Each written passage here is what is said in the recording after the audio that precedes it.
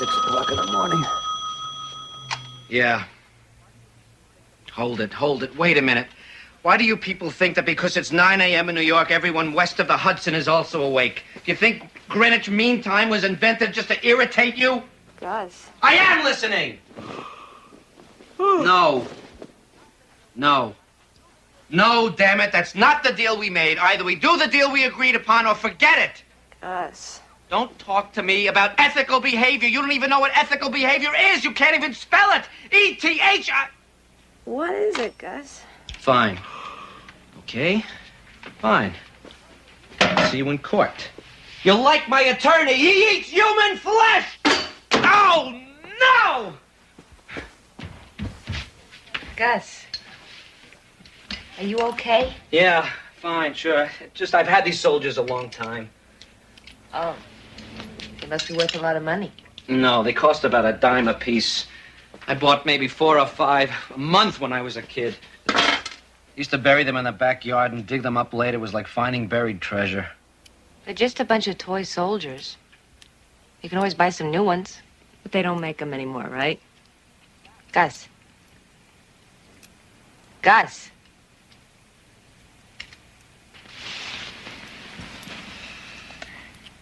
You know, I really liked your lecture last night. And I really do. Yeah, I know. You've got all my books.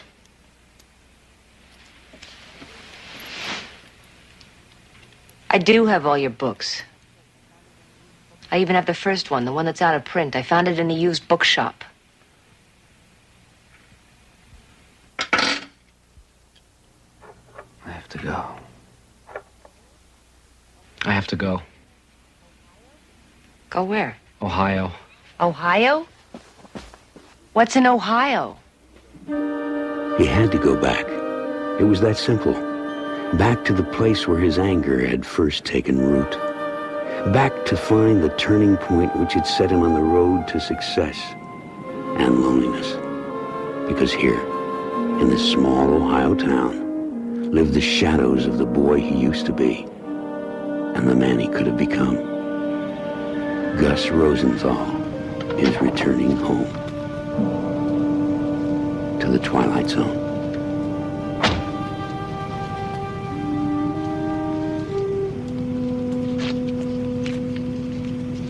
Here you go. Thanks, pal. Welcome, pal.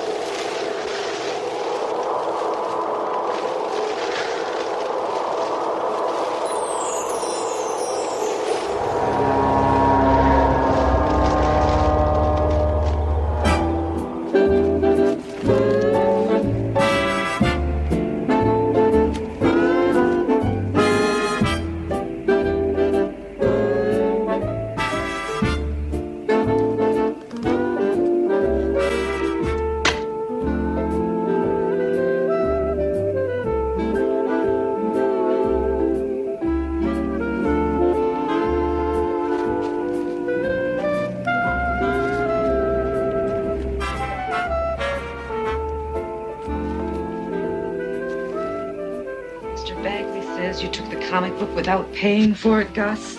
Why do you do this to us, Gus? People think we can't afford to buy you anything. They think we can't take care of you. How do you think that makes us feel? I'm sorry. And the fights you get into with Jack Wheel? The fights? We're talking about stealing. Why do you steal, Gus? Are you trying to get our attention? Well, you've done it.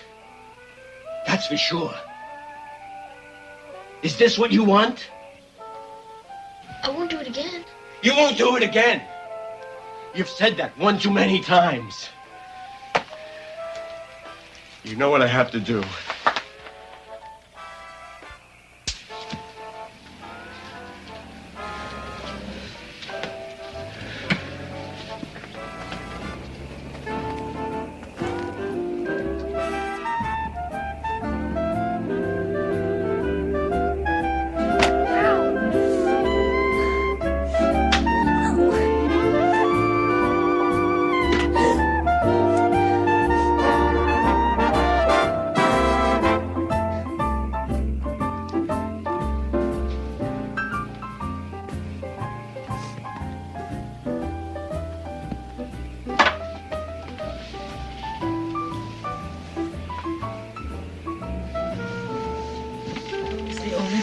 To him. He's got to learn.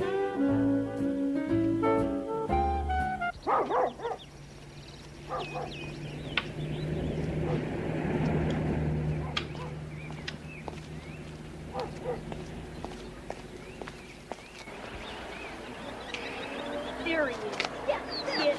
Yeah. Look around. Yeah, run, chicken. Hey, run. Rosenthal. Fast.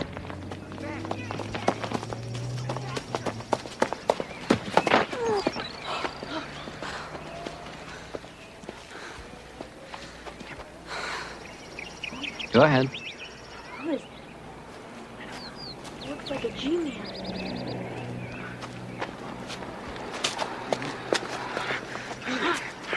Sorry.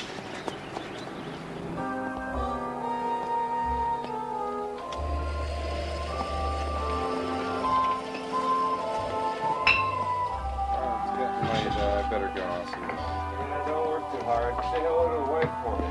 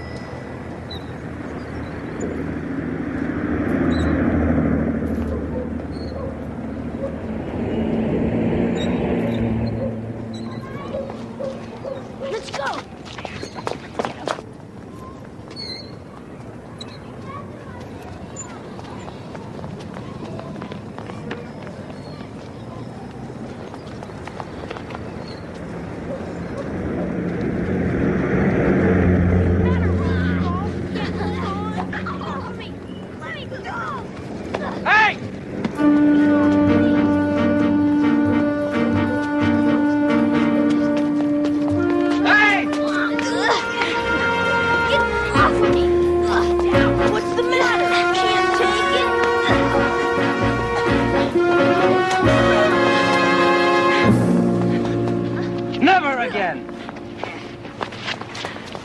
Let me go. I can beat him. Let me go. Oh, 5? Let me go. Come on, I'm on your side. Hold it. They're gone. Here. Thanks. Let's go see your parents and get those bruises cleaned up. That's okay. My dad's at the store. He's busy. It's all right. I'll go with you. Come on. By the way, my name is Mr. Rosenthal. Hey, that's my name too, Gus Rosenthal. Well, that is a coincidence. Nice to meet you, Gus.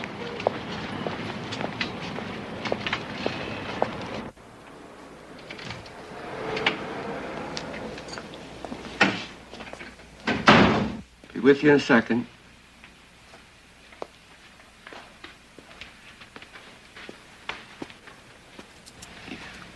Gus. Not again.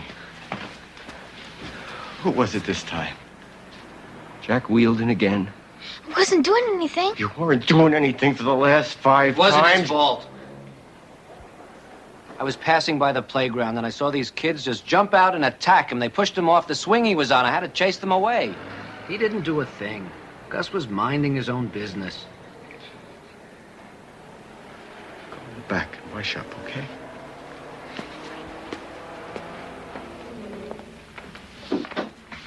I appreciate what you did for my son. Anyone would have done the same thing. Maybe. Maybe not. He's gotten so wild lately. Last week, his friend, Johnny Lumley, just like that, out of the blue, he pushes him off a garage roof. When I was a kid, I jumped off all sorts of things. I used to pretend I could fly. I'd use the bushes to break my fall. It was fun, a thrill. Maybe Gus thinks it's fun. Maybe he thought Johnny would enjoy it too if he'd only try it. That's interesting. I would never looked at it that way. Have we met Mr. Rosenthal, Harry Rosenthal. Rosenthal? I thought we were the only Rosenthals in town. I'm from Los Angeles. I'm a writer. I'm here doing some research at the library for a book about Ohio. I'm staying at the Claremont Hotel. A writer? I'm pleased to meet you, Harry. I'm Lou. Good meeting you, Lou. Really good.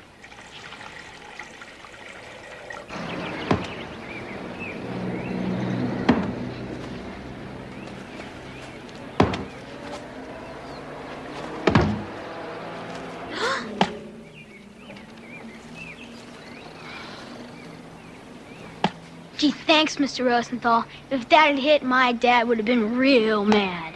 I know. He was. Huh? Never mind. Forget it. You like comics? Yeah, sure, why? Well, I was just down at the newsstand. They got the new Doll Man, Blue Beetle, All-Star. With the Justice Society of America? I was thinking, What are we waiting for?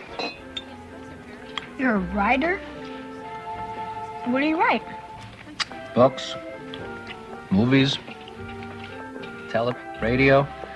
Mostly movies, though. Wow. Did you write The Thief of Baghdad? No, but I wish I had. How about Dumbo? Did you write Dumbo? No, afraid not. I don't think you would have heard of what I've written, Gus. How'd you get to be a movie writer? Well, when I was growing up... It's funny, I can't exactly recall the moment. But about your age, I made a decision. I decided I was going to show all the kids who made fun of me, all the kids who beat me up, I was going to show them I was somebody. I was going to be a big person, make lots of money, be important.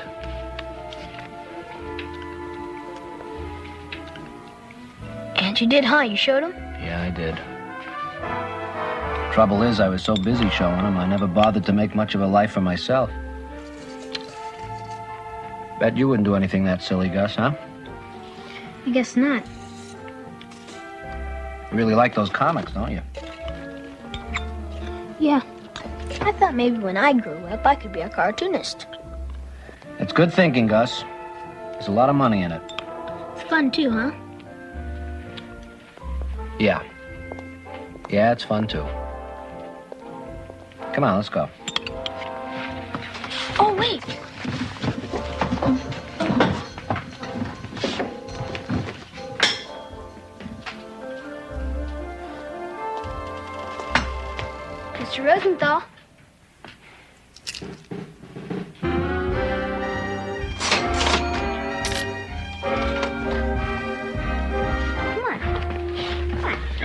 let's go. Oh.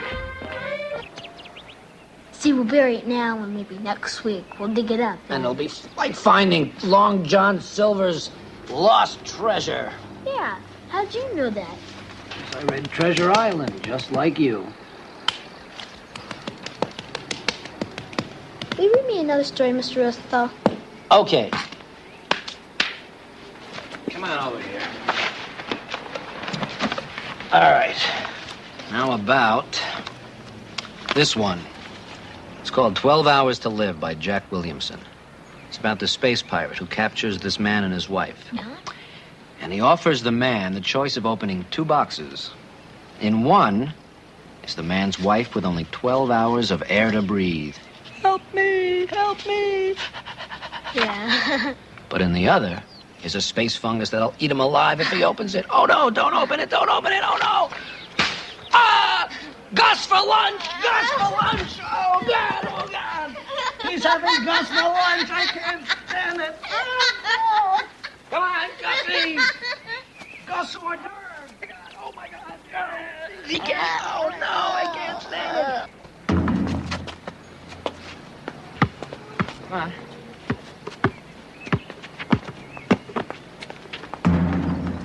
Pretty good. You play a lot? Not much. The guys won't let me play with them. They say I'm a runt. Yeah, well, I'm a runt, too. It doesn't matter where it's spit. If you ask me, we're the normal height for humans. The rest of those guys are just mutants, right? Right. Right.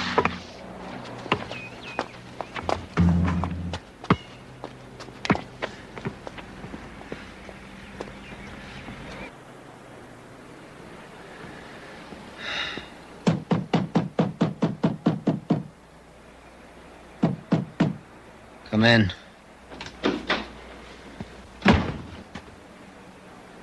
Just who the hell do you think you are, anyway? The boy already has a father, or hadn't you noticed? I appreciate what you did for him after the fight, but that does not give you the right to interfere in my family. He's been calmer lately, hasn't he? No more fights, no more stealing. That's not the point! He just needs someone to talk to, someone to listen to him. He's got me! He doesn't have you! Why don't you try to listen to him for a little while? Don't you think I try? Don't you think I try to understand him, to feel what he feels? But I can't. He's angry. And he gets angrier the older he gets. And I can't control him anymore. I'm sorry, I had no right to talk to you that way. It's not your fault. I was jealous of your friendship with him. You see, I get angry too. But I let it out. Maybe I shouldn't, but I do. I can't keep it inside. It's just the way I am.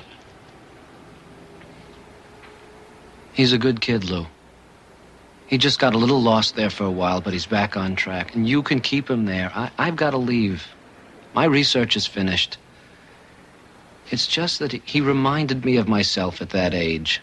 I was a problem kid, too. My father and I, we just never talked.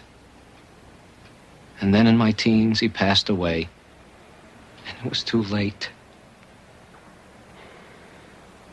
I'm sorry. He was a good man. A gentle man. And all I ever wanted to tell him was, Dad, you'd be proud of me now. I may not be the happiest guy in the world, but I turned out to be a good guy. And what I do well. And I love you. And why did you go away and leave me like that? I'm sorry, Lou. I never meant to interfere with your family. You're a good man, Harry.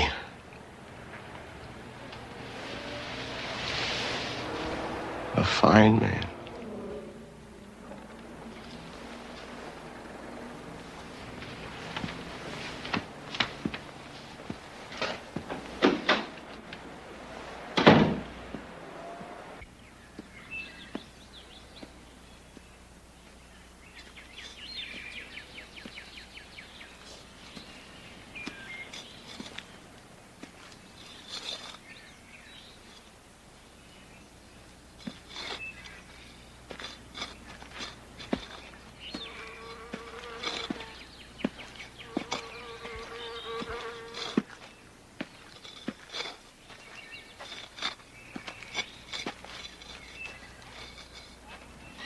Hi, Mr. Rosenthal. Hello, Gus.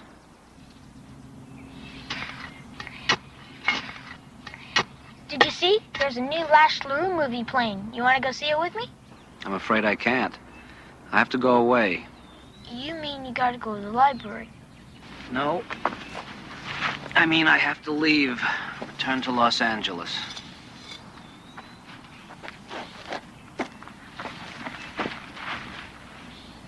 You'll be back, though. You won't be gone long. I can't promise that. I don't know when I'll be able to get back. This is difficult to explain. Look, I'm sick.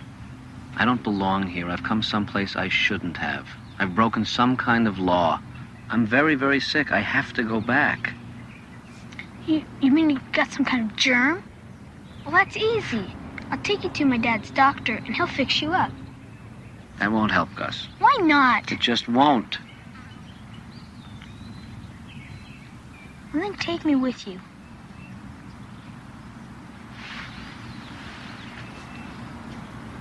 I can't. Well, sure you can. I can help you write, and I can help you with your research. I'll even go to school. I promise. I'll go every day. I'll even study to be a cartoonist. I promise. I can't. I wish I could, but I can't. Where I'm going, you just can't follow. Gus, look at me. Look at me. I'm sick. Can't you see that? You don't care. You don't care what happens to me. Gus, I do care. That's not true. I have to go. You don't care. You don't love me. I do care. Let me go. Gus. I don't need your help. I'll go away, be a big person, make lots of money, be important. And someday I'll run into you. And you'll come up to shake my hand. And then I'll spit on you. I'll spit right in your face. And then I'll beat you up. You'll see. Gus! Gus! Gus! Oh, my God. I remember now. I remember Mr. Rosenthal. I remember when I left me. It wasn't them. It wasn't any of them. It was Mr. Rosenthal. It was me.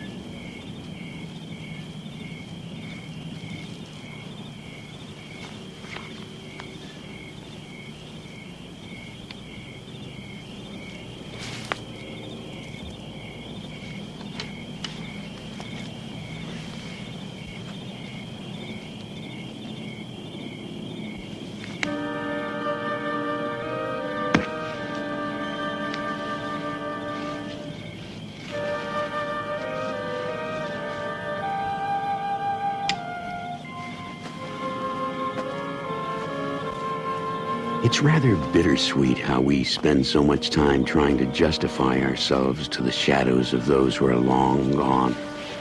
And even if they were alive, would they remember? Would they recall what they had said or done that made you spend the rest of your life proving yourself? And if you could go back, wouldn't you learn that you were always the master of your fate?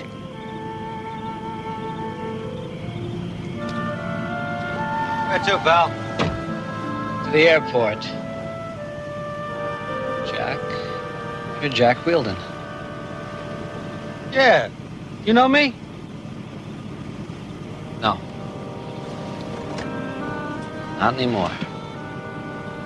And if you learned that great truth, wouldn't it free you of a useless burden? Dead cargo from the Twilight Zone?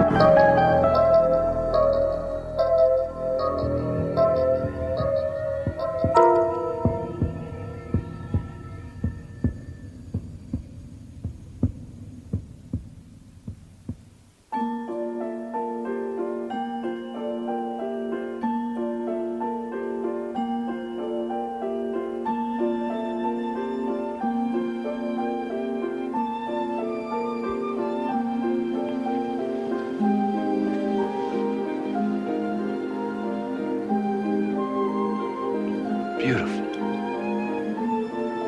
Just beautiful. Doc, you're a genius. This thing is light years beyond any holographic imaging system in existence. The boys from corporate are going to canonize you. You want to grab some dinner later and celebrate? I'm sorry, I wasn't listening. Yeah. What else is new? What? Nothing. I just said all the astrogation programs checked out already. What the hell is that? It looks like a human fetus. Pretty far along, too. 8, maybe 9 months. I can see that. What the hell is it doing in my hologram display? I don't understand. It's not part of any program we're currently using.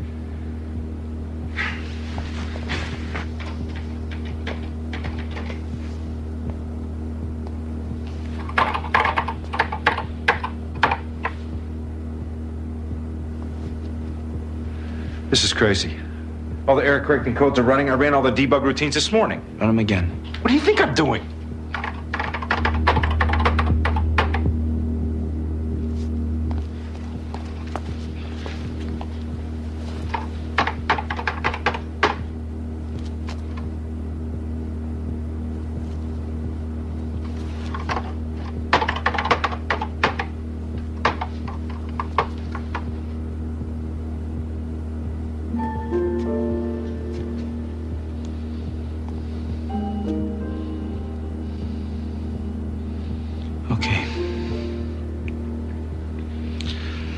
Okay, let's clear the memory. Power it down and reload the system. A cold reset? It'll take all day to bring it back up again. You have a better suggestion? Okay, I think we're ready to power it up.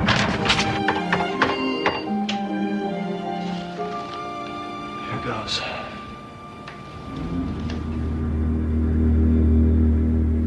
Well, that's that.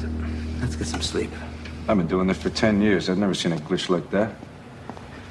Well, someone may have accessed the system, changed the program. Been known to happen. How? I don't know. Maybe a young hacker got a computer for Christmas. Yeah, it's almost seemed alive. Come on, Dan, don't get weird on me. Let's call it a night.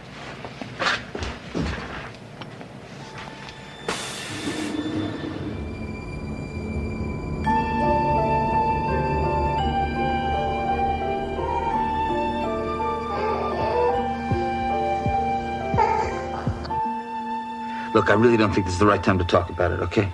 Kevin, you knew when we got married I wanted to have kids.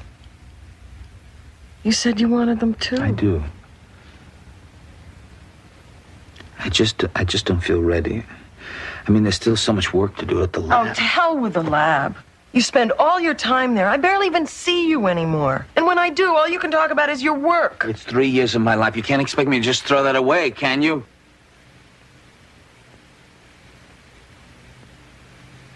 You got 4 years invested in our marriage. You can't very well throw that away either, can you?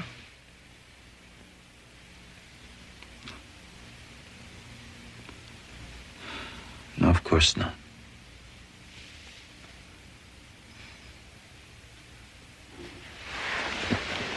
Come here. Kevin. Come on. Please. You've been under job pressure before. Things have never been this bad between us. Come on, what's wrong? I'm sorry. I can't handle this right now. I just need to be alone for a while. I'll sleep in the den. For tonight. Okay?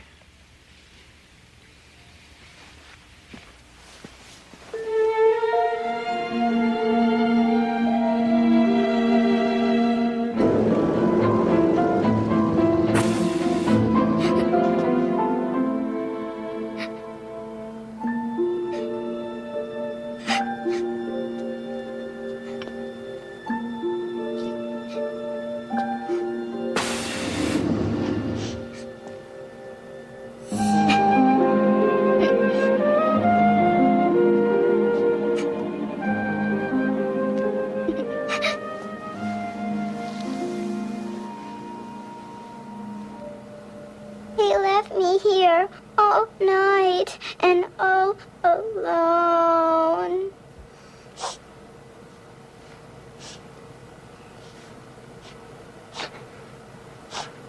It's okay. Somebody's here now. Okay, just hold on. I've got an idea. Okay? I'll be right back. You stay right there. Okay?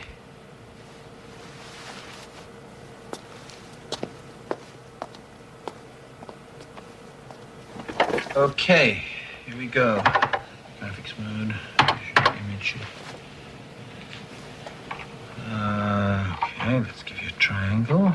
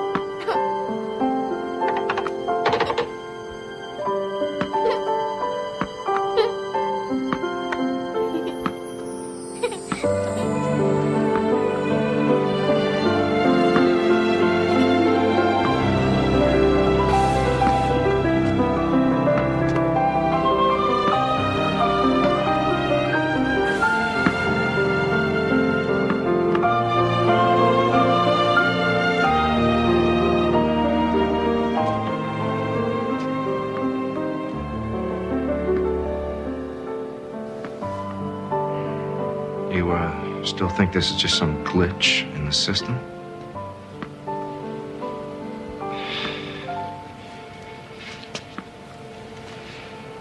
When I programmed that ball, it behaved.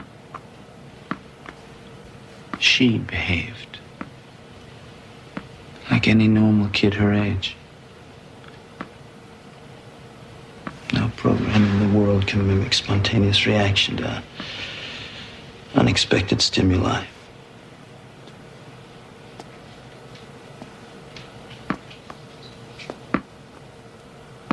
Hi. Hi. You like the ball? Yeah, thanks, mister. Name's Kevin. What's your name?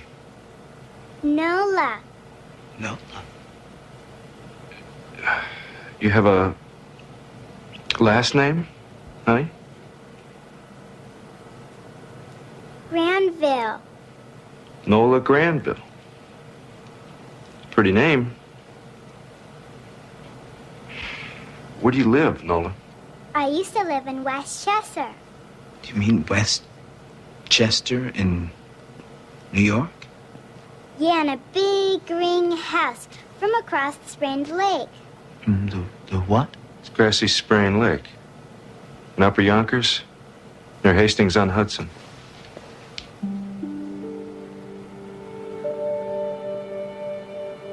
Nola. Do you know what you're doing here? Why you're here?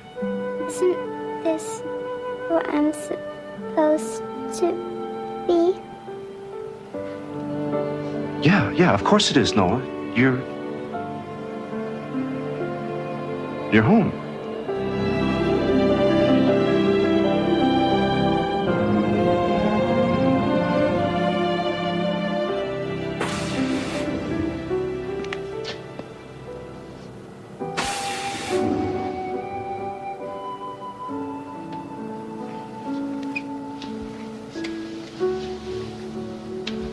I know.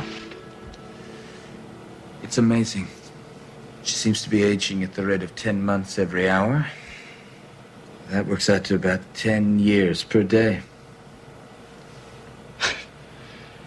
It's incredible. Did you turn up anything on that house she described? There is a Granville family living in that area. The house has been in the family since the turn of the century. They don't have a little girl named Nola, but the woman I talked to did recall a great aunt by that name. Kind of a black sheep. The family never talked about her much. Does anyone know where this great aunt is? She died. Quite a while back, apparently. No one knew the exact date.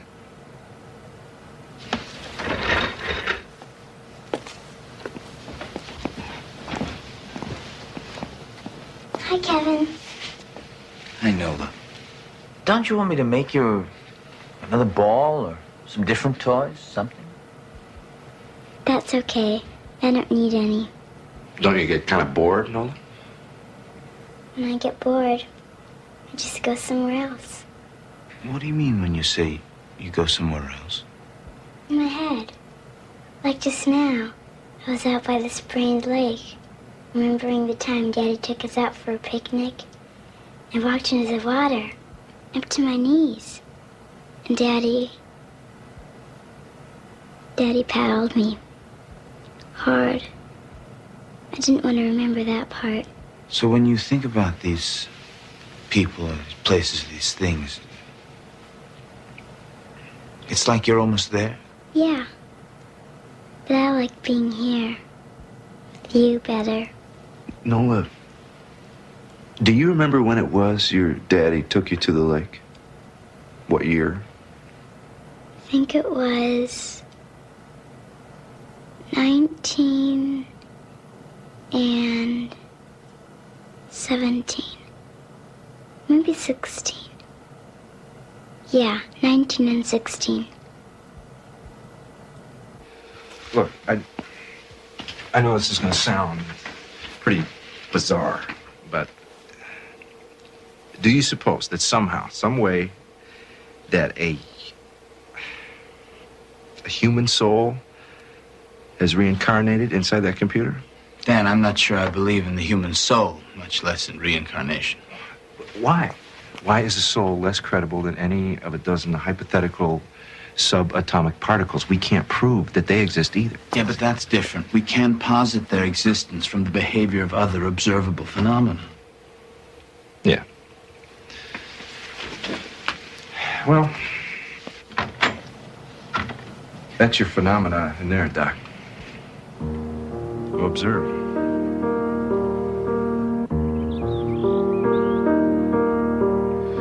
I remember this one time. Daddy got hold of a book of poetry I was reading, William Butler Yeats. In one poem, Yeats uses the dread word, copulate. And Daddy, well, Daddy was neither amused nor enlightened.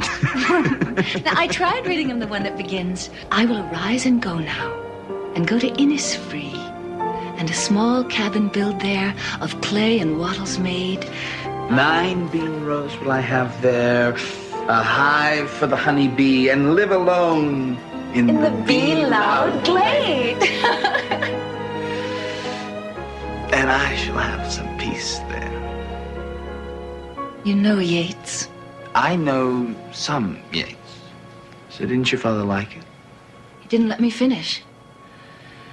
Took the book away from me and tossed it into the fire.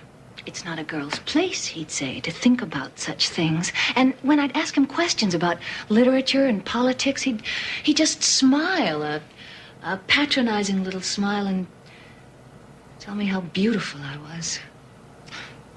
You must be bored by now. I feel like I'm dictating my memoirs or something.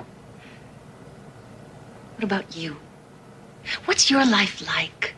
Tell me everything. Well, there's nothing really much to tell. Now, come on, about your father. Are you married, Kevin? Yes, I am. Oh. What's her name? Carol, now come on, about your father. Tell me. What's she like? Is she smart? She'd have to be, I bet, for you to marry her. Yeah, she's very smart. We met in the night class, I don't know, 5 years ago. This woman walks in, she sits down, she starts talking to me. In 5 minutes, we're chatting away like old friends. In a week, I'm madly in love with her. Not long after that, we're married. I never thought it would happen to me that quickly. Anyway, she's a very bright lady. That's nice. I'm happy for you, Kevin. She must be a very lucky girl. Kev, what do you expect me to say? You spend all night at the lab.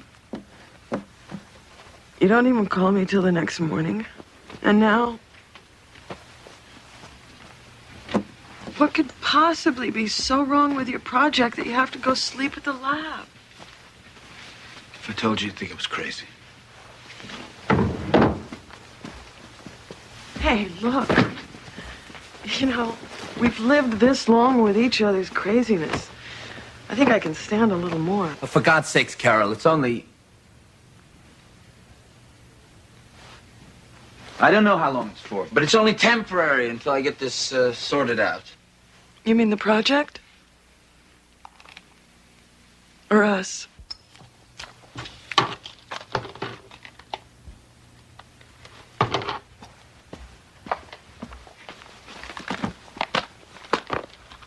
Are you leaving me, Kevin? I don't know! I don't know anything anymore.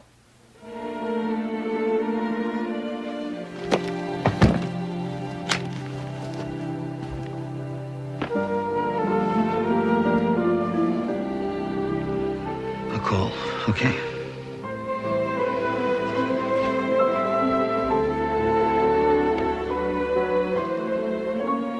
I'm sorry.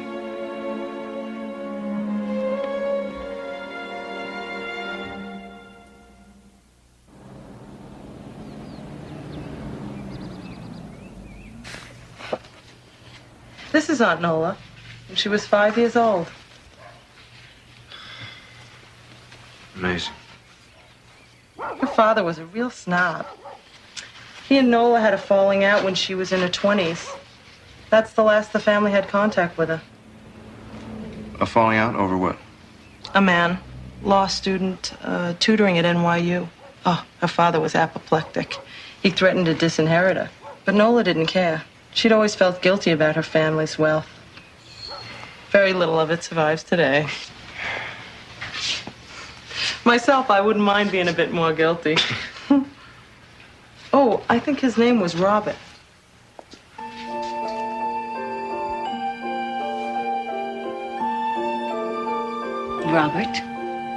Robert Goldstone.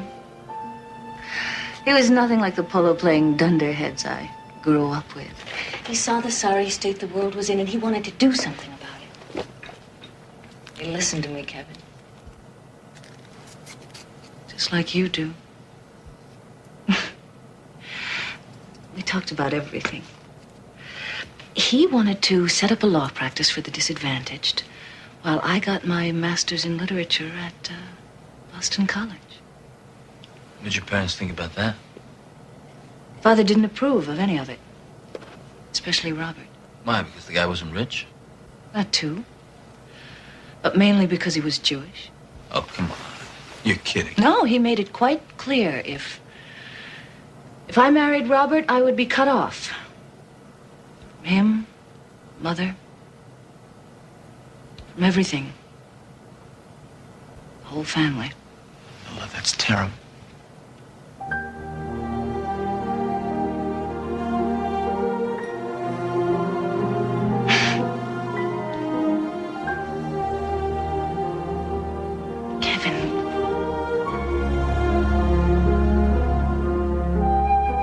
Kevin, why am I here? Like this with you? I don't know. I'm trying to figure that out myself.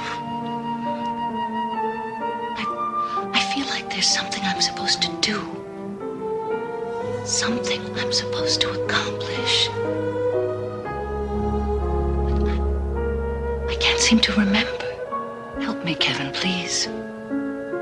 Help me to remember.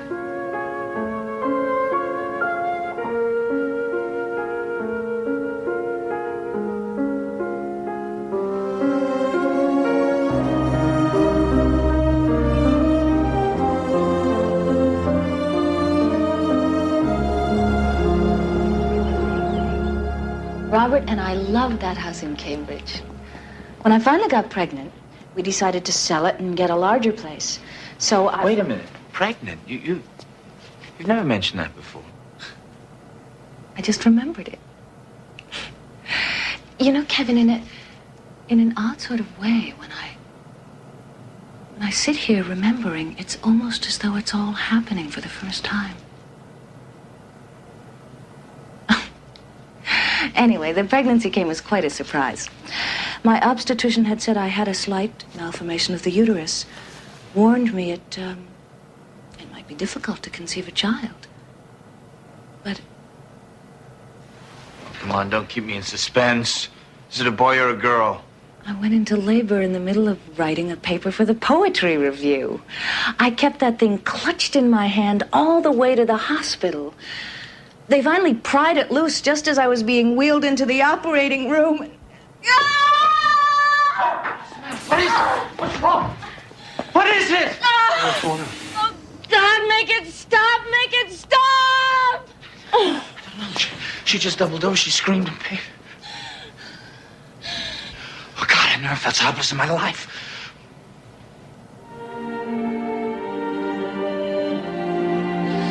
You all right? What was it? What was the matter?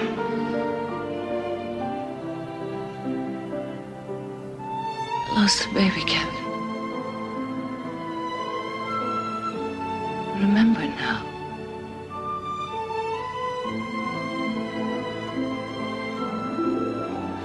I have to be by myself for a while now, Kevin. Just for a little while. I'll be back. I promise.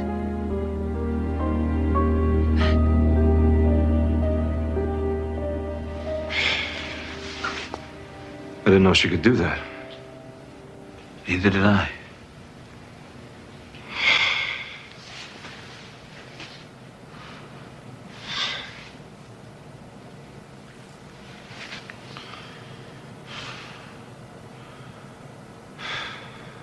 God, you look awful. How much sleep are you getting? Enough. A couple hours a night. I can't afford to squander my time with her. Come on, let's get some air. I think we need to talk. Look, maybe I can spell you. No, not necessary. Thanks. Oh, besides,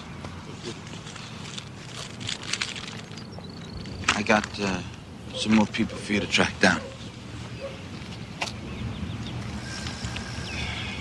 And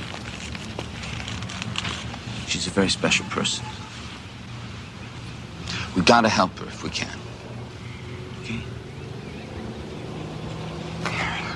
Look, Doc, we've never really had anything more than a professional relationship. So maybe this is out of line, but you're not getting yourself involved here, are you? Involved? With the spirit? Some would say that's what we fall in love with when we fall in love. A spirit. A soul. She's aging 10 years every day. At this rate, she'll be gone in 3 or 4 days. What do you do then?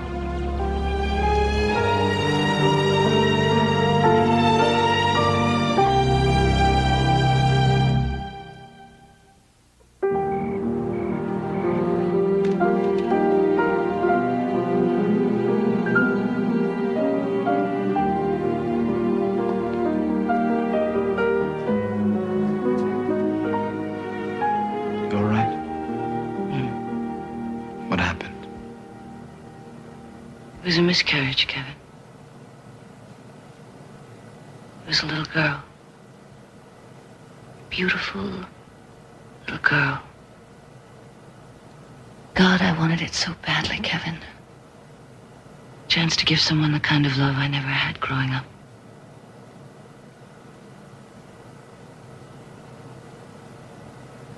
What? I was just thinking. Carol's mother, my wife's mother, was an alcoholic. I remember Carol said to me once that one of the reasons she really wanted to have a baby was so that she could be the kind of mother that she never had. I didn't understand what she meant until now.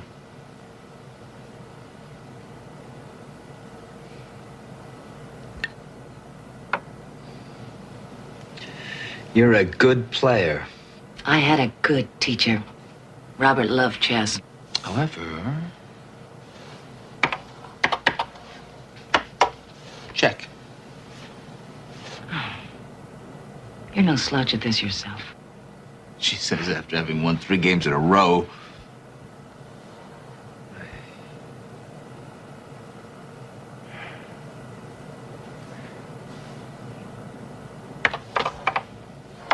Jack, wouldn't you rather be remembering instead of playing these games? I mean, what about your later years with Robert? Isn't there any... No, not right now, Kevin. I'm so tired of talking about myself. You talked to your wife lately? To Carol?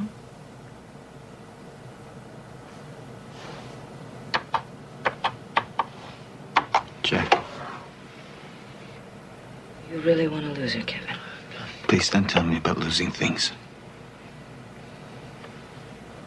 All I know is the moment in this life that you start to feel happiness, that's the moment the rug's pulled out from under you, that you lose everything. And if you never have happiness, you don't know what it's like to lose it. Do you? Well, no, wait a minute. I wasn't... No, I'm not...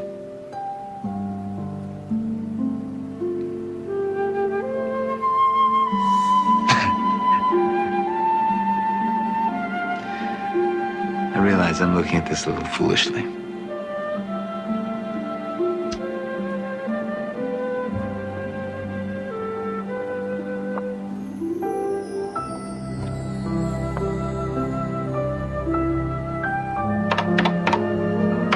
Checkmate. Very good. You're learning. You're learning.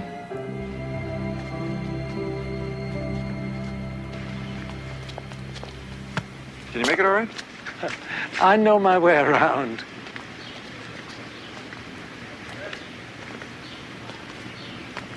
I appreciate you talking to me, Mr. Ruskin. I'm afraid most of Robert and Nola's friends are...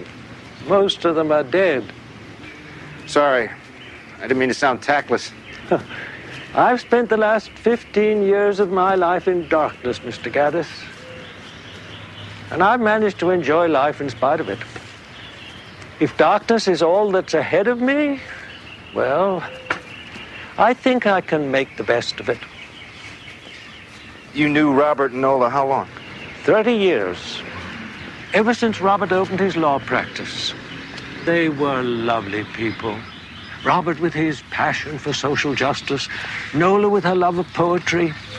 She published quite a few papers. Did you know that? Yeah, I did.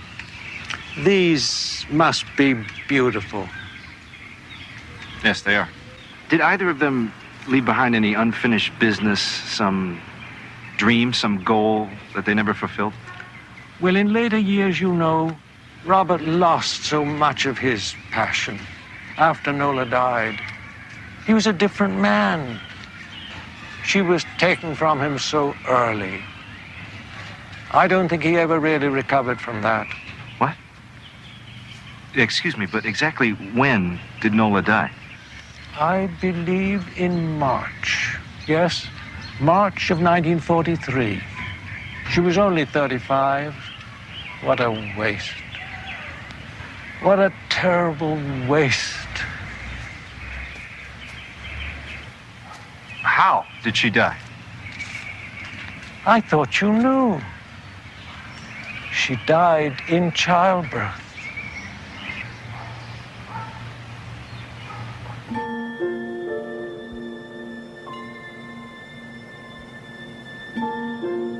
Carol? It's Kevin. I'm at the lab. Carol, it's Kevin. I'm at the lab. Carol? It's Kevin. I'm at the lab. Carol, it's Kevin. I'm at the lab. Carol, it's Kevin. I'm at the lab. Carol, it's Kevin. I'm at the lab. Carol, it's Kevin. I'm at the lab. Carol, it's Kevin. I'm at the lab. Carol, it's Kevin. I'm at the lab.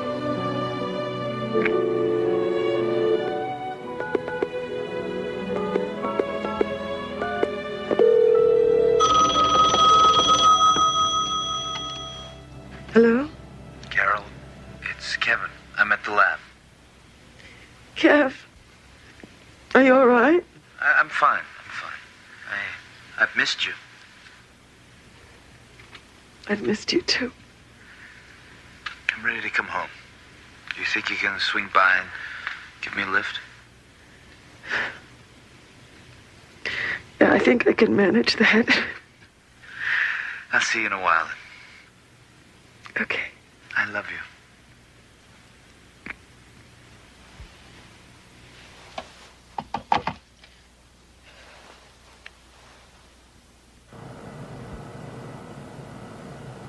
Kevin.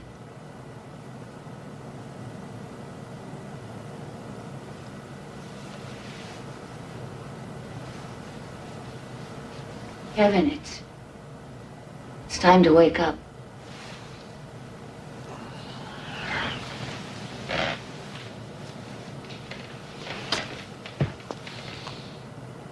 I have to leave now. Oh. Afraid so. I accomplished what I had to, and now it's time to leave. What did you accomplish? Why are you here? I was here for you, Kevin. Me?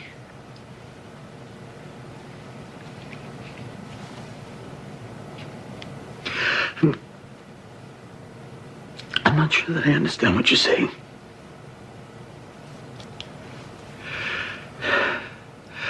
But if what you say is true, please, please don't leave. Time is up, Kevin. I'm sorry. Please, wait. Just stay. Not yet. I have no choice. No! No! I can't lose you again! Like you lost me before. That's right! Yes! Like before! Now!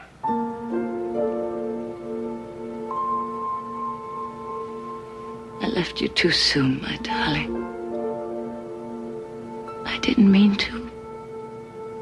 But I did. It's not possible. You carried the grief with you all your life and into the next. But I don't remember any of it. You remembered enough to be afraid. Afraid of love.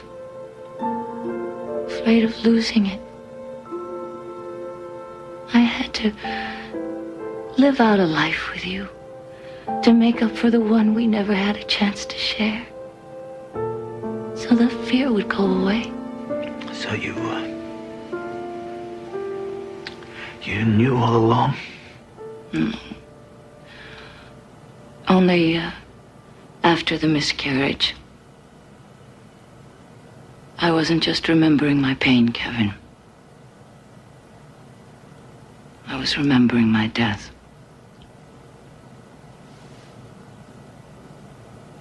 After that, it all became clear. I don't think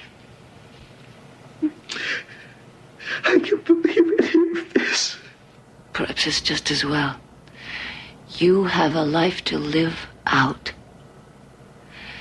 Don't let it pass you by. Not again.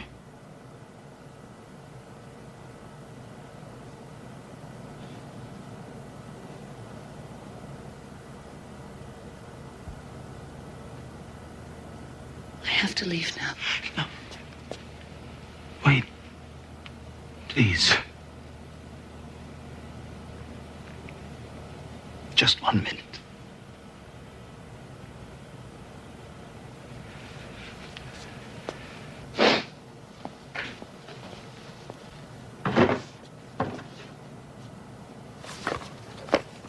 Yates again. Do you remember one called When You Are Old? When you are old and gray, full of sleep. This is one line.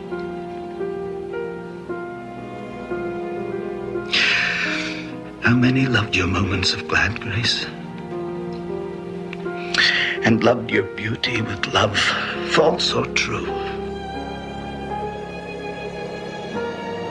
But one man loved the pilgrim soul in you, and loved the sorrows of your changing face. Goodbye, Robert. I love you.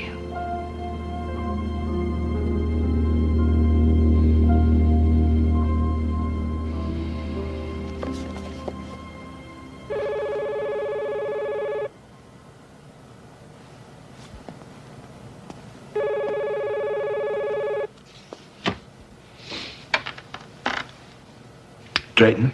Dr. Drayton, this is security. We have a woman here. She says she's your wife. Shall we let her through? Yes. Here, let her through. Yes, sir.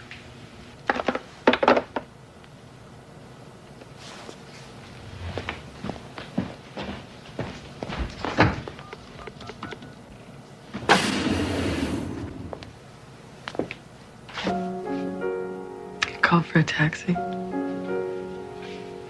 I guess I did.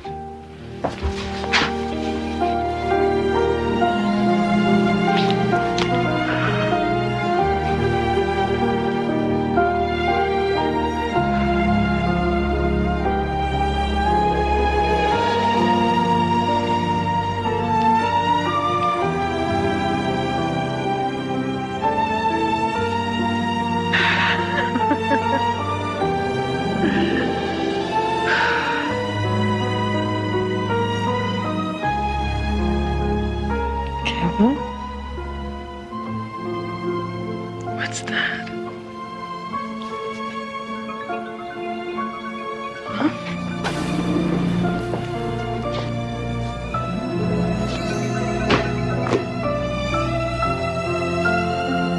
And bending down beside the glowing bars, murmur a little sadly how love fled and paced upon the mountains overhead and hid her face amid a crowd of stars. A variation on William Butler Yeats, to all those who have loved and lost and loved again, on Earth or in the Twilight Zone.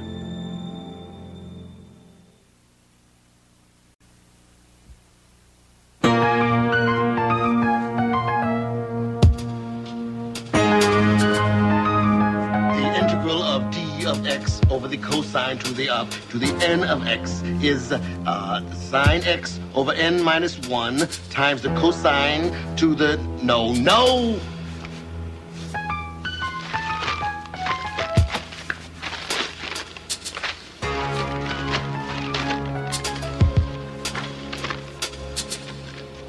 To the n minus 1 of x plus n minus 1.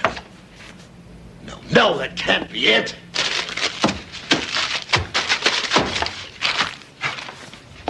N minus 2 over n minus 1 to the integral. Damn it! I'd sell my soul to get this thing right!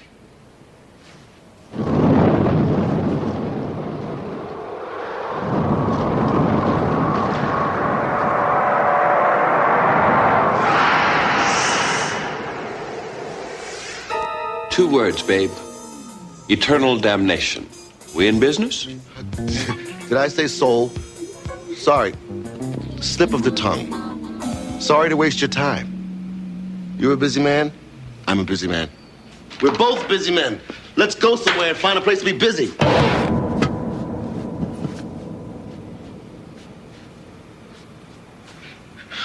It was just an idle comment, for God's sakes.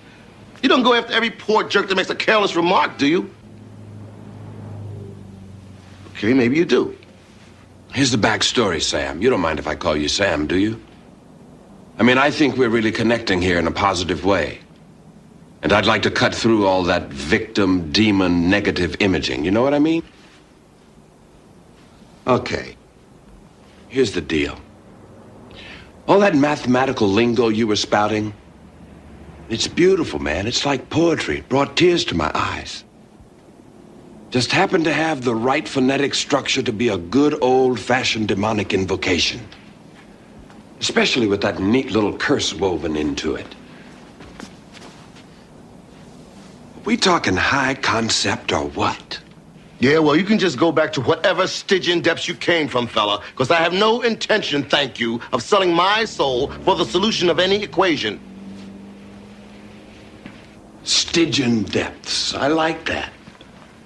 You mention Dante to most people these days, and they ask you how you liked gremlins. You got class. But no can do, babe. You see, we took an option on your soul the moment you summoned me. I'm just a sub-agent here to close the deal. It's all a formality. In other words, you're damned if you do and damned if you don't. But that's not fair. Of course it's not fair. We're evil. Look it up. What is it with you guys and souls anyway? I mean, what do you do with them all? Us personally? Nothing.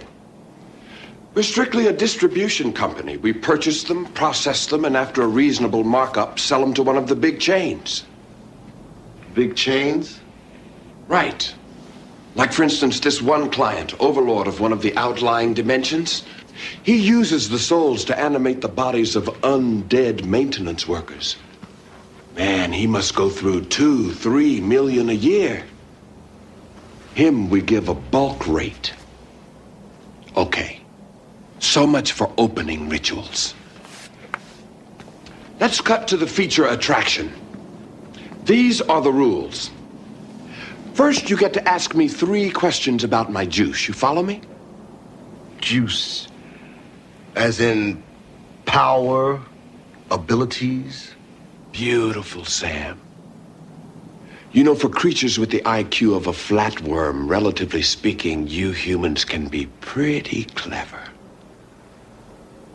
So anyway, after you ask me the 3 questions, you get to ask me one final question, any subject which I have to answer, or set me a task which I have to perform. If I fail to do so, your soul goes into turnaround and you're a free man. Really?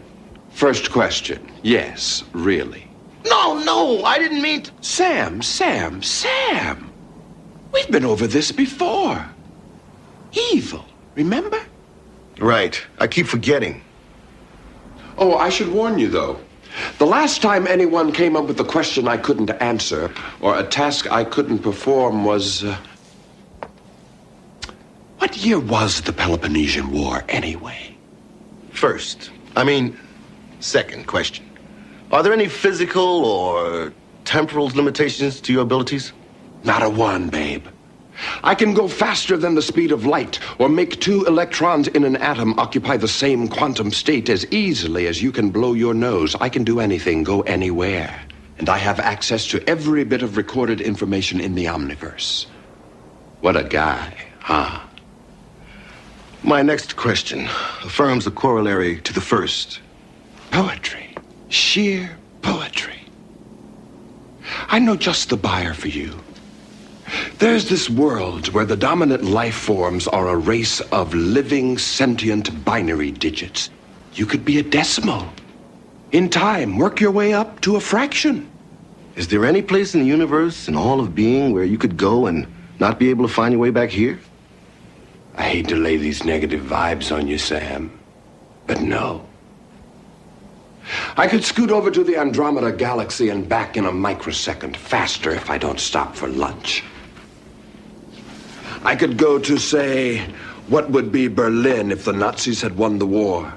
Or 21st century Rome if Alexander had lived to a ripe old age. And I gotta confess, Sam, I had higher hopes for you. Trying to find a place I couldn't come back from. An old wheeze. Last time anybody tried it was back, must have been 5th century BC. Didn't work then, won't work now. Now, finally, ask me. A question I can't answer or a task I can't perform? Not a question. A command. Lay it on me, babe. Get lost. No. No. No. No. No.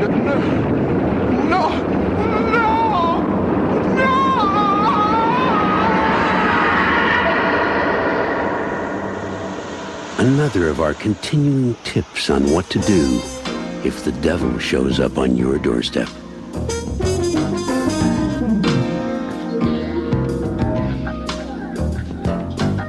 Well, that guy wasn't any help at all.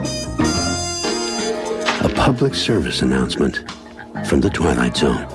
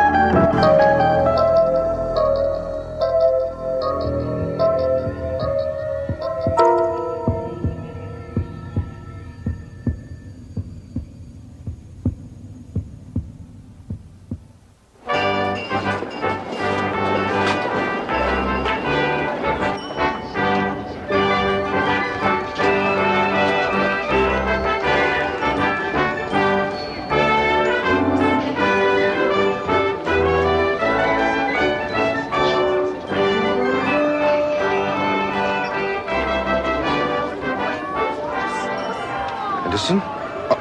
Mr. Dundee, I was just removing some of the dust. Just removing some of the dust. Is that what you're doing at 4:15 and at 4 o'clock? Well, sir, it doesn't matter what time that clock says. Our Santa's supposed to be back from his dinner break at 4 sharp. I'm sure Mr. Corwin just got tied up. More like tying one on would be my guess. Merry Christmas.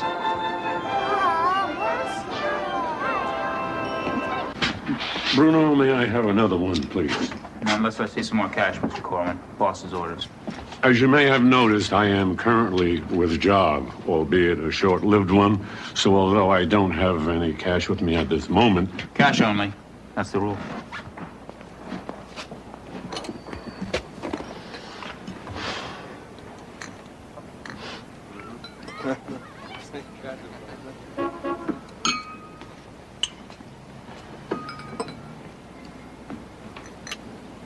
Why is it kids like that have to go without Santa?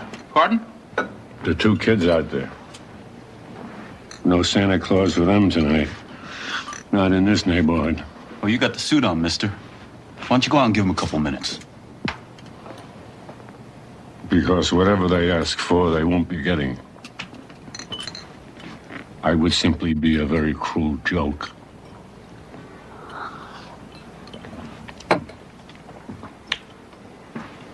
Bruno, are you sure? Sorry.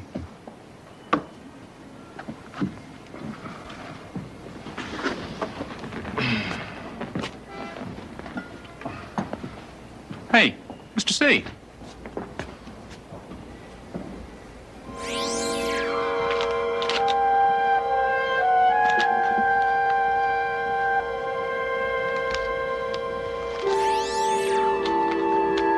Well, I guess I didn't give you my last dollar after all. You want I should set you up again? No, thank you, Bruno. I think I should get back to work.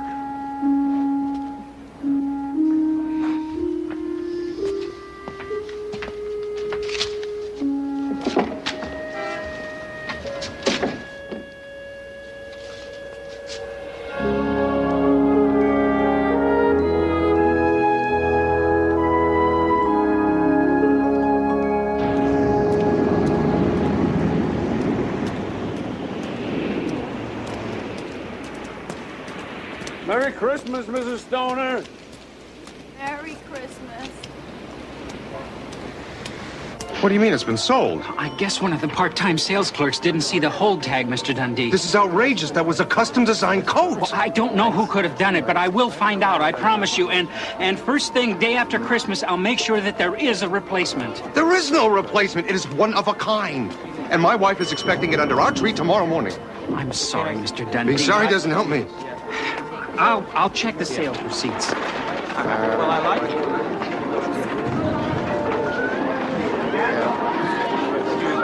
Look, I want you and whoever sold that coat to be in my office tomorrow morning at 9 o'clock. Mr. Dundee, tomorrow's Christmas.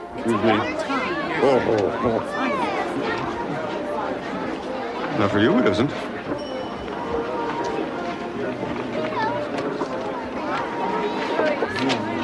Mommy, I think something's wrong with Santa Claus.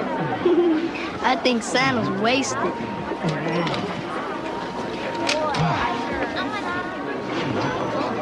Santa?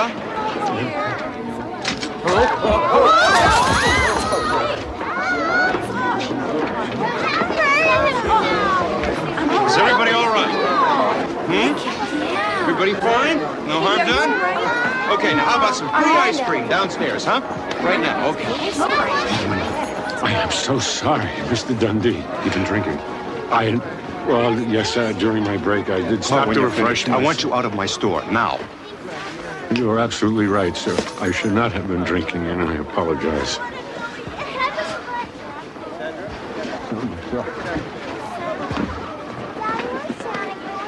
I hope you're satisfied disappointing all those little boys and girls. Oh, they're not going to be disappointed, Mr. Dundee. Not these kids. Tomorrow morning, they'll find everything they could possibly want under a big, beautiful Christmas tree. Doesn't really matter if they talk to a man in a red suit tonight or not. Kids who are going to be disappointed aren't in this store. They're out there. The kids in this neighborhood and neighborhoods like it all around the world. To them, tomorrow isn't Christmas. It's just another day to survive. Let's go. Merry Christmas, Mr. Dundee. Let's go.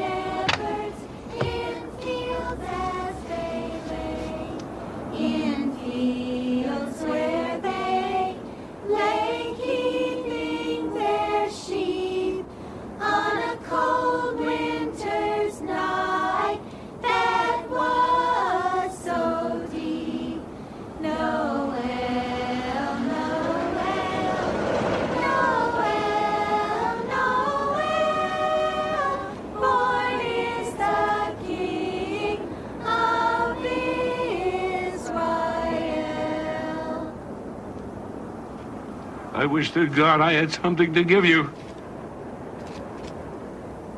Say Merry Christmas, children. Merry Christmas! Merry Christmas. Come on, we're gonna go this way now. What are we gonna sing now?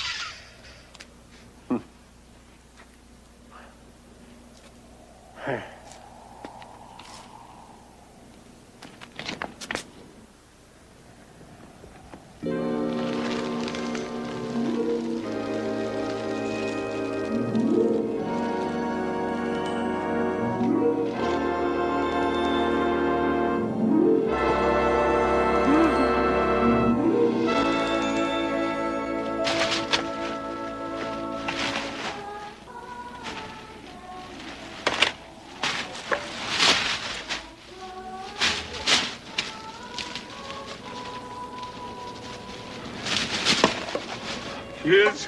Kids! Kids! I have presents for you! Kids! Presents! I have presents for you! Here! Merry Christmas, Mr. Dundee. Good night.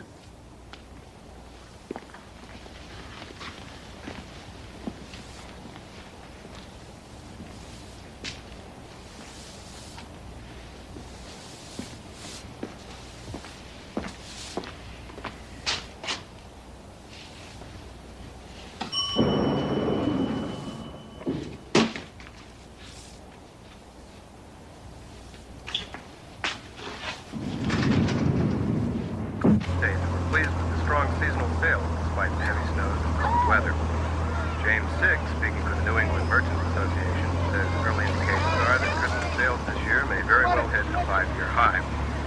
particularly impressive were sales figures for preschool education.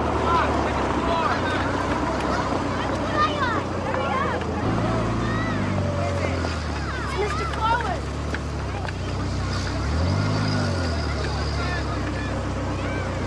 I was especially pleased with parents' response to their Tim Ferritt and Friends line of Learn at Home toys.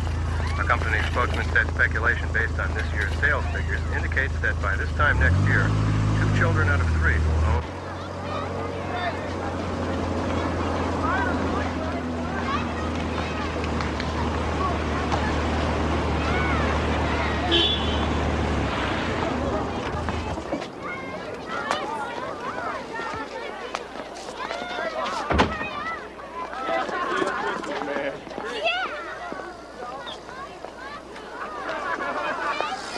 Merry Christmas, mister.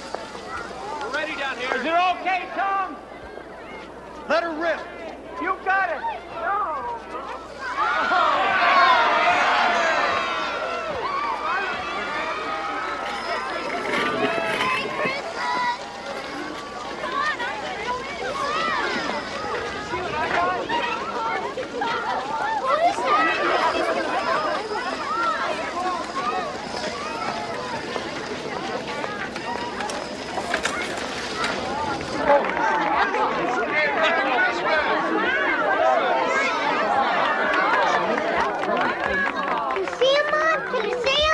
Like him, honey. Mrs. Beecham, what can I get for you? Well, what I could really use is a new alarm clock to get me up for work on time. Hold still, Marge. I want to take a picture. Will the clock radio do? Oh, Merry Christmas. Come on up here, Missy. Now, what'll be your pleasure this Christmas? Well, what I'd really like is a new pair of glasses. Ones that make me look better than these make me look. Oh, baby, I don't know that he's going to have a pair of glasses for you. I mean... Try these.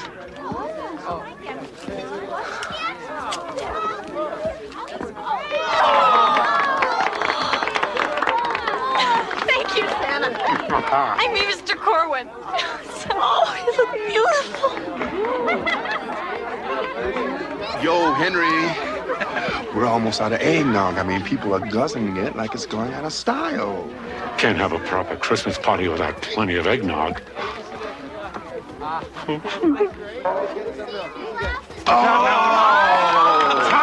Hi. Be careful. Thanks a lot, Henry. I mean, thanks, Santa. Oh, there. Wow, Santa, thanks! Whoa, wait. Don't forget your glove. Left hand and everything! Thanks, Santa! Oh, Merry Christmas. Here, Mr. Dodson. Come on, get in. What'll it be for you? You got nothing for me in that funny bag.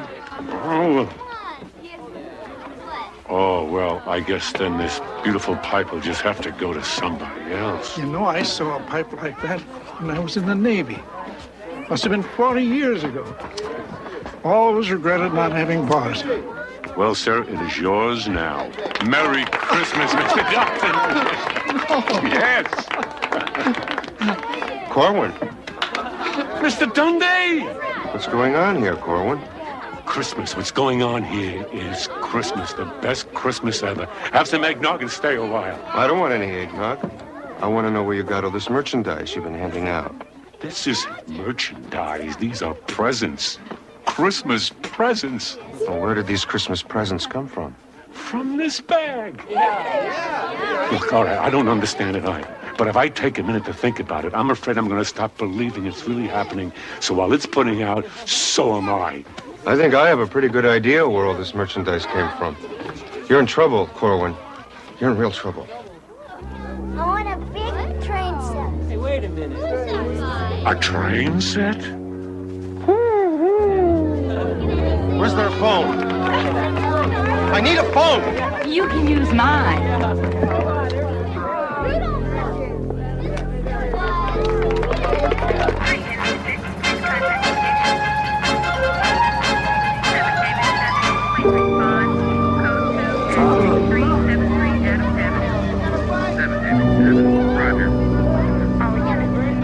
This is an impressive bunch of presents, Mr. Corwin, especially in this neighborhood.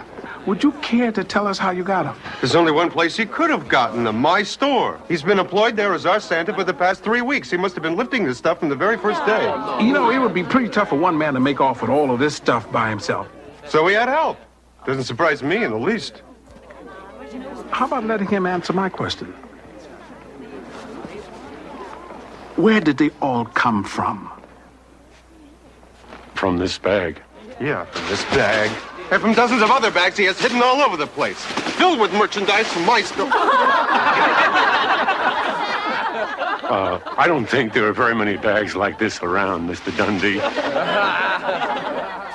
The fact remains that this man has been giving away gifts he couldn't possibly afford. He couldn't afford this, let alone all this other stuff. Do you have any proof that these things are yours to give? Oh, well, no, I'm sorry, no, I don't. Oh, under these circumstances, I'm afraid I'm going to have to collect all of these possessions in question and hold them and hold you until we can sort this thing out. This is going to take a hell of a lot of backup. Would you come with me, please?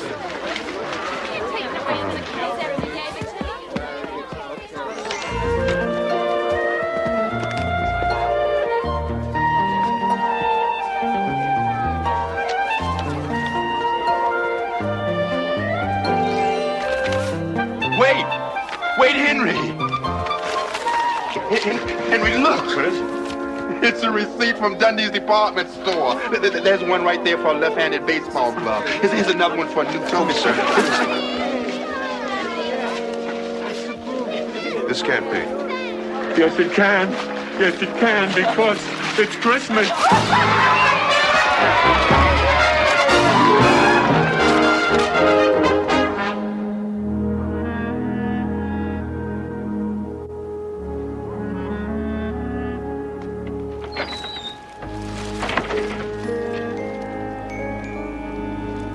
Mr. Dundee, shouldn't you be getting home?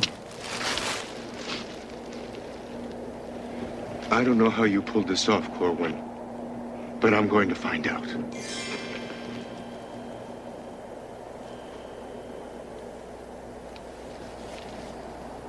These gifts didn't come from your store. We both know that. Then where? Never question miracles. That's the coat. It's my wife's coat. It's something for you. Mickey Mantle. Roger Maris. Are these autographs real? I bet they are. These are all the 61 Yankees?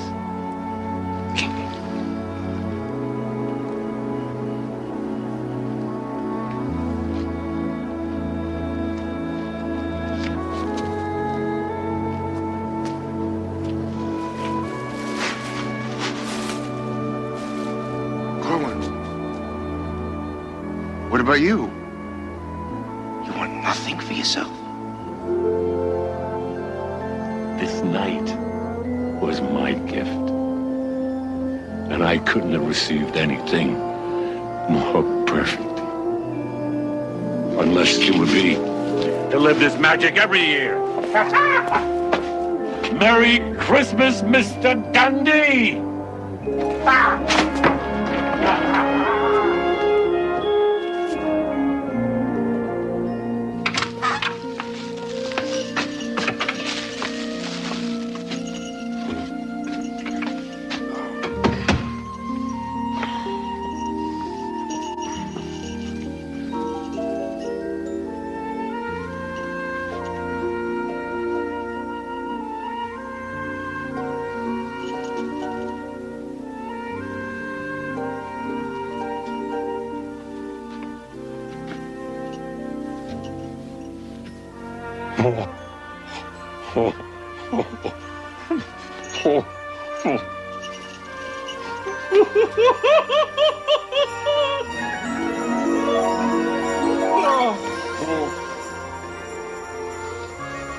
I always wondered about this. I mean, how it's...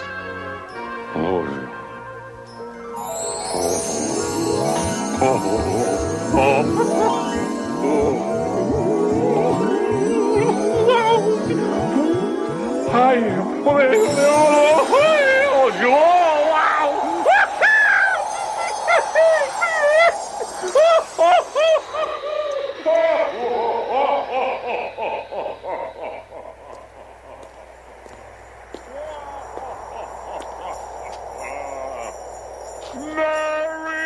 Merry Christmas! Ho, ho, ho, ho, ho, ho, ho, ho, ho, ho.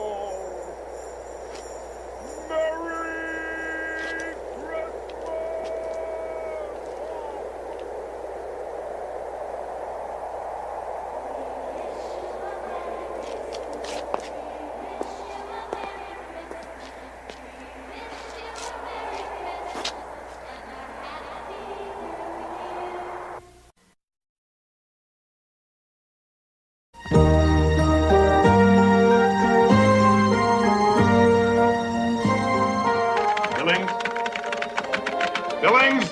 What do you need, Bert? The Henderson memo. Bottom of the in basket, Where's the in basket? next to the Rolodex. What's the Rolodex? It's the round thing with the phone numbers. What time is my meeting with Bob Bradshaw tomorrow? 11:30. Why isn't it in the calendar?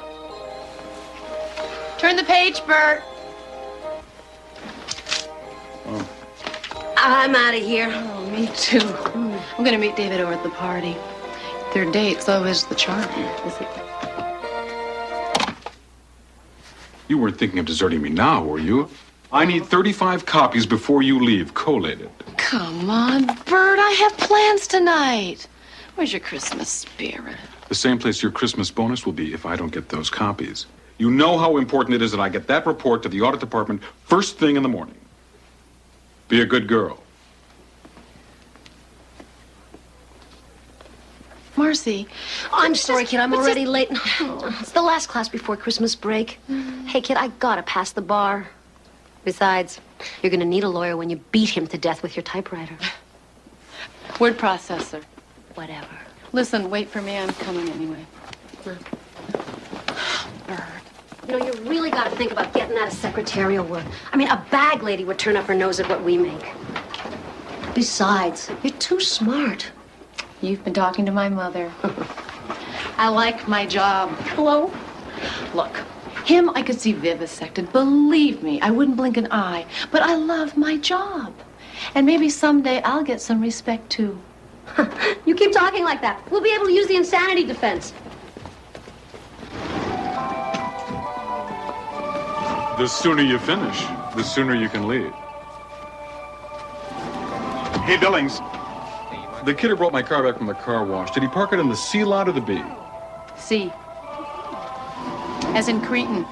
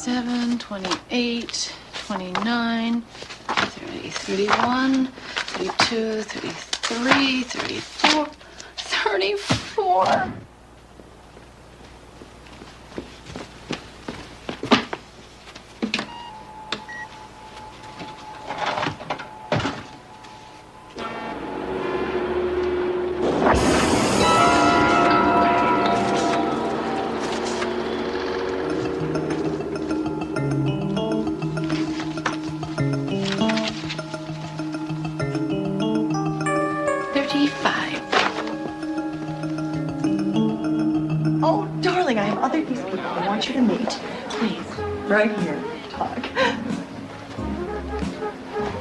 Welcome. Thank you. Is David Dansinger here? I'm his date and I'm late. Well, I don't recognize the name. Oh, perhaps he's a friend of my husband's. This is 2947 Bronson, Department 2A? Yes, it is. Did you have trouble finding it? No, it's just that my boss thinks that because I'm the secretary, I should be able to... You're a secretary? Oh, well, this is truly an honor. Imagine a secretary at my party. Oh, frankly, I thought you people would be a lot taller. If you'll excuse me, I think I'll look for Dave. Oh, by all means, dear. And have a wonderful, wonderful time. Ciao. Thank you.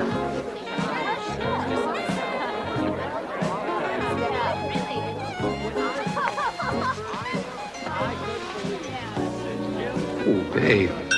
Nice fingers. I bet you give great typing. I'm meeting somebody here. But, I am pretty good, though. I do type 90 words a minute. Have you been tested? Well, sure. Recently?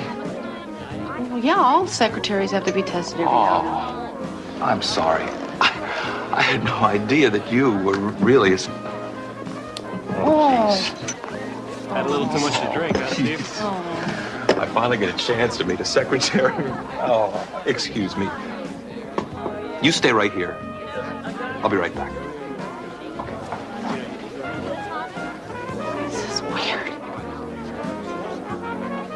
Yeah, seriously weird. Well, I bet you hear some strange ones from guys like that all the time. Oh, sure. But I'm hoping that'll change. Oh? Right now, I'm just a high-paid fashion model. What I really want to be is a secretary. You're not kidding, are you? Of course not. Cheers. So, in less than 2 hours, I typed a 125-page report and booked Bert's flight to New York and back. And that was nothing compared to last Monday when Bert comes in with a hangover and I have to rearrange the entire appointment schedule. You know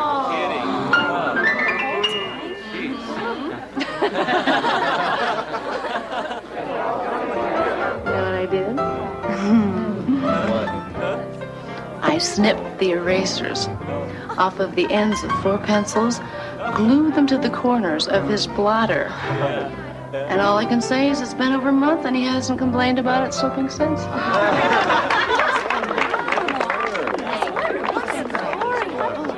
Look, it's really getting late. I've got to be going. Oh, I do. I've had a... I wish I could. Thank you. I've had a wonderful time, but midnight already, and besides, I have to be ready for work tomorrow. Oh. And it seems I have lost my date. Miss Billings. Oh, yes? Certainly any company with a secretary of your skills must already be treating you like royalty. I'd greatly appreciate the opportunity to win you from them. I dare say the sky would be the limit for someone like you. Think about it, won't you?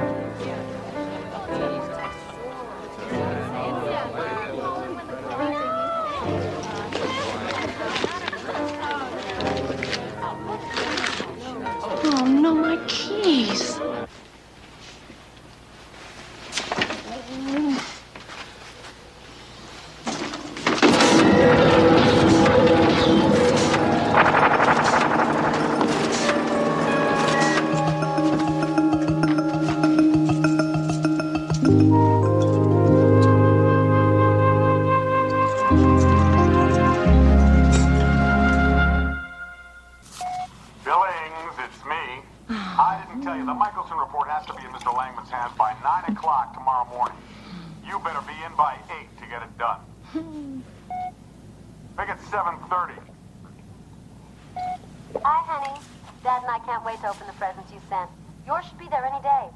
By the way, did you get the brochure I sent you from the Dental Technician Training Institute? I understand dental hygienists make very good money. And wouldn't that be a nice way to start the new year? Bye. Karen, hi, it's David. Where the hell were you? I waited at that stupid party all night. Give me a call.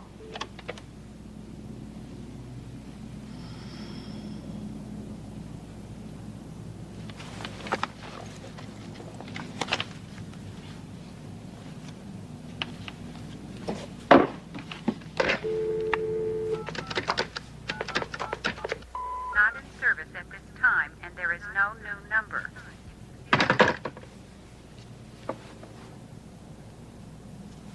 Billings! Can't you count? I said 35 copies, not 34. 35. Give me a break, Bert. Of course I counted them. I put the last one right.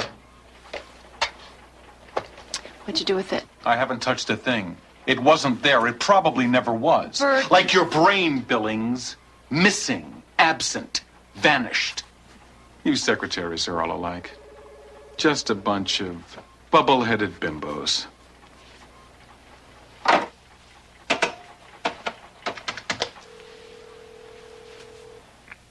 Larry, lunch? Great.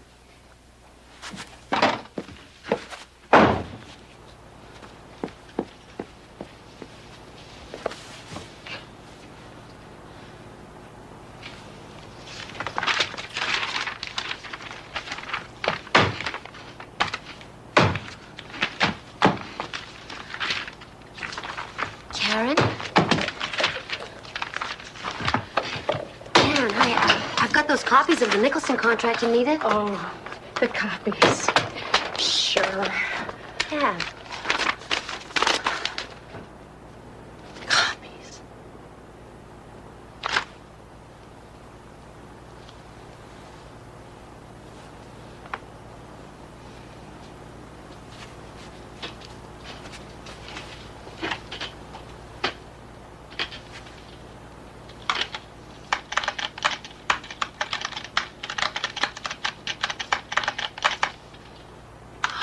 Wait a second, Karen, your resignation?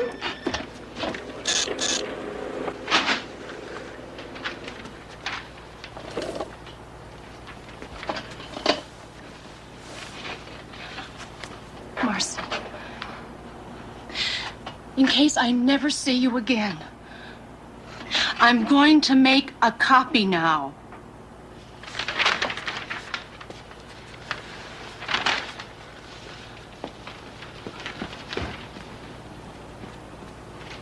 And I'm sure it'll be a very nice copy, too. Wait a minute! What? I need to use the copier. So use that one. It's fixed. I need to use this one.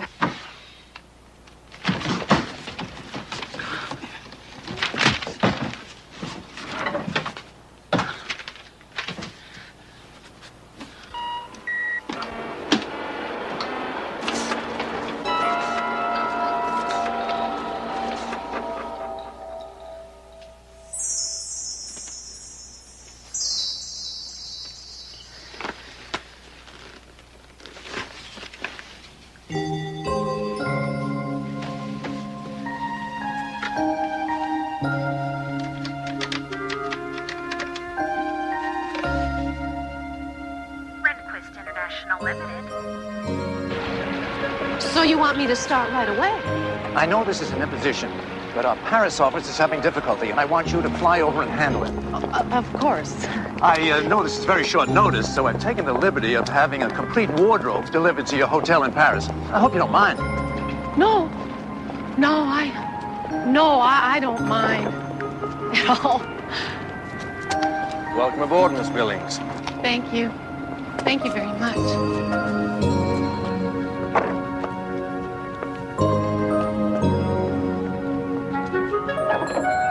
What do you get the woman who has everything but respect? Ask Karen Billings, recipient of a very unusual and definitely non-returnable present. Because this year, for Christmas, Karen Billings received the Twilight Zone.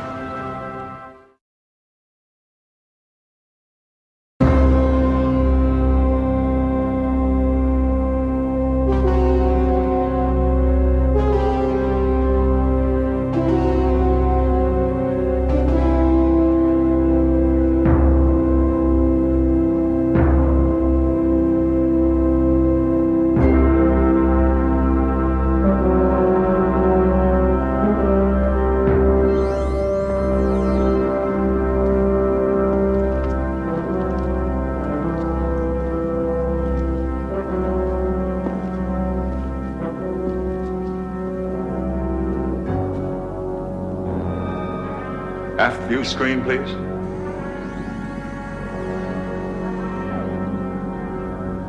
Forward scanners now, please.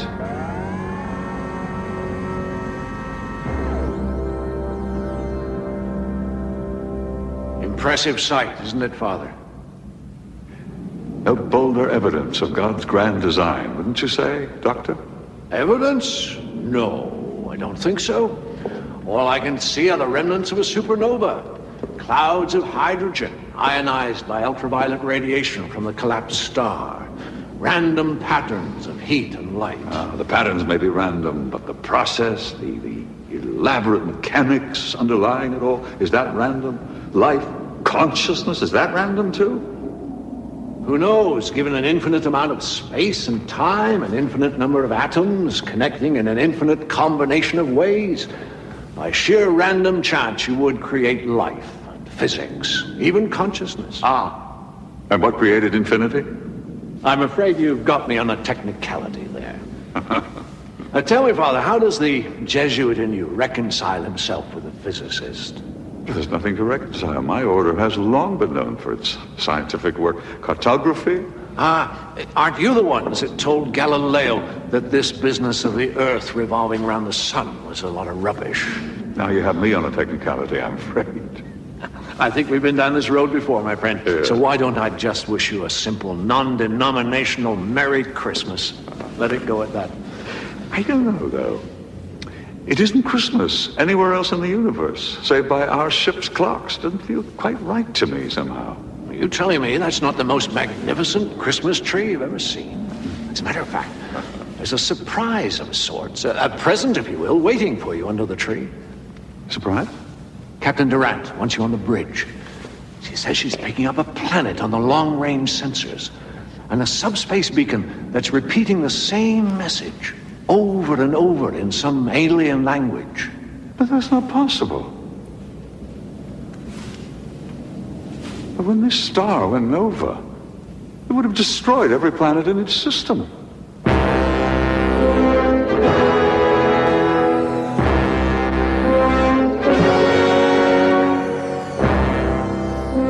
This planet is fairly remote, about the same distance from the white dwarf star as Pluto is from Earth's sun. Must have escaped the worst of the explosion. My God, what is that? It's a pylon. A marker like the subspace beacon. Whatever's inside, somebody wanted to make damn sure we found it. I've had crew working inside that vault for the past 2 hours, pumping in an atmosphere, cataloging artifacts. You may be surprised at what they've turned up.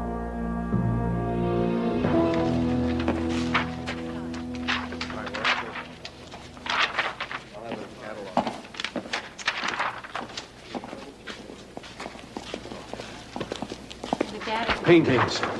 Hundreds of them. Thousands even. And not only paintings, sculptures and books, recordings, all sunk so deep in the bedrock, not even the Nova could touch them. Beautiful, isn't it?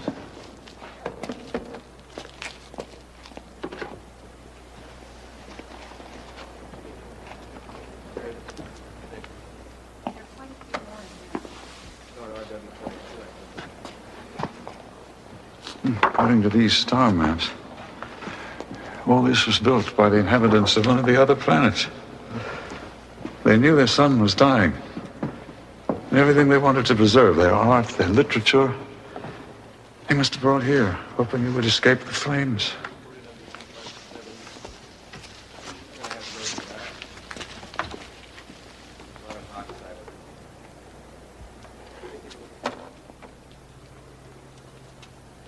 They were human. Yes. Do you think they escaped? The nearest star system is almost 100 light years away. There was no hope. There's a computer section on the 4th level. Language equivalents, too. We're finding data files that seem to contain the entire history of their people. From what we've deciphered so far, they've been at peace for nearly 1,000 years. God have mercy on their souls. And you call this God's mercy, Father, divine justice, allowing a people of such beauty, such intelligence to die for no reason Doctor, 100 suns explode in this galaxy every year, taking down with them untold numbers of civilizations. God can't be held accountable for every random occurrence in the universe. Oh, random. I hear you talking random. Gentlemen, please. I'm less interested in philosophy right now than I am in facts. Father Costigan, our geological team has completed its carbon dating. Can you correlate their data with your own gas velocity and solar flux reading? Tell us exactly when the sun went nova? Of course. Readings were quite precise. I can have a date accurate to a day, Earth time. Captain, what is that? Oh, this is some kind of music cube. Here, listen.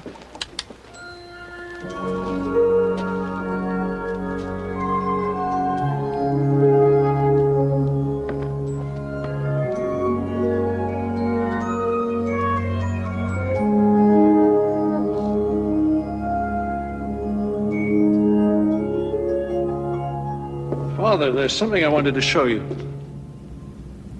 Matthew? Something wrong?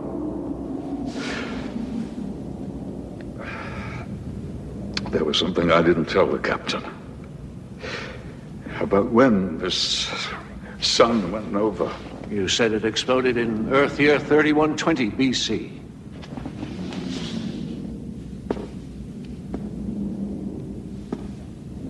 It took 3,120 years for the light from the explosion to reach the Earth. Taking into account the Earth's orbital position, its rotation, the nova would have been clearly visible in the eastern hemisphere. Its light shining more brightly than any other object in the night sky. Computations further indicate that it was directly overhead at 31 degrees, 42 minutes, north latitude, 35 degrees, 12 minutes, east longitude, in a small town in the Judean hills south of Jerusalem. And lo, the star which they saw in the east went before them, till it came and stood over where the young child was. I have been sitting here in a mockery of prayer.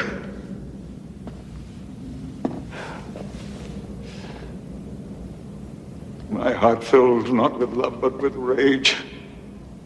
Oh, God! There were so many stars you might have used. What was the need to give these people to the fire, that the symbol of their passing might light up the skies over Bethlehem?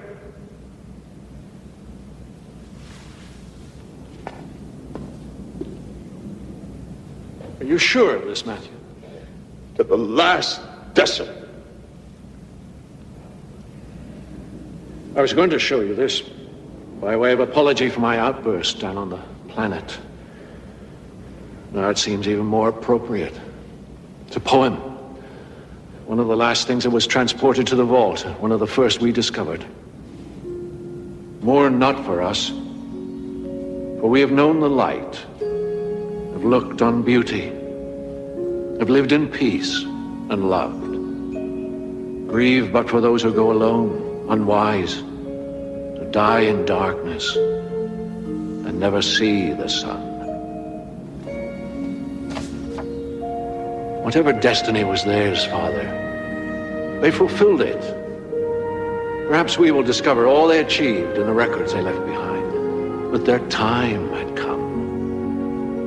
And in their passing, they passed their light on to another world.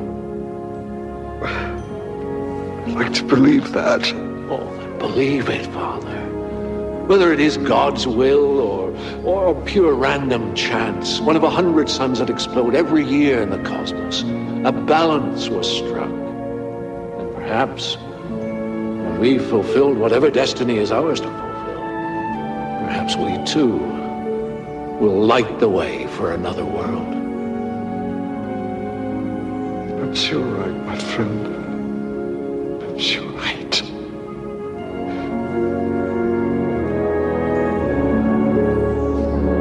The survey ship Magellan, bearing with it the last legacy of a long dead people. A legacy to be kept and cherished, and in time bequeathed to a world still unborn from the current inhabitants of the Twilight Zone.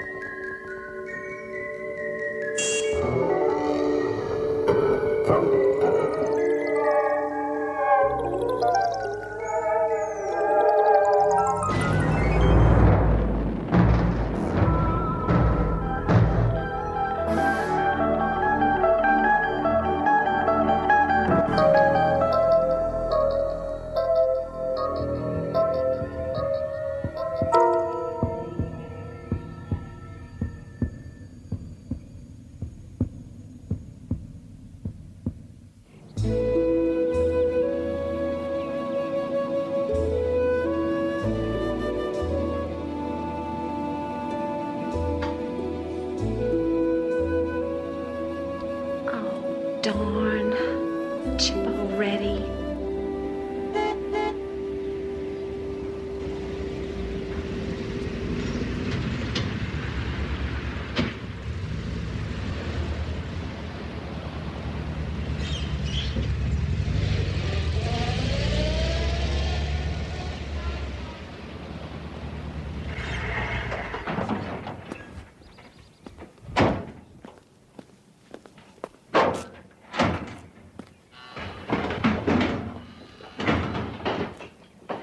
Daniel, where is our new brass bed?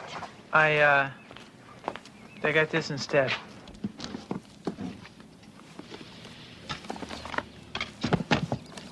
What is it? Well, that's a Schneider lens. It's perfect. Great. Wait a minute, is this all there is? Well, I can restore the camera. Can't do anything about those glass plates, so they're shot. I don't believe this. You go out to pick out our new bed, and you come back with a... I come back with a trunk that's perfect for the restoration of Grandma's house. It's perfect.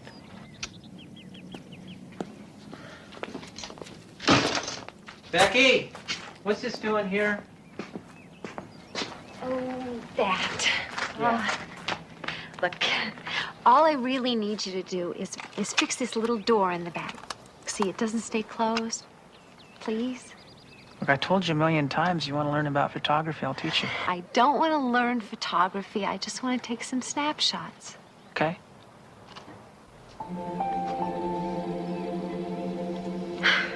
Right. I promise you'll never see this again. Promise.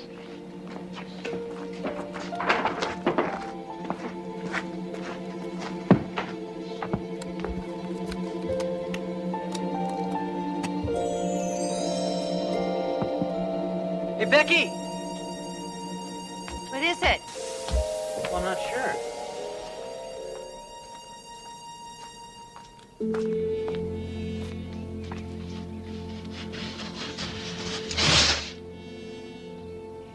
Oh, man. Look at this. What is it? It's a Kodak 100. Is that good? It's fantastic. See, the 100 was the first camera to use roll film. It's the first really modern camera. Look at it, it's mint. Do you think the people that sold the trunk knew it was in there? No. I don't think anybody's been in here in years. There's film in it. What? There's film in this camera. Well, it can't be any good, not after all this time. Can it? It's not impossible. The seals are good. Something tells me the hedge isn't going to get trimmed this afternoon.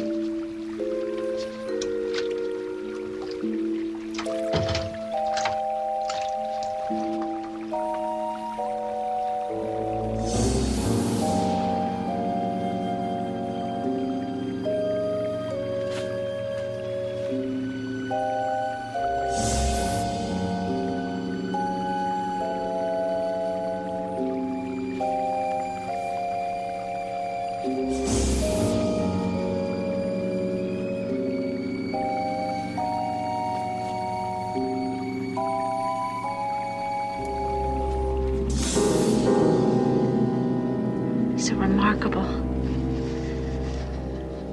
When did you say they were taken? 1913. They're over 70 years old. It's incredible, isn't it? These Indians are so strange. Something creepy. What are you going to do with them? I don't know. Donate them to the museum. I could give them to the college. Alex Professor Stottle. Yes. He'd go bananas over these. I'm gonna call him. Can't. Why not? It's after 11:30. It is not. 11:39, to be exact. It is. Well, I'll call him in the morning. Good idea. Then I gotta stop by the Paxtons about Saturday's wedding. And then it's off to the high school to talk prom pictures. And then it's off to Avery's and pick up some mat board. And then I'm gonna see Alex Stottle about these. Careful. Did you call him this morning? Yeah, a couple times, but phone's busy, so I'm just gonna run by. See ya. Okay. Okay.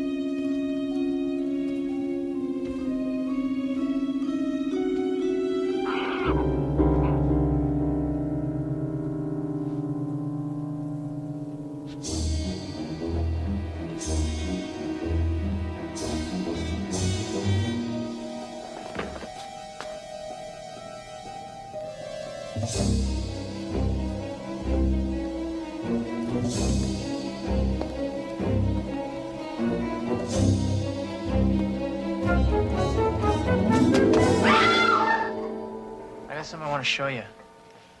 I got some photographs of a National Geographic expedition. 1913, to the Amazon River Basin. You have no photographs. There can be no photographs. Alex, do you know about this expedition? I was on it. January 1913. Yeah, the expedition to study... You studied the Kurokai. Yes. I was a boy, just 13, apprentice to Dr. James Levinson. I thought I was going on an adventure. As a matter of fact, I was lucky to escape with my life. Why? The Kurokai held many stringent spiritual beliefs. In particular, that to make an image of them, such as a drawing, was to steal their souls, their very selves. When they learned what our expedition camera could do, they turned on us and smashed our equipment. We broke camp immediately. Got as far from the Kurokai village as we could before nightfall. I'll never forget that night. When the Kurokai stalk their prey, they communicate by imitating the wind. Eeriest sound you'll ever hear. We posted guards as usual. Still, when I woke in the morning, our photographer was gone, taken by the Kurokai, even though we had taken no photographs. Yeah, but he had. He had a smaller camera hidden in his trunk. These photographs are from that camera. Uh-huh. Yes, this is the Kurokai village. Yeah, the tall man is Dr. Levinson. There I am. What a homely brat I was 70 years ago.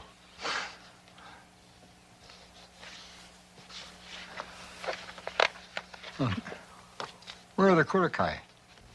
What do you mean? There's Indians in every shot.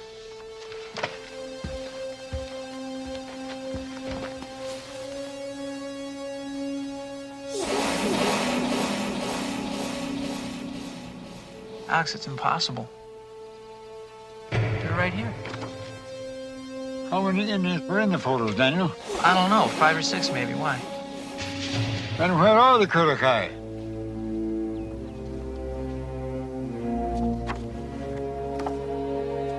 Becky!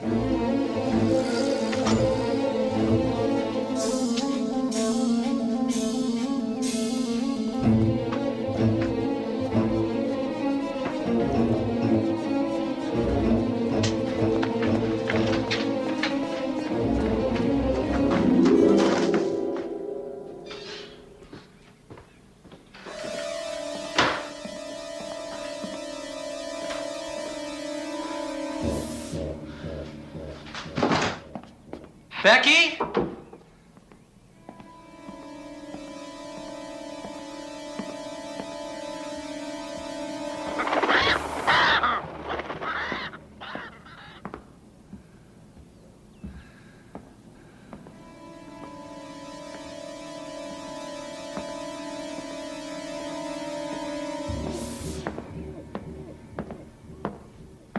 Becky, are you up there? I'm home.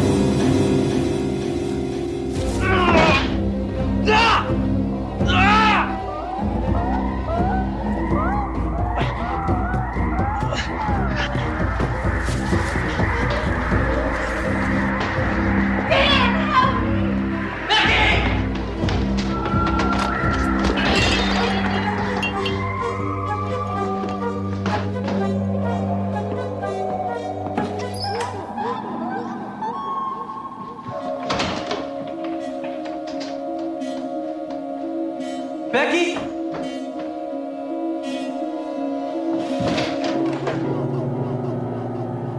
Becky?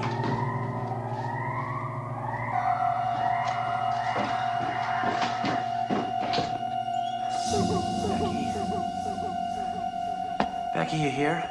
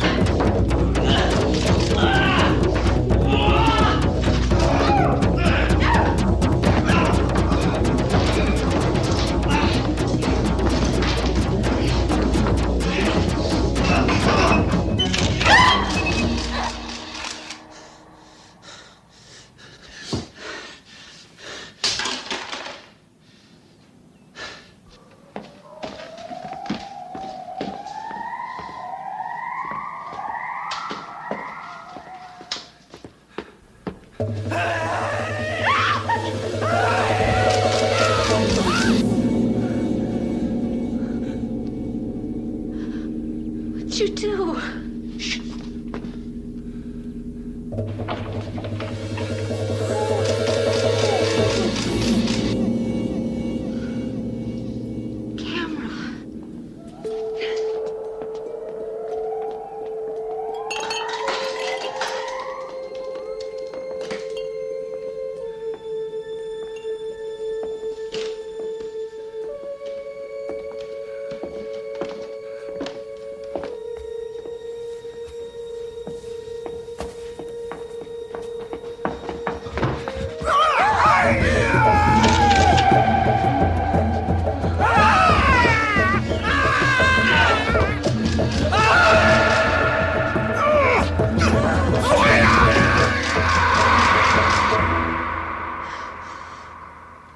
You okay? Let's get out of here.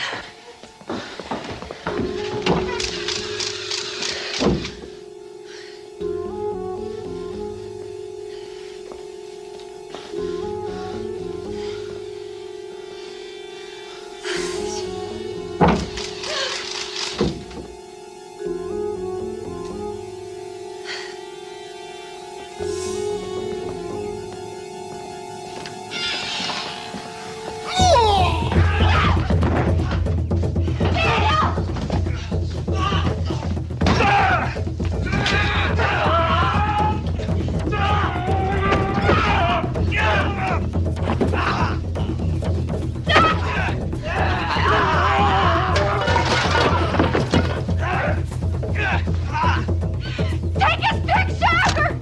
It's a film.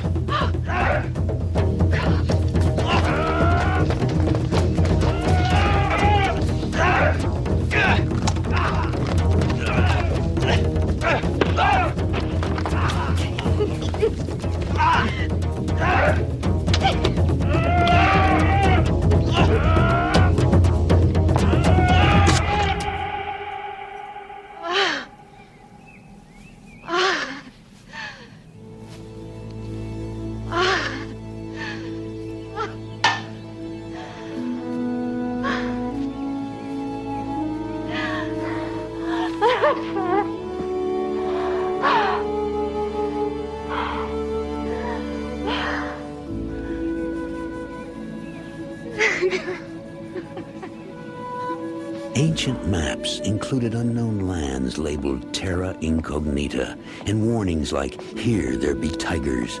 Modern maps of an enlightened world show no such disclaimers. Perhaps they should.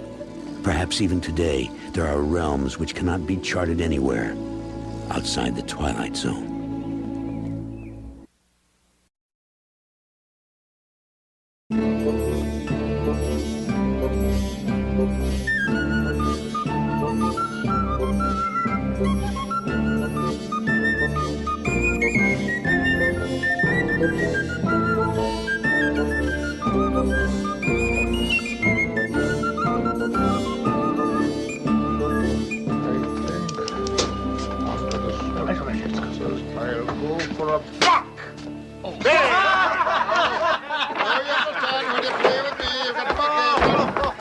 Out of me way, out of me way. Quick, Kelly, quick. What? What is it? Give us a gargle, man. Are you blind as well as deaf? No, you don't. Not this time. You still owe me. No more until you pay up. But, man, this is an emergency. I'm after running myself ragged bringing you the news. News? What news? Ah, what are you talking about? Oh, I'm a little dry right here in my esophagus on the left side. The news, O'Shaughnessy. Kelly, I seen him. I seen him with me own 2 eyes not 10 minutes ago. The memory is fresh in me brain like footprints in wet sand. Oh, right over in Killaney Woods it was. Glory be to the Lord himself that finally, after all these years, he's allowed me to bear witness. Witness to what, Liam? What did you see down there? Why, the little people. The little people. Fine, don't look so surprised. The little people. What have I been talking about every day for the past 20 years? Well, now, Liam, tell us all about it, why don't you? I will.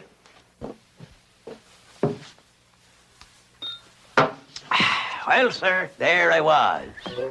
Just as the sun was going down, finding myself cutting through Killaney's woods. When all of a sudden, I sees a strange glow shining ahead of me. Well, sir, I don't mind telling you, I thought better of myself investigating such a devilish glow. But then, no, I says, O'Shaughnessy, what have you been preaching all these years? It might be them. Nay, it must be them. So, hitching up me courage and sneaking like a thief, I eases up to the clearing. And there I saw the little people. Aye, as real as you and me. All dressed in green. And not one of them over 3 feet tall. Busy as cockroaches they was, working on something, so they never noticed me. Oh, and sheltered overneath the grandest toadstool ever you saw, that twinkled and glowed with its own light while the little ones traipsed beneath it. That's enough! Mike, take it easy now. I'll not hear another word of it. All right, calm yourself now. Well, what's wrong with him? I bloody can't take it anymore. What have I done? You're driving me half out of me mind, you crazy old coat. Liam, you'd better go. Why? I'll tell you why. We're all out of work. Our lives are going to hell in a handbasket, and we come here to get drunk, not to hear a worthless mooch shooting off his bloody mouth night after bloody night. No trouble now, Mike. O'Shaughnessy, get yourself going now. I still don't know what I've done. What have I said? My God, the man doesn't even know. The little people! What is the truth?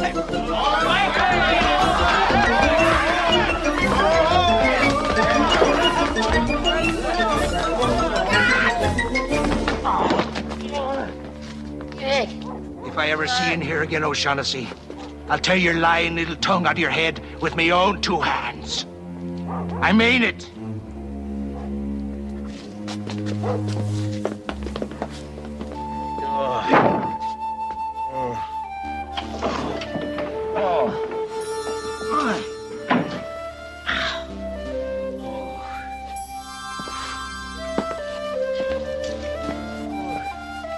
Here, Liam. Come on. Let me help you. What the devil came over him? He's just weary of it, Liam. Man, why didn't you stop when I warned you? Because it's the truth. Oh, Liam. It is. Every word of it. Look, I know I've stretched the facts in the past, but this time is different. Eddie, I seen him, just like I said down in Killaney Wood. All right, whatever you say. Now let's get you up and get you home. You do not have to humor me, Mr. Donovan. I am not drunk, nor am I crazy. Now, I do not have much, sir, but I still have my pride.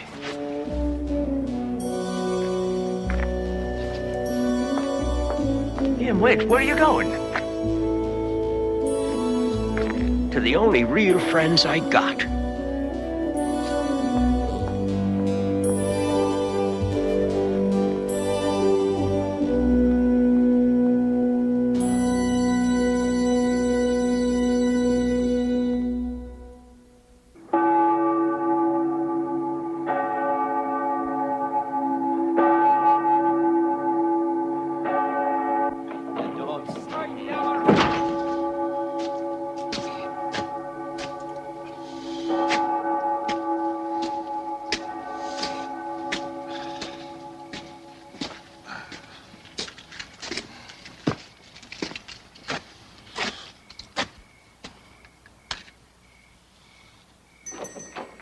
Have you got everything you need now? Well, I think so. I saw you put it all in the wire. Quite sure? Yeah. Okay. Thank you, Mr. O'Dell. I could do a business million. I bet you good night.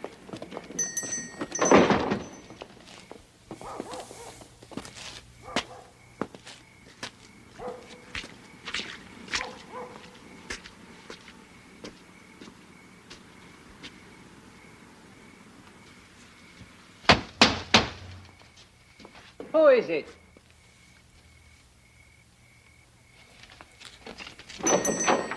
Mulvaney, do you not know what time it is? Aye, and open a bit late, aren't you? What the devil are you talking about? Why, close at 5. come back in the morning. Didn't I see Liam O'Shaughnessy sneaking like a weasel from here just 2 minutes ago? Oh, that was... Wait a minute. I got no need to explain to the likes of you. Oh, and maybe you'd like to explain it to the constable. The constable? Well, what for? I've done nothing wrong. Did I say you had? You don't mean O'Shaughnessy? All right, come in, come in.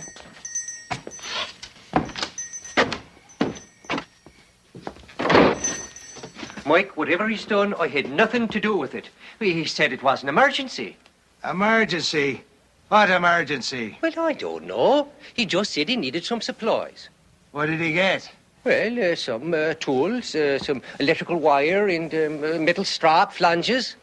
And you gave it to him? Well, yes. No, and he hasn't a penny to his name. Oh, but he has. What? He has money. He paid cash.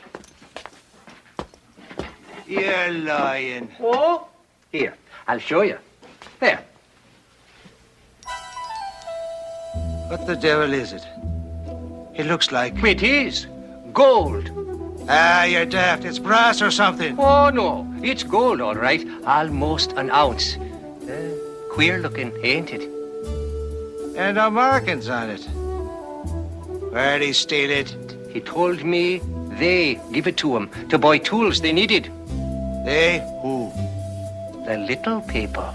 The little people, man, are you as loony as he is? I know. I'm only telling you what he said. The story goes, they've a whole crock of them, and whoever discovers their hiding place... I know the story, you don't have to tell me.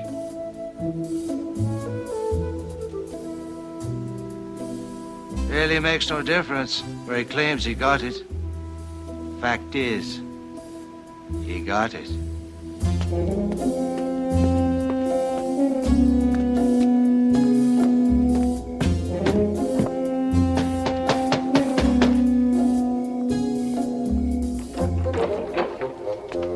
Mr. Mulvaney, what on earth are you doing here? Where is he, Mrs. Finnegan? Where's who? O'Shaughnessy. He roams here, don't he?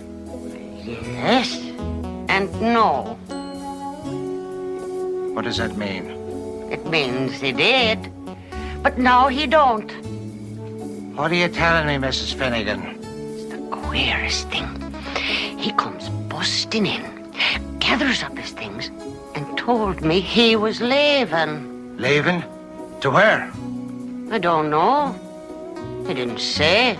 But he paid me up and said they was waiting for him. But glory be, he give me this. And then he slips out the back door without another word. My God, he's got a whole pocket full of them. Where do you think he's gone, Mr. Mulvaney?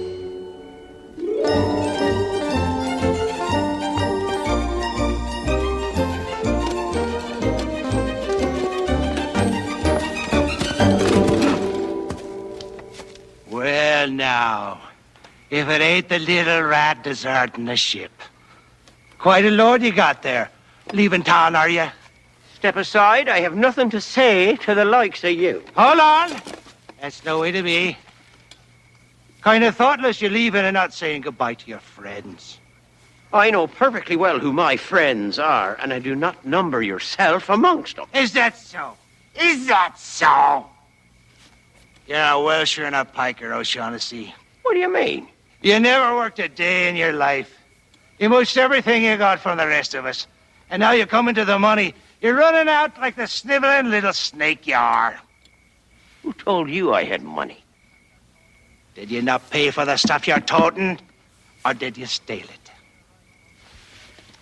You're right, Mulvaney. I am a moocher. And I dearly love to repay you, but I can't. What do you mean? The money's not mine. Then just whose is it? It's theirs. The little people. To buy supplies and to pay me rent. Stop! That's enough of that. What kind of fool do you take me for?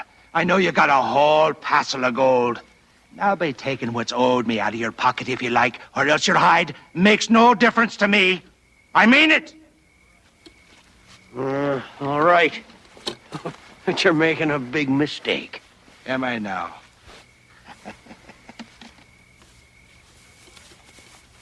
Well, if you don't mind, The rest of it. What do you mean? You've been paid what you're owed. The rest of it, O'Shaughnessy. For the years of torment you put me through. You're a foolish man, Mulvaney. Don't you know that the gold won't last for them that the little people don't like? And I don't think they're going to care very much for you. The money.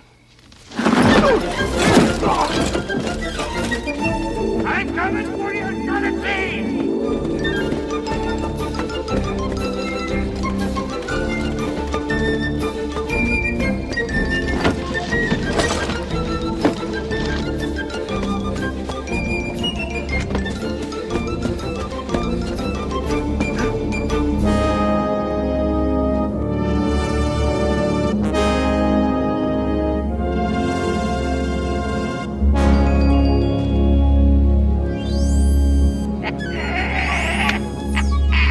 Look at him, Mick Mulvaney, you great clop, ya!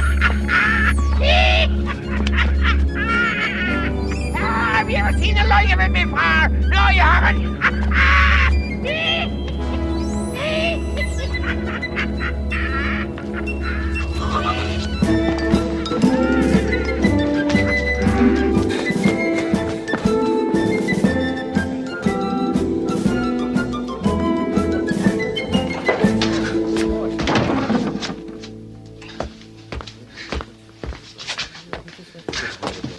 Quick, Kelly, a whiskey.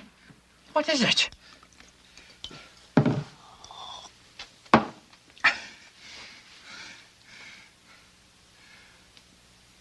I seen it.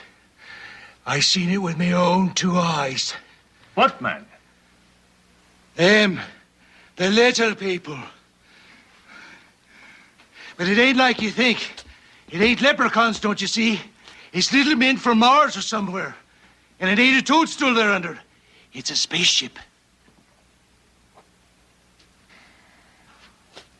Why are you looking at me like that? It's the truth, I'm telling you. I saw it. They were working on the ship, and O'Shaughnessy brought them tools and supplies. I can prove it. Look, gold. They got gold, lots of it. And I got a paste as evidence. Gold, is it? Look again, Mulvaney. This ain't nothing but a piece of lead. Lead? But it was gold. They changed it. They changed it, don't you see? They can do that. You gotta believe me. It's true. I seen them. The little people. I swear on my mother's own grave. Please, somebody. You gotta believe me.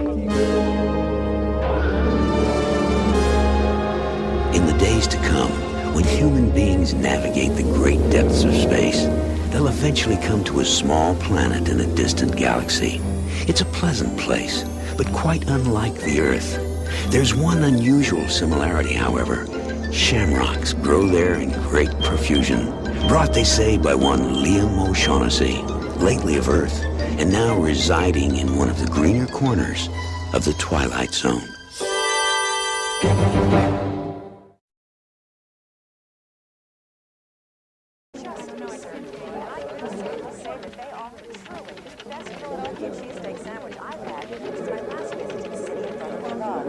Remember the name.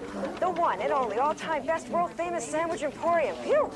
That's almost as much of a mouthful as their sandwiches. I can't believe this woman is reviewing sandwiches. Solely on word of mouth.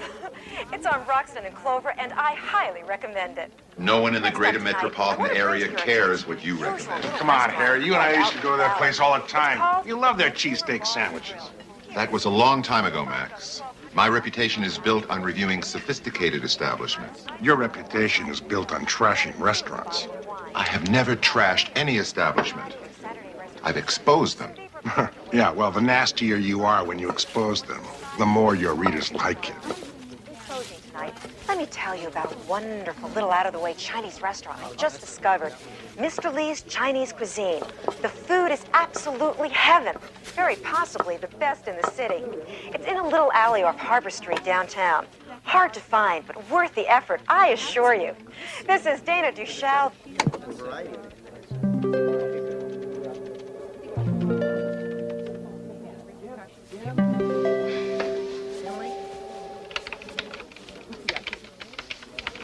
Mr. Lee's Chinese cuisine. If you love your Pekingese, don't ask for a doggy bag. Is Mr. Lee's really that bad? I wouldn't know. I've never had the displeasure of dining there. What? Don't worry, I'll stop by later. I'll need a matchbook for my collection.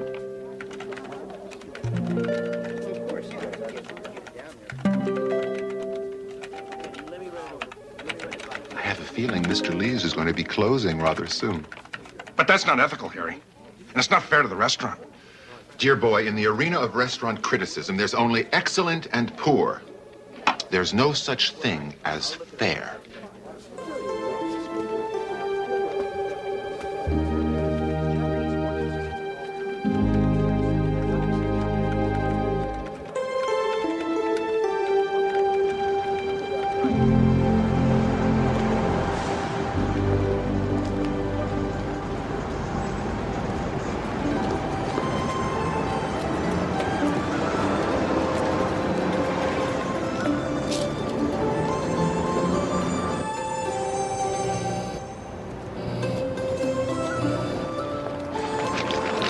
Entirely too kind to this place.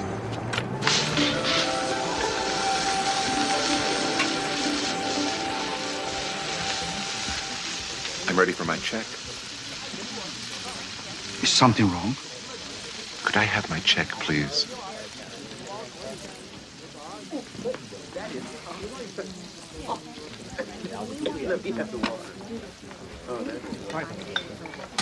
Now, what is this? Is this chicken or the shrimp? Oh, that's great. No, I didn't know where she was going. No, wait, this place is always really... No, thank you.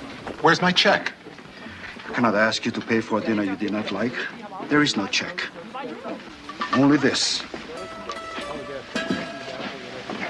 My heritage is rich with the tradition of preparing and serving food for others. If someone has not enjoyed something I have served, then I must make amends. I bring you one very special fortune cookie for our most very special customers only. I hope it will please you, and you will come back again.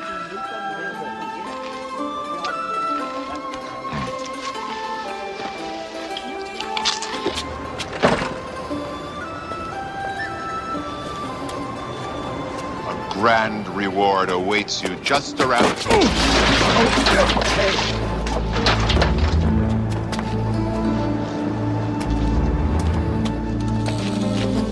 Hey, you! Come here! Stop!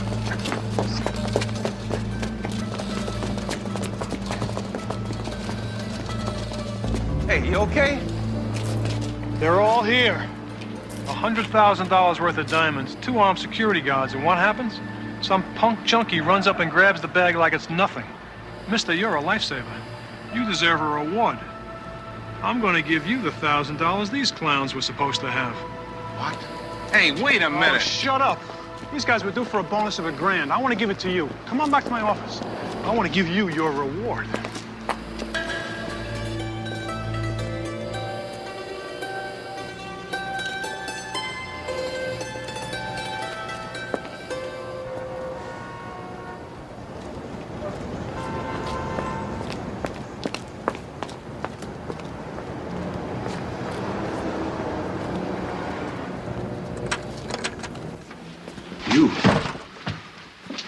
You were here last night.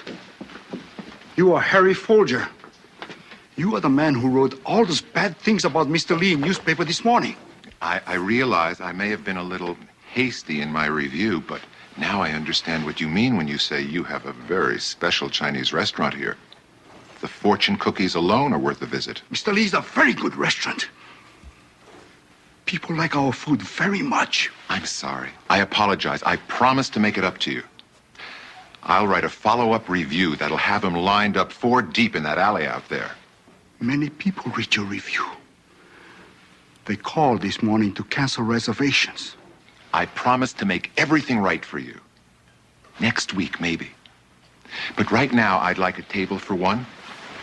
And afterwards, one of your special fortune cookies. Are you certain you want another special fortune cookie? Yes. People are not always pleased with what their special fortune cookie says. Oh, I'll take my chances. Very well. May I take your order, please? Yes, thank you. I'd like to start with your shark fin soup. Then some of the Szechuan chicken salad. Yummy. And then I think I'll try some of the shrimp.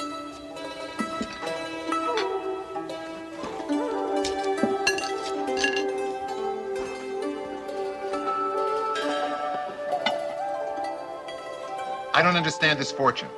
It says April arrives today bringing romance. This is September. This fortune doesn't mean anything. There's nothing special about this. I assure you, you have received the fortune you deserve. Oh. Then my review stands, as is.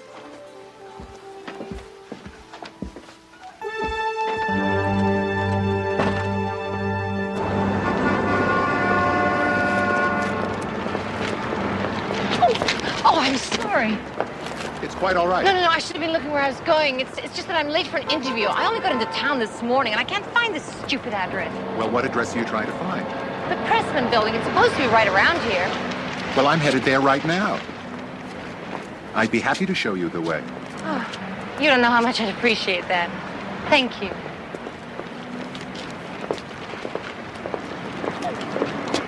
I can't believe it was just around the corner. I have been up and down this block, I swear, for 20 minutes. This is amazing. Well, the office you're looking for is right down those stairs.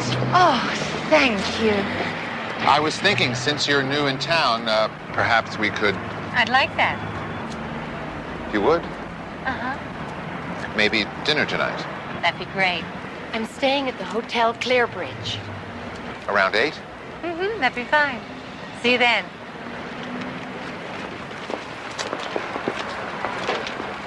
Oh, wait! I can't ask for you if I don't know your name. April. April Hamilton.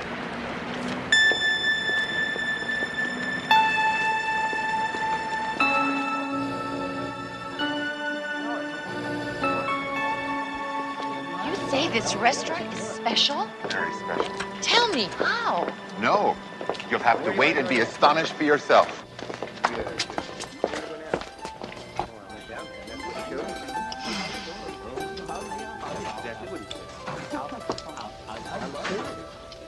Honestly, save some room. I have a late reservation at a fabulous little bistro across town. I'm sorry, Harry. I can't help myself. You know, this really is excellent Chinese food. We barely had a bite.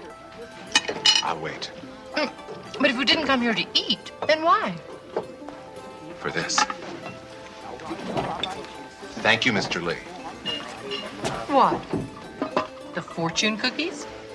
These are very special fortune cookies, April. The fortunes in these cookies come true. I know it sounds incredible. It is. Open yours. Go on. Come on. What's it say? A grievous error in judgment will soon be made apparent to you. Take heed. What's that supposed to mean?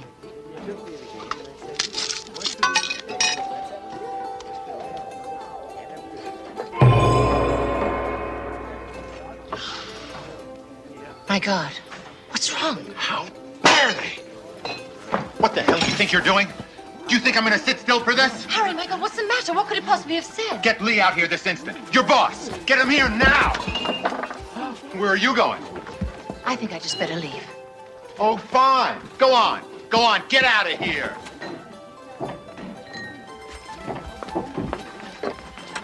This fortune. How dare you give me something like that?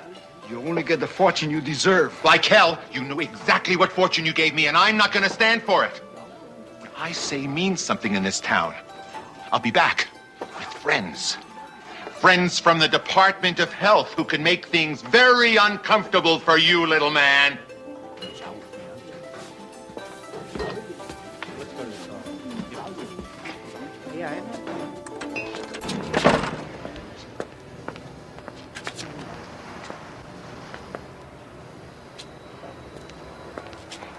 Oh, my God. Oh, Oh, I've never felt so hungry.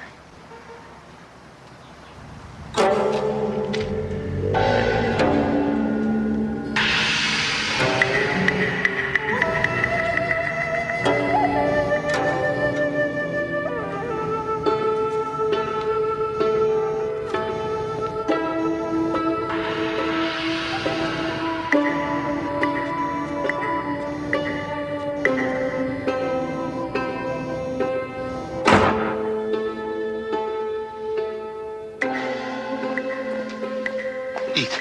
I have to have something to eat.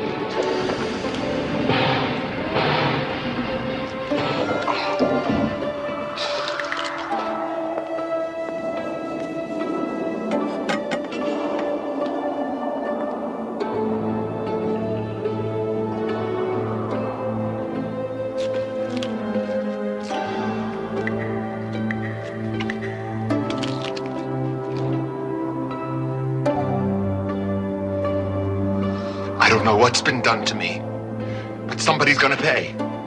Believe me, somebody's gonna... Oh, no. It can't be. How can I still be hungry?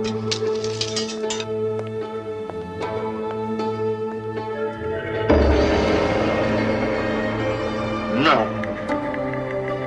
No. No. No. Check, please, for Mr. Harry Folger, for whom the phrase dim sum is not merely a description, but a damnation. A man who finds himself sitting down to a single, never-ending course of just desserts, prepared for him in the kitchens of the Twilight Zone.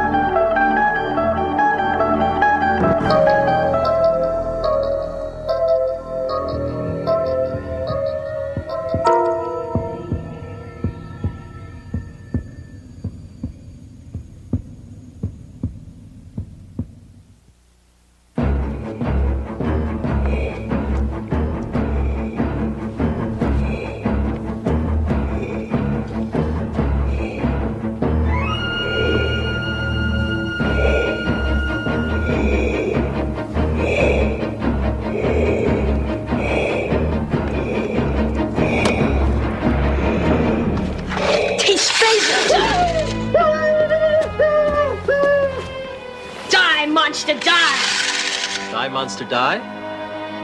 Don't tell me. American International, 1967, starred Boris Karloff, Nick Adams, based on a story by H.P. Lovecraft. I gotcha. It was 1965. Look it up. 67. A little louder, Toby. They can't quite hear you in Seattle. My two children. You missed. Well, it's Saturday morning, Tobe. Come on, you ought to be out getting some sun and scoping out the chicks. Maybe later. Not much to do since Paulie moved, huh? Why do they have to move away at the beginning of the summer? Why couldn't they wait until school? I guess they managed to sell their old house, though. I saw a moving truck down the street. A family with other kids? There's only one way to find out, Tobe. It was 1965. 67. 65?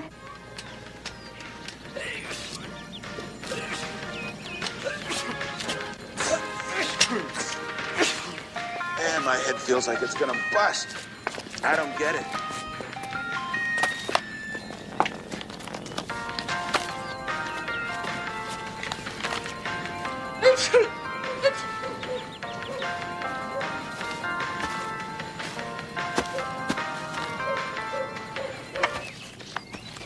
Okay, Mac, be careful. Up. Yeah, I got it. Keep moving. I'm doing it. One more step.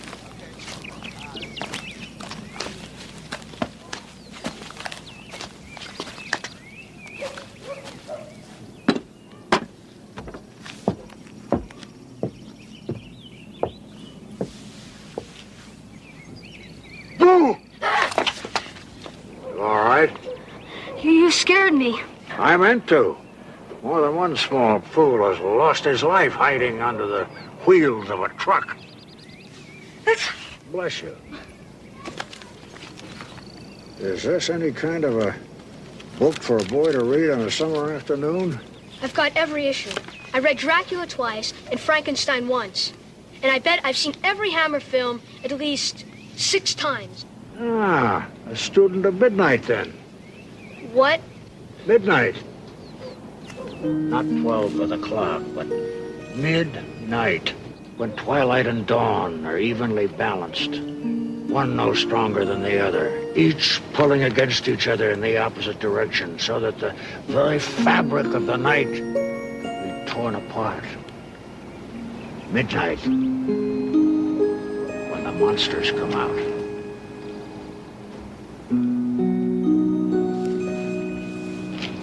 What's your name, boy? Toby Michaels. I'm Emil Francis Bendixson. Listen to me, boy. You know nothing about monsters. Nor could you ever. My dad's read just about every book there is and seen just about every horror movie ever made. He's been collecting stuff since he was my age, and he's got a complete set of famous monsters and of Castle of Frankenstein. Is this an avocation you both share? Yeah, sure. He gave his collection to me. It's ours. Must be kind of nice sharing what you know. You like monsters too? Look at me, boy. I am a monster. A vampire. That's silly. Everybody knows vampires can't stand the purifying rays of the sun. If you were a vampire, you'd be hopping around, smoking, and turning to dust. Who said?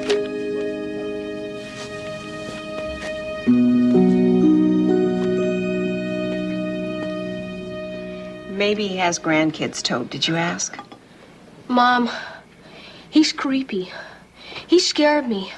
He said boo. Boo? It must be a psycho killer. Even worse, a psycho killer without grandkids. Come on, Toby. I'm sorry. I'm sorry. I really am. Oh, no, you're not going to get a summer cold now. Come on, Ace. The Crawling Eye is on Channel 6, DCA 1957. Toby, the milk, please. Dad, 1958, starring Forrest Tucker. Oh. What's the matter? You okay? Yeah. I must be getting old.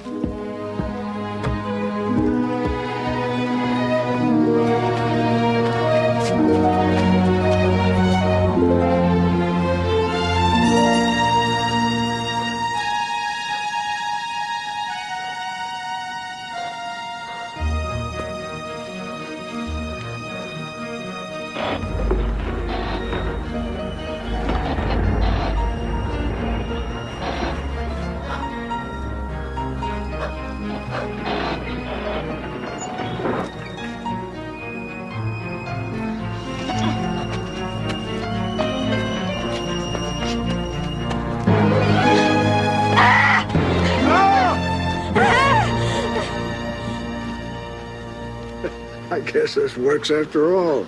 The undead! You've got the strength of the undead! There's nothing for you to be afraid of here, boy. You're gonna kill me and suck my blood and recruit me into the army of the night. Read Mark Twain, boy. Twain won't fill your head with garbage. Listen to me. Everything you think you know about vampires is rubbish. Cheap, second-hand myth. It's not like that at all. Believe me. There, you're so fond of garlic. Come on, I'll take you to just the place. You're not eating any. It's the garlic. Boy, with my stomach, I'm lucky I can eat much of anything. There. You happy now? I'll bet you know hypnosis. I'll bet you made me think I saw you lift that car. On your mount, I was under a house. I suspect you've been under that house more than I've been in it. What was your little friend's name? Polly. You're living in Polly's house. My house now. Got any grandkids? I'm afraid I've been around too much for that. Africa, Asia, Europe, the Americas. A family and a home just weren't in the cards for me. So, like an aged elephant seeking the burial ground, I've come home to end my days. You're from Mill Valley. I was born here. I was a boy here. Nothing's the same, though. Except the cemetery. That's the only thing that hasn't been built over or torn down. Excuse me. If I'd had a grandson, he'd have been like you. You could have played together. I'm glad we can be friends, Mr. Bendixson.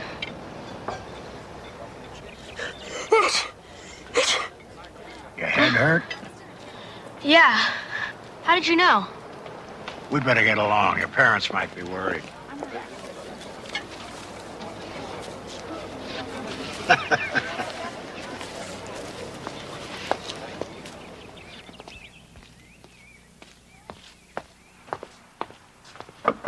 Hello, Mr. Bendixson?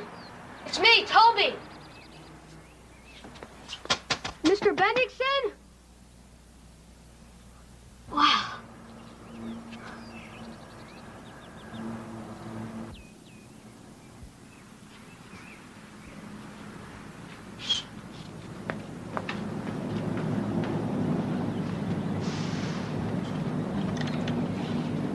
Thanks, Polly.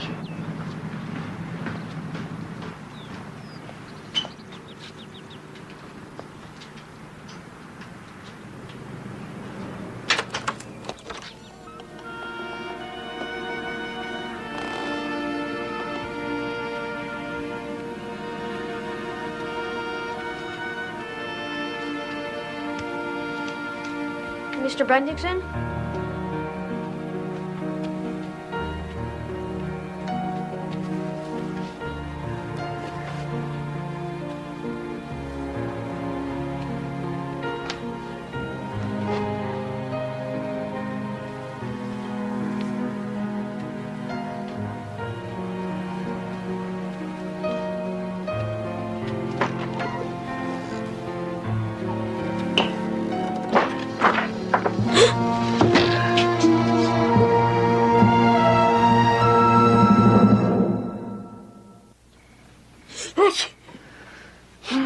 Well, 99.1. It's the flu. It's, one of those Asian things. It's a payback for Vietnam. Mrs. Biner has it. The whole Avery family has it. It's weird. It is weird. It's all within a 4 or 5 block radius. I don't know. It feels more like an allergy to me. Except allergies don't make your bones ache, and why would everybody be allergic to the same thing? Yeah. Well, you get some rack time, and keep watching the skies. Night, sweetie. Night.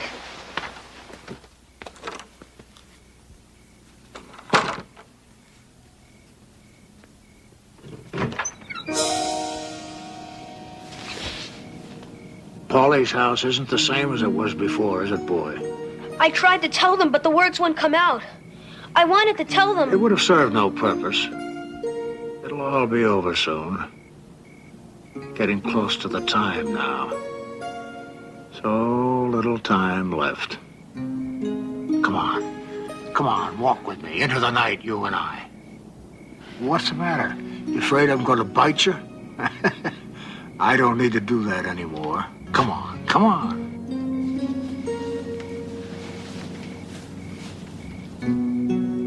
We're friends, aren't we? Yes.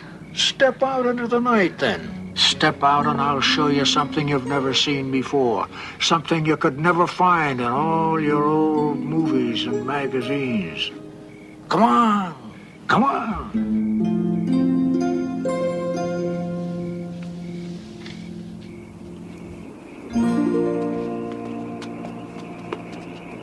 Please, Mr. Bennington, do we have to go in?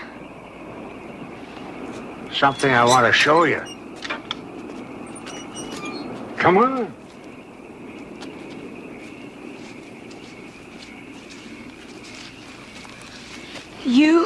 You were buried here? It doesn't work that way, Toby. You don't really die.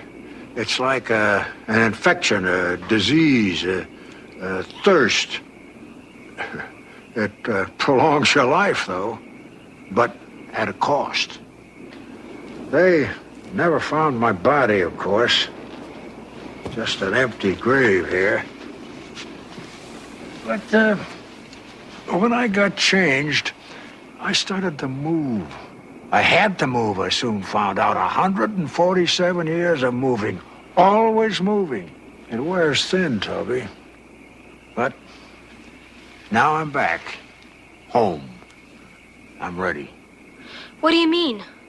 I'm here to die, I told you that. No, but you are a...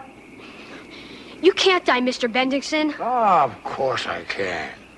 I mean, you're the undead. You'll live forever in the corridors of the night.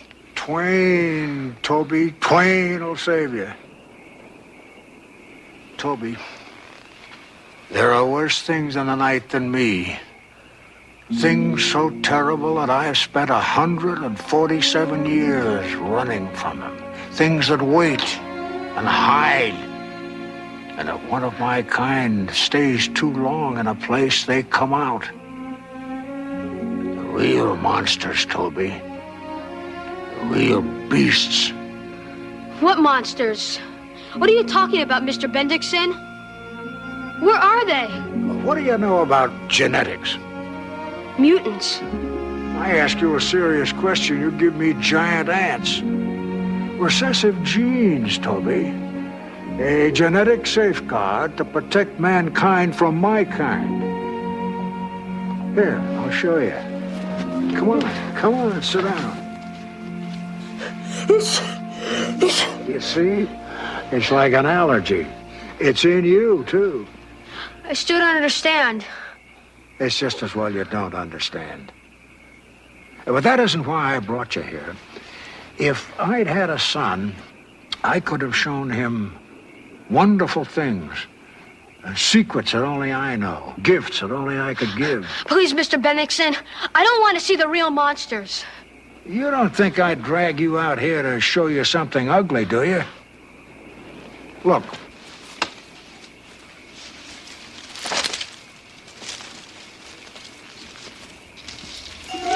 A gift for you. Lightning bugs. I discovered this as a boy. In all of Mill Valley, the only thing left of me. Now it's yours. Remember this, Toby. When everything else grows hazy, try to hold on to this good thing.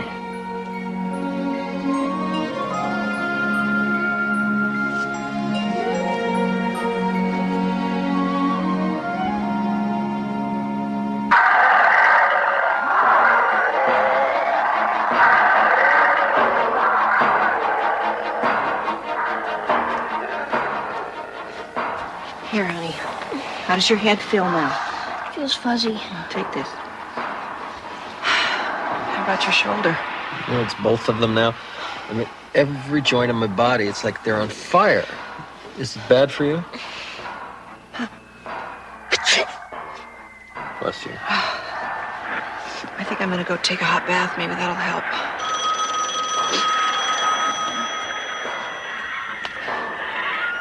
Dad? What's midnight? Come on, Toby, you know that. Not midnight. I mean, midnight.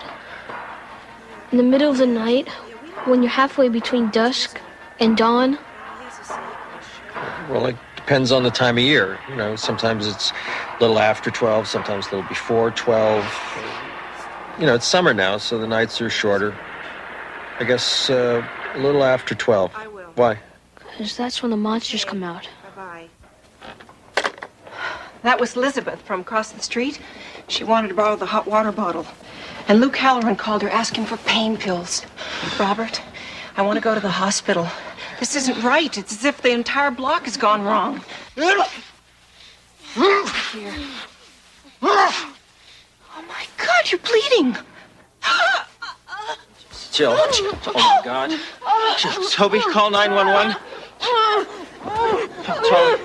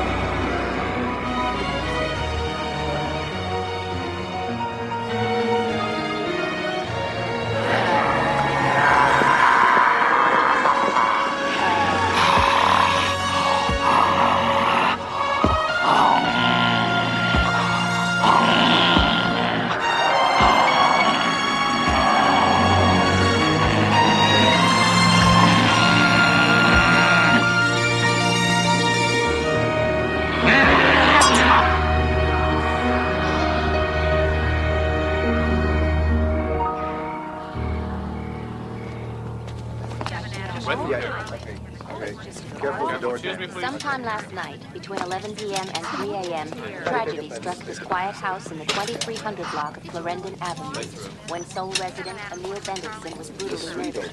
Police are withholding many of the details, but are... Poor man. He only moved in a few days ago. Said there was blood everywhere. Just can't believe we didn't hear anything. How could something like this happen in Mill Valley? You leave L.A., you leave San Francisco, and the crazies still find a way of catching up with you. Butchering some poor old guy. Luke, please. Toby had gotten to know Mr. Bendixson.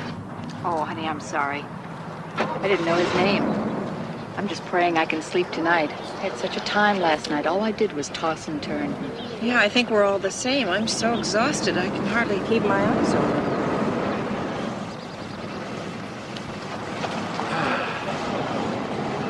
Toby. I'm trying to see him. What do you mean, Toby? I'm trying to see his face, but I can't. I'm trying to remember something. I don't know. Toby, listen to me. It's just a shock. It was a horrible, horrible thing.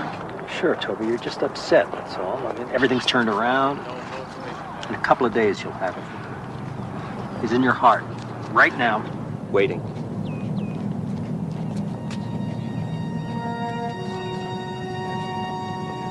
I remember. I knew what it was. When everything else grows hazy, try to hold on to this good thing.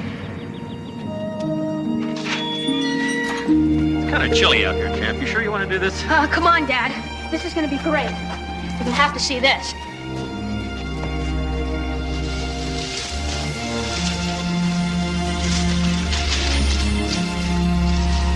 Isn't that great? Yeah, that's terrific, Ace. I like it out here at night. Mr. Bendising said, there's nothing tonight we have to be scared of.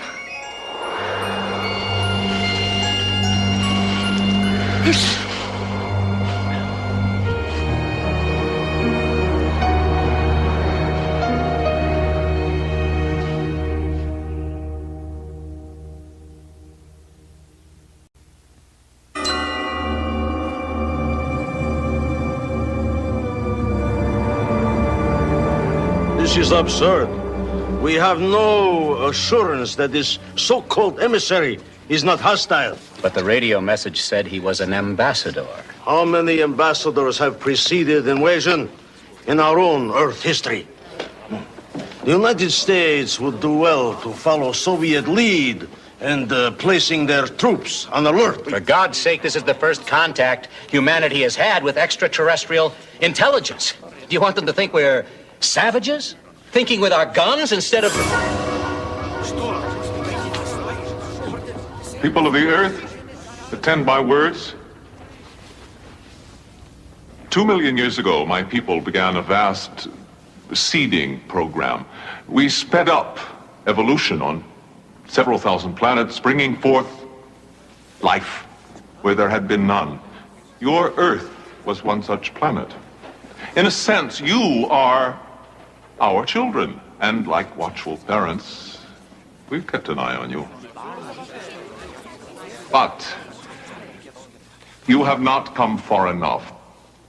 We see that you have a small talent for war. We've seen your primitive conflicts, your crude weapons, your petty bickering over borders, and the nuclear balance of terror which precludes any real victory, and we despair. We bred you for finer things, and you have failed miserably to produce the potential we nurtured in you so long ago. And so the experiment is over. Within a day, our armada will be in position around your Earth. At that time, all life on your planet will be destroyed. Order!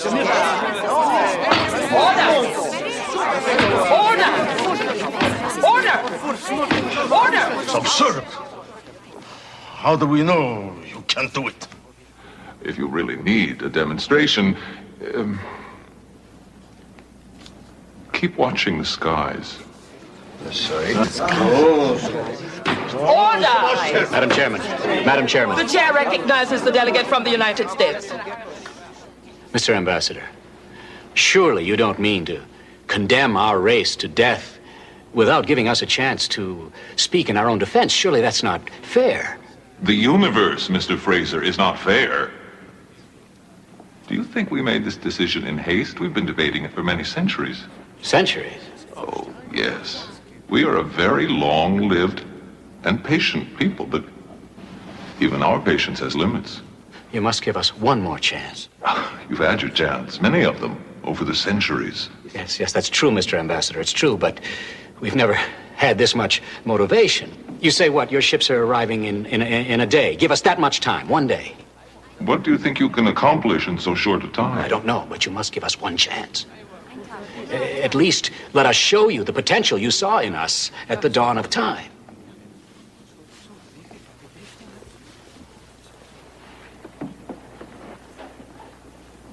Very well, Mr. Fraser, you have your day.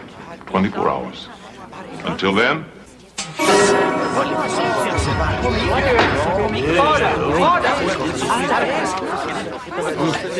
Order!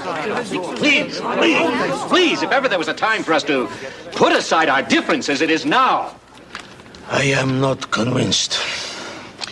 Before we enter into peace negotiation, I must have proof that this threat is real. Proof. Proof. You've seen their spaceships. You just now saw him disappear. What else do you want? Excuse me. The Royal Observatory in Greenwich. They say it's urgent. He said keep watching the skies. Halley's Comet. It's gone. We've got to find everything we can. Disarmament, aid conferences, League of Nations, World Court, SALT Treaty. Sure, everything that's never worked before. Why should it work this time? Damn it, we don't have time to start from scratch. It'll work. Because it has to work.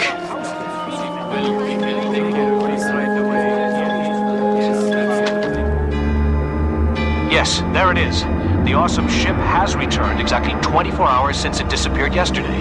But we have confirmation from UN sources that an historic accord has been reached among the 15 members of the Security Council and approved by acclamation of the General Assembly. There is today total peace among the peoples of the Earth for the very first time. Good luck to us, my friend. Good luck to us all.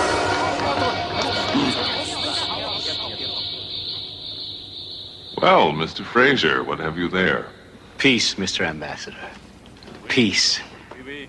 Within these pages lies the framework for worldwide unilateral disarmament.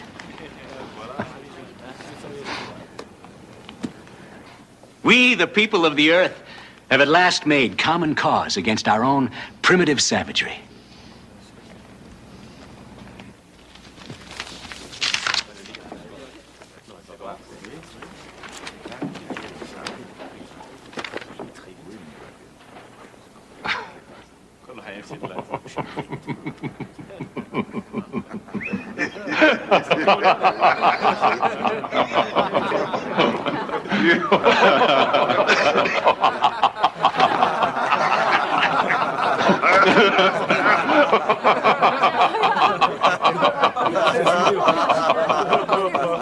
I fear you have misunderstood me.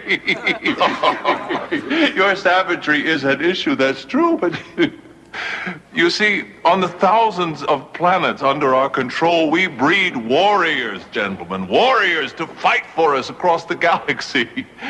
In your case, your savagery has not bred true. You are woefully backwards in the art of war. You fight erratically and clumsily. Your weapons are shockingly crude, and worst of all, in your hearts, you long for peace.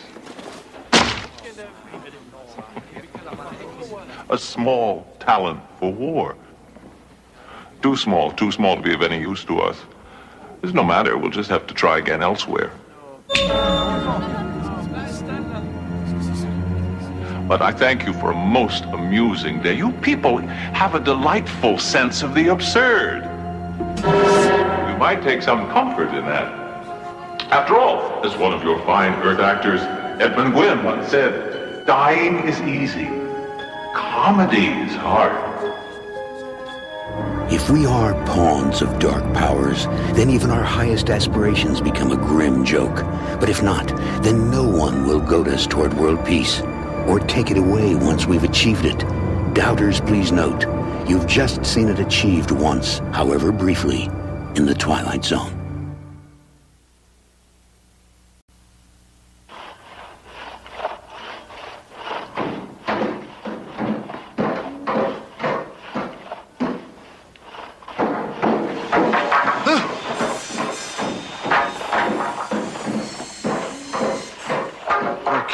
Davidson's pool. They finished the heavy work on that a week ago. Don't tell me the Harpers are making another room edition. Can't be. Patty Harper would have been bragging about it for weeks. No, whatever it is, I hate it. What time is it?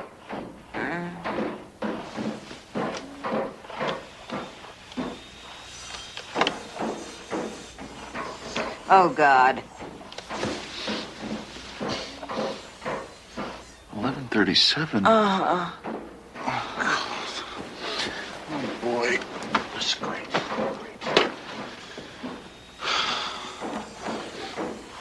Wait a minute. Hold the heart attacks. It's only a little after 7. This thing must finally be losing it. Well, another average day begins in the right household.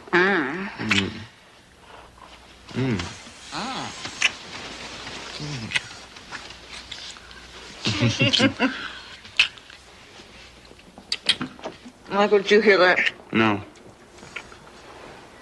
It sounded like the front door. it wasn't.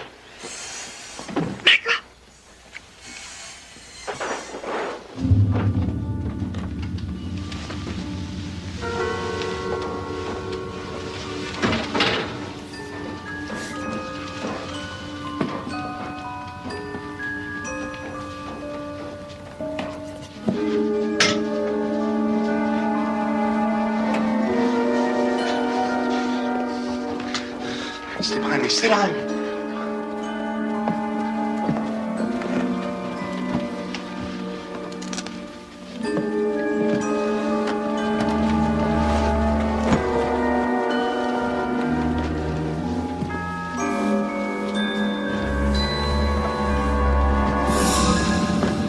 Where's all our things? Michael, what are we gonna do? Hey! Out! Get the hell out of my house, you creeps! I'm talking to you! Look, they're bringing stuff in. Get the hell out!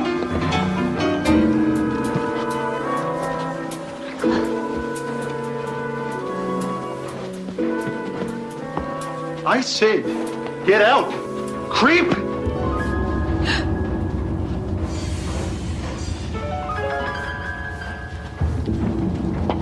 Get up and get out now!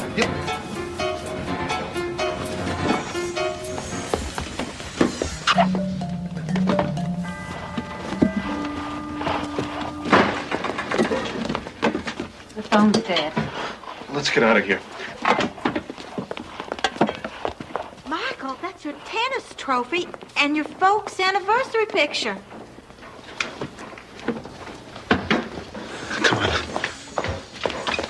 Why are they bringing things into our house?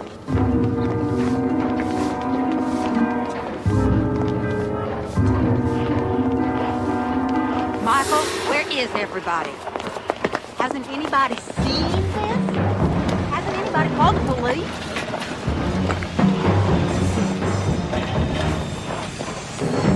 Oh, Michael, the Turners are on vacation. Yes, but we can use her telephone.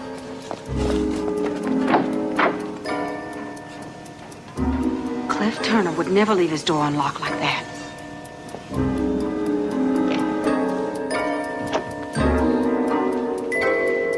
The phone's in the family room.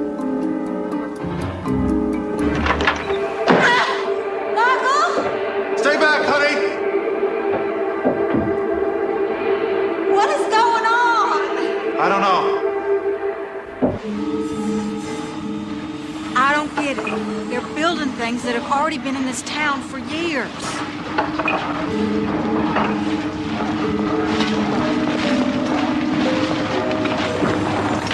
What the hell is going on?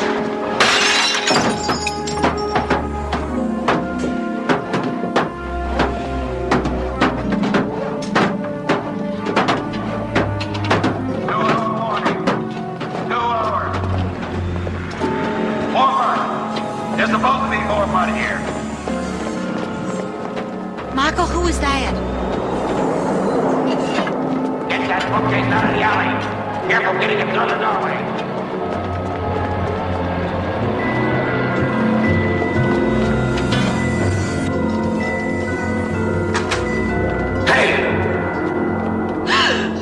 Michael! Over here, honey! Give me your hand! Michael, where's your hand?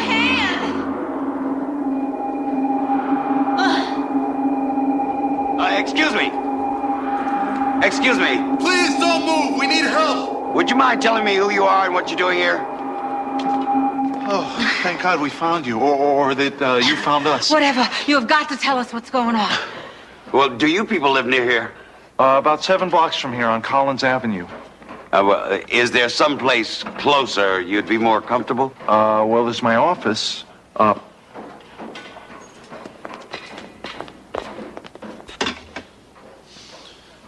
What is all this? What the hell is going on? You're, well, someplace you're not supposed to be. And where the devil is that? Well, it's not so much where, really, as when. We are now in the minute 11:37 a.m., April 27, 1900. Wait a minute. What do you mean, in 11:37? We're talking about time, Mr. Wright. And somehow you and your wife have stepped backstage in time. While all your friends, neighbors are experiencing the minute 9:33, you two somehow have skipped over a few hours and landed here in the minute 11:37. I'm not following this at all. Let me see if I can explain.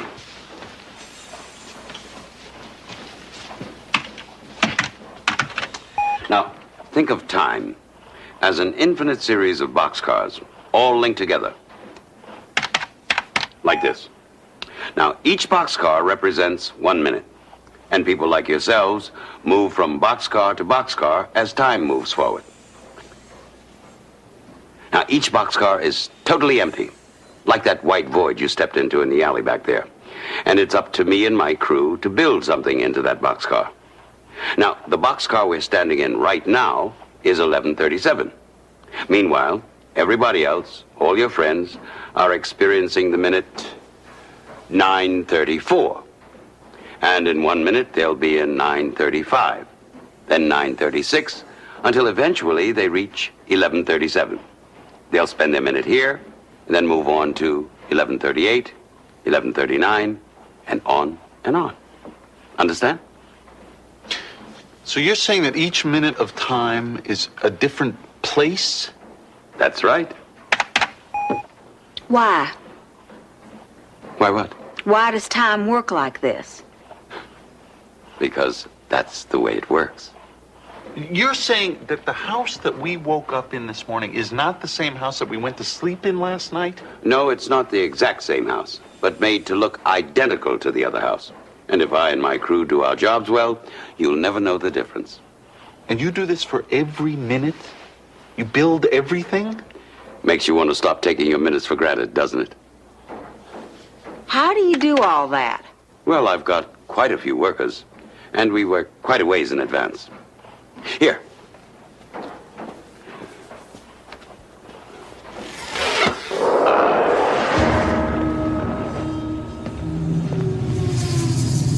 Here, take my hand. Absolutely not. Come on. Honey, I don't feel good about this.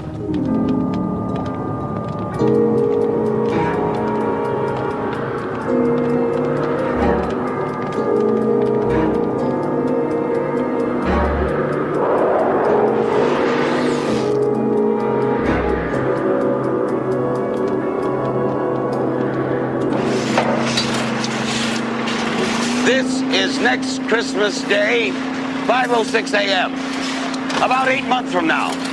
As you can see, we're just beginning work. But by December 25th, people will spend their minute here, and it'll look exactly as they expect. So that white void that we ran into back in that alley, that was some area that you hadn't finished yet? Oh, no. That section of the alley won't even be used during that minute. No one will walk down it or even see it. So we didn't bother to finish it. Okay. Can we get out of here? I'm feeling a little woozy. Oh, sure.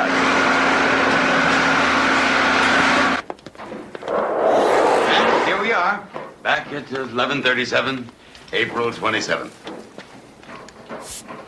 More dust up there. I've been meaning to get to that. Do you ever make mistakes? Have you ever gone to where you swore you left your car keys or your tie tack or your earrings and they weren't there? You look everywhere, and then you look again, and they're right back where you thought they were in the first place? Yeah. Little things like that. Nothing major, thank heavens. Not yet, anyways. It's all very precariously balanced. One big mess-up could unravel the whole system. Wait till I tell Gary about this. Oh, he'll just flip out. Gary Bachman's a friend of ours from college. He writes for Omni, Science Digest, magazines like that. No, I'm afraid you can't tell your friend. Well, I'm not certain we'd know how to explain all this, but you can't expect us not to try. I mean, the way time works is one of the supreme mysteries of the universe. It's supposed to be a mystery.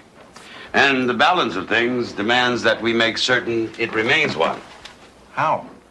I mean, how are you gonna keep us from... By keeping you here, with us. No. Oh, you're not the first ones to have slipped behind the scenes like this. It happens every once in a while. I'm afraid you simply cannot be allowed to return. The repercussions of such a move could prove cataclysmic. And to be honest, I'm not certain you'd even be able to return. Well, you could at least let us try. Sorry. There's simply no choice. Michael? Come on. Hey! Wait! Come back!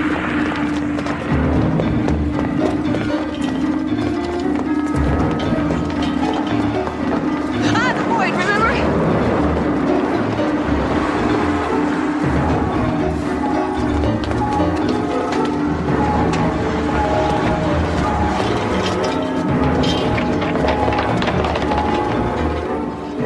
Take over there and over there.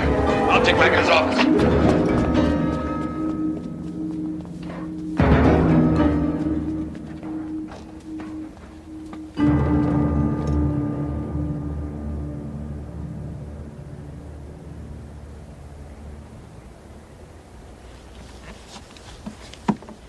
Michael, what time is it?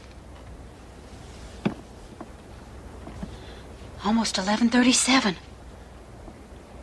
Come on.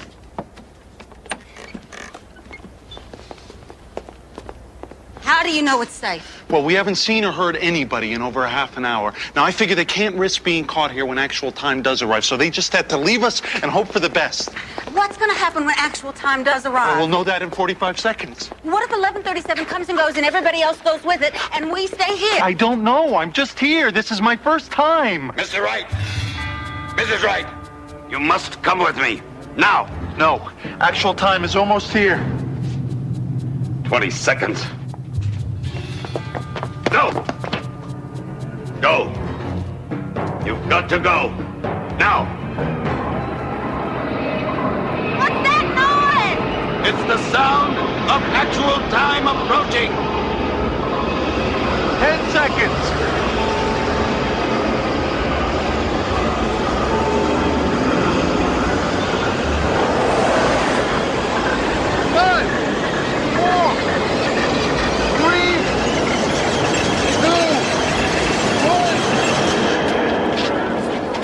Excuse me. Terribly sorry. I've got like 4 more feet and then I'm clear of your... That magazine's right back here. Hey, wait Think up. we're going to stick? I hope so, honey. Believe me, nobody would like to stick in actual time more than me. 20, 19, 18. What if we don't? 17. You're starting again. We'll know in 10 seconds. 8, 7, 6, 5, 4, 3, 2, 1. We did it! We're back!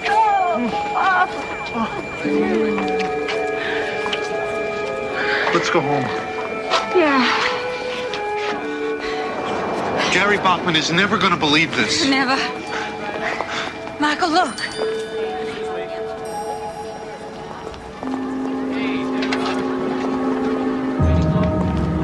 Oops. Time, a handy fiction to explain why everything doesn't happen all at once. Or maybe we're the fiction, moving minute by minute through the Twilight Zone.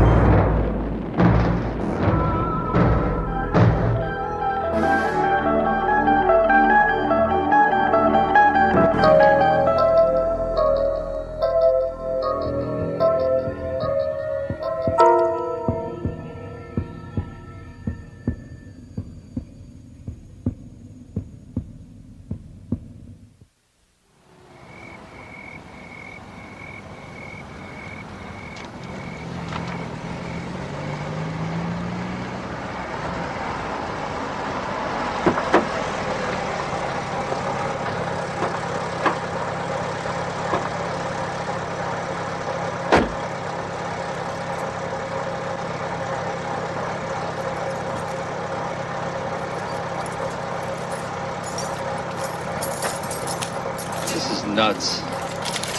The lock doesn't work. It's rusted shut. He got in, didn't he?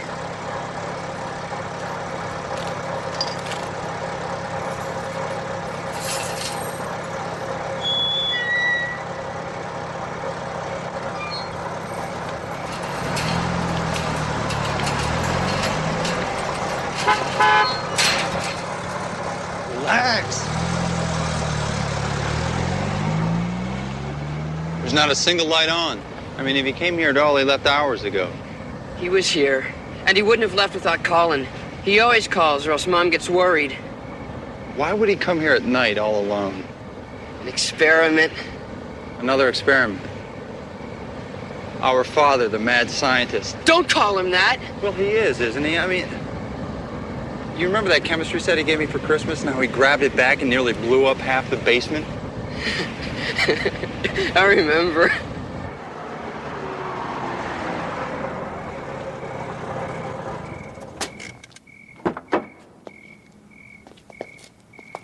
How long has this been going on anyway? Since right after you left home. He shut down the factory and started the experiment. He wants to feed the world. He's been working on a perfect all-around food, cheap and plentiful enough to feed billions. You're as crazy as he is.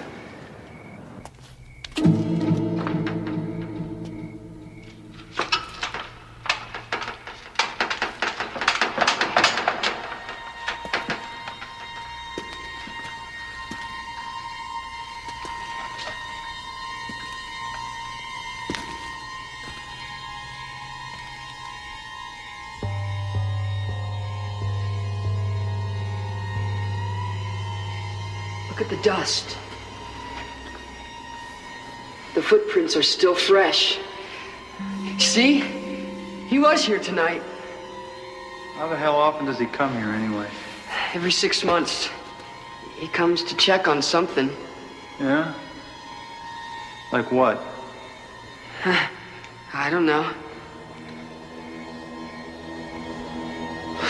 Well, the footprints only go one way. Means he's still here. Dad?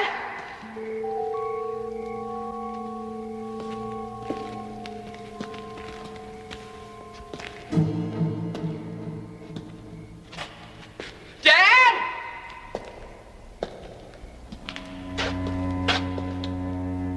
He's not answering, Sherlock. We're gonna have to find him ourselves.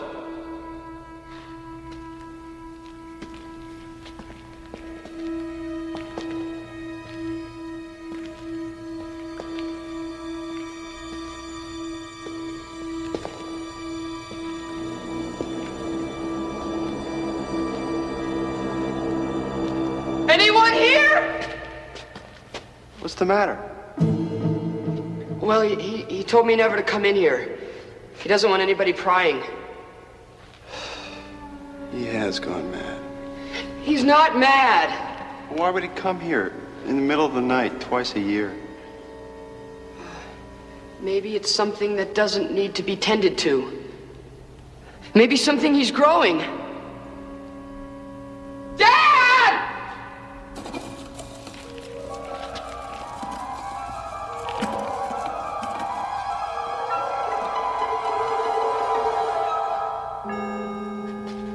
Nah. You don't just go and leave an experiment unattended for weeks or months at a time.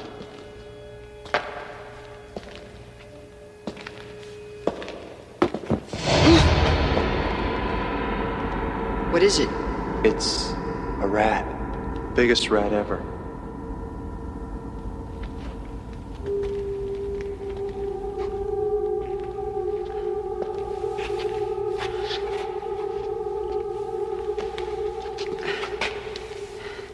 It can't be. Yeah, well, it is. You don't suppose the old man's breeding a super race of rats, do you? What for? I don't know. You tell me. You're the expert on mad scientists here. Maybe he wants to get back at the cats. Not funny. I'm not laughing. Look.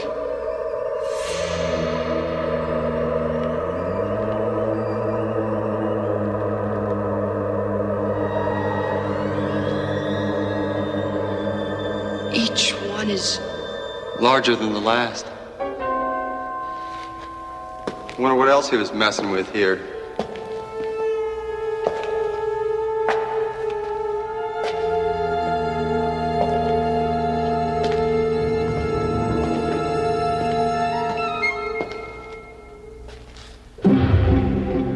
Hey, Will, those cats I mentioned?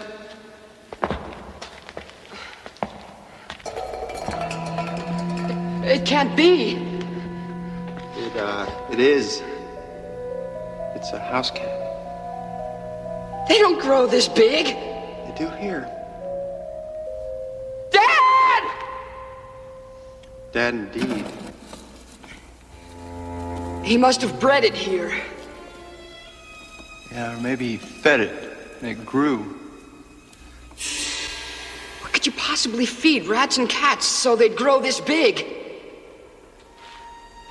Some super perfect food.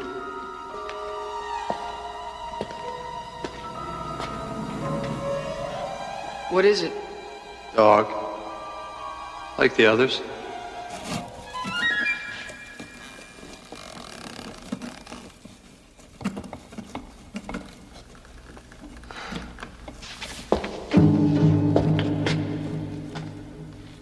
Let's find a fuse box. I want to see this secret farm where Dad's been raising up a crop of monsters.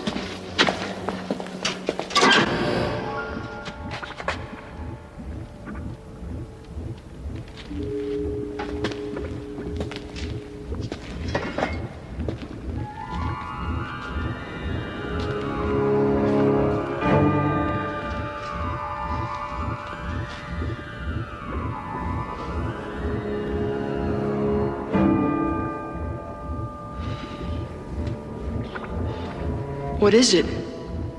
Well, look at the color. There's no chlorophyll.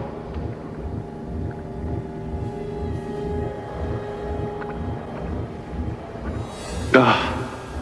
It's disgusting. Feels like meat, like raw meat. Protein. No. Yeah, it's food. For them.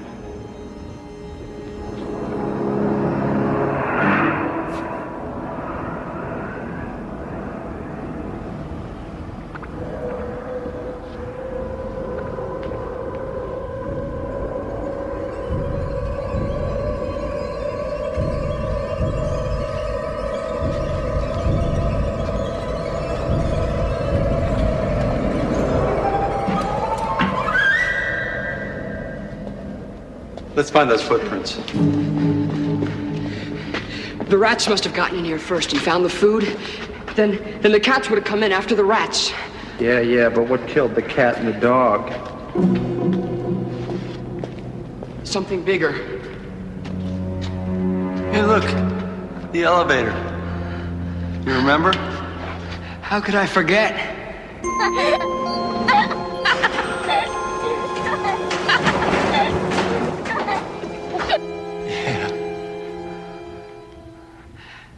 Dad probably took it to the second or third floor. Maybe he's fallen or had a heart attack. Nah, he can't be up there. Look, the thing doesn't even work anyway. Let's try again. Hey.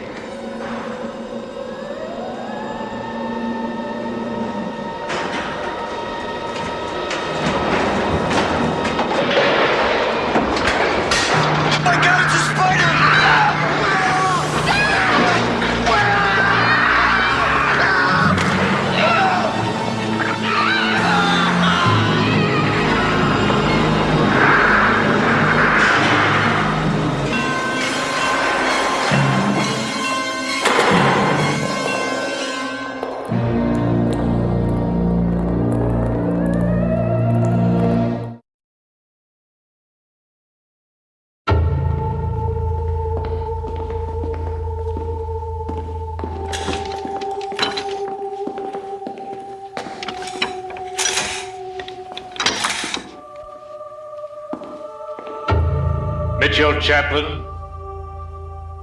Answer him. Yes, I'm Mitchell Chaplin. You've been found guilty of the crime of coldness, of not opening your emotions to your fellow citizens.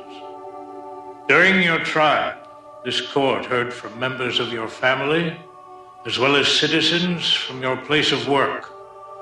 All offered testimony to your lack of caring and concern for others.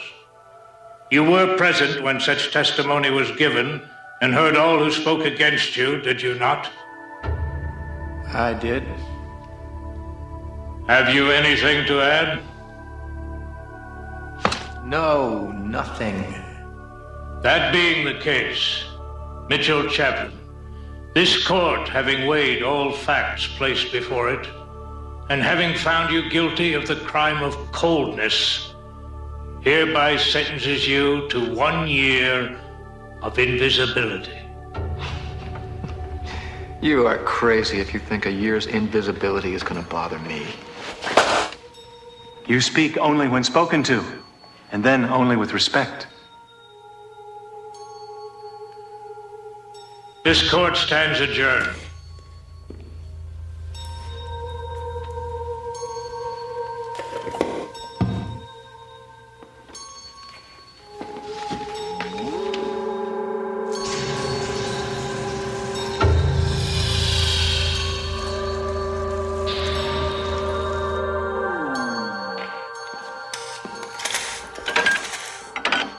That's it?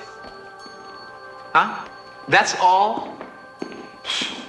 That didn't even hurt.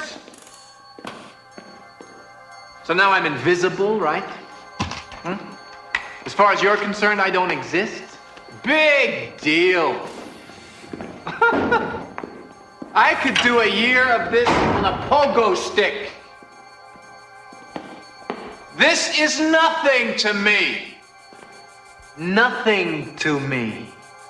It's a world much like our own, yet much unlike it. A twisted mirror of reality in which a man can find himself cast out, made invisible by public acclamation, belonging no longer to society, but only to the gray reaches of the Twilight Zone. Oh, I'm sorry, I didn't mean to.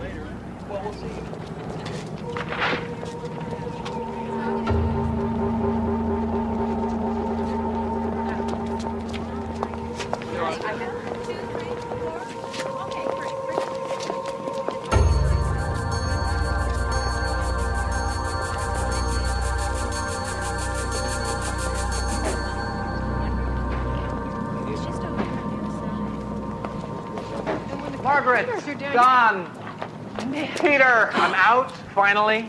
Just came back to clean out my desk here. Very nice talking to you, too.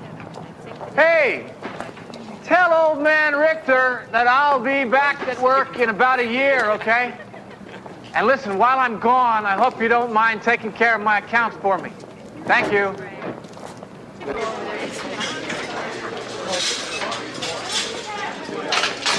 I'll have the roast. I said I'll have the roast. Can I help you, ma'am? Yes, I think I'll try this too, please. Of course. Look, I don't want to be a bother. Really. So, I'll just serve myself, okay?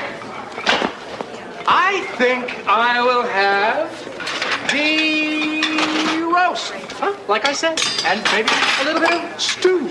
And, okay, I'll have a piece of chicken. A thigh, I think. A thigh, I think. I like that. How's the vegetables today? No, maybe not. Looks like it's been there a few days. And potatoes. Definitely some potatoes.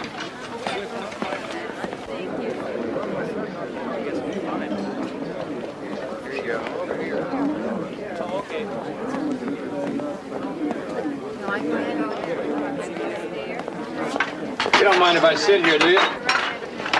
No, of course you don't. That's my mommy's place. But there's an empty seat over there.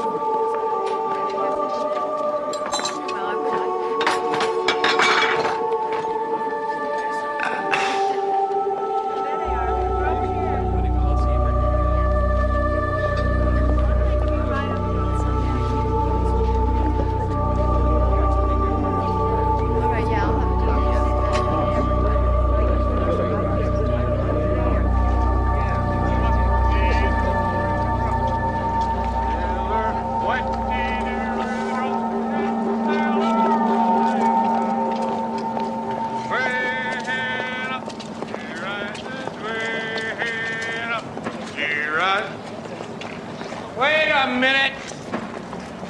I hate gin. Hey.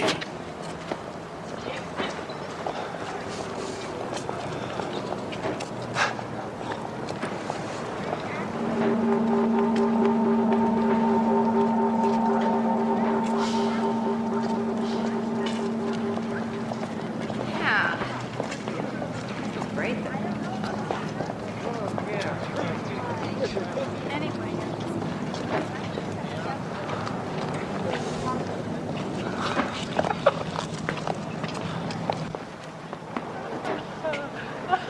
Good evening. Good evening. How are you this evening? Good. Good. Now, this being a private spa, I know that you need proper identification to enter. So, this'll do, won't it? Thanks.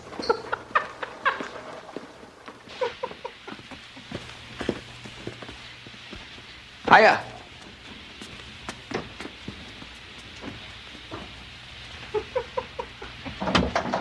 You know.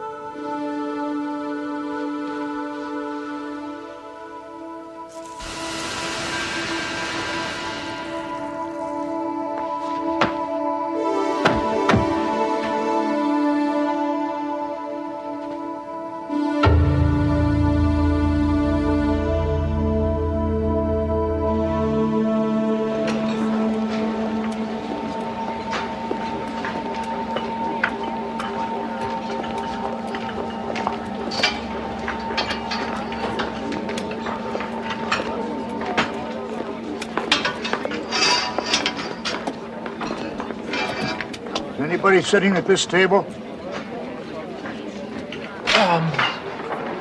Yes. Oh. You don't mind if I join you? No. Of course not. Please. Oh, you're kind. You're kind. You're too kind. Well, my name is Gersh.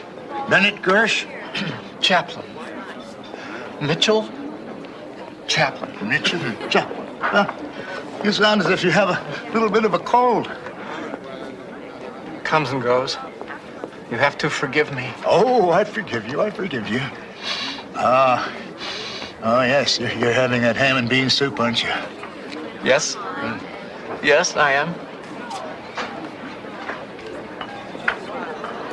Would you like some? Oh, no, I couldn't, unless, of course, you insisted. Well, then. I insist. Oh, you are kind. You are kind. Okay, thanks.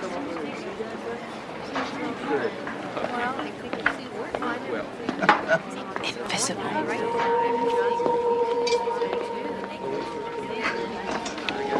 Damn you.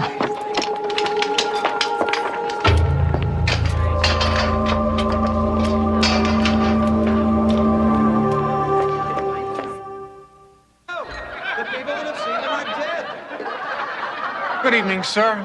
I know you have to pretend you don't hear me, but I just wanted you to know that I'm not going to cause any trouble here tonight. I am not going to be disruptive in any way.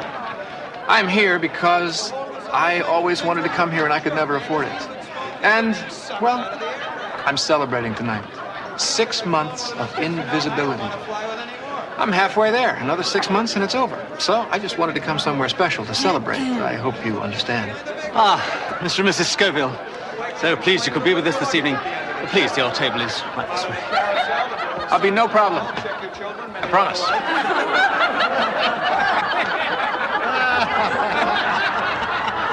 He'd come up into our room and he'd yell at us, "Hey, what is going on up here? What is this, some kind of a playground?" Then he'd talk to us in staccato like we were stupid. "Now knock it off!" Or he'd say, "You know, I've been up here twice already, and if I have to come up here again, you are going to be sorry." We'd be thinking, you know, we weren't real thrilled with this visit, Dad. He'd always want to involve us in the punishment. What, do I have to get the belt? Oh, no, let's get that shovel with the nails through it today. My mother didn't hit us. She knew she couldn't hurt us. She had too much fun saving it for him. She'd say, "No, you will be punished. But I don't think I'm going to punish you right now. Do you know why? Because I think someone will be very interested in hearing about this when he gets home from work." He'd come in the door, she'd start right in. "I have had it with this one. I have 8 more just like him around the house all day long, and I'll be crazy to put up with this foolishness for 1 more minute." He'd look at you and say, "What is wrong with you?" "I'm under a lot of stress." "Is everything she's telling me true?" "No, she's a liar. And she's been drinking all day."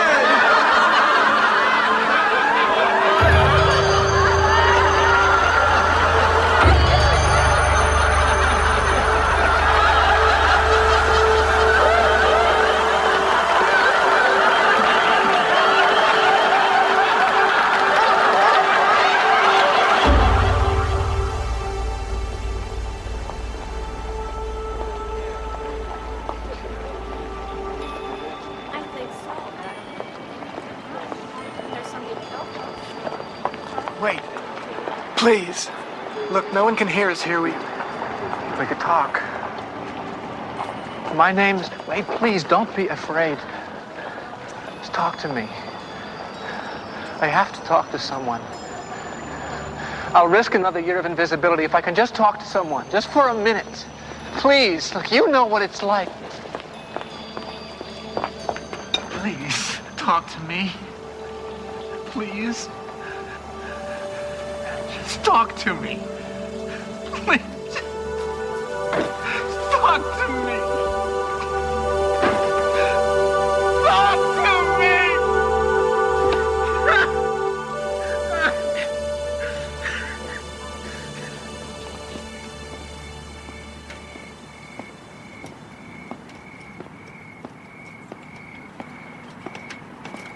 got it? I can feel it down there. Hold up, man. Hold up. We got company.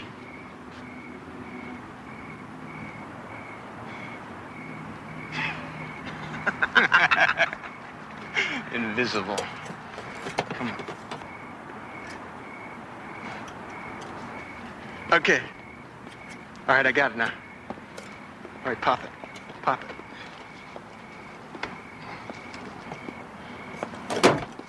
Pop it.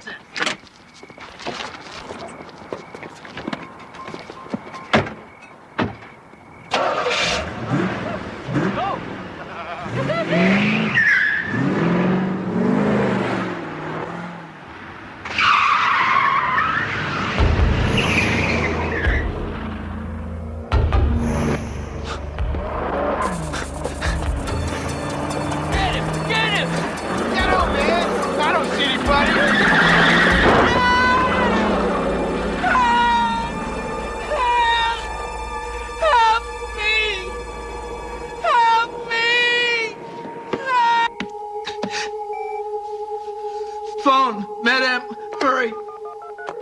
Med M. Med M. Nurse Chow now. How may we help you? Accident. Please. There's a hell of a lot of pain. We'll send someone to you right away. If you'll raise your head, please, sir, I'll get face print identification to access your main medical file. I can't. But my name is Chaplin. Mitchell Chaplin. I'm sorry, sir, but the only way I can access your file is through face print identification.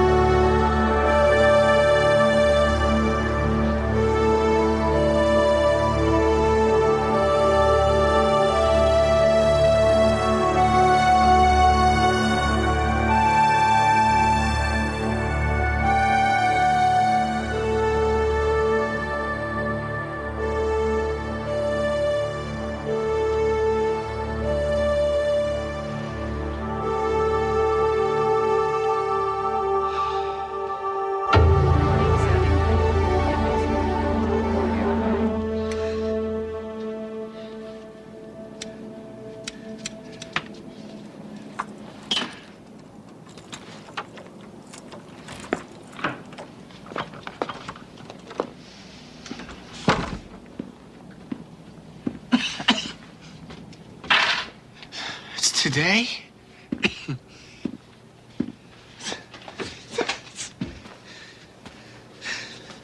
It's been a year? Well, I didn't know. I didn't know. I mean, I stopped counting.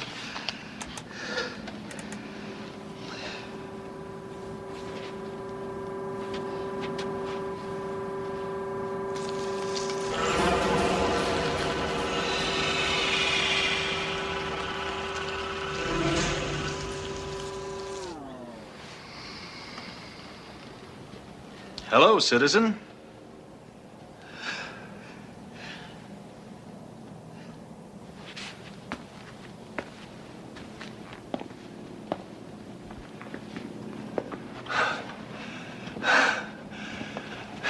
Doesn't even leave a scar. Well, of course not. You've paid your debt to society.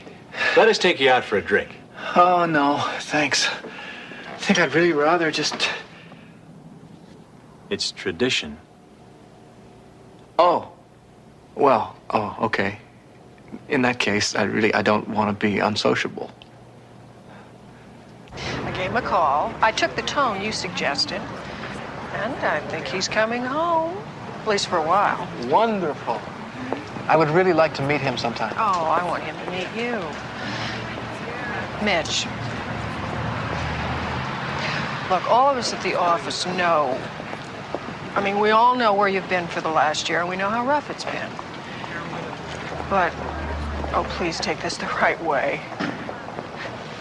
They really helped you. I mean, you are a wonderful person now. You care. Thank you, Margaret. Thank you. Okay, I will see you tomorrow, okay? Hello? Remember me? Please don't turn away. Talk to me. Say anything. Say, I'm here. I exist. How can you do this? How can you treat me like this when you know?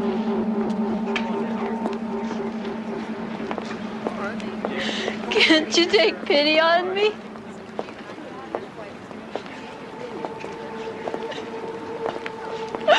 How can you be so cold?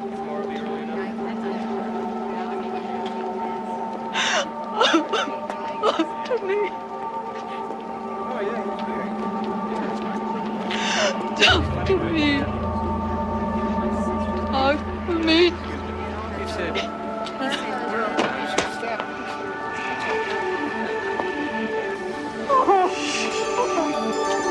It's all right. You are not invisible. I see you. I see you. Citizen, I'm right here. you are hereby ordered to cease And I your care. current activity immediately.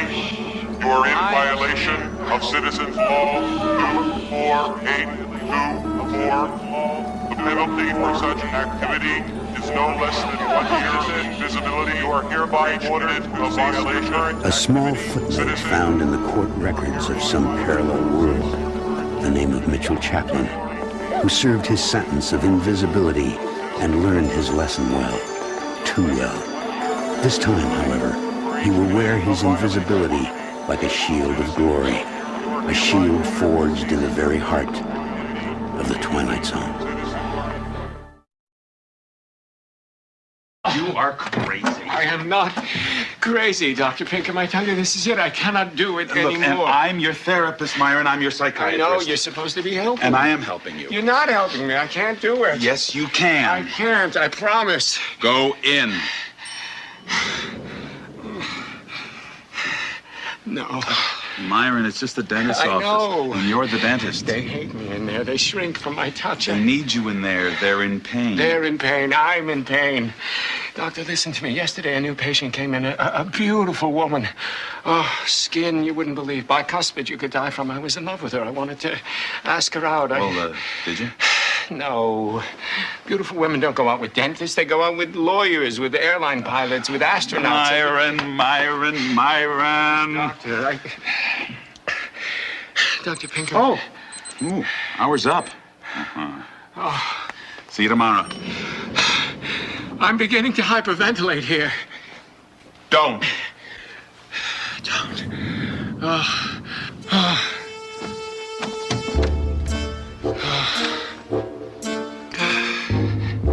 Morning. Good morning.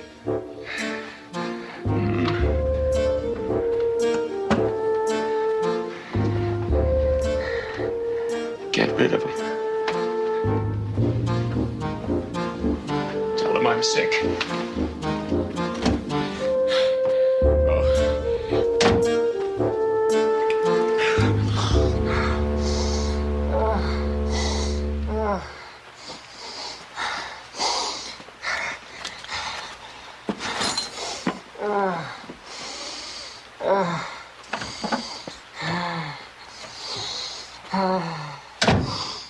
Dr. Mandel, this is the most depressing office I've ever worked in. You think this is depressing? Did your parents scrimp and save to get you here, huh? You hear jokes about your profession 18 times a day, huh? Do women's eyes glaze over when they hear you're not a real doctor? That's depressing. I quit. You're fired.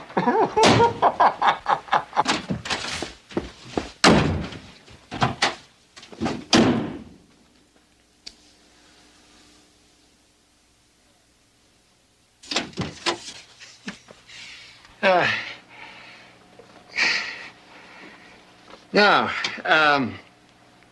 Mrs. Schulman, molar, is that right? And Mr. Frank, is your cavity, is it giving you any pain? No, doctor. Good. And Mrs. Taylor, you're a new patient. You're here for cleaning. I'm retiring. I'm gonna go do missionary work for the Eskimos. They have perfect teeth. So you're gonna have to find another dentist to torture. Goodbye. Out! What is he saying? What's going on? Shoo! Please! I pity those poor Eskimos. Yes, I do too. Yes, I cannot help you. Out! Oh my God. What am I, crazy? Another receptionist fired, another batch of patients driven out into the street. Okay, all right. This time, I'm going all the way. Okay.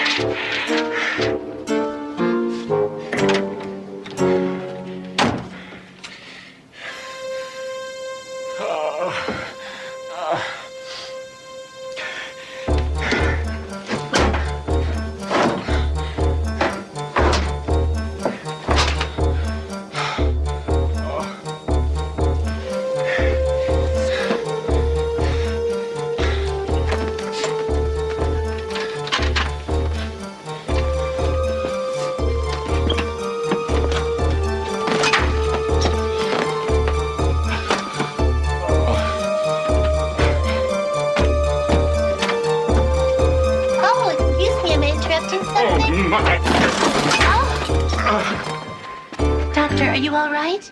Miss Bixby. Yes, I'm fine. I lost my hairbrush. Did I leave it here yesterday?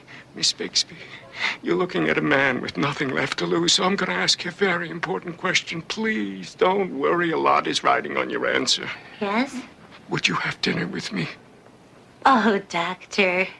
You're awfully sweet, but... But you're already involved. Please, God, let that be the answer. Well, no, not really. It's just... Just that after dating airline pilots and lawyers, a dentist would not be a good career move. You understand. Miss Bixby, I hope you find your hairbrush, but if you'll excuse me, I have to kill myself. Have a nice day. Oh, you too.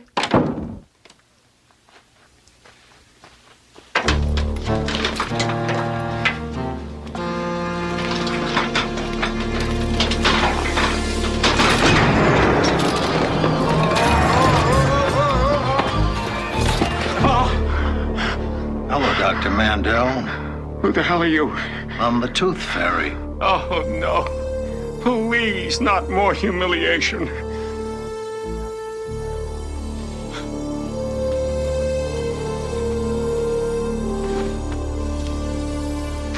How did you just suddenly appear like that? I always appear whenever desperate dentists truly need me. In between, slipping quarters underneath kids' pillows for their baby teeth, of course. Oh, my God, I've finally cracked, haven't I? So, what can I do for you, Doc? What can you do for me? Mr. Tooth Fairy. Well, for a start, you could make my patients consider me a wonderful human being instead of a sadist. You can make them come to my office eagerly, willingly. Could you do that? No problem. Never. And I want Miss Bixby to take me seriously. Could you do that? I want her to fall madly, desperately, passionately in love with me, huh? Okay. Wait a minute. Aren't you even going to do something magical? Or the dentists get shortchanged even when they're hallucinating?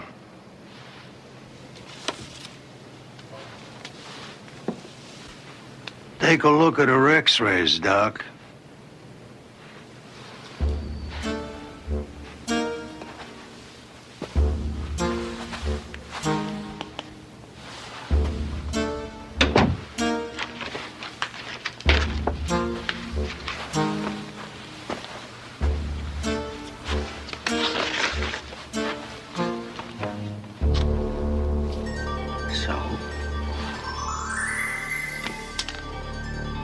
Her x-ray just lost a filling. I had to come back, Dr. Mandel. Because you just lost a filling. That's one reason. Let me smooth it out for you. Miss Bixby. Call me Lydia. Lydia. Oh. You will be gentle with me? I promise you. I promise you. You won't feel a thing. Don't be that gentle. Open. Oh.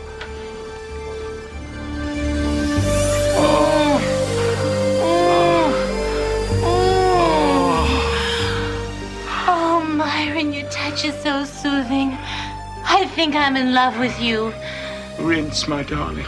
Rinse.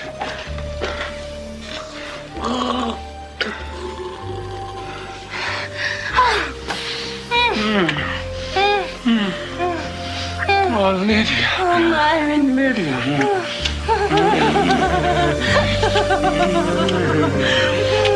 Oh, Lydia. Oh, Myron.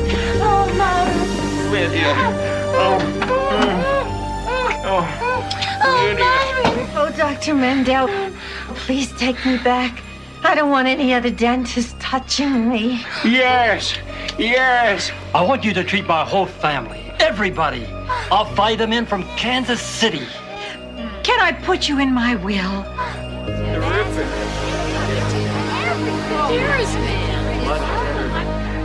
I can't. Myron, they want you. They need you. They love Why you. can't they leave me alone? I don't want their sweaters, their stock tips, their bribes for appointments. Which reminds me, a couple of colleagues of mine asked me to get them in for cabs. No. Would you mind? Dr. Pinkham, please. I'm already booked up to the decade.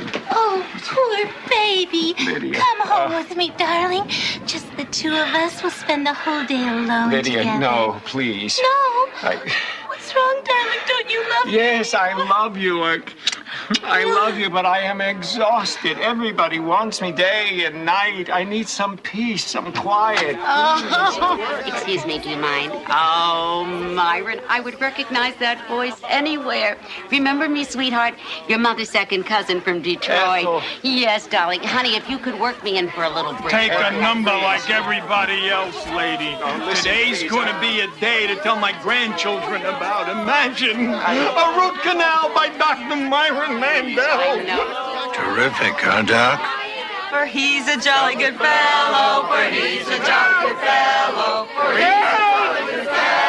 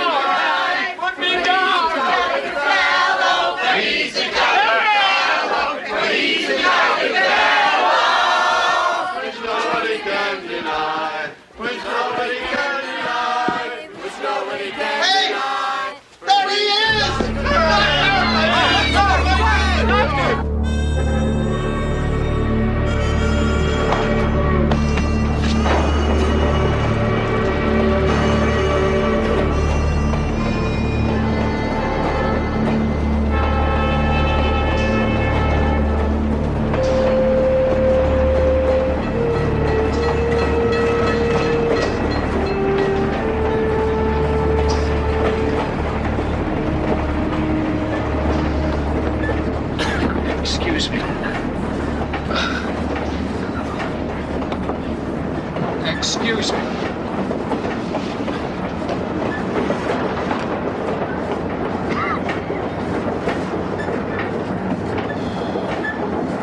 Excuse me.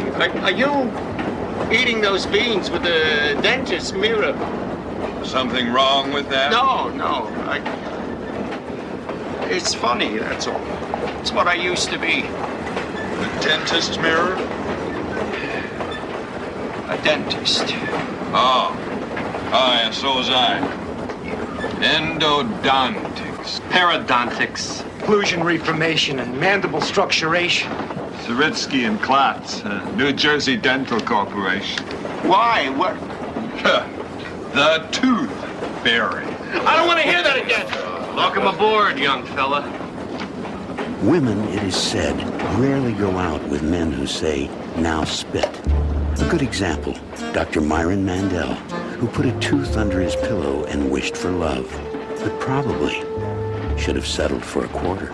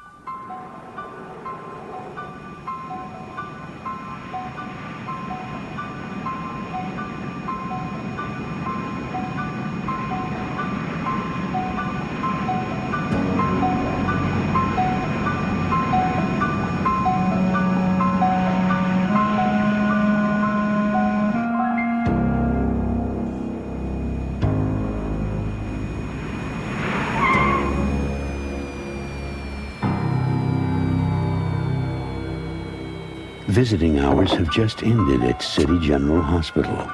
But this man never needs permission to enter. He comes to places like this quite frequently, bearing a visitor's pass printed in the Twilight Zone.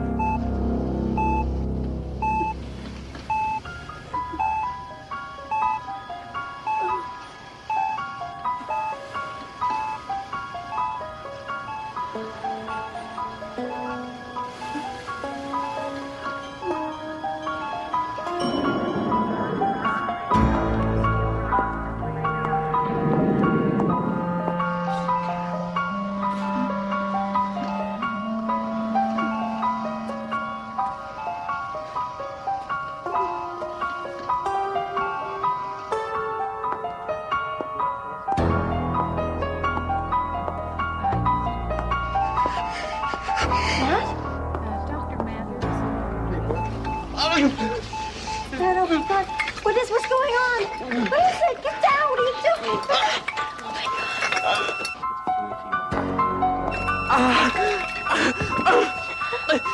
Amy, Save me. Save me.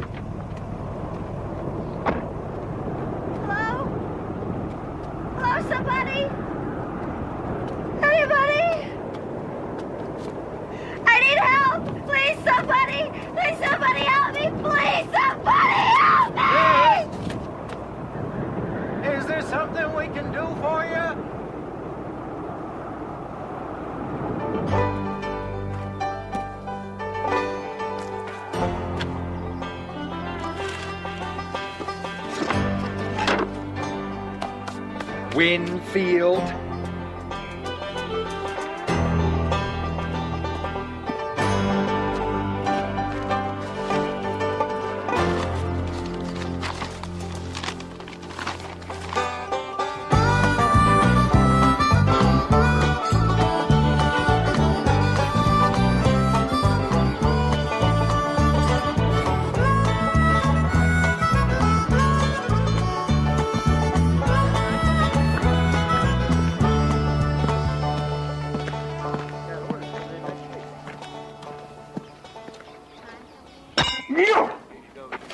How's that? What do you think that is?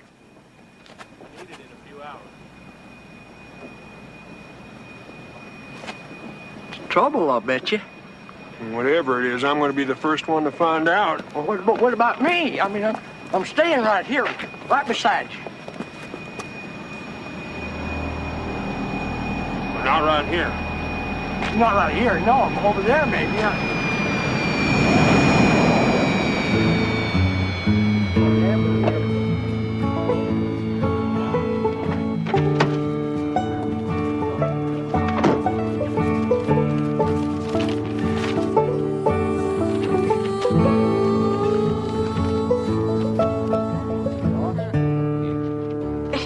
You really ought to see this.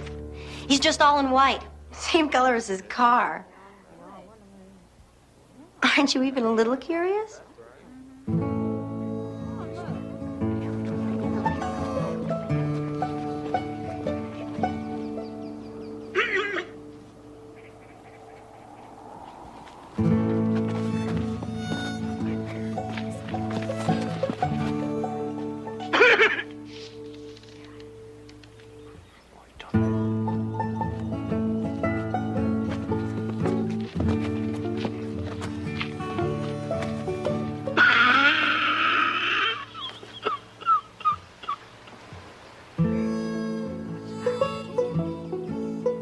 What do you want him to do, Belch?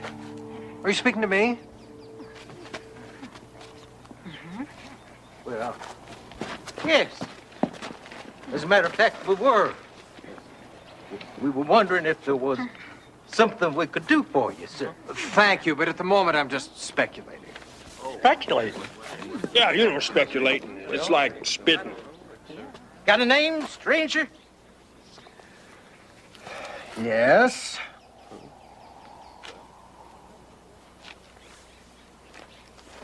What was that name again? I missed that.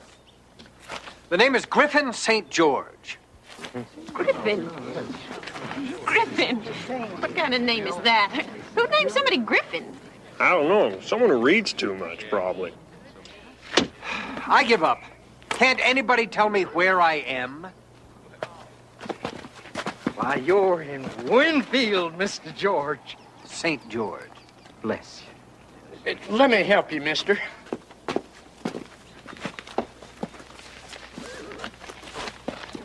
Yeah.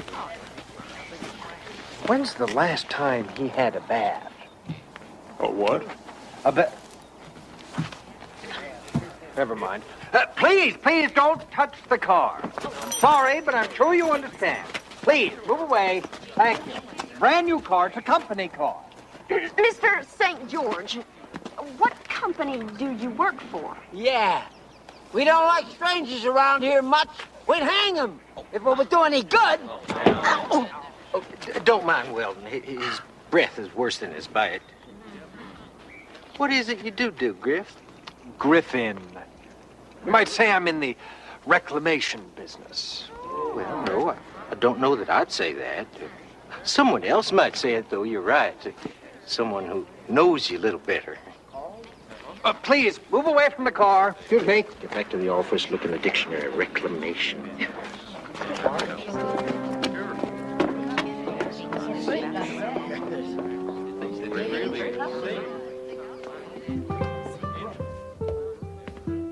Matt, what is it? Look, is this somebody we've been hiding out from? Yeah. Well, who is he? I don't think I can explain that. Tell me. I want to know. Matt, I'm your wife now, after all. You shouldn't keep secrets from me. Not big ones, anyway. I love you.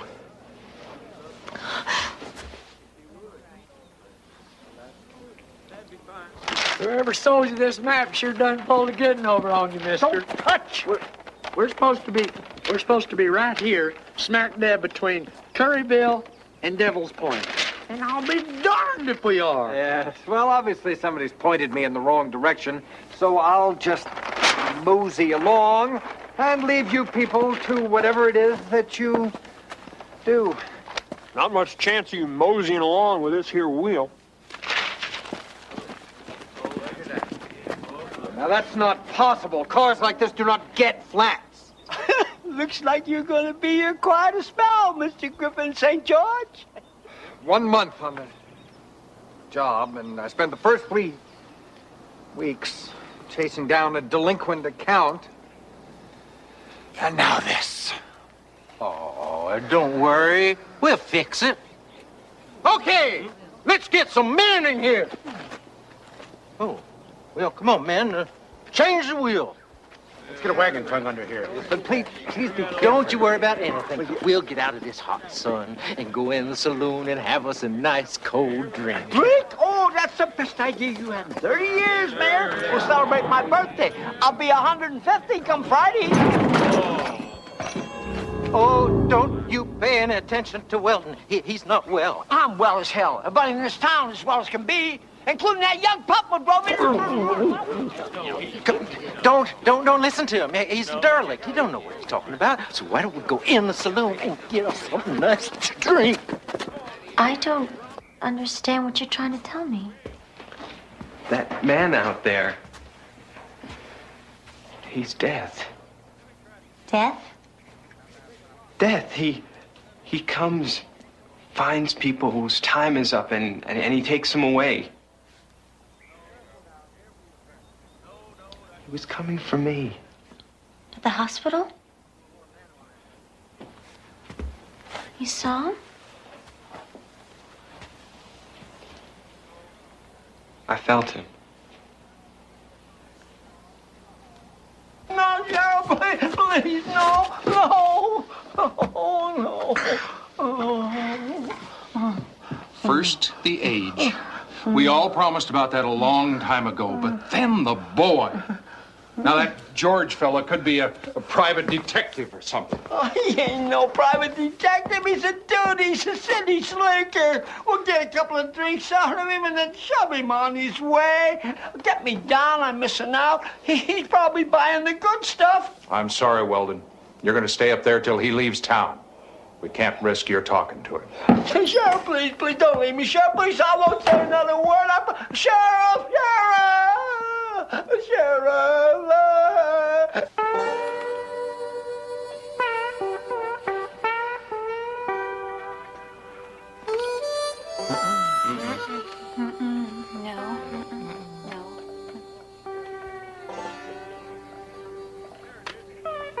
This is his girlfriend. She helped him escape from where he was staying. I don't really care about the girl, but I have got to find the boy. No. No.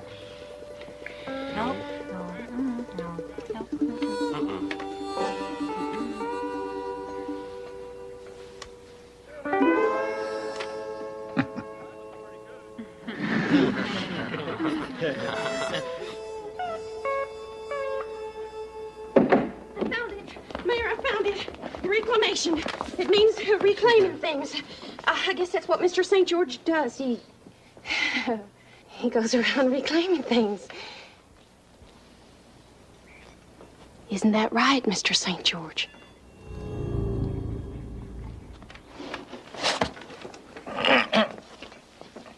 We haven't seen the boy. Mm-hmm. What about Weldon? Where's that young pup he was talking about? Weldon? That's right, Weldon. He don't know nothing. He just talks.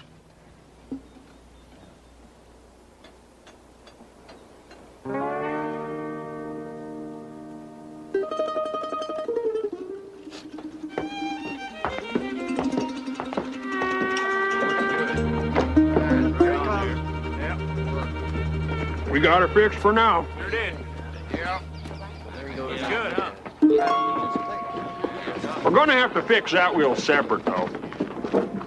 Well, glad you didn't do anything sensible, such as use the spare. Spare? Spare what?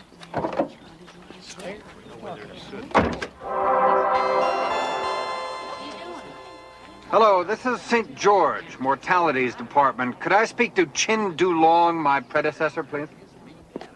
Mean-spirited. I see. Well, could you have him give me a ring back? I think this is turning into more than I expected.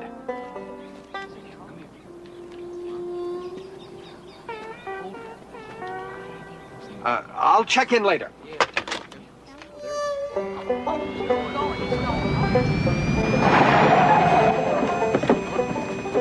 Damn, he got off his hook. Who? Weldon.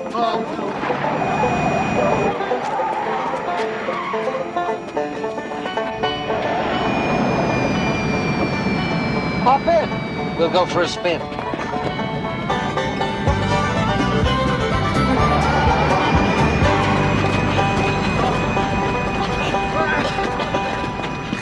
Damn! That's that. You think he'll tell him? What do you think? Of course he'll tell him. Well, maybe we could strike a deal with him.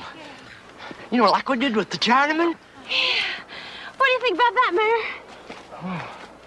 Well, anything's possible.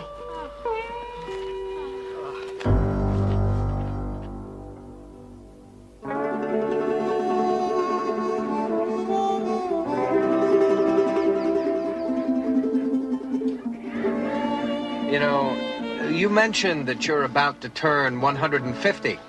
It's quite an accomplishment. People don't usually live that long. In fact, people never live that long. Huh. Well, we're all about the same age. You see, there was this Chinaman. Chin? Chin Dulong? You know who he was? Sure, he was deaf. He wore a long white robe, and everything he wore was... everything was white. Why? Why did he do it? Why did he let you live? He said we weren't on no list. He said we didn't do no harm to nobody, and that's the truth. We never did nothing to nobody anytime. Look, why don't you leave us go too, huh? Because that's not the way the job is done. If you didn't know about us, why did you come to Winfield? I came for the young pup. The boy. Why him? Because his number was up, that's all. Why? Because it was decided before I came on. Why? Because his number was up! Yes, this is St. George. I want to speak to Chin, and I want to speak to him right now. No excuses. Why don't you take me instead? My number must be up. I'm still looking for your number. Ah, yes, Chin, Griffin here. About Winfield. Well, what do you mean? How did I find out? I found out, that's all. Well, if you think I'm going to take the rap for the... Then, don't you dare put me on hold, don't you...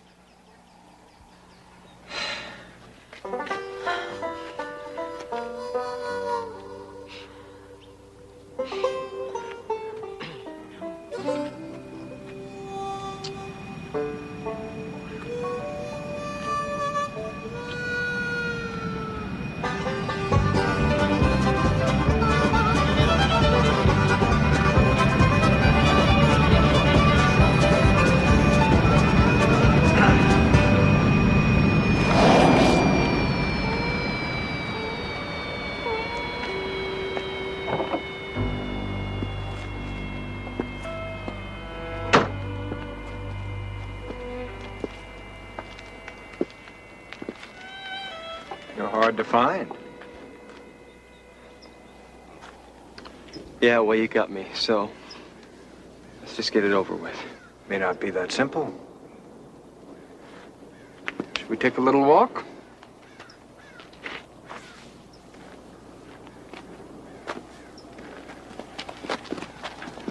You see, I may have to take all of them, too. Why? What have they done? Oh, not their faults, really. They should have been collected long ago. It was a mistake. A mistake? You think I like this? This is my first month. The last guy let this happen all the time. A lot in Russia. Look, these people never hurt anybody, and they never bother strangers, and... Well, they're all real nice. Once you get to know them. Yes, that's probably why my predecessor let them go. He was sentimental in an inscrutable kind of way.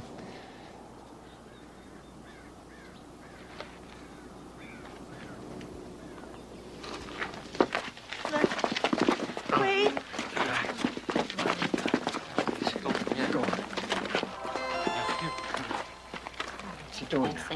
St. George here. Chin, please. Well, I don't care if he's dining with Mao. I want him on the line. Chin. No wonder the boss kicked you into another job. Well, yes, I know they're nice, but you can't overlook the fact that you have been derelict in your duties and that this has put me into a considerable spot. Oh, don't spout Chinese proverbs at me. Well, I want you to... Hello? He put me on hold again. What's hold? Look, the boy didn't do anything. Maybe we could work something out. I don't want to do this. I have to do it. Look, yes, don't do that again. Well, of course I found the boy.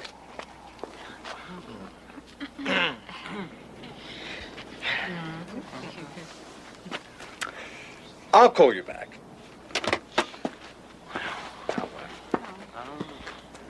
Now listen, people. I am tired of playing games!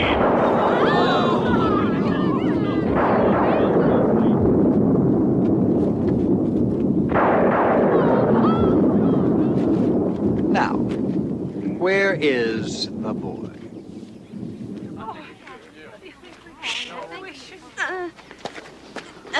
Mr. Death. Not Mr. Death. I am an agent of death. Well, you must have a lot of people to reclaim. So what's so important about this boy? It's just his time, that's all. Well, what about the rest of us? Don't you people understand? I have a job to do. Now, if I let this boy escape, it will be a big black mark on my record, and I'm in big enough trouble as it is. Do you think my boss is the easiest guy in the world to work for? Huh? You think that after you're dead, nothing can hurt you? Well, ha! Death is just the beginning, folks. Wait and see. I can wait. Me too. Most of us are entering into our second centuries. But the boy's only 20 years old. Just starting out. Don't take him. Take us. Why you assume this situation is negotiable is beyond me. Have a heart, mister. Yeah, think of what it'll do for your reputation if you're bringing in all of us renegades. Yeah. True. Yeah. All of you. Yeah. That's right. All of us. For the boy. Yes. No! No, that wouldn't be right. If we hadn't found this place, chances are you never would have found it either. Nobody knows about Winfield, and there's no reason anybody should. Leave these good people alone. Just take me. No, take me instead. All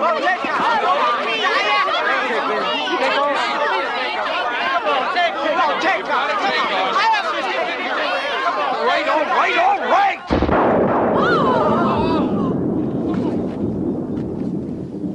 All this self-sacrifice is nauseating.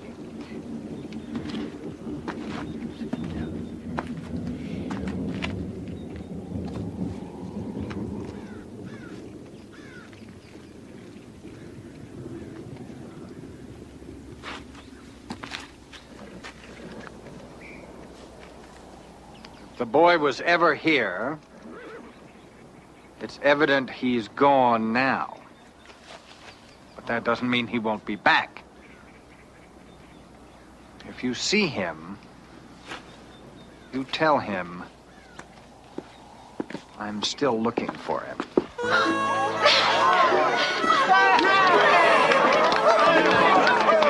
But remember, nobody lives forever. And I'll be back. Say, in another century or so.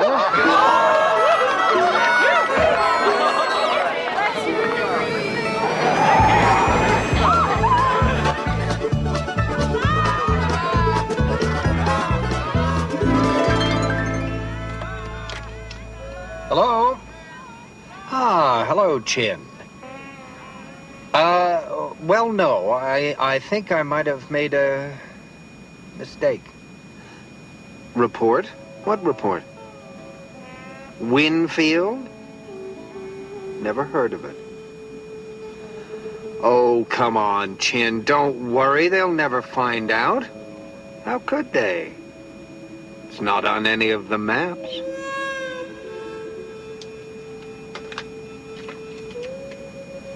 You're now leaving scenic Winfield.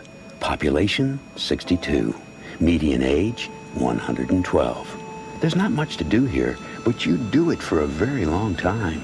Look for it off the beaten path, just south of the middle of nowhere, on the back roads of the Twilight Zone.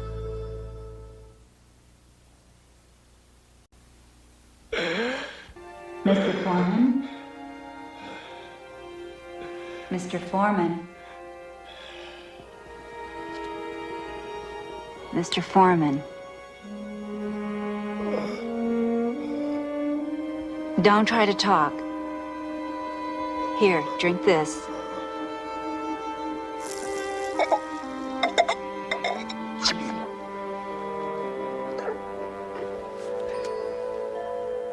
How long? Well, let's see. Our records show that you were put into cold sleep in June 2023. Is that right? Right. June 18th. Can I get you some wine? You know, Cut to the chase, please, Doctor. Pardon? The punchline. Mr. Foreman, you've been asleep approximately 324 years.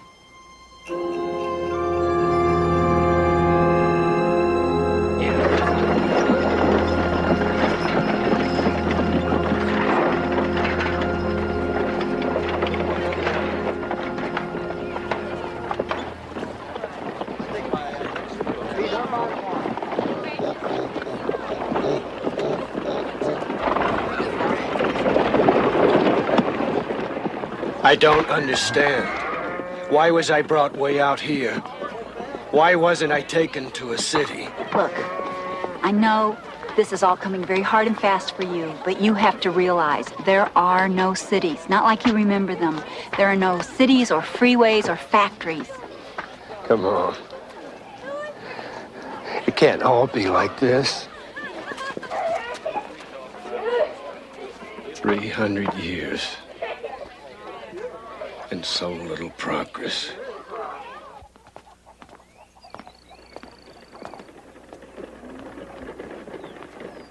If you'll lie down on the operating table, Mr. Foreman, we can begin the operation right away. Right away? What are you talking about? Where are your instruments, your IVs? Look, it probably isn't even sterile in here. You must trust me. We are here to help, not harm you. You have my word on it.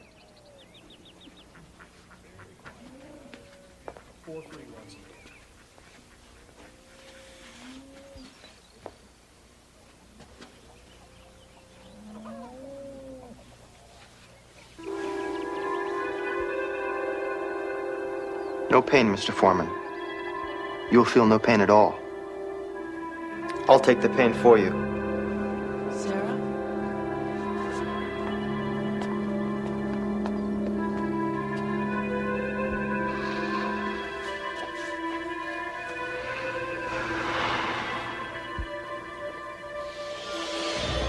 Adenocarcinomas, 3 of them. The first is 2.3 centimeters at the tip of the antrum where it connects with the pyloric canal. Can you see it? Yes, I see it. We'll take that one first.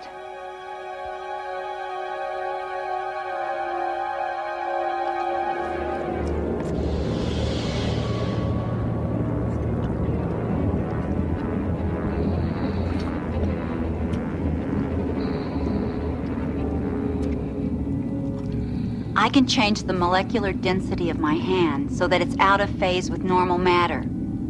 I can do the same to anything that I touch. Irene, can you give me a closer scan of the tip of the pylorus, please? There we are. Prepare for excision.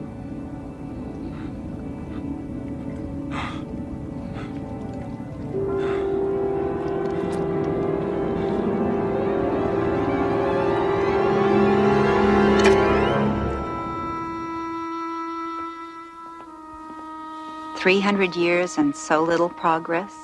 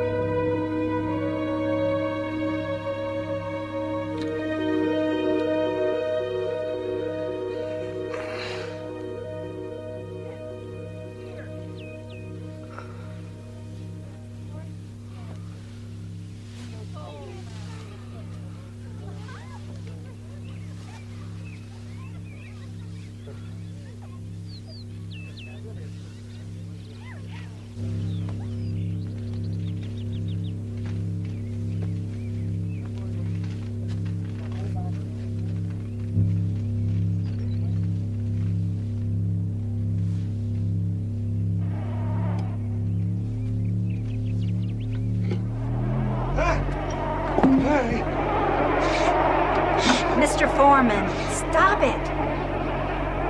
It's all right. You meant no harm. Come to me.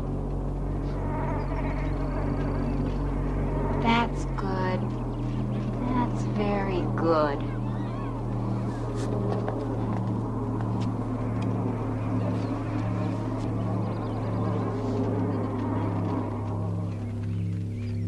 It's all right. There's no harm done. Some sort of bioluminescent organisms like fireflies? Those are their antecedents many generations removed. I'm very sorry for what I said earlier. I just assumed. Well, I don't know what I assumed. But I was wrong, and I would like to thank you for saving my life.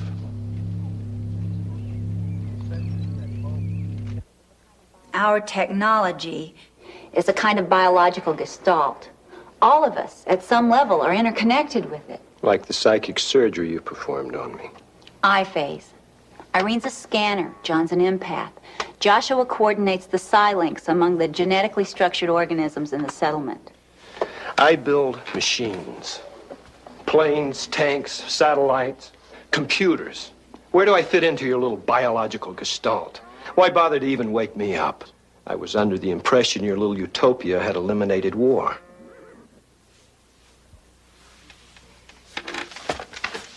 We can answer all your questions in our computer room. Would you come with me?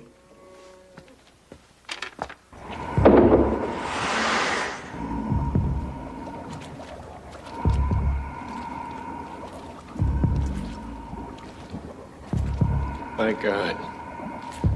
Primates, chimpanzees, orangutans are the most receptive to genetic surgery. Their brains can be maximized by a factor of 20.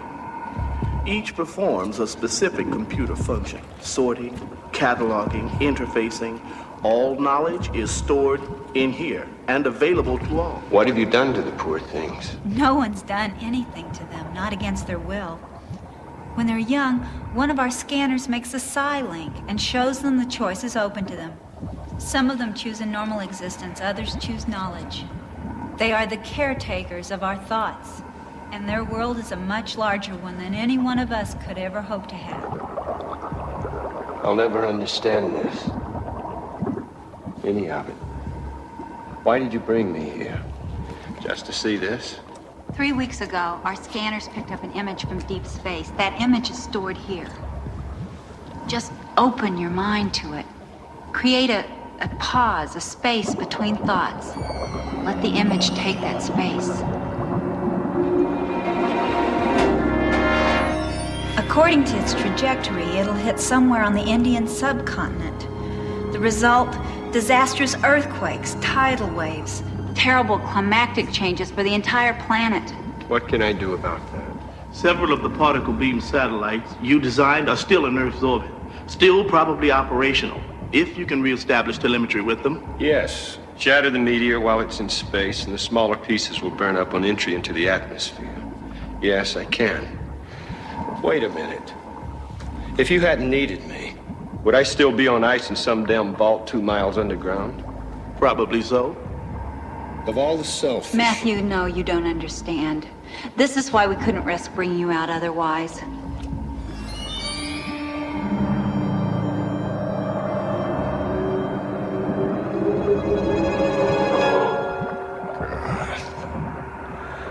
It happened 20 years after you were put in cold sleep. A limited exchange, they called it. Only 6 missiles fired by each side, but sufficient to wipe out 80% of the world's population. 300 years later, less than 200,000 human beings on the face of the earth. Machines, Mr. Foreman. We put all our trust in them, but no more. Each of us is a part of our technology. Each of us has a say in our own destiny. We'll never let technology do to our world what it did to yours.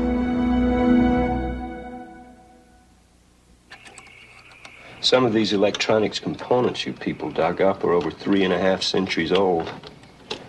I can't guarantee how long we'll transmit before the system crashes. Well, once one of the scanners gives you the coordinates, you won't need to transmit for very long. Okay. Let's see if there's anything up there to activate. Sir, would you hand me that light pin?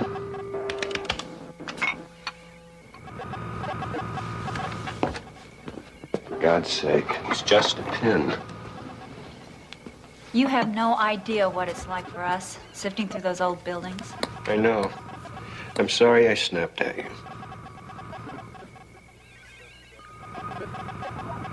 Something's up there. It's demodulating a carrier signal. It's demultiplexing the subcarrier.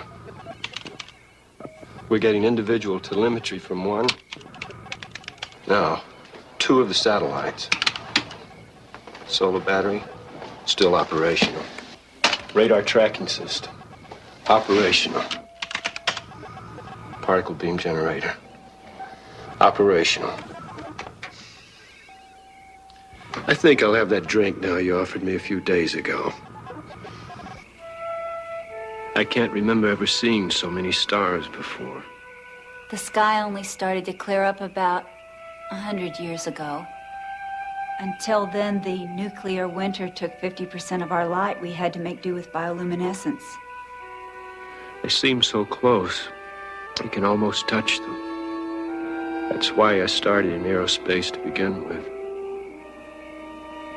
Someday, I thought, we'll be up there among the stars. And I wanted to help us get there. Wanted to get there myself, too, I guess. But you built missiles and bombs instead.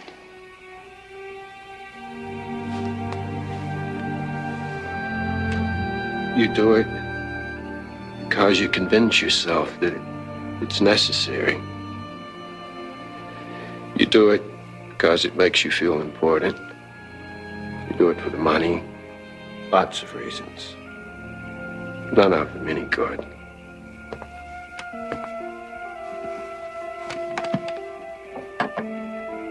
Don't your people ever regret, Sarah? The humankind will never reach the stars now. Your technology, you can't. I mean, you can't build organic spacecraft, can you? We explore space with our minds, Matthew, as easily as you ever did with your machines. Our astral bodies have walked on 1,000 planets, worlds so inhospitable to human life that your spacecraft couldn't even have landed there.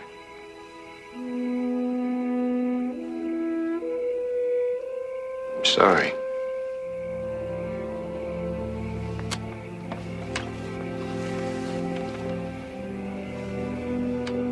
I'm just an old fool with old ideas. No, you're just a man adjusting to a new world and new ideas.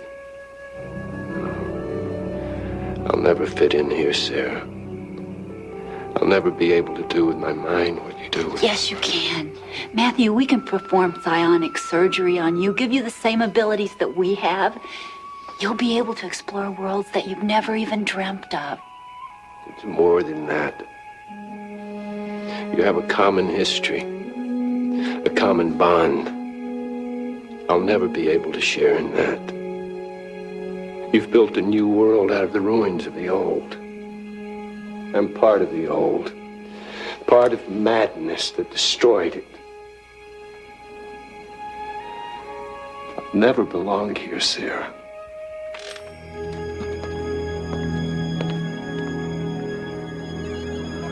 It's coming in on a heading of 4 hours, 30 minutes, 20 seconds declination.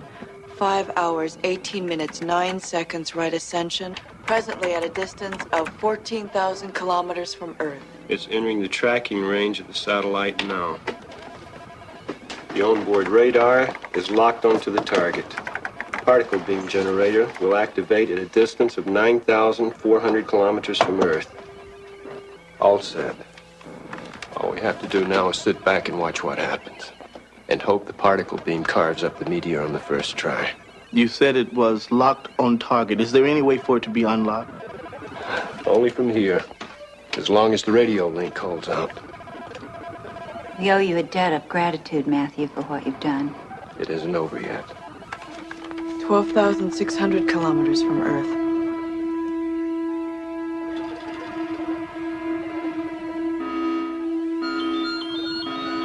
What the? I don't... Something wrong, Mr. Foreman? Meteor. It seems to be decreasing incrementally as it approaches Earth. It's almost as though it's decelerating. And it seems to be altering its trajectory, as though preparing for orbital insertion. This is insane. Meteors don't make bloody course corrections. They don't decelerate, and they don't...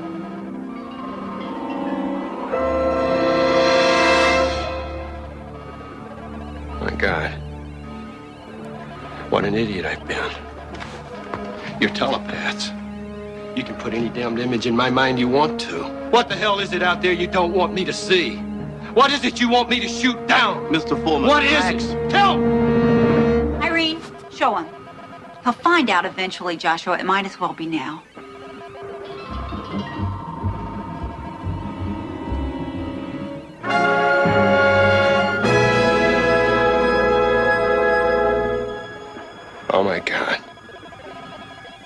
What the hell do you think you're doing?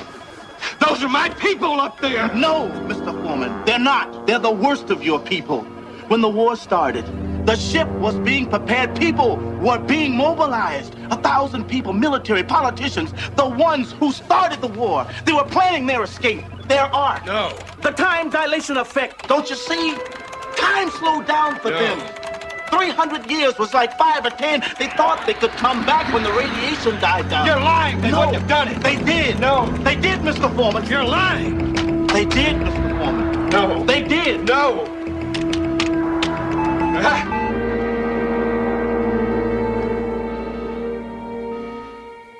I'm sorry, Matthew.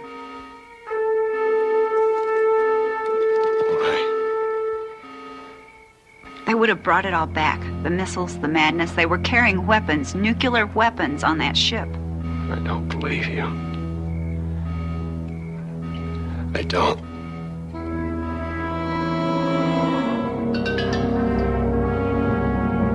My God. No. 9,390 kilometers from Earth. Satellite locking on target.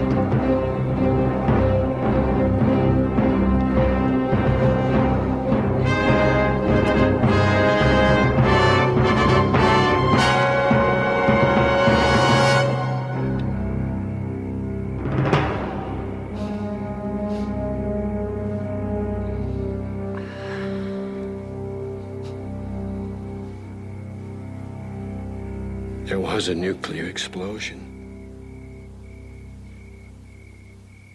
They did have weapons on board. God. What have I done? You saved us, Matthew. Saved us from a madness and infection. 1,000 people. 1,000 criminals. You were an instrument of justice, Mr. Foreman, that's all. And what about me? Now that I've done your dirty work, am I an infection too? Do I die also? Or do you just put me in cold sleep? In quarantine? No. Of course not. You're one of us now. One of you. How? What do we have in common? Guilt. You share our guilt in what we did today. What we had to do.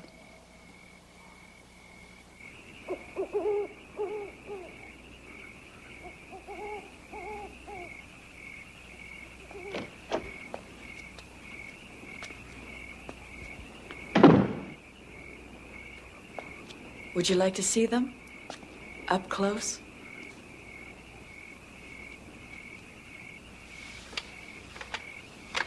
I don't think I deserve to. As Sarah said, Mr. Foreman, you're one of us now. You deserve to be a part of what we are. I'm sorry. I can't.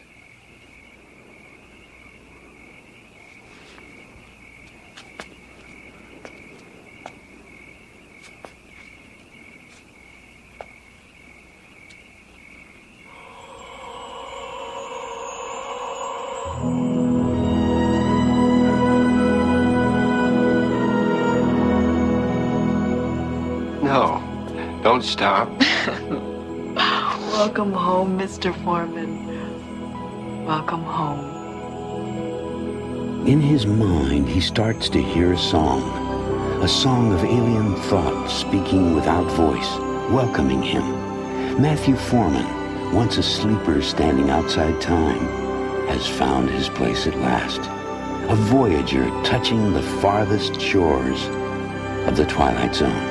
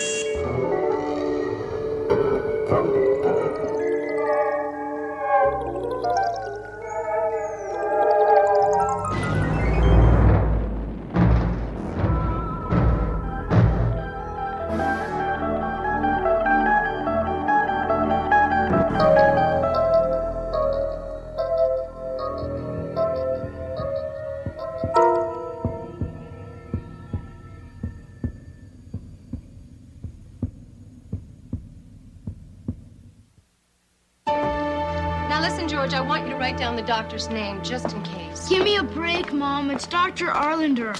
And you've got the number of the hospital and the area code? Mom! Lewiston's only 19 miles. It's not on the moon, for Pete's sake. I'll call you and let you know how bad your brother is. How bad can he be? He broke his ankle sliding into third. That don't make him a basket case. Doesn't make him, not don't. You be all right? I told you I'll be okay. If Grandma wakes up and calls for her tea... Mom, what do you think? I'm not gonna make it for her. Come on, I'll be all right. Georgie, you're not still scared to stay alone with Grandma, are you? The way you used to be? Mom, I'm not 6 anymore. I'm 11 now. I'm cool. Tell Buddy I'm sorry he broke himself up.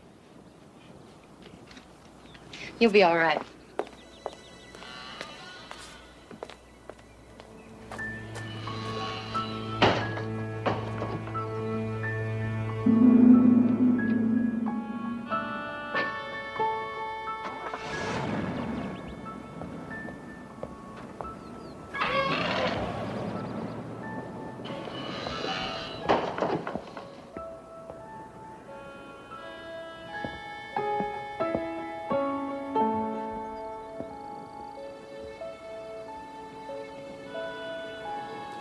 I wish I was any place but here.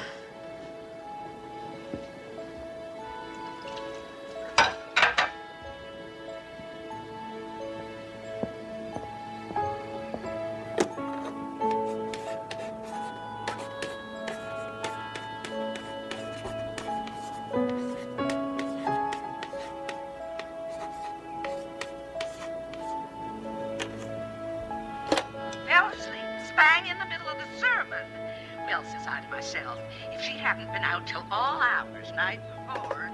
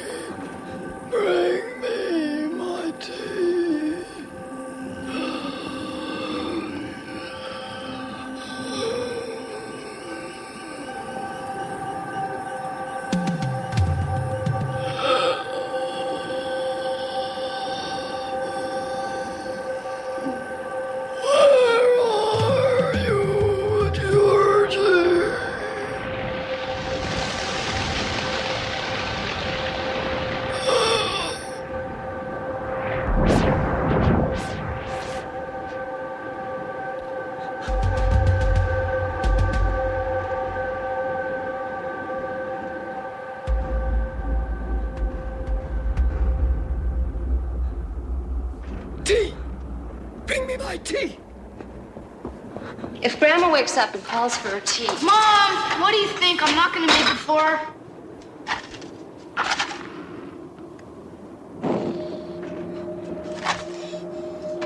Georgie! Tea! Tea!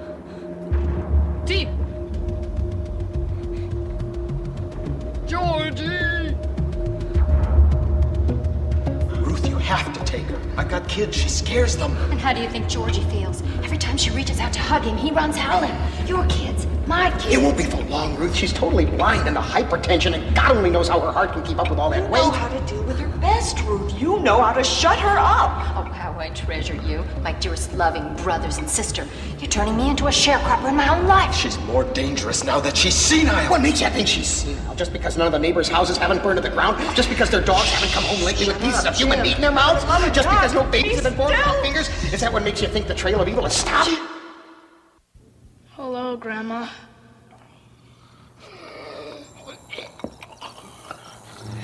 Oh, God. What if she dies on me while Mom's up to the hospital? She won't. Yeah, but what if she does? Okay, I'm gonna count to 10, and if she doesn't move, it'll mean she won't die while I'm watching her.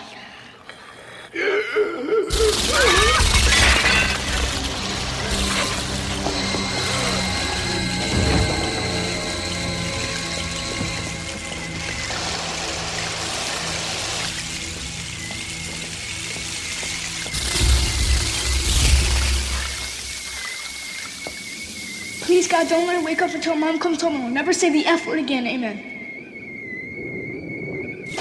Wait a minute. The tea went through the floor. No way I go back in there. Forget it. I'm not going back in there. Yeah, but now wait a minute. Cat told her this. What if that's some kind of secret place Grandma's got in there, full of secret stuff? I don't care if it's full of all the neatest stuff I ever wanted in the whole world. Forget it. I'm not going back in there. She might wake up. She's our mother. Medea was someone's mother. Messalina, Lucretia Borgia, Typhoid Mary. Mothers, every one of them. You want me to scream? Is that what you want? Ruth, God help us. We're looking out for ourselves. You're our sister, but if you don't contain this thing, please, Ruth, please. Just get away. Shut up. The boys will hear. Well, she had babies, and they didn't die. That's for sure. Otherwise, Mom and Uncle Jim and Aunt Sue wouldn't have been born.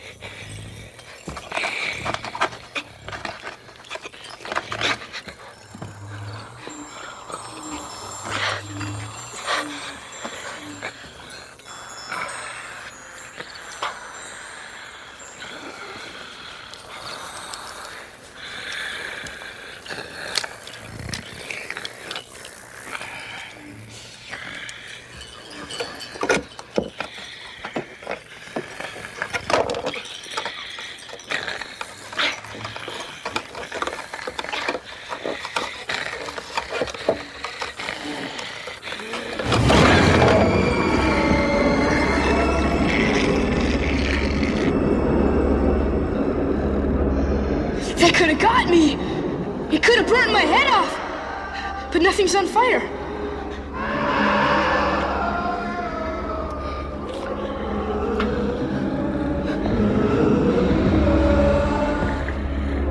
It doesn't feel hot.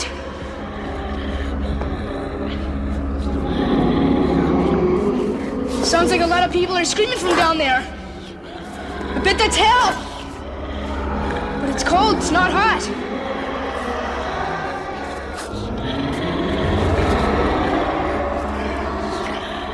Something's down there.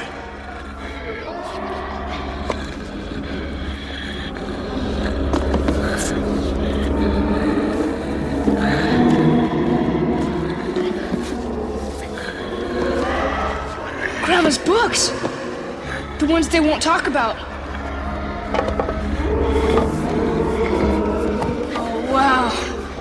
I find out what all the whispering's been about.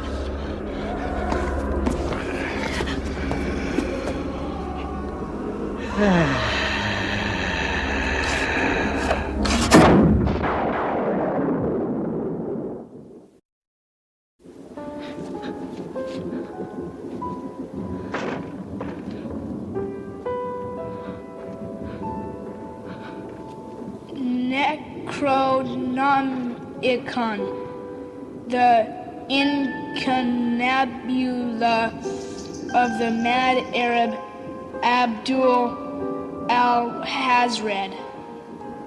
What's this stuff mean? The return of the great old ones? Hoster and Yog-Sothoth. Frightful sleeper in the deep. Cthulhu. Cthulhu. What a dumb name for something. I can't read this stuff. It must be in some super secret ancient language. Arab or French or like that. Oh, Grandma wrote all this. Like a diary. So that's how she was able to have babies after they kept dying. And they threw her out of the church. Wow! Grandma's a witch! That's dumb! No, it ain't. Certainly is. There's no such thing as witches. I offer my light to Cthulhu, he who drinks from the chalice of night.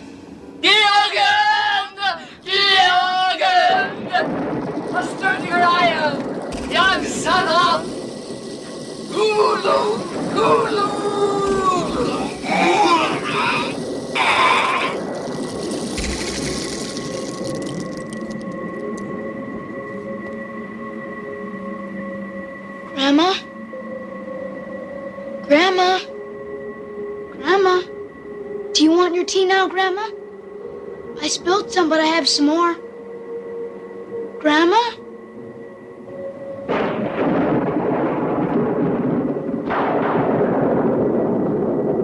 I never heard Grandma make a sound like that before. She said stuff from the book. Now I'm gonna get it. Mom's really gonna kill me.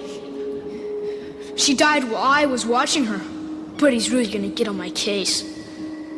Well, maybe she's just having one of her bad spells. Yeah, sure, like the night all the graves in the cemetery blew up. Grandma?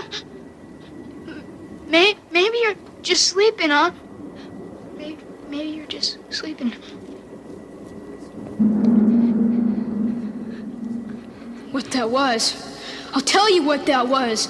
That was an authentic death-type rattle, and Grandma's gone, dead, out of it. Mom's gonna kill me. No way I touch her. Pulse or no pulse. Yuck. Nothing. Oh, boy.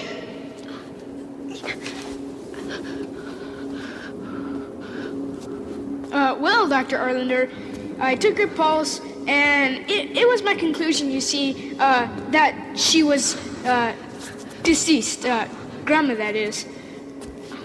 Oh, boy. Wait a minute. The detectives always hold a mirror up to the corpse's face. No way I'm getting that close. Don't be a wuss. What am I supposed to see? They never tell you in the movies. Breath, yeah, right. It would get foggy like a window in the winter. Last chance, Grandma. Stop fooling around, okay? Wake up or Mom will chew me out for letting you die. I better do it again. Maybe I didn't let it sit long enough. Maybe if I do everything right, I won't catch it. You're gonna catch it, chump. There's no which way about it. You're in deep, you know what.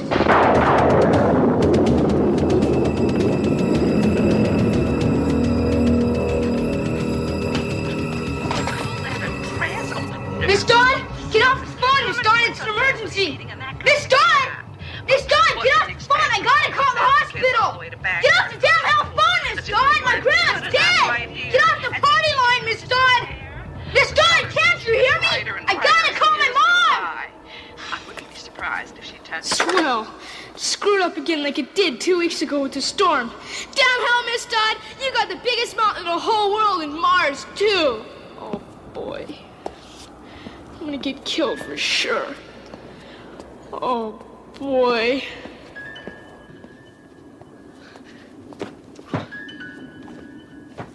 I wish I'd never found this stuff. It's all Buddy's fault. Why do you have to break his leg?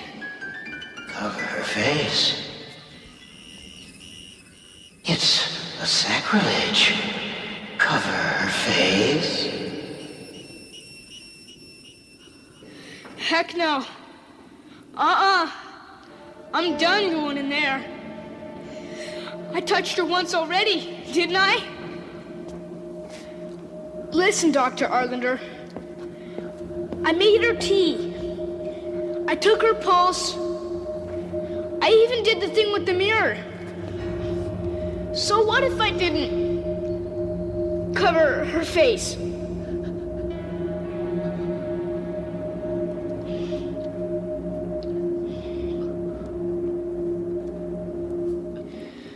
I don't want to do this. Boy, I'm telling you, I did not want to do this.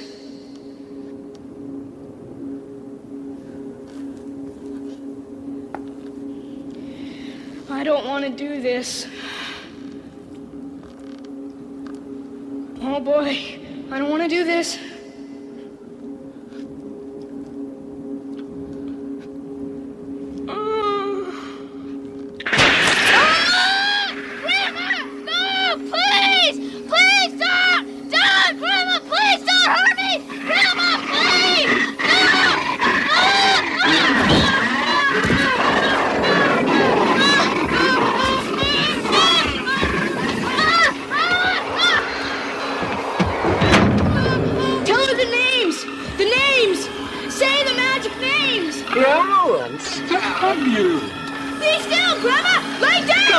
Georgie. No, Grandma! Hunter, name! Cool! Yes! No!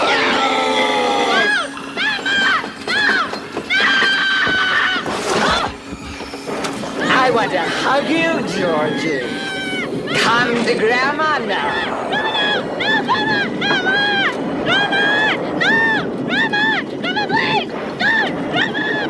What a good little boy. You were always Grandma's favorite.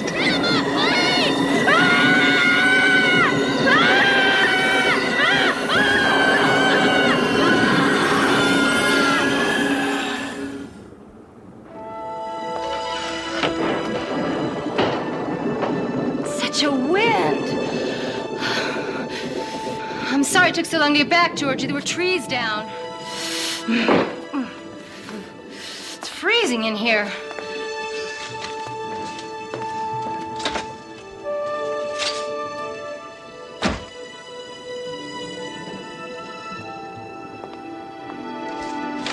Georgie? Something wrong? Mama, Grandma died. I didn't know what to do. I was awful scared.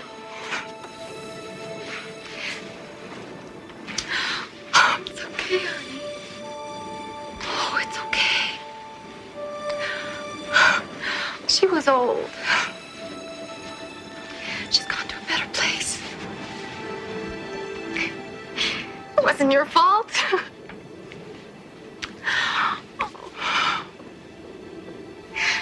She's not really gone, honey. Grandma will always be with us. We'll never forget her. We'll always know Grandma's with us.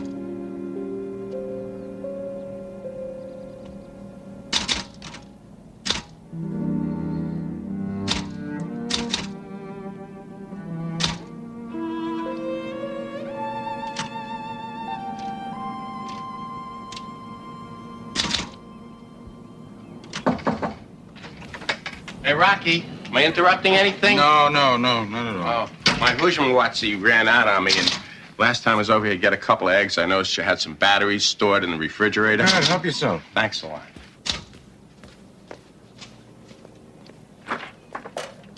Can I get you anything while I'm in here? No, thanks. Okie doke. How's the writing coming? It's not. Got to do a little slow stop here or something? Well, it's more than a slow stop. It's a stop. It's a dead stop. Harry, when is the last time that you had an original idea? What do you mean? I figured that I haven't had an original idea, a truly original idea, for the last 20 years. You know, for the last 2 decades, I've been doing rehashed plots and recycled characters. I don't remember the last time that I had a fresh idea. You know, I was reading a piece in the Digest about how to write stories. And they say you should always write about what you know. Well, writing is the only thing I know. I've been doing it for 30 years. You know, you do something for 30 years, you get tired. It's only natural. Maybe you ought to think about retiring. No. Not yet. Not until I've had that one last original story. Here's to it. Retire.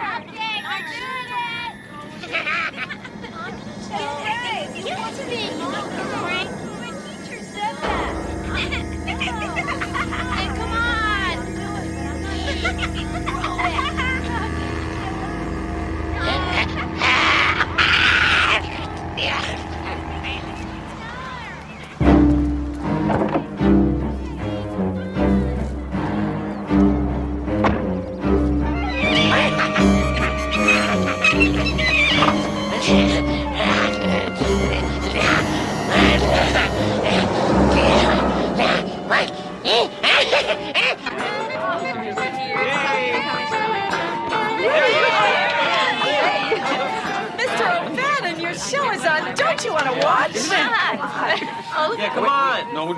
The best part. I'll take it. Rocky, come watch this. You're right. Hey. You don't want to watch? Harry, I saw someone today. Huh? Something. What? Outside the building here. What kind of thing? I don't know. It was some kind of a creature. Huh? I'm sorry, Rocky, but I didn't hear what you just said. Nothing. Sounds crazy. Come here, look. Hey, you see? You see them? Those 3 little men?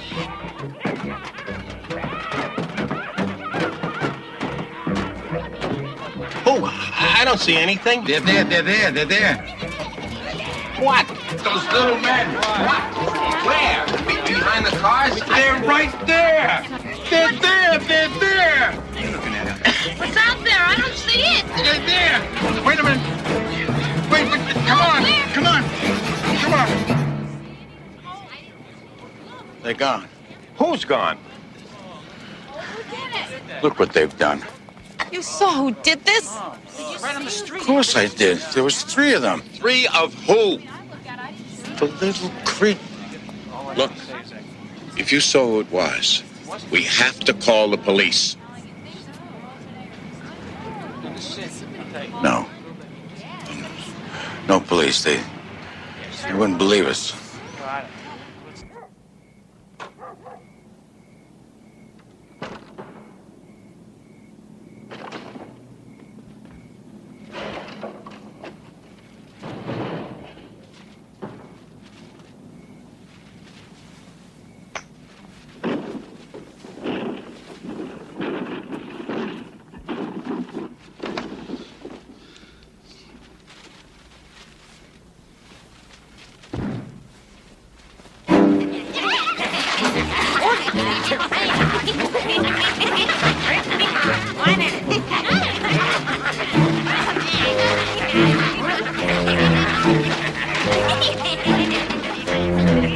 believe this is happening.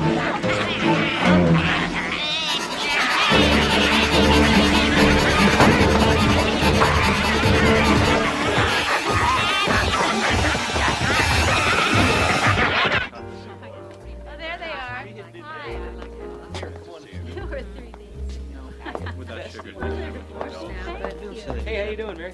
You gonna drive home, okay? Yes, Did you talk to her? But you can't. Thank you. Right. Here you go. Yep. Enjoy. Yes. Beverly. What's the matter with you? You've never had a block like this before in your life. It's been weeks since you've written a word. I can't write. Why not? I can't concentrate. Why? They're everywhere. Who's everywhere?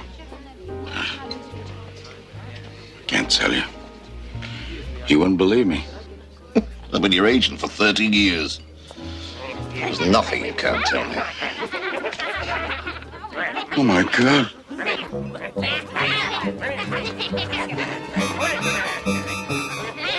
What is it?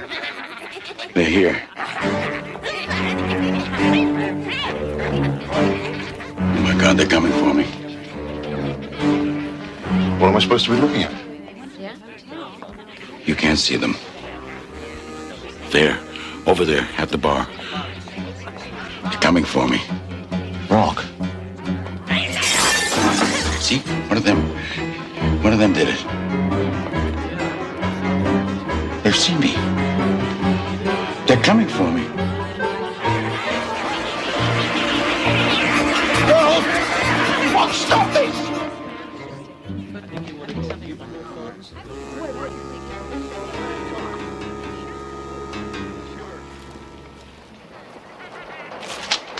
Yes, Harry.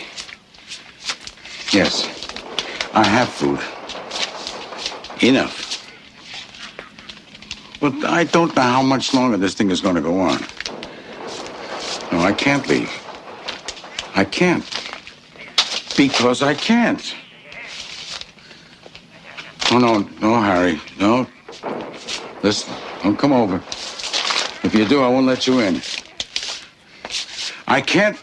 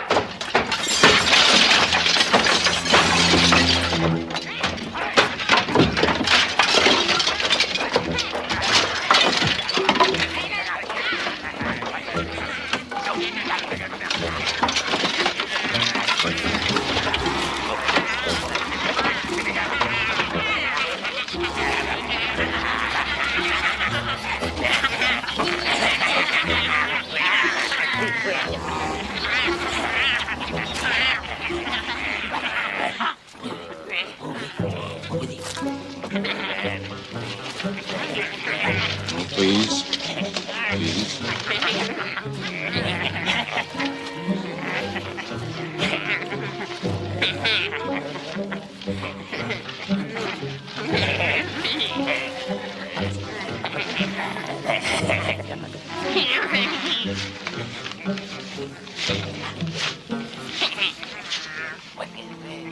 Who are you? Why are you doing this to me? All I want is for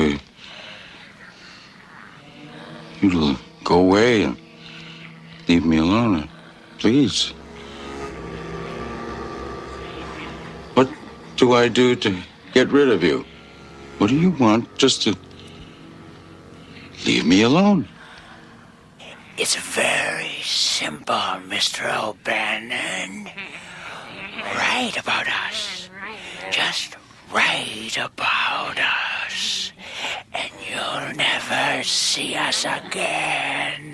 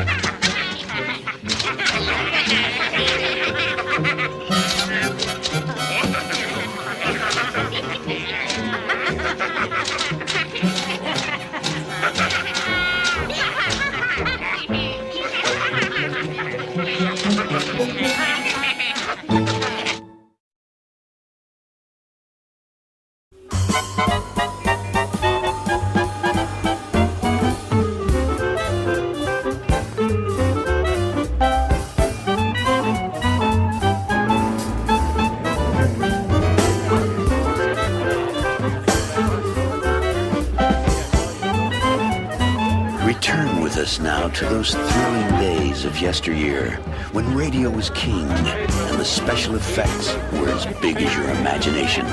All recorded live in the studios of the Twilight Zone. Are you sure? Come on, check it again. The Westbrook Radio Theater. I got the call this morning. Look, you want to watch another broadcast? Get in line over there. But Westbrook don't got no people in his studio. And I ain't got no pass for no Milo somebody. Hey, fellas. Swam spray already. Look, I can prove it. I've got a script right here. Just let me talk to Mr. Westbrook.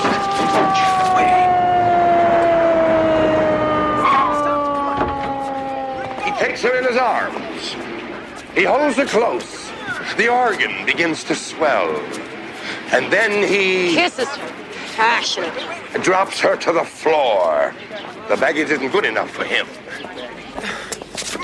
Come on, let me go. Unhand that actor! I said, take your soon-to-be unemployed paws off him. Don't you recognize Milo Trent? Male ingenue extraordinaire. Sorry, Mr. Westbrook, his name was on the list. Who has graciously consented to fill in on this afternoon's broadcast, now that our dear Earl Sedgwick has taken ill. Come, we don't have a moment to spare. Sorry about the misunderstanding, kid. Glad you're available. Are you kidding? For you, Mr. Westbrook, for you, I'd be available on a moment's notice. In live radio, kid, that's the only way there is. They send you a script? Yeah, I've memorized every line. Too bad. It's been completely rewritten. You're coming on page 2, line 3. Be careful. The ink is still wet. Well, I'm sure I'll be able to get it by the end of the first rehearsal. Rehearsal? On the air? In 2 minutes. How can we rehearse? We can't get everyone together. Loomis directs the Green Dragon every day. Holden's in a soap on Mutual. And I announce the March of Progress. We're too busy. So we do it cold. Cold. Your agent should have told you, kid. Don't worry. It's not as hard as it looks. Hey, how much can go wrong in 15 minutes? Jack Holland? What? Marilyn Cavendish? Hello. Eddie Winters? Hiya, kid. Milo Trent, you stand here. He's our Timmy for today. 1 minute, everybody! Don't worry, kid. If something goes wrong, Mr. Westbrook will cover for me. Huh? Us? But if there's a serious problem, he'll just go to a record or something, right? What? And ruin his reputation? Swell.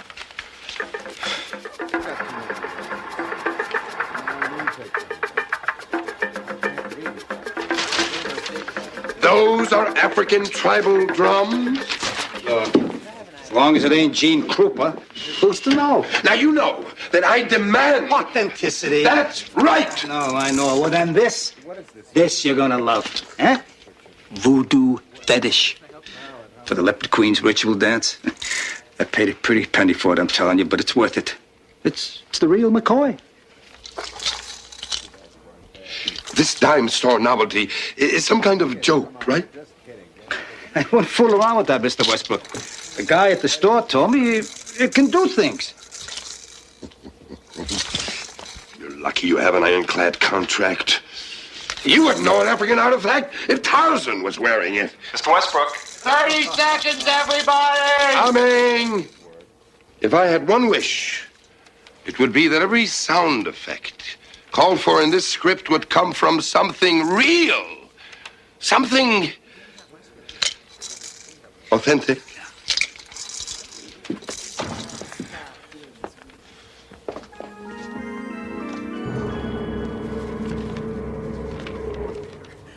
Are we on yet? 10 seconds, everybody! Relax, kid. There's nothing to be nervous about. Just stick to the script. Yeah, and if you need it, we'll help you.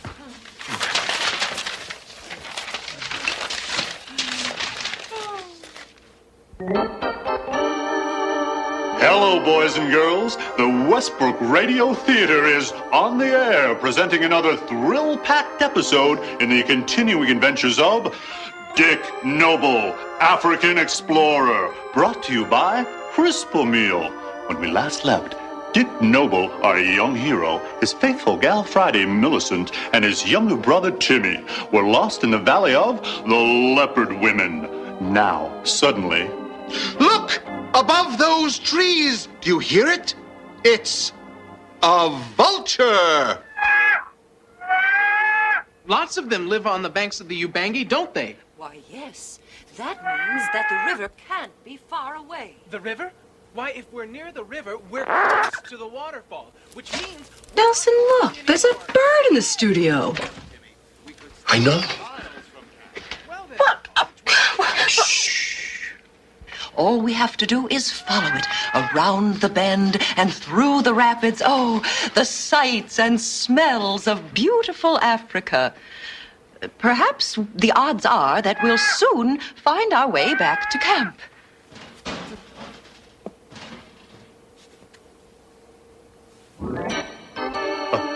And so, as Dick Noble and friends begin their trek back to the river...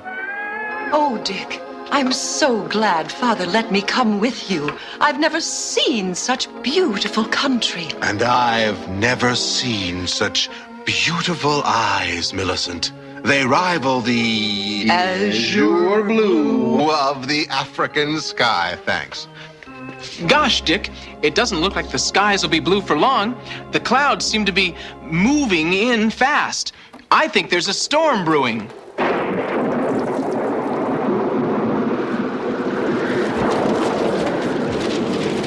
Hey, what is this? Nelson, what are we gonna do? It's raining in the studio. I don't know. Believe it. You're right, Timmy! But let's not let a little rain dampen our adventure! Listen! Do you hear them? Jungle drums! What could it be?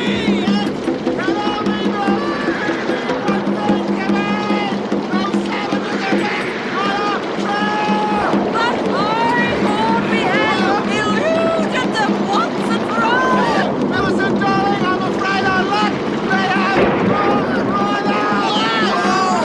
The Ubangi are still after us! Whoa!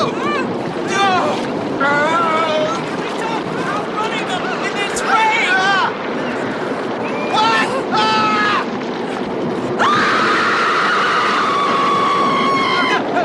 She does that again, kill her. Mike.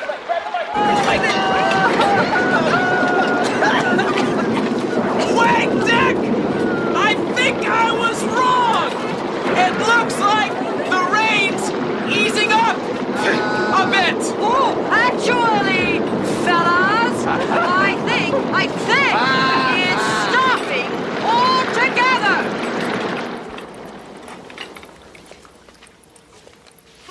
Yes, it is. Look, the sun is coming out again. See? The sun. Yes, Millicent, you're right. The rain. There isn't any more. And now a word from our sponsor. Boys and girls, if you'd like a nice, hearty, nutritious breakfast that's also fun to eat, then Crisp-O-Meal is the breakfast food for you. With all the deep down oat and barley malt goodness of your favorite hot cereal, but it's crunchy. So remember what Dick Noble, African explorer, says, Crisp-O-Meal. That's the one for me. Oh, and now back to Dick Noble, African explorer. Dick, darling, what's that sound? Why, I don't know, Millicent. It sounds like monkeys.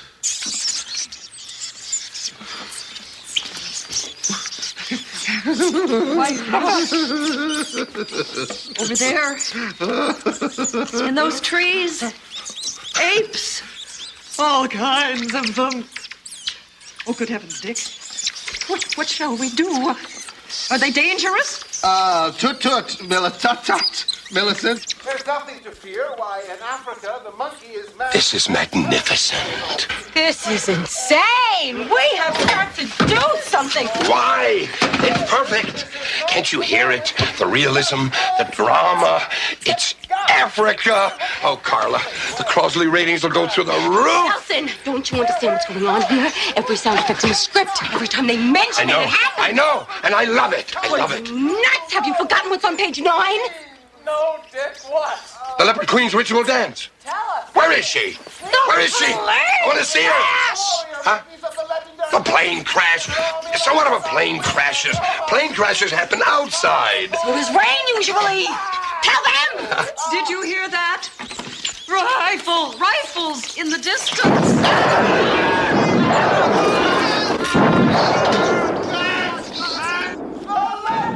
Oh, my Lord. It sure looks like you was going into a nosedive. And Millicent says... Millicent says, lucky he pulled out just in time. Carla, look through the script for something more dangerous. Like the earthquake on page 12? For a start. We move by day and sleep by night, so within a fortnight, we'll find our way back for reinforcement and supplies. But the days are short in the jungle here, Dick. I know that, so we'll move faster to make up for the shortness of the daylight. Good thinking, big brother.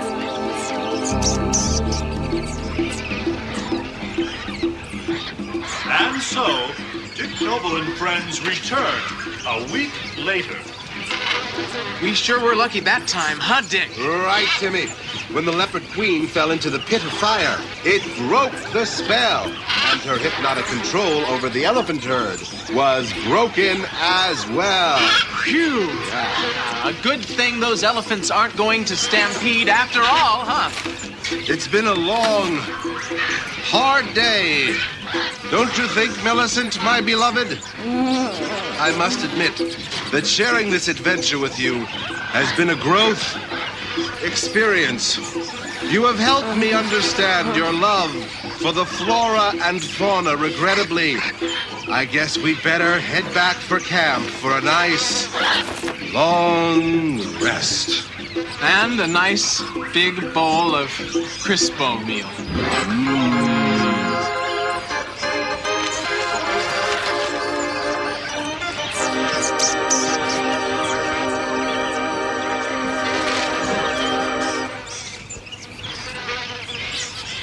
And so concludes another thrill-packed adventure with Dick Noble, African explorer.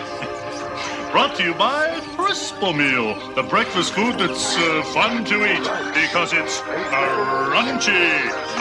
Be sure to tune in next week when the Westbrook Radio Theater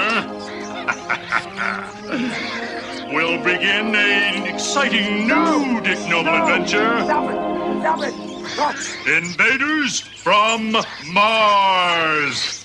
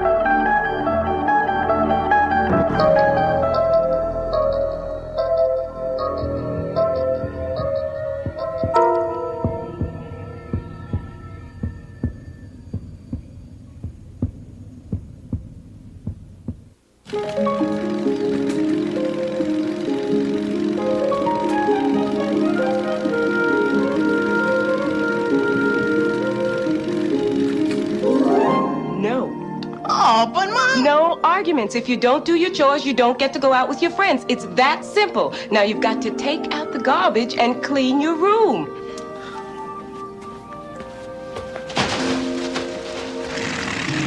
Man, parents. Yeah, if they couldn't drive, they'd be useless.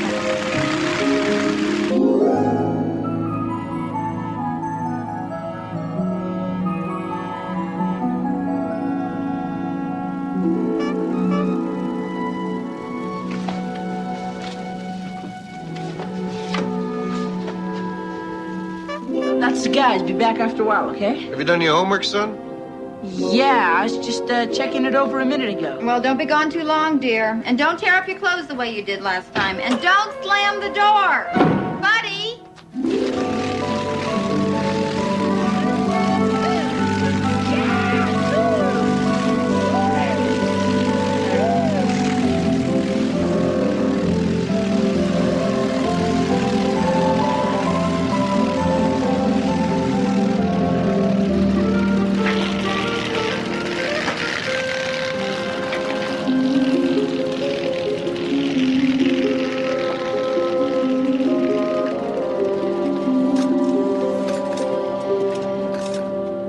Consider for a moment, if you were a leprechaun, making your home under the roots of trees or in hollows between rocks, wouldn't you want to get away from it all now and then?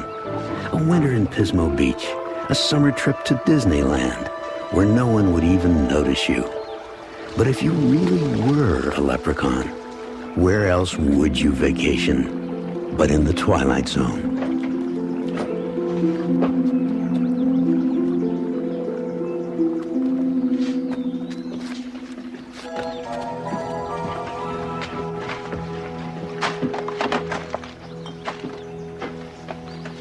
Everything looks okay.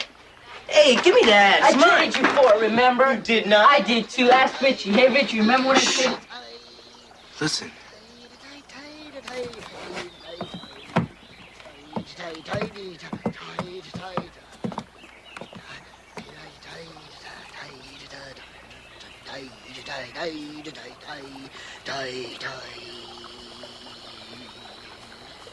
What is it? You got me. Look.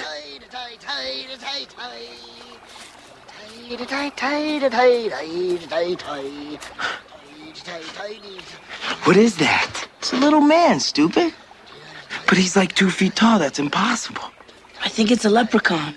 What's a leprechaun? Well, it's kind of like... Well, it's magic. Shh.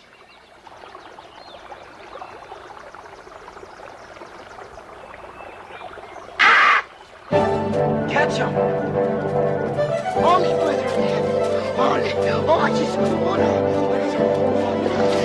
Oh, this one.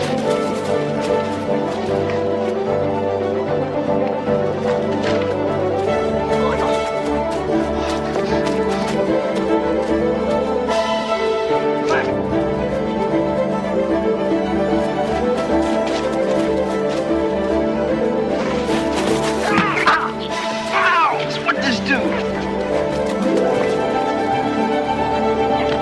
Get off me, you little pissfire. You think I'm a half-sick now? Help me, you guys. Unhand me, you little heathens. Or as sure as the bone in me body, I'll make you pay the price for this. I got him.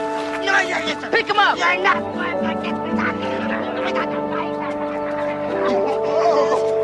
I got it.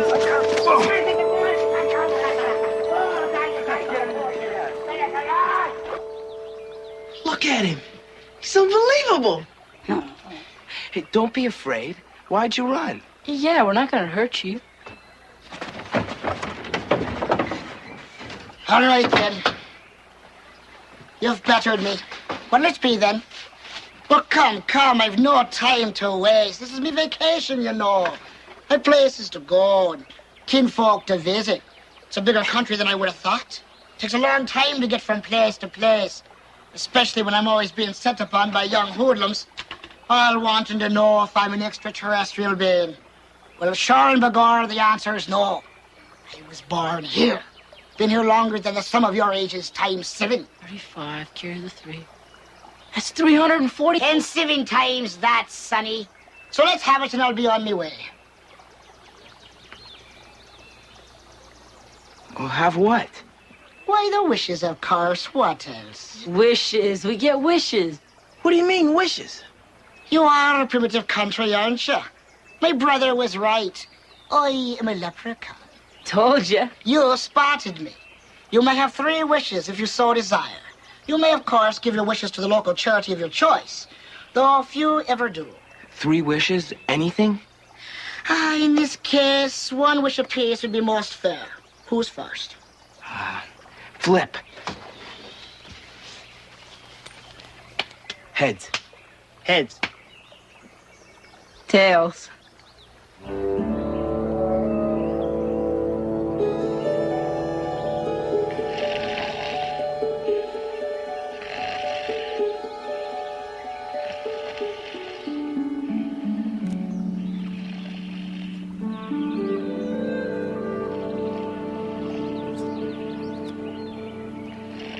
Buddy, come on, it's getting late. Yeah, man, I gotta go. It's hard, you guys. Just wait till it's your turn.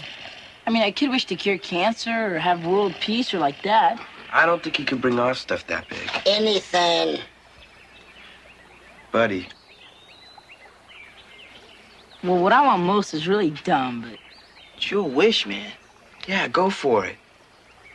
Well, if one of you wish for something bigger, I'd like to have X-ray vision.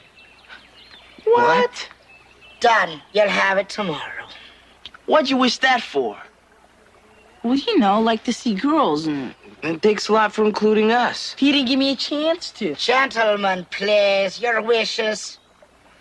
I want to sleep on mine. What are we gonna do with him? Take him home? Go home with you. It's true I'm obliged to stay until after your wishes are granted. But that doesn't mean I have to go to your miserable hovels and hear all about your domestic problems and look at your awful television programs. Oh, you little cretins. Well, how do we know you won't run away? 'Cause it's against the rules, Sonny. I can't run away. Well, all right, I guess. Let's go.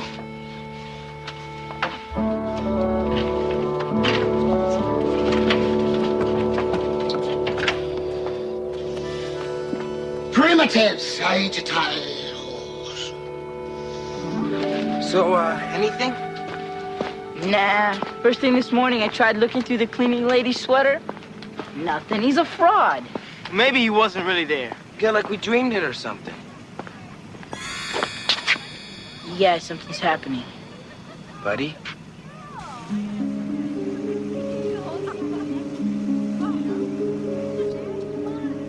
It's working, guys.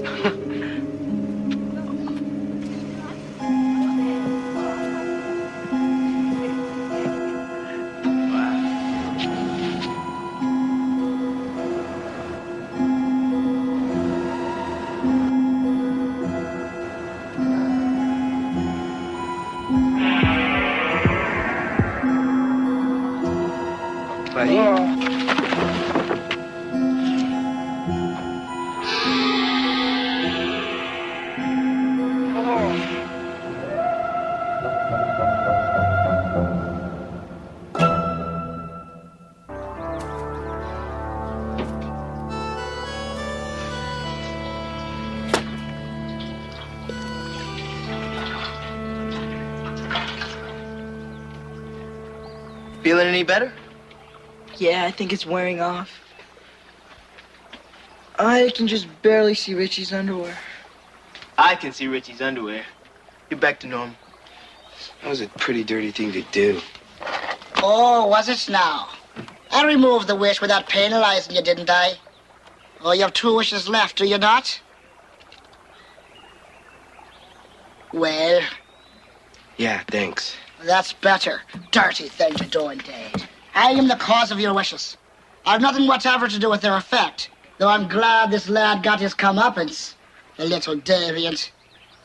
And you could have brought me something proper to eat, you know. There's plenty of chips and candy bars here.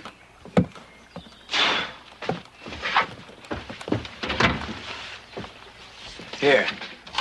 I brought you a blanket. I'll bring you some food tomorrow. I don't want a blanket. I want you to make your blithering wishes. JP, you go next. Well, I've been thinking about it. And I think it should include all 3 of us. And it should lead to other things. Not just a one-shot deal. I wish that all 3 of us could make our parents do exactly what we tell them to do. That's cool. All right. Done. You'll have it tonight. And you?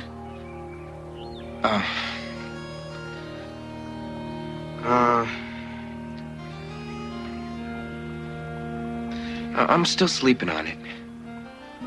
Oh, Lordy, Lordy, Lordy, Lord.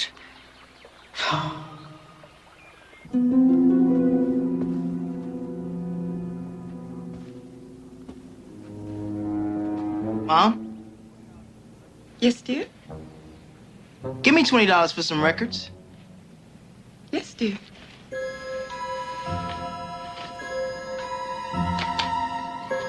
Mom? Yes, dear? For dinner tonight, I'd like pizza, cookies, and a chocolate milkshake. Oh, and make that for 3 in the TV room. Yes, dear.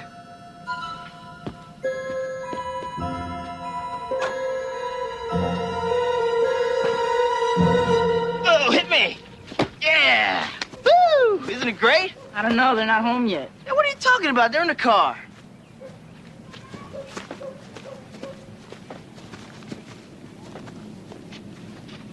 Mom? Dad? Tell them to do something. Dad, bark like a dog.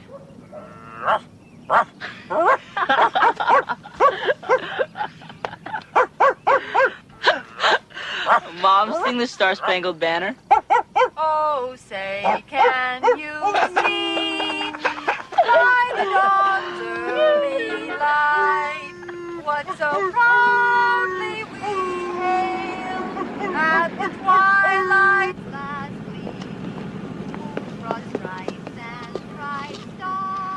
need a lift? Yeah, to my house. We're gonna have a party. All right.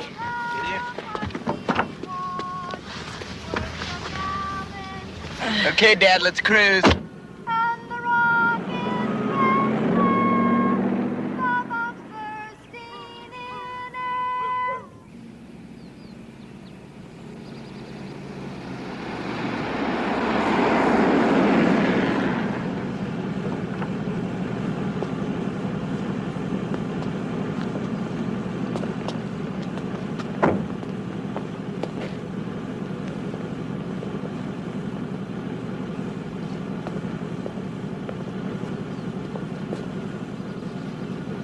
Dad?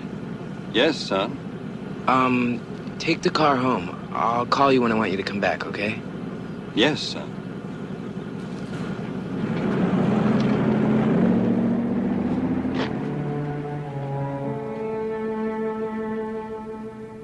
Mom, you're supposed to be fixing dinner. What's the matter? Nothing, dear. Tell her. What? You have to tell her. They'll do exactly what we tell them to. Oh, man. Mom, make us dinner. Yes, dear.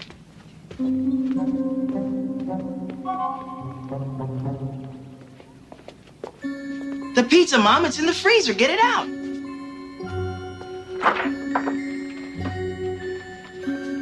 Okay, put it in the oven. No! You gotta take it out of the box.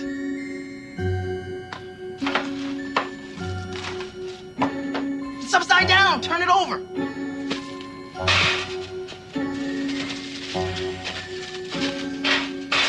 Okay, now turn on the oven. Not all the way. All right, close the oven door. Oh, man.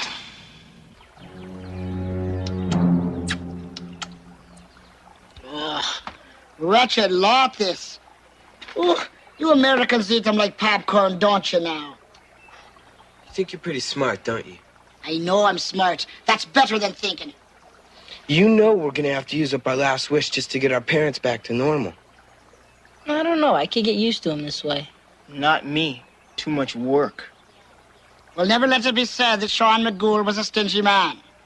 Go ahead, make your final wish. Your parents will be fine. Thanks. You're welcome. Well, come. You can't keep me here forever.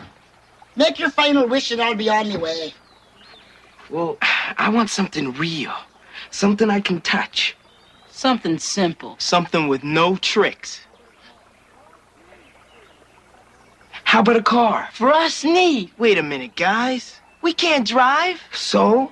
A car with a driver. A fancy car. A fast car. All right, I want a fancy, fast car. New, not a piece of junk. Yeah, I want a new, really hot, state-of-the-art automobile with endless gasoline. And a driver who can drive without us telling him what to do. A mind of his own. Done. You'll have it in 5 minutes. Me cane place. You have no further hold on me. So?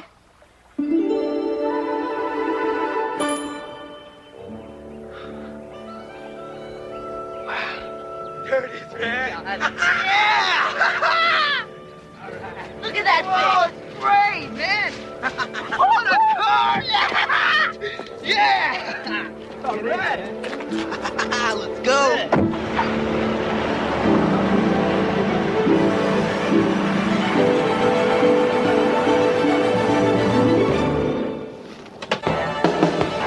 Yeah, all right.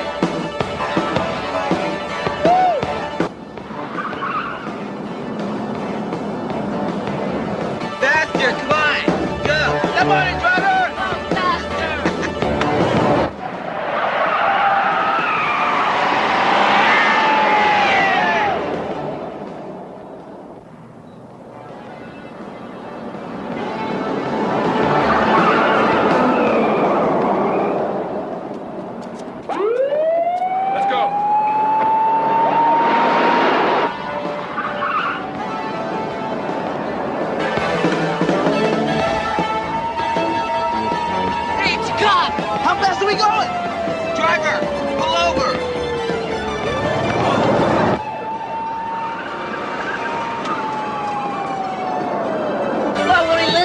You set a mind of his own, Richie.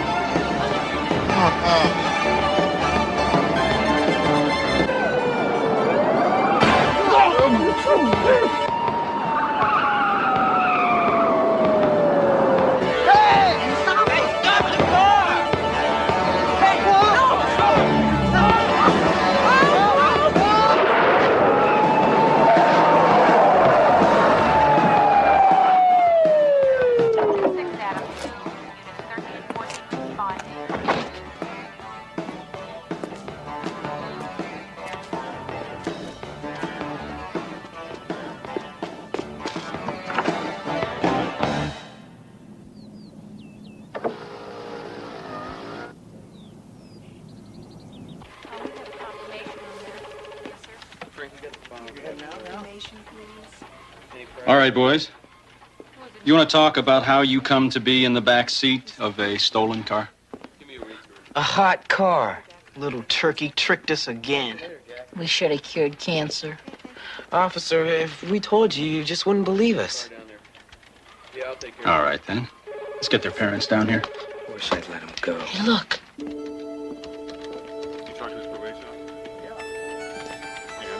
You get your wish. It's on me. Gentlemen, take care of yourselves. I like the looks of you. What can I do for you boys? What is it? Nothing. We just, dropped in to say hi. Yes, sir, and to tell you that you're doing a fine job, right, buddy? Yeah, fine job, you bet. Well, we gotta go now. Fine job. Bye.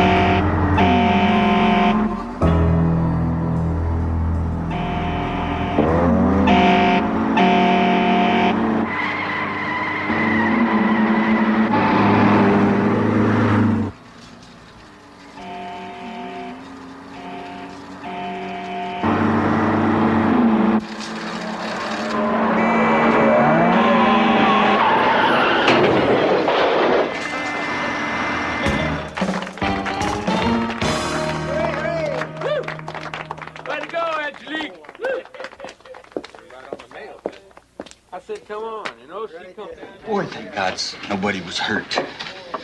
I don't think I could have lived with myself if somebody had been hurt, you know? You always were too damn impatient for your own good, Johnny. Pete, what am I going to do? It was the last insurance company to take a risk on me. And I won't drive without insurance. So stop driving. I can't. That's what I do, man. I don't know nothing else. Something like this happened to you, didn't it? That accident back in '69. You found work. My kind of work I don't think you'd want, Johnny. All I know is my dad used to say to me, Johnny, you ever got a problem, you go to Pete, sink a bitch. And if he can, he'll take care of it. And if he can't, nobody can. Your dad was a good man, Johnny. Good union man. I was a drunk, Johnny. Dead ender. Had nowhere else to go. Guys like me, we're the only ones who will take this kind of work. If you want to buy into it, make damn sure you got no other options. I've had 4 accidents in 2 years. If that's not a dead end, I don't know what is. Okay? You're going on a run tomorrow. You go with me, I'll show you the ropes. How's it sound? Okay.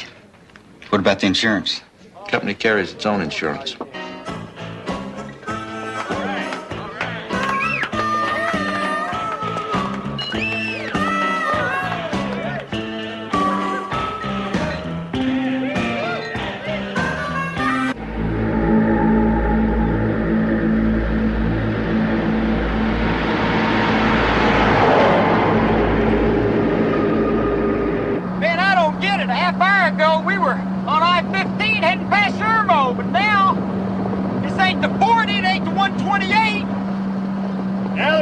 looks a lot less familiar once you cross over. Cross over? Cross over where? Annex, dead ahead.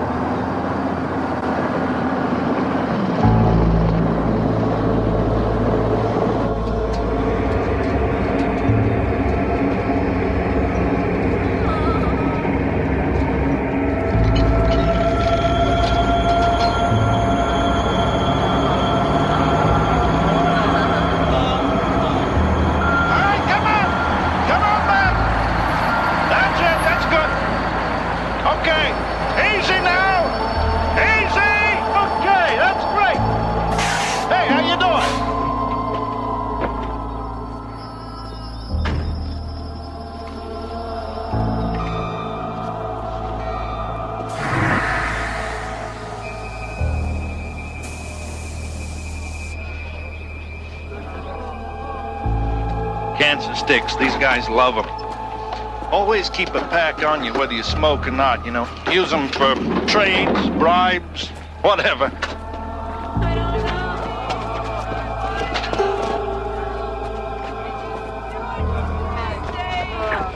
Hey! What do you think you're doing? Leave her alone. No, Johnny.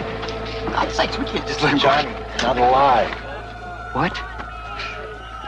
They're not alive. Take a look. Pete!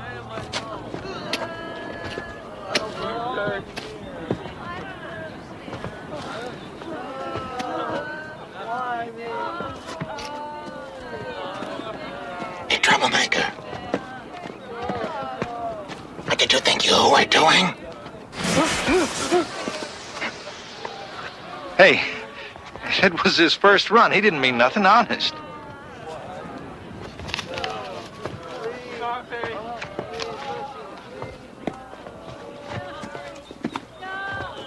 Once. You can mouth off like that once. That's all.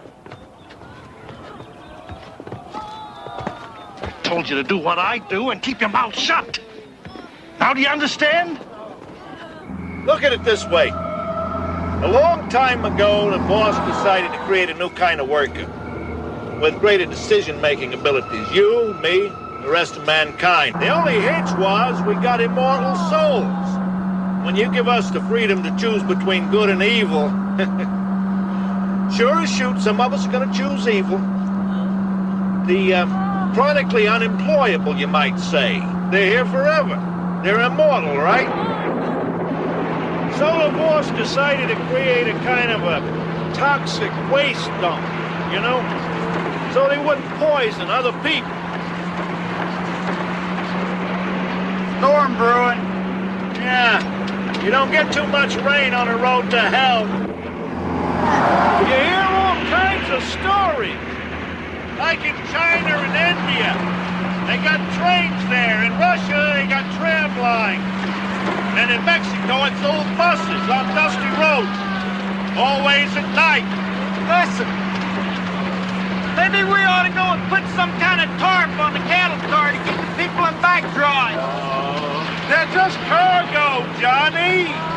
They're pass carry. By the time we get to the next truck stop, the rain will be stopped anyway. A stop? Here? Wherever you got truck drivers, Johnny, you got truck stops.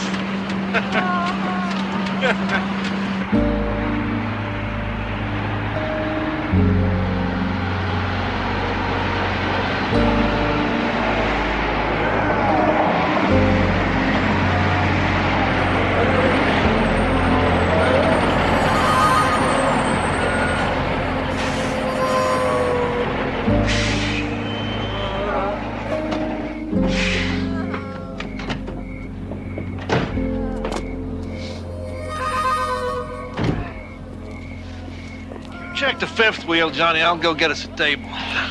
Okay.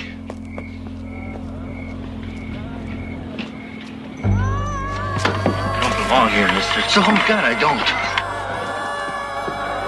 Please, mister, you gotta help me. You can do it, mister. You can do it when they ain't even looking. You're our last chance, mister.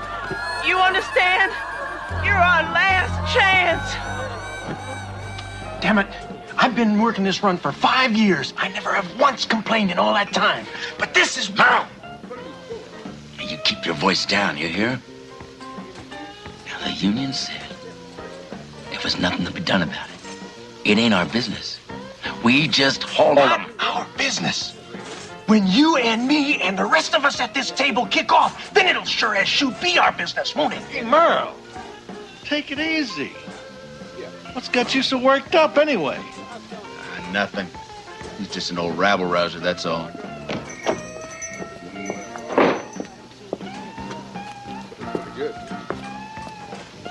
Merle, you better learn to maintain, boy.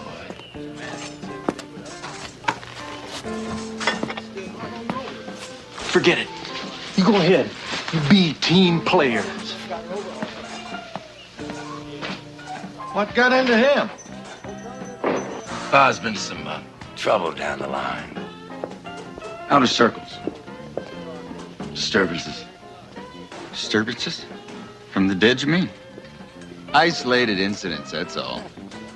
Employees will have it under control in a day or two. They always do. And if you two know what's good for you, you'll stay out of it. This is crazy. There's never been any unrest from the dead. Take my advice.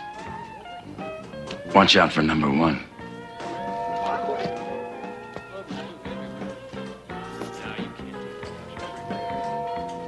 The less you know, the better off you're gonna be.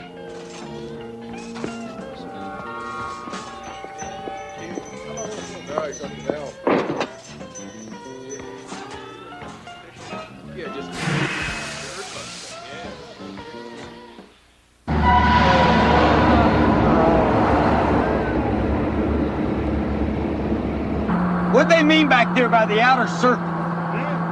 Oh, the outer circles. That's the most recently dead. The further you go into the city, the older the damned become.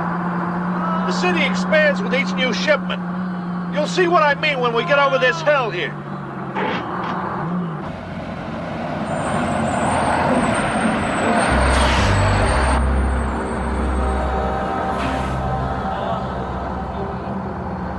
That's hell?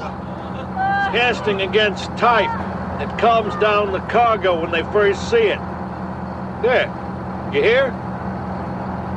Yeah, it's about the only peace and quiet you get on this leg of the run.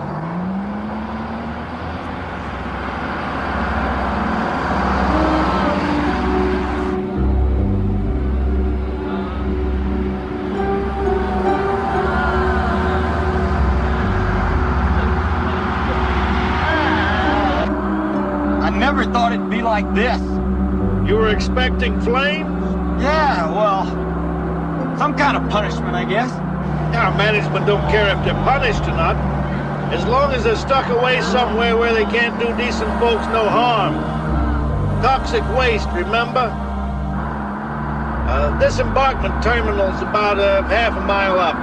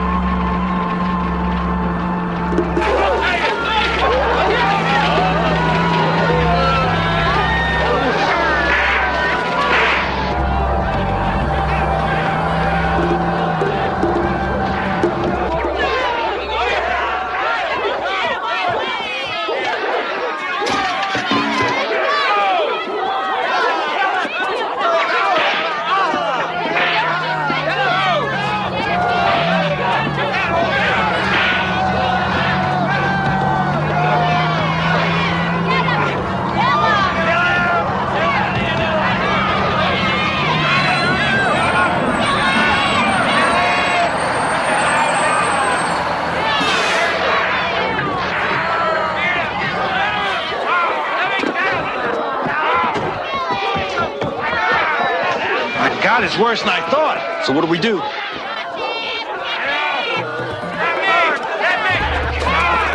Drop off the cars and get the hell out of here, that's what.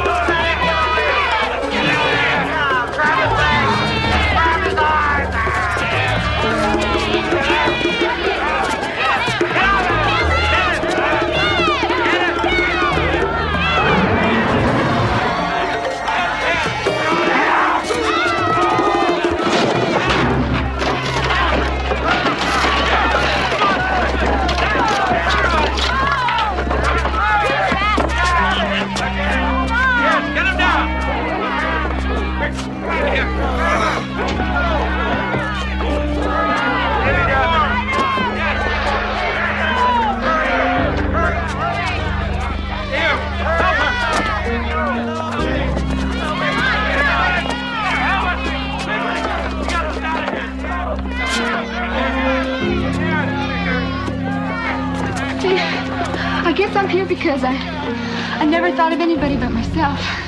Always me, until the moment that I died, and then I reached up for somebody's hand, anybody's hand, but there wasn't anybody there to take it. But I've learned. I know better now. Honest to God, I do. And I just need another chance. You know what my greatest sin was? It was dull. I never saw the beauty. I only saw the dirt. I loved the dirt. The clean just passed me by. I was the stupidest woman you ever saw. I was a sow, a pig. I admit it. I fouled kids and just let them run wild without no guidance. But I didn't know no better. Please. I can't do anything for you. Honest, I can't. Why? Mister, I just don't understand. I had a family, a wife, 2 sons. I loved them. I did everything I could for them.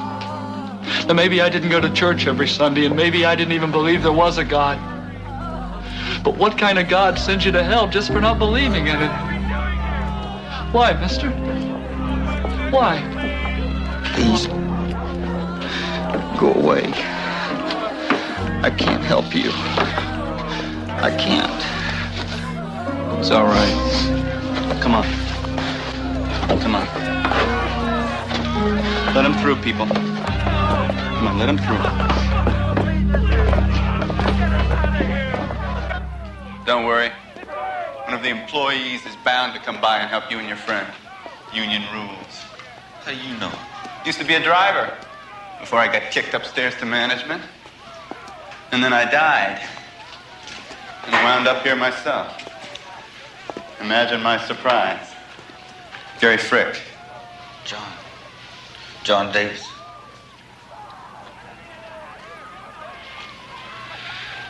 They were confessing like they was ancient mariners or something. They didn't sound any worse than any of the poor slobs I call friends. Throw away their lives chasing after trucks and booze or hookers. No worse than me. They don't deserve to be here. That's right. Neither do I. But we're here anyway. That's what the disturbances are about. People are being sent to hell that don't deserve it. Word's getting around. I'm helping to get it around. I figure if there's enough trouble, the boss will hear about it and take charge. What do you mean? He's not in charge of hell? John, do you really think the boss does all the choosing himself? You think he put some of these poor suckers here just for making the kind of mistakes they made? The kind of mistakes any of us could make? I don't think I understand. You will. John, you seem like a good man, a decent man. There is injustice here. You're in a position to help. Working in management, I found something out, something you could use. Johnny! If you've got the courage. I know where the high road is. It's okay, Johnny. They're going to escort us back to the annex. The disturbance is being ironed out, and everything will be back up to speed soon. That man you was talking to, who was he? Hey, let go. Who was he? I think he said his name was Gary. I never saw him before. For God's sakes, let go. Better come with me. I think management is going to want to talk with you.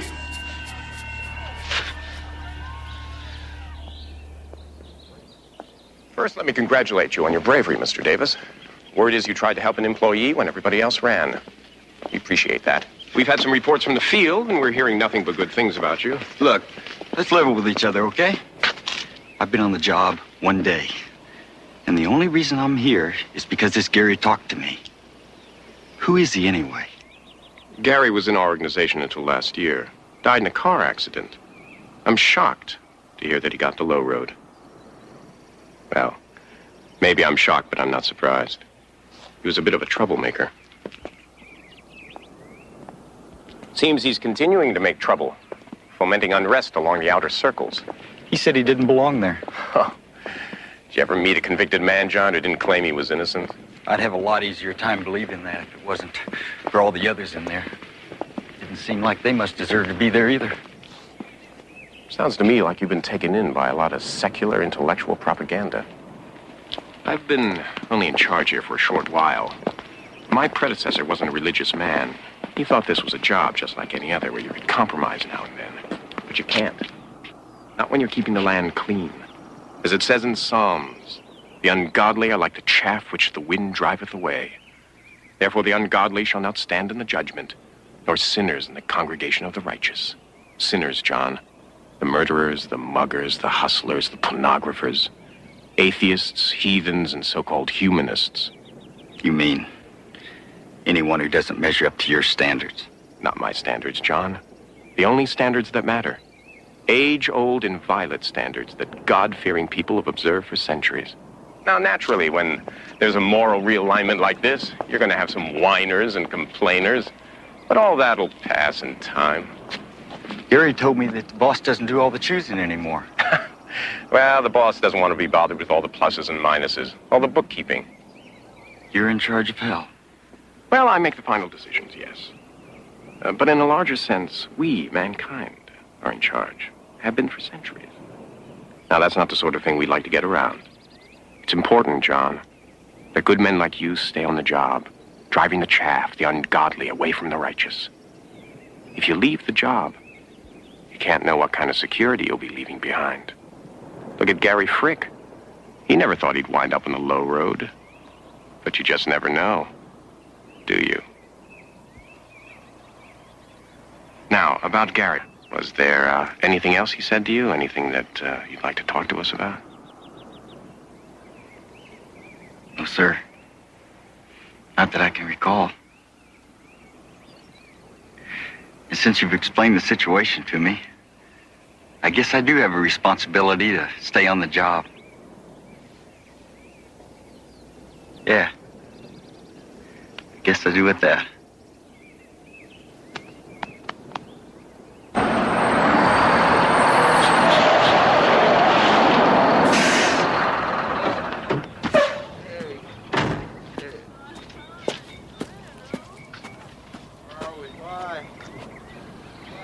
What put you on the low road? I off the cop.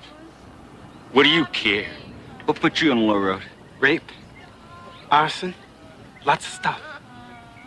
What, you taking a survey? What about you, ma'am? I don't know. I never harmed anyone. Not intentionally. Not in my whole life.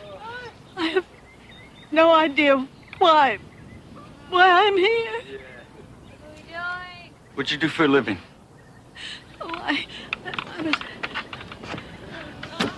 I was a librarian, that's all. A school librarian. I always tried to do the things that I thought were right.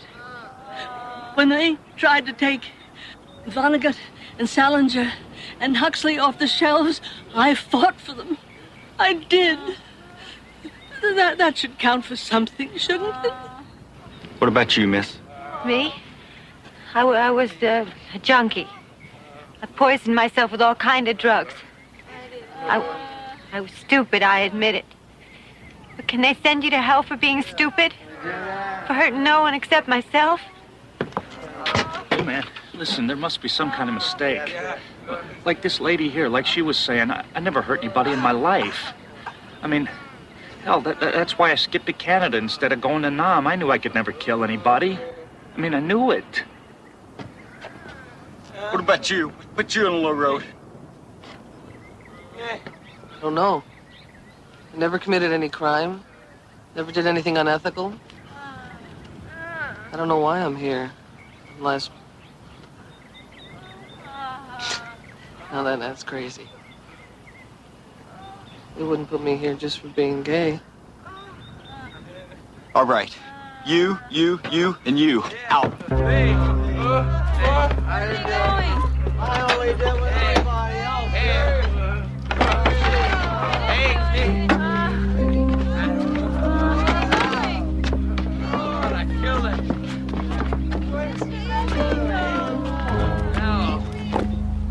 Head due east for about 5 miles. Turn right about 1.5 miles before you hit the annex. That'll be the high road. I can't tell you what's at the end of the road. Nobody knows. Isn't it heaven? Maybe, but it may not be your particular idea of heaven.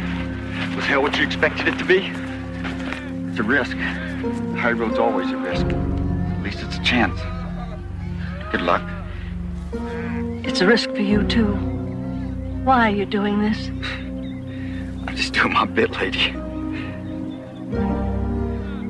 I remember this story back in Sunday school about how between the crucifixion and the resurrection, Christ spent some time in hell, rescuing the righteous, the ones that didn't belong. Harrowing hell, they called it.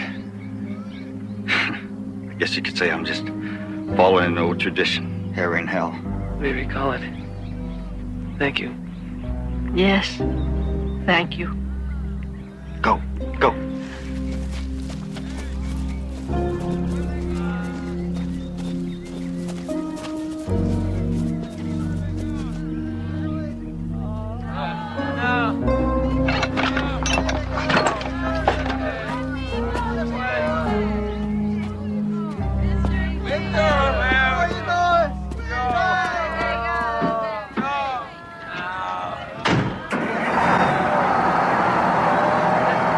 Centuries ago, hell was reached by chalk-white horses pulling shuttered coaches, by Spanish galleons borne on black sails through uncharted seas.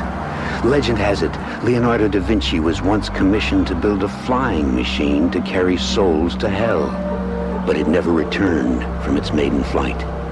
But along this particular road to hell lies redemption for the damned, as well as for drivers who have found work in the Twilight Zone.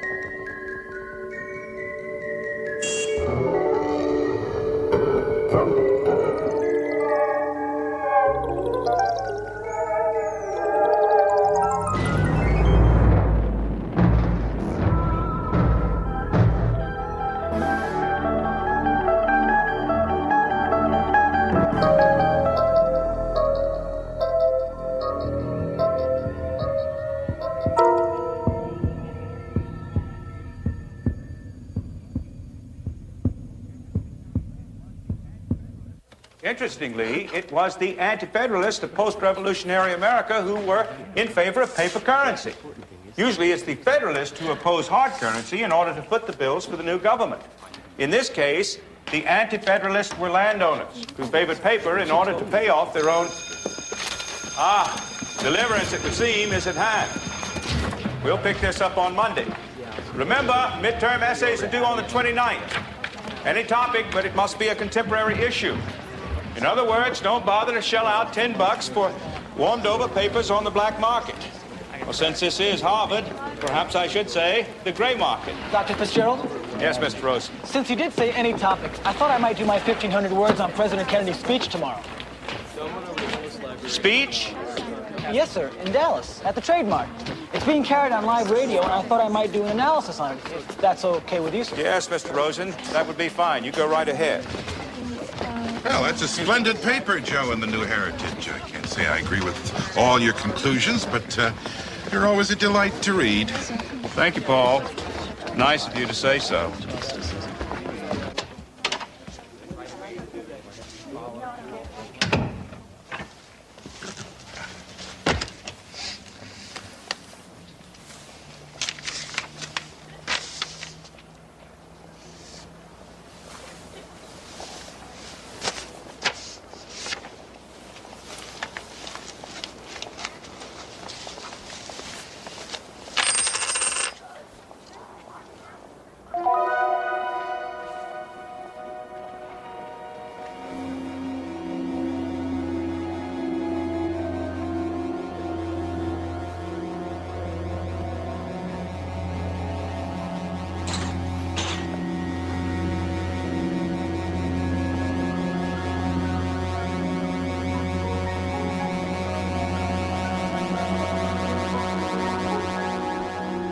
Kate, I wasn't expecting you for another month.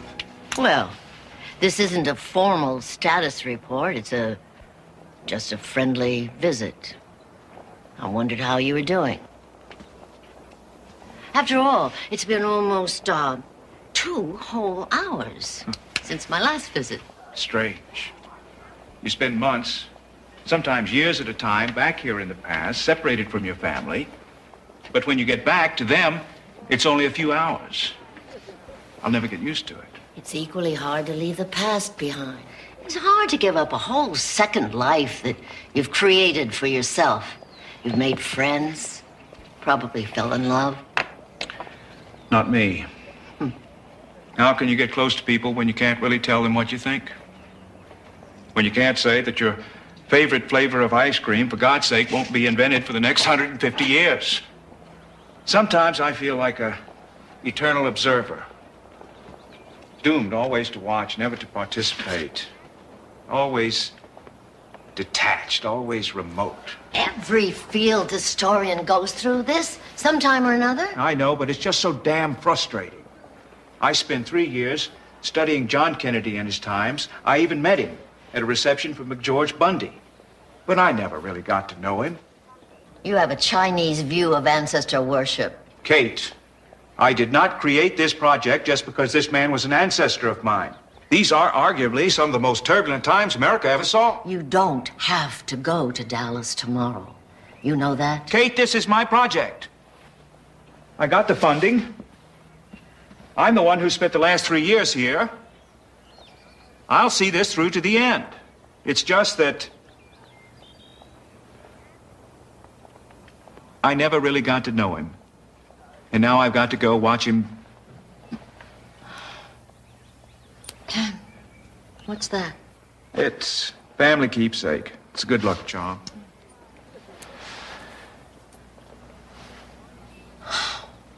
Dated 1 year after your destination. Against policy. But not strictly enforced. Kate, give me a break, please. Let me have my own particular form of ancestor worship. Well, have a safe trip to Dallas, Joseph.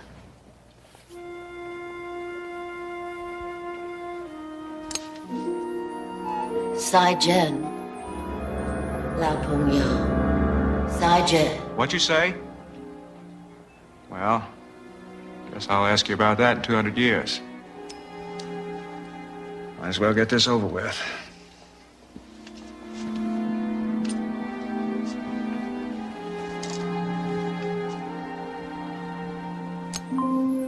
Computer scanning. Systems check. Holographic recorder operational. Operational. Emergency homing device. Operational. Should ring become separated from temporal wrist controls, wearer of ring will be automatically returned to point of departure 2172 AD.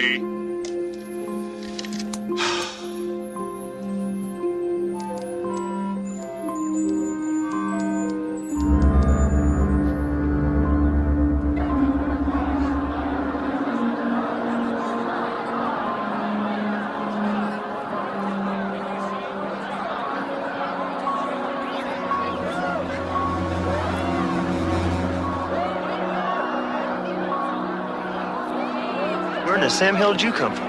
Cambridge.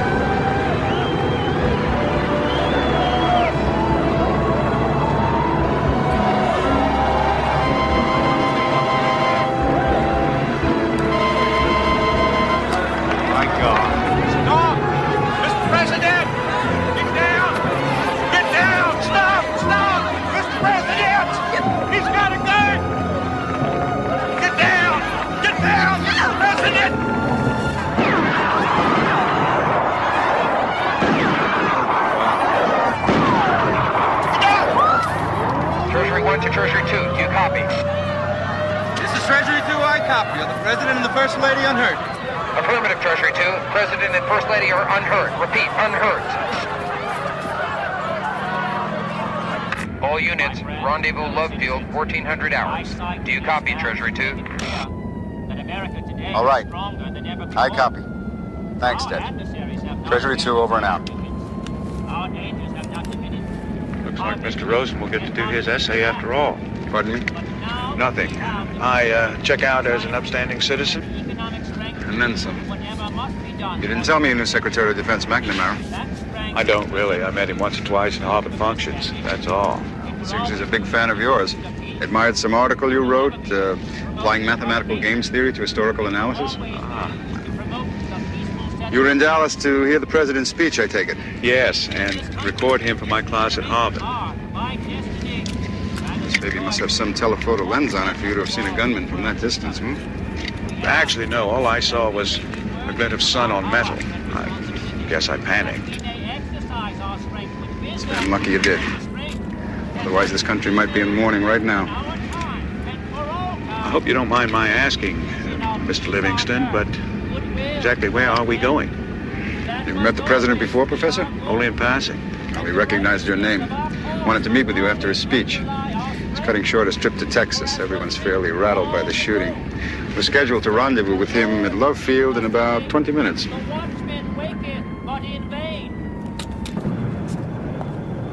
Governor, thank you very much. See you again. Mr. President, I believe you've met Dr. Joseph Fitzgerald. This is the man who saved your life this morning. Dr. Fitzgerald, Harvard and I are in your debt. The honor's mine, Mr. President. I've been wanting to meet you for some time now, although I hadn't anticipated the circumstances. Bob McNamara showed me some of your articles. Very good. Mr. President, I'm afraid I won't be heading back just yet. The damnedest thing, a couple of the meanest-looking tornadoes you ever saw just blew into the state. One of them just ripped right through downtown Austin. The other one's headed here.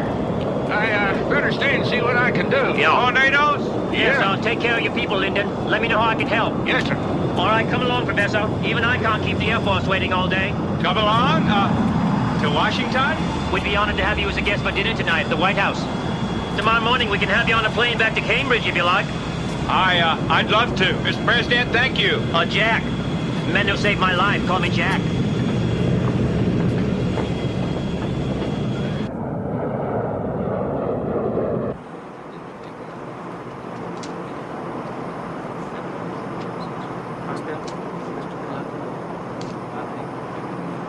What are you thinking about? Strange feeling. Being shot at. In the war, it was different. Impersonal. They weren't shooting at you, really. Just the uniform. Maybe whoever shot at you wasn't shooting at you, but the office you represent. That may be. But nobody ever shot at Eisenhower. You sure you're no relation to old Honey Fitz, my grandfather? No, I don't think so. It's too bad. According to the press, if you had been a relative, there might have been a place for you in my cabinet. You like fencing with the press, don't you? Oh, you take your fun where you can. God knows there's little enough of it in the job itself. When you're campaigning, it's easy enough to get caught up in the excitement of it all. Politics. Easy to convince yourself that it's all a game, an invigorating game. At days like today, you know damn well it's not a game. Days like today. Days like April 17th, 1961. Bay of Pigs. Damn stupid idea. I should never have gone along with it. Never. Suddenly, I wasn't just politicking. I was responsible for men's lives. It was like having my PT boat sunk again. Only this time, I couldn't do anything to save them. You know, my father drummed into us when we were growing up that you needed power to get anything done. Power. But after Berlin and the missile crisis, I don't know. No one man should have that much power. No one man should have to have it. You are way ahead of your time. It will take... It will probably take another century before people see it that way. If people see it 100 years from now, it will have been worth the wait. Excuse me, Mr. President. There's a radio phone call for you from Defense Secretary McNamara. Excuse me. Oh, and Dallas police called. They've captured a man named Lee Oswald. They're charging him with attempted murder. They believe he's the one who fired.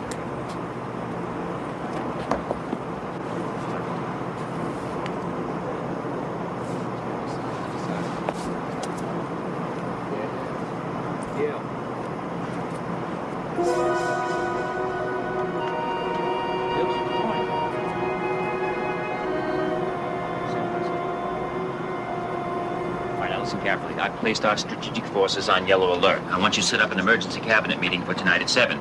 Rusk is on a plane to Japan. See if you can get him back. I want Taylor, Bundy, and Sorensen. Yeah, and Bobby. Is it anything you can tell me about? Well, it's nothing that won't be on Huntley-Brinkley in about an hour and a half, unfortunately. Russian troops just captured West Berlin.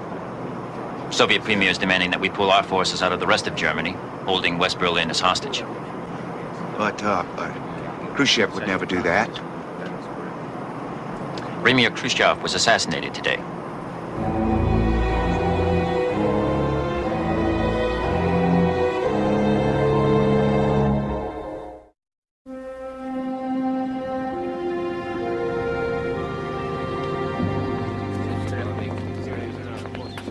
Joe, we're going to have to give you a rain check on that dinner. Feel free to stay the night. In fact, I'm afraid I'm going to have to insist on it. Security precaution. Oh, yes, Mr. President, I understand. So there'll be a full staff meeting. Oh, my camera. Where's my camera? Yes. Not in the car? Make sure all the men are assigned to that. I must have left it on Air Force One. Don't worry, Mr. Fitzgerald. We'll have it delivered to you before you leave. Yes. Fine, Mr. Livingston. Thank you very much. Right this way, sir. Initial effect of intervention in Kennedy assassination. Time distortion caused by interference in history. Subsequent pressure release by tornadoes at intervention site. Insufficient to counterbalance temporal damage. Compute to the extent of damage in the time stream. Massive tears in the fabric of time. Temporal rift of unprecedented proportions. Temporary stabilization achieved by Khrushchev assassination. Long-range projection. Continued temporal distortion, increasing geometrically the longer this timeline remains in existence. Give me the worst and the best case outcomes in this timeline, with assigned probabilities. Worst case scenario, nuclear exchange between the superpowers, results in total annihilation of biosphere, probability 77%. Best case scenario, surrender of Western Europe within 6 years, military costs collapse Soviet economy, Soviets blackmail West for food, culminating in agro-bacterial war. Result, total annihilation of biosphere within century. Probability, 12%. You mean there's only 11% possibility of avoiding total war in this timeline? 0%.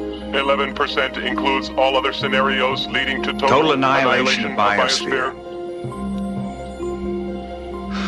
Since this timeline's not viable, give me all options for repairing the original timeline. There exists only one viable option.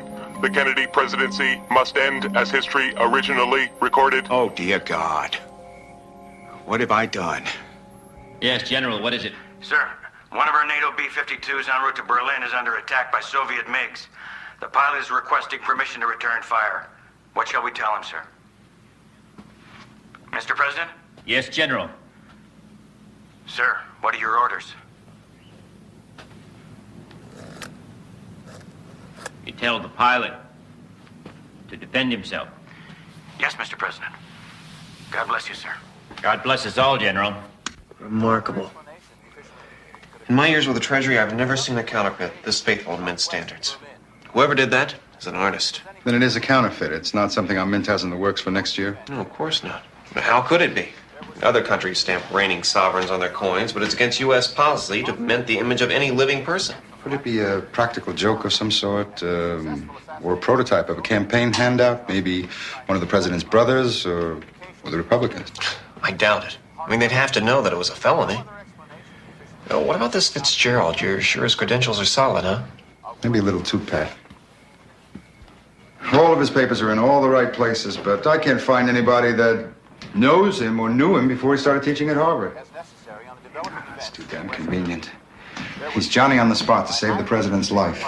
He loses a coin that shouldn't exist. He's got 3 of the president's family names. Well, he even looks like he could be a relative, for God's sakes. And with a crisis coming on that's possibly more dangerous than Cuba, the president's confiding in a stranger like he's a long-lost brother. If you ask me, this Dr. Fitzgerald could very easily be a Soviet sleeper. Ray, I find that hard to believe. Sir, I can't think of a better way to get an agent closer to the president than to set up an assassination attempt and have your man save the president's life. Hey, well, what about this coin? Now, what Russian agent carries around a patently phony and illegal coin and then loses it aboard Air Force One, for God's sake?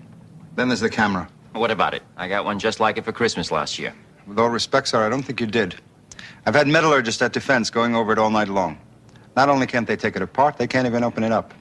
It's made of some sort of weird alloy they've never even seen before. It's harder than steel. It's impervious to X-rays. It's like nothing we have in development.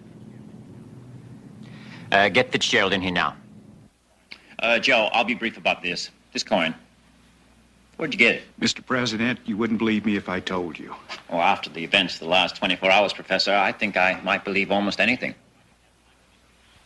Damn it, Joe, I don't have time for mysteries. I've got a B-52 over East Germany I haven't heard from in 3 hours. And thousands of Americans at risk in West Berlin. The Russians won't answer the hotline. I may be looking at another Cuba. So cut the crap and tell me where you got the bloody coin. It's, been in my family for over 200 years. Dr. Fitzgerald, I'm afraid that answer does strain my credulity.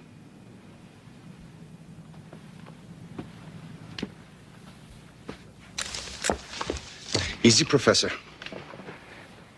This is not a weapon, I assure you.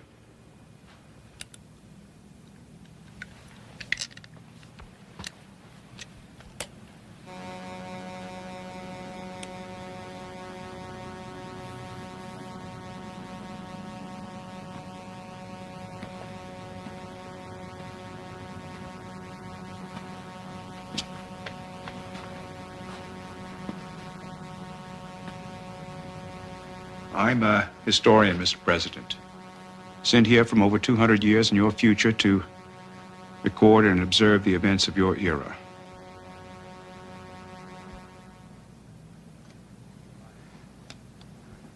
If you like, I can show you some holographic tapes of other eras, other time periods. I don't think that'll be necessary. God help me, I think I believe him. Mr. President, I believe Secret Service rules prohibit an agent from drinking while on duty. Permission granted to go off duty. For all of us, Ray.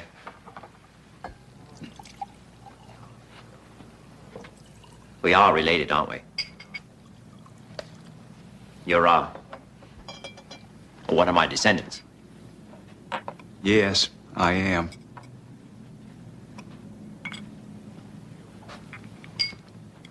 To your health.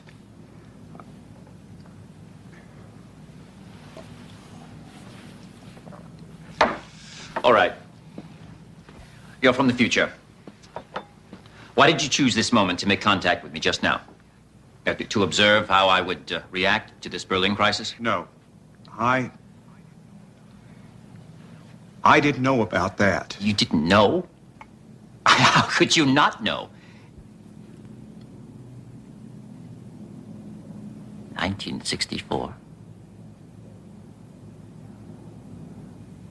Oh, my God. You came to Dallas to witness an assassination, didn't you?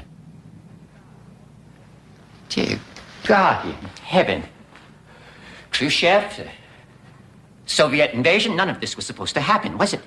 The fabric of time has been bent, distorted beyond its normal shape. And this Berlin crisis would be the end of the world, wouldn't it? Is there any way to undo the damage? Yes. I have to go back, don't I? Mr. President, you can't. Joe, you'll do this for me. We Kennedys always solve our problems within the family. Joe, if the family goes on. Oh, yes. And more than that. In my future, we have seen the realization of your greatest dreams. We have eliminated tyranny, war, poverty, and we've moved out among the stars. Due in large part to that first step you made back in 1961. Thank you for telling me that, Joe. I see no point in putting this off. If there's anyone you'd like to say goodbye to. I wouldn't be able to leave them if I did. And they wouldn't remember anyway, would they? Hey, what do you want me to do?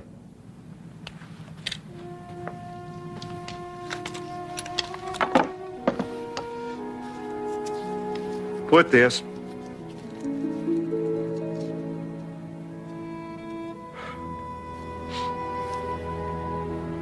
Put this on. Mr. President, let me. Ray, it's my boat.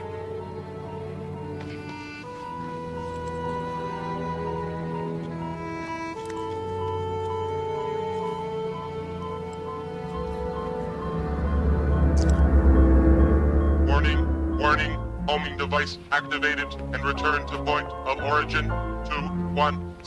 What's going on? You took an oath, didn't you, to protect the president's life? Well, you and I still have work to do. We're going back. But before that, I need to make a few changes.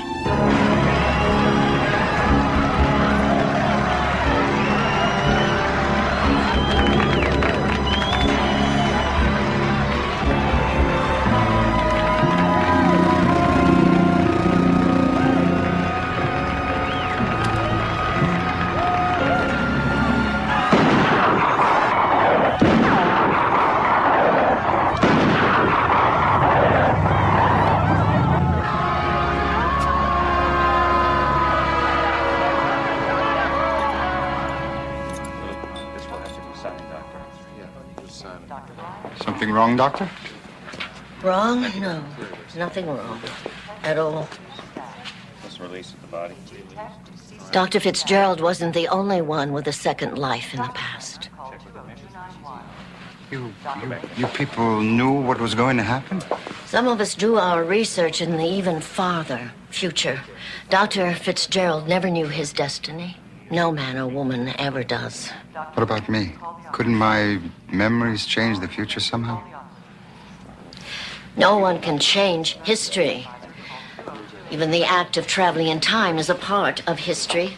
Dr. Fitzgerald's actions were simply a part of what was. So your memories won't change the future, because they didn't. Last time I saw him, I couldn't tell him what I knew. All I could say was something in Chinese, a phrase my husband taught me. Sai Jen, Lao Punyo, Sai Jen. Goodbye, old friend. Goodbye.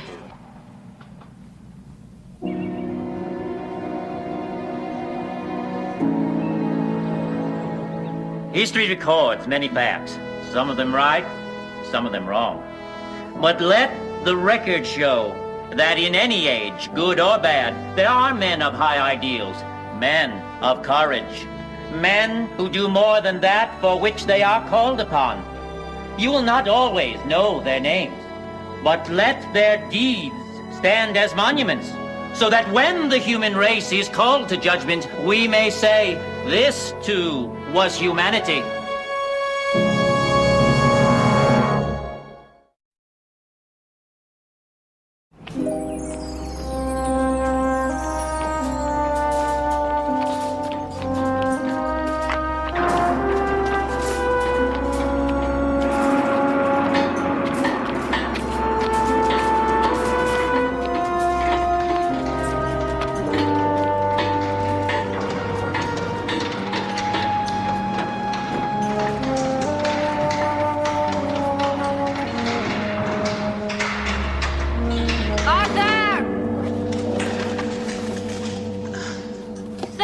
Finished today. I'm sorry, honey. I went all the way to the parts store, and the darn thing still hadn't come in yet. Should have called first. Well, it still wouldn't have been there, Norma. Maybe. If we didn't have such an old car, then you wouldn't be looking for parts all the time, and I wouldn't have an aching back from walking to the store up and back.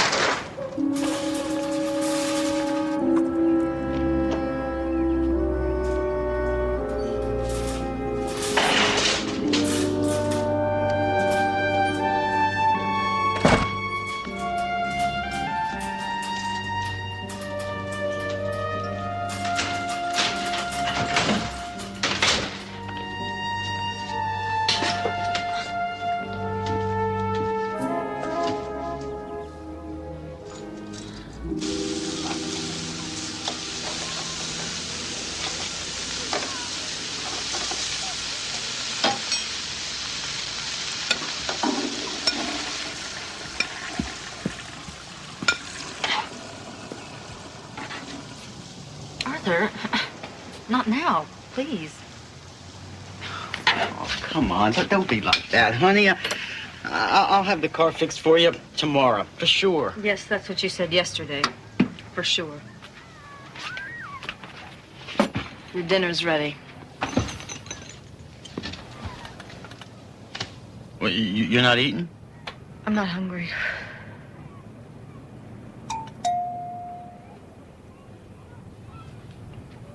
I'll go.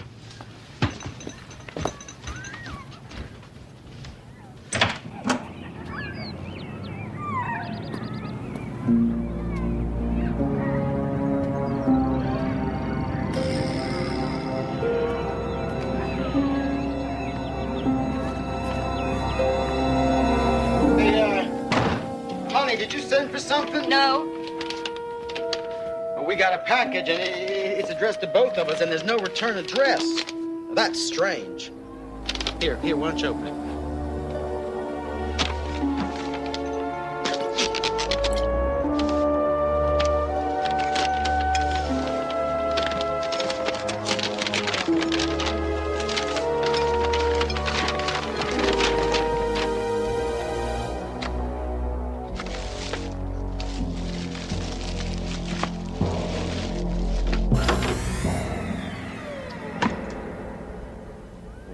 What is it? I have no idea.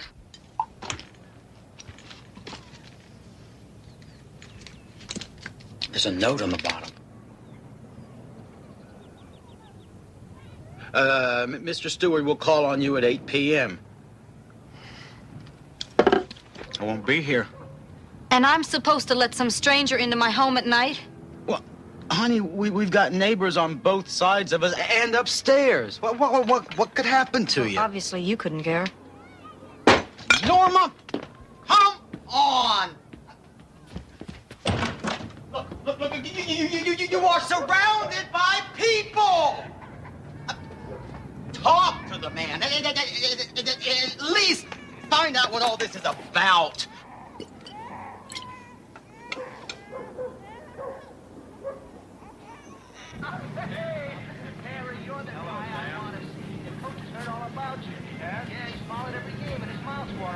Find out if you're going to come along with us. Yeah, well, I got to make some dough first. Well, you better make it fast. We need great heads like you. Stop broken down old guys like this one, huh? George! Welcome back.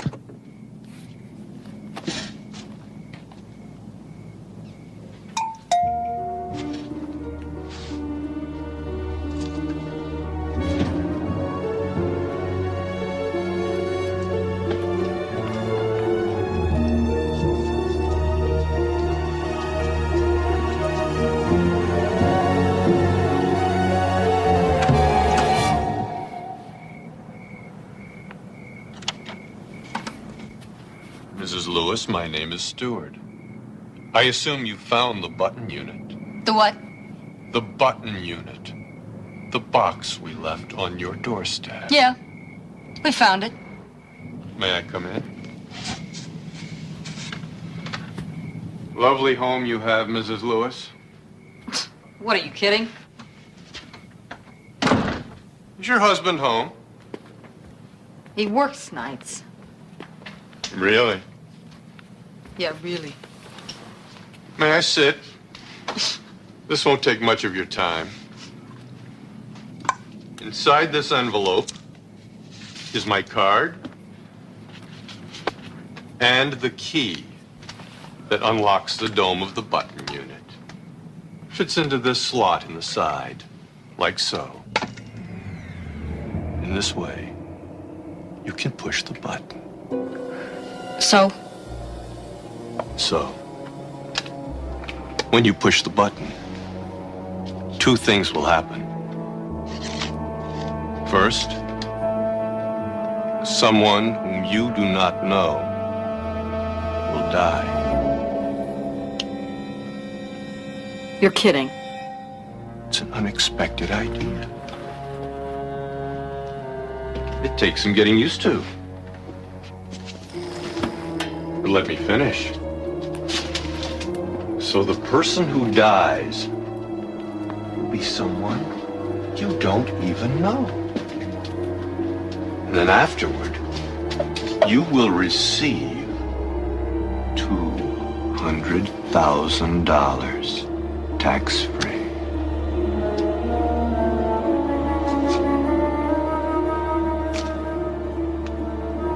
And that's all there is to it.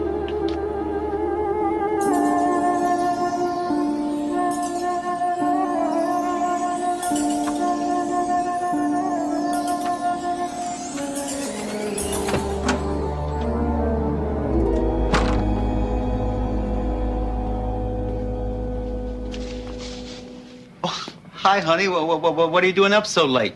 What's wrong? I wanted to talk to you. Well, great. Wait right there. I'll get a beer. So, this guy, did he come? He brought the key to unlock the top. So what's it all about?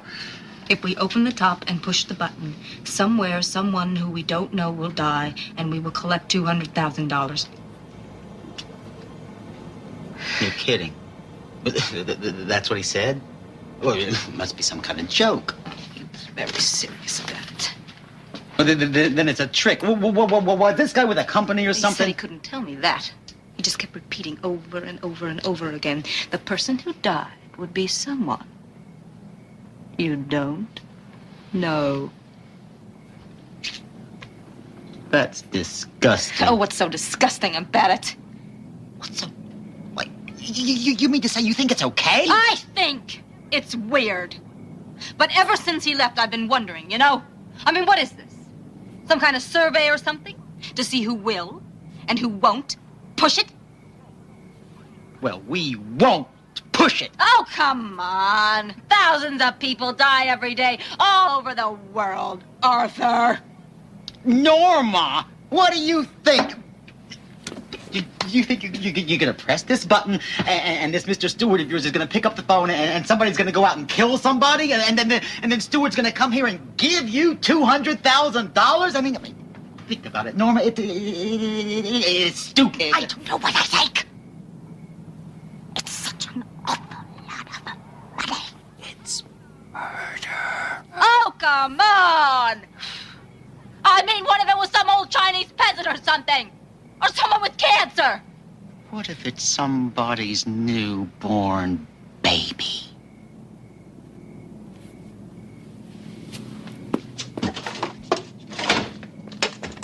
Hold this. Hold it.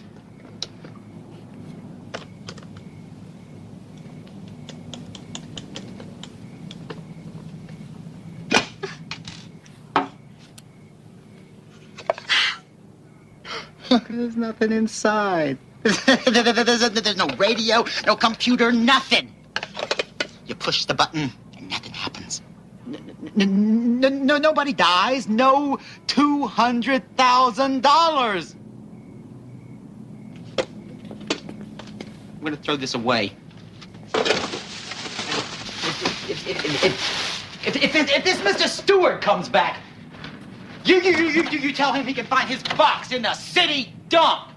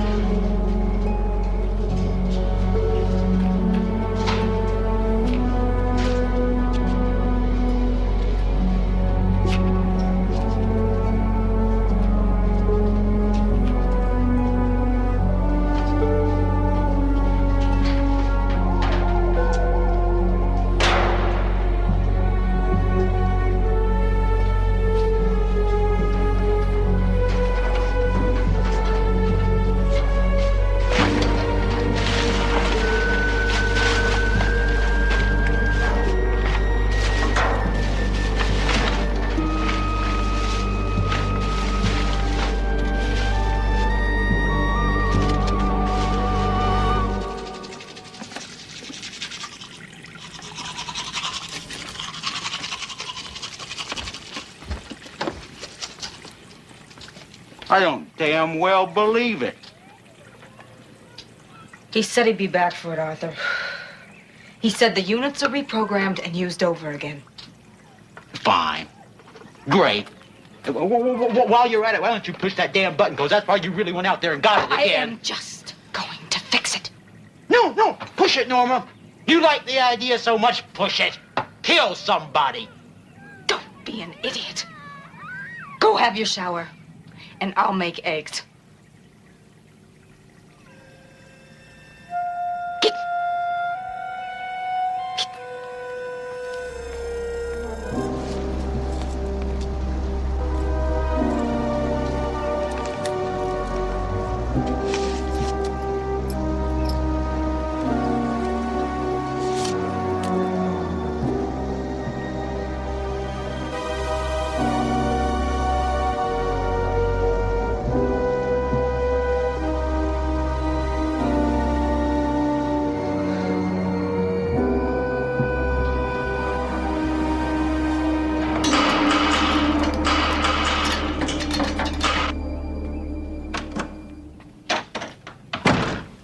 Honey, the car's fixed. That's great, dear. Drive it easy the first few hundred miles. We don't want it to blow out again. Did you push it? What? No.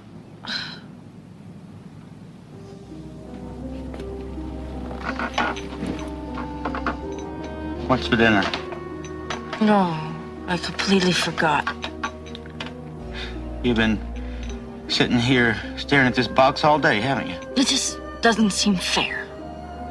You know, telling us we could have all that money. Make us think about it. Why don't you push it and get it off your mind? Nothing's gonna happen anyway. Mr. Stewart made it sound so simple.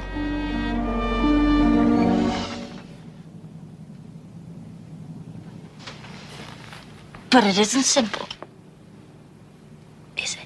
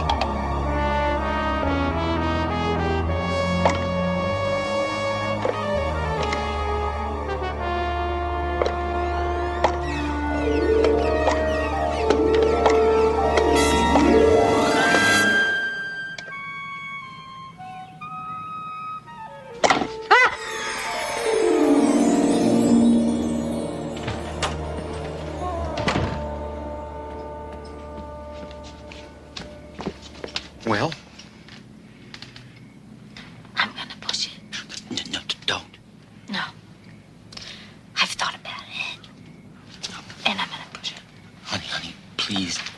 Don't play this stupid game. It gives me the creeps. I'm gonna push it.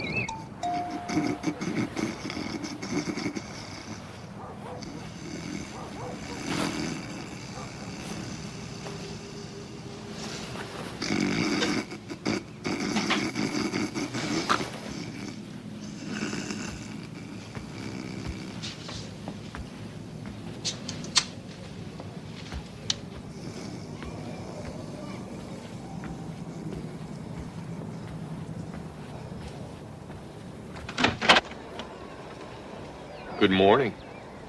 I've come to take the button unit back.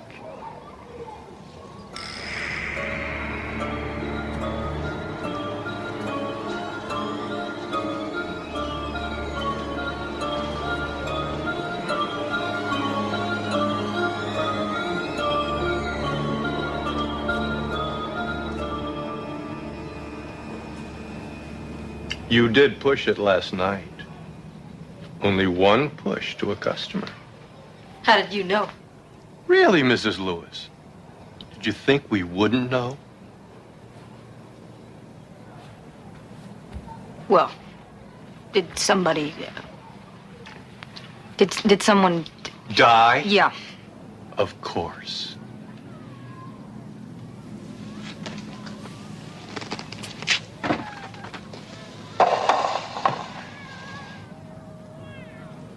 There's $200,000 in the briefcase.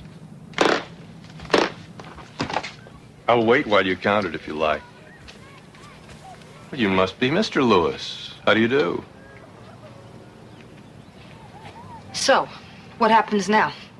Why, You spend the money. And I hope you enjoy it.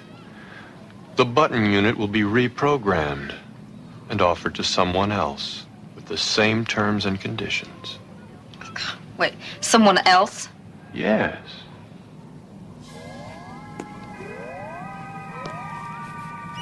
I can assure you it will be offered to someone whom you don't know.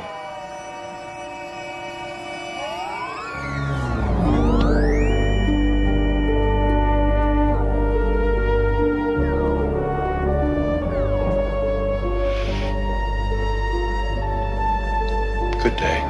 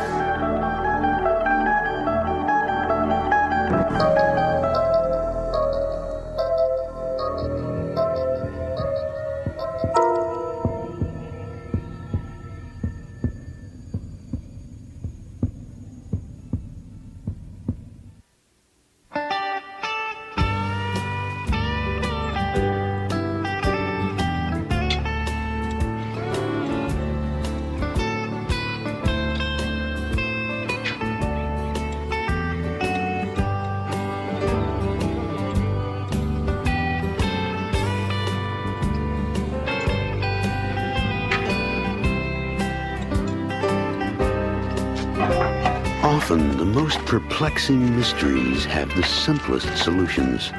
The most complex questions, the simplest answers. Sometimes we seek long and hard, only to find the solutions and answers lie right before us. In a reference book under T for the Twilight Zone. Wiley Whitlow, where the devil did you come from? My farm. Walk.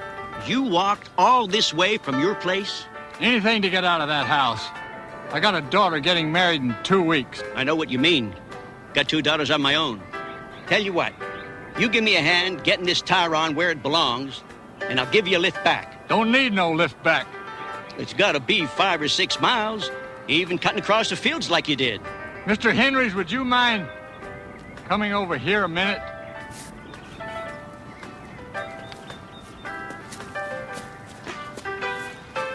Yeah, Wiley? Over here.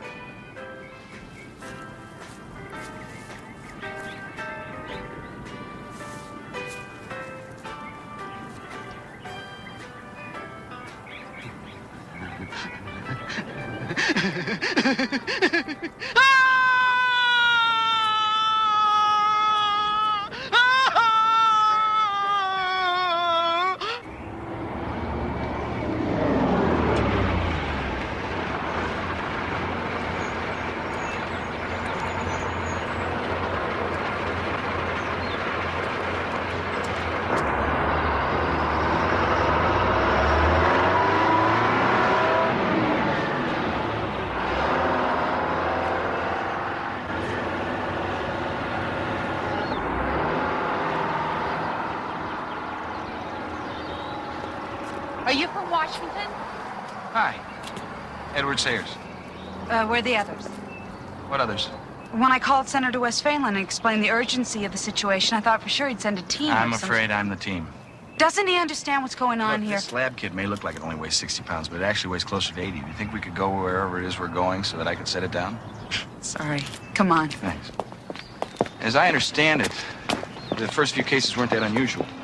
The town derelict and some of his cronies. Then it started spreading. First it was the farmers, then a couple people who worked at the bank, then the mayor.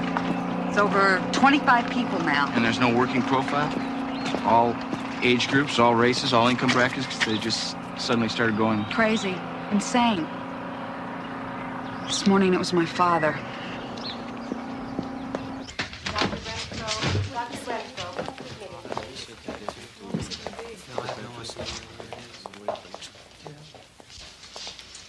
This is Mr. Strickland? Uh-huh. Her father. Yeah. Thanks.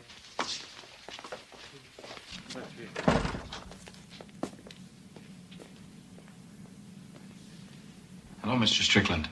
My name's Edward Sayers. Hello, Sayers. I'd like to ask you to sit down, but as you see, my house is being redone. I'd like to ask you some questions. Ask anything you want. I'm no gossip.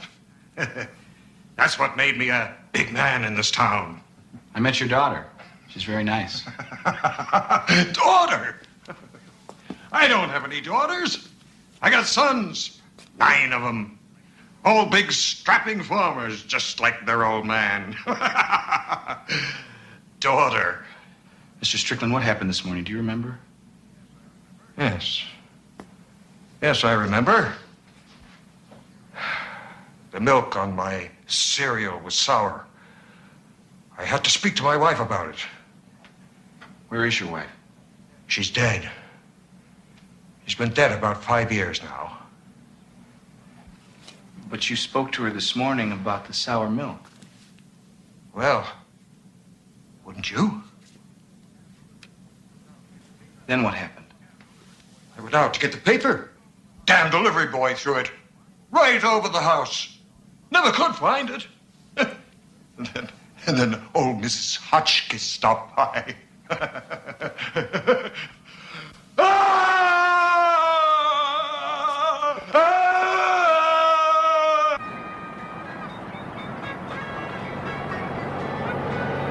Mrs. Hotchkiss's husband used to run the used car lot.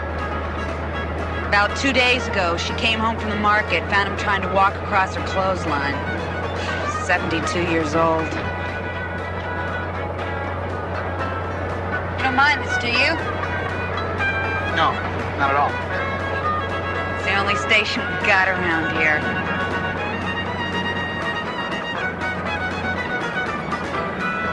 Do you have any brothers? No, no sisters either. I'm an only child. Why?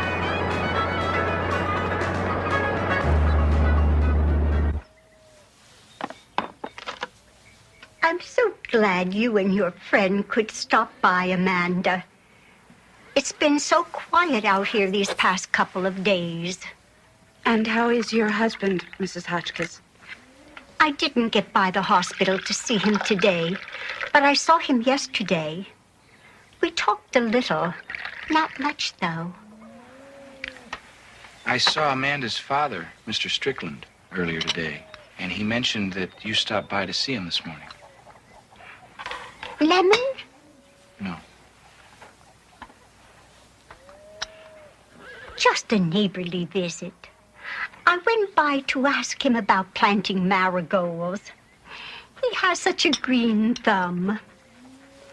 When I saw him, he seemed perfectly all right to me. There was a woman once whose husband was in a coma. One night, she prayed that if he would come out of it, she would give up a year of her own life. The next morning, he awakened from the coma to find her dead. I guess the moral there is, Don't make any deals and don't ask any questions. Get something to tie your wrists, Amanda. A towel or something.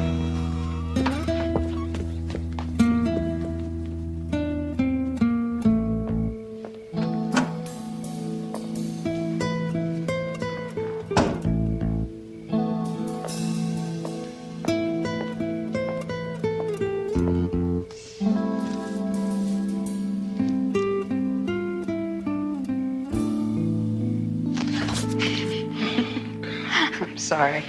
We found some sandwiches in a vending machine. Great. Careful, they're hot. I nuked them in a microwave. Thanks. You find anything? Nothing. In the air or the water. All toxic contents are well below the EPA accepted safe levels. So it's nothing people breathed or drank. Doesn't look like it. No. I've been thinking. Maybe it's a disease. A very contagious disease. Amanda. No, it fits. I've been tracing it back. It's like some weird chain letter. Jesse Fielding went insane right after he talked to Sarah Moss. Sarah right after she talked to the mayor, and the mayor had just been to the bank to see Jack Henry's. My dad came down with it after Mrs. Hotchkiss came over, and she had just been to the hospital to see her husband the day before. A disease. A contagious disease that makes people crazy.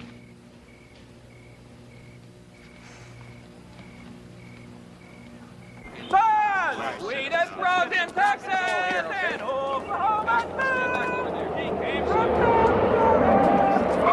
red and white. She cried so when I left her. It almost broke her heart. And if Officer. we chance to meet again, we'll never ever part. Look over. The sweetest little lily that ever bloomed in May. Sprout little green things that grow at night and day.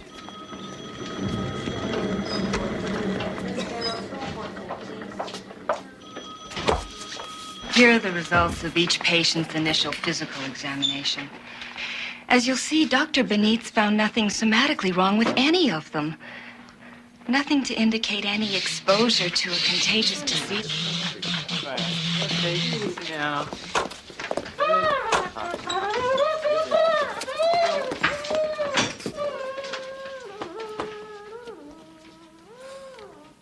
It is extremely important that I talk to Dr. Carroll right away. Yes, please, the minute he checks in. You have the number. Thank you. He'll call back. He's the head of my department in Washington.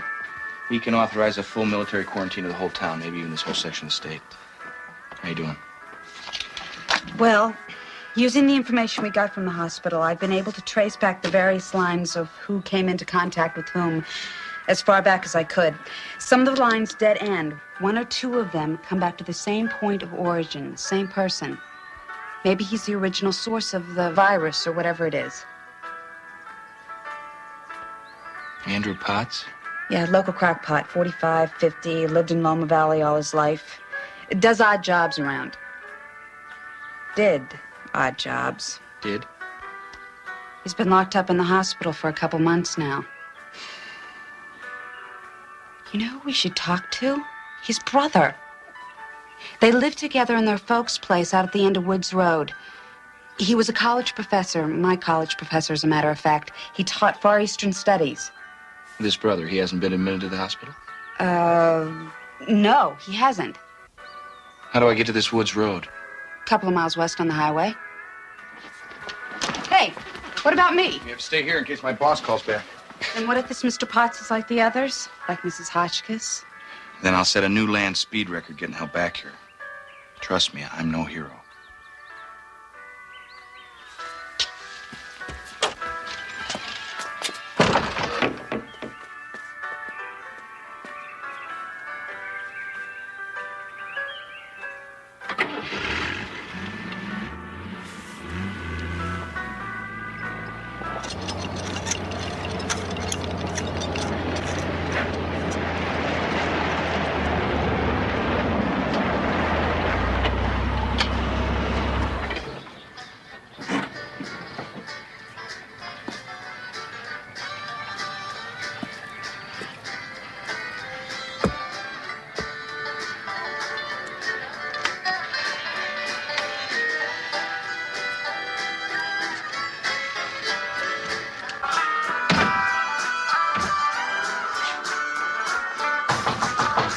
Hello? And that was the Tommy Lee Walker Band with their latest out of Nashville, Yellow Hair and Big Blue Eyes. And this is Wild Bill Oakes coming to you from KFEJ Radio 660. National Weather Bureau reports clear skies and warm temperatures today with lows tonight in the high 50s. And now back to music on the Valley's own radio station, KFEJ. I am Jeffrey Potts. How do you do? My name's Sayers, Edward Sayers. Do you like my house, Mr. Sayers? Well, yes. Yes, I do. Very much. How long have you been working on it? Oh, 2-3 months now. Ever since I got back. Back from where? The Orient. I went to study. I think I was going to write a book. I don't recall exactly, but then I found out, and it really didn't matter anymore. Found out what? The meaning, Mr. Sayers, the meaning. The meaning of what? Everything. Man's purpose and destiny. Life after death. God. Devil. Existence, everything. And it is so simple. It is all so very simple. You want to know? Who have you told? Only my brother. It was supposed to be a secret. But knowing my brother, it probably isn't anymore. Are you sure you wouldn't like to know what it No. is? No. Well, you'll be the only one left in town who doesn't. As I have decided it's time for me to share this wonderful secret with all my neighbors. How? Well, old Har Faraday down at the radio station is always happy to let a neighbor have a little airtime to say hello to everybody in town.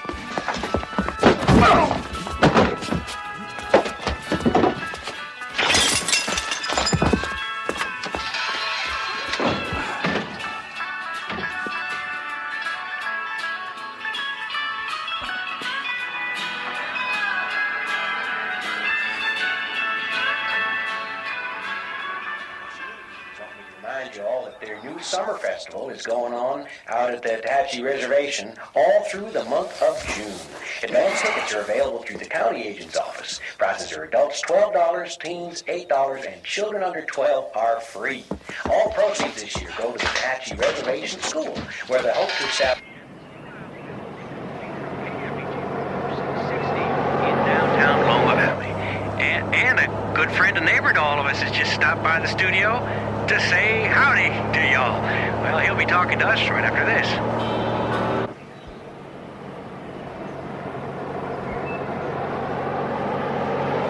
We're back now, and as I mentioned, a neighbor and friend of all of ours stopped by today, Professor Jeffrey Potts. How you doing today, Professor? Well, just fine. Haven't seen you around town much. Well, I've been busy doing some work around my house, but I wanted to stop by today to tell all your listeners something. Okay, shoot. Well, I thought your listeners would be interested in knowing what the meaning of life is. Well, I know I've always wanted to know the meaning of life.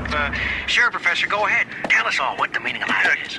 Come closer, everybody. Shut off the radio! Come closer to your radios. Turn it off!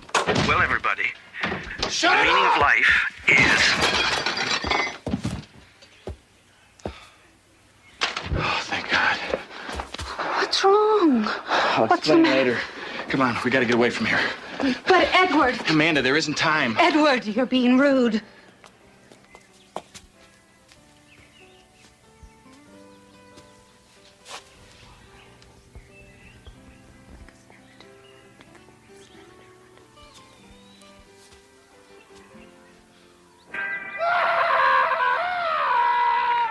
Man is a questioning creature, constantly striving for answers. But there is some knowledge for which he is not yet ready. Secrets that once learned overwhelm him. Secrets that for now are best left undisturbed. In the Twilight Zone.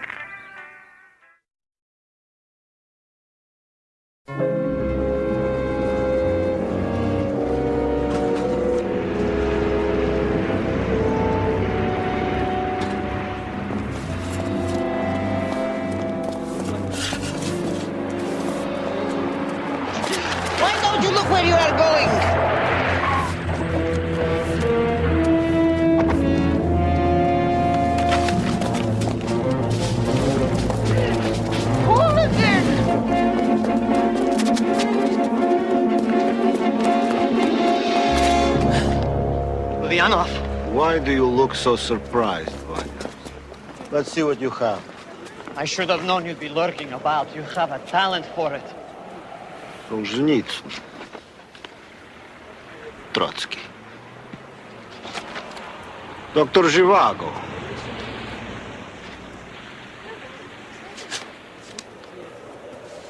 It's a letter to my mother.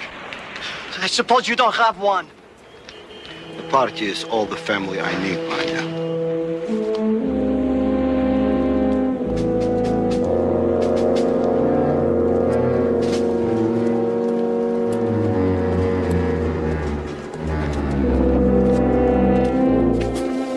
What now, Ulyanov? Are you going to shoot me? Much worse, Ivan. This time we're sending you to the Gulag.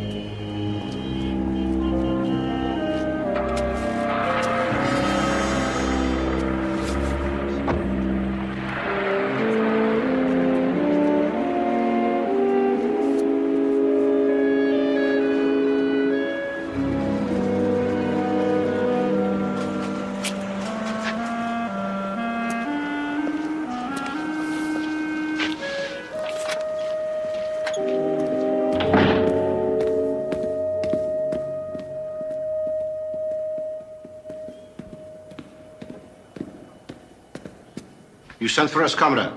I see by your report that the dissident Ivanovich has been apprehended. This afternoon.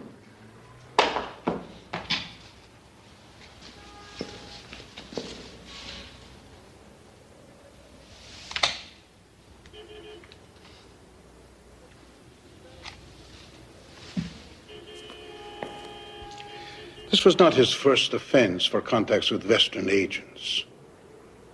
We could have had him shot, correct? He deserved no less, Comrade Minister. Ulyanov? We also have the option of exile, where he may reflect on his errors and be of use someday. Ivanovich is well known as a go-between for Western agents and certain dissident factions. His execution would serve as a vivid warning.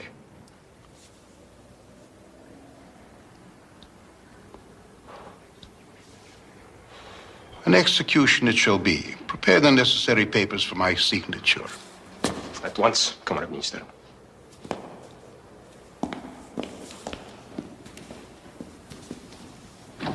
Careful of that one, Ulanov. He has friends in high places, and the arrogance to match. I know.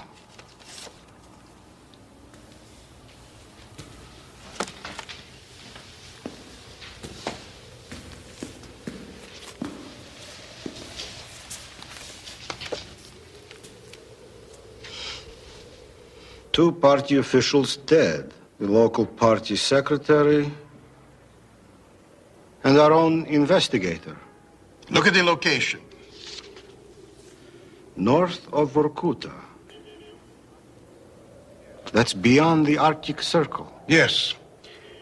In the heart of the Gulag, party officials are dying. Mysteriously. Doesn't that whet your curiosity, comrade? Perhaps Comrade Vladimir would be anxious for an assignment such as this. But I already told you. Vladimir has friends in high places. You have no such friends, Ulanov. Throughout your entire career, you have refused to cultivate them. Now all we have to refer to is your record for efficiency. A very impressive record, to be sure, but one in which it is very hard to read between the lines, to see the real man.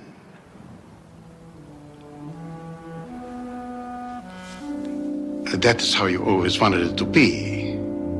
Is it not, comrade?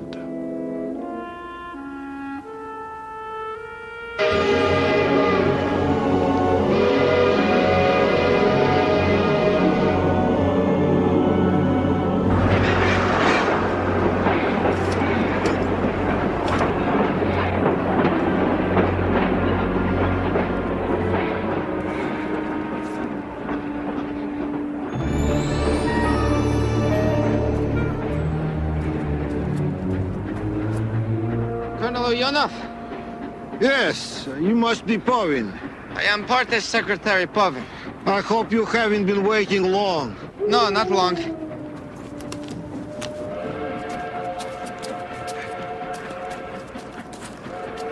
What time is it, Comrade Povin? It's almost midday. Is this as light as it gets? I'm afraid so. We never even see the sun between October and April.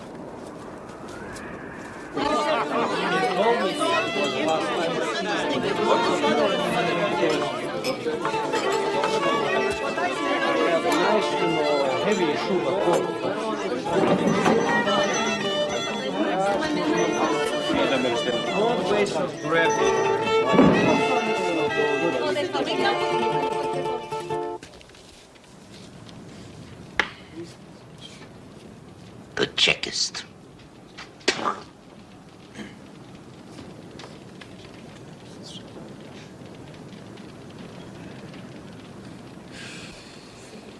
Gypsy music is forbidden in Moscow.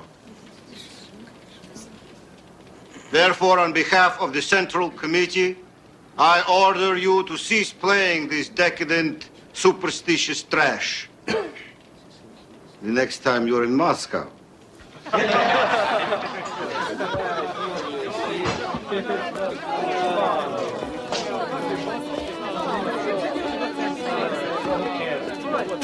Typical party snobs.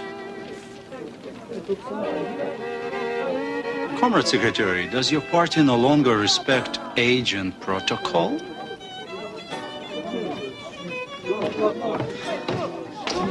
Colonel Ulyanov, this is Titov, the village mayor. Oh, welcome to our humble community. We offer you the traditional bread and salt and all the charms of the Siberian winter. Thanks, comrade. Unfortunately, my visit will not be a long one. I merely wish to investigate the deaths of Secretary Borisov and Officer Andreev. What is there to investigate? Borisov was torn apart by wolves, and Andreev cut his own throat. I trust I will have the full cooperation of you and your fellow citizens. We're at your disposal. You must realize, however, that we have little. Moscow makes many demands on our poor village. Moscow makes demands on us all. If you'll excuse us.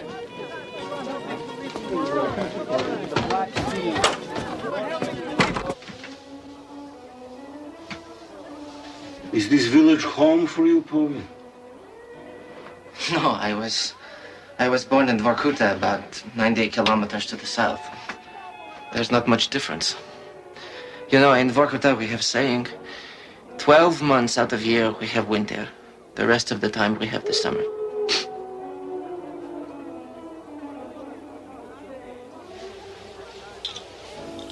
I'll come to your office in an hour. You'll have all of your files in order for me when I arrive, of course. Yes. Meanwhile, I have to get used to the idea of darkness at noon.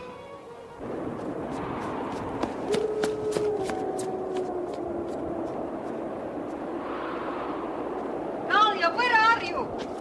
You catch cold. Yes, Have we met? What's your name?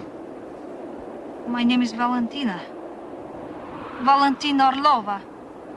But I'm sure we have not met. No, I think you're right.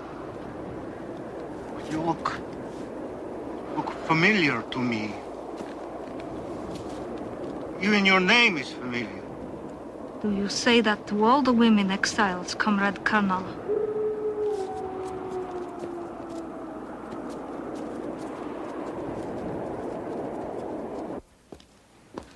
Borisov Vladimir Valentinovich, your predecessor, a party secretary, age 43.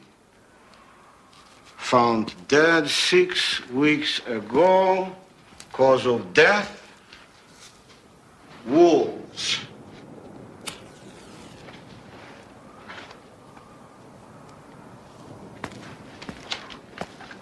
Andrei Yuri Arkipovich, age 52, a major in the Committee for State Security, found dead 11 days ago, cause of death, suicide.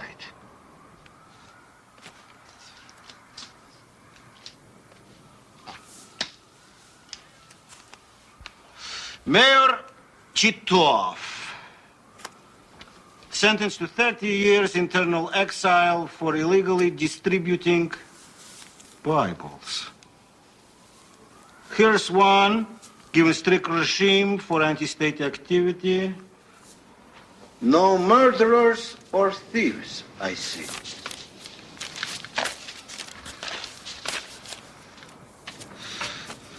Povin, show me the file on a citizen named Valentina Orlova. Wait, it may not be that easy. I have not been here long enough to locate all of the files. It may take a while. You have another more pressing engagement? Of course. Sure. I love Valentina. One moment, please. Here. Yes.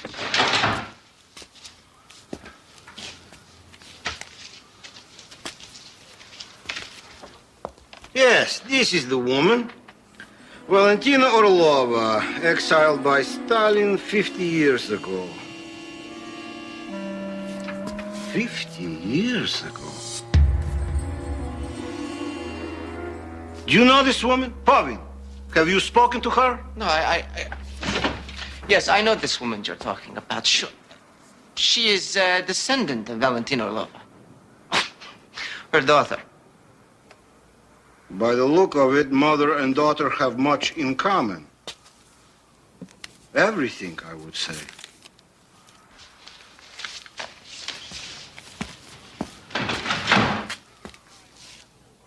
I think it's time we had a look around. I want to see the bodies. Block of ice. Now, I understand why you insisted on bringing the hot water. Give it to me.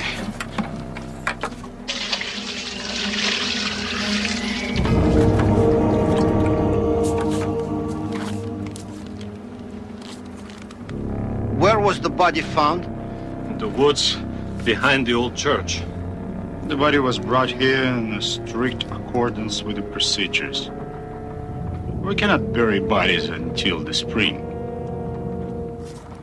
What about Borisov? Borisov's remains were sent south to Vorkuta.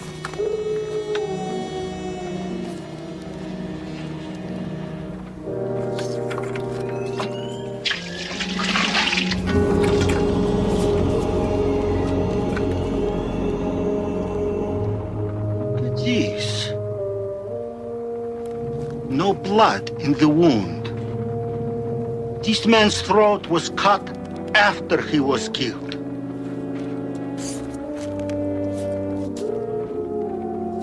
Well, comrades, doesn't that fill you with curiosity?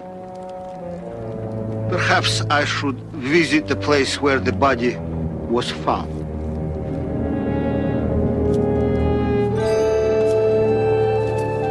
This church must be over 300 years old. You see how small the onion-shaped dome is, how it had to be supported. Must be very beautiful inside. Yeah, for many years after the revolution, this relic of Romanov decadence was used as a stable. Now it's been boarded up and forgotten. Forgotten, you say, Mayor Titov? Uh-huh. Then these footprints that seem to go in and out of the entrance, they must be all but forgotten, too.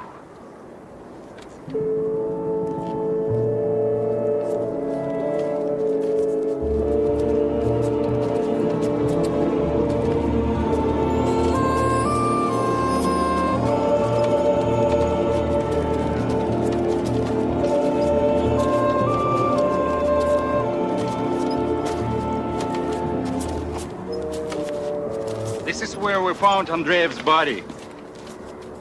That patch of red snow. He was already frozen.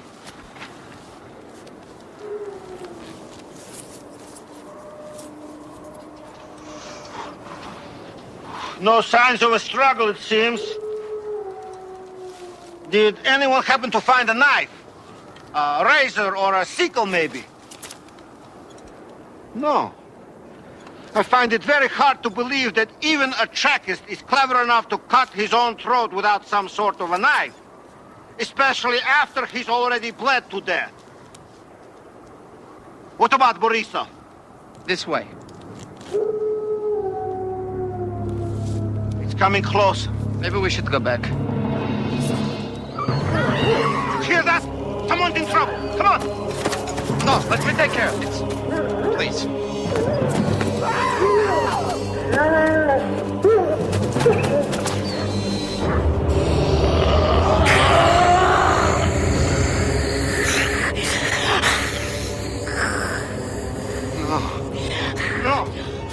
No. No. No.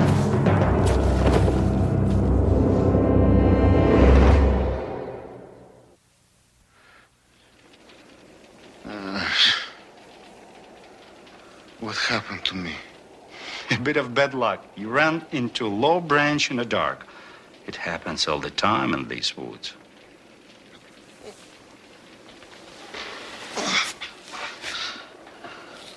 Boy.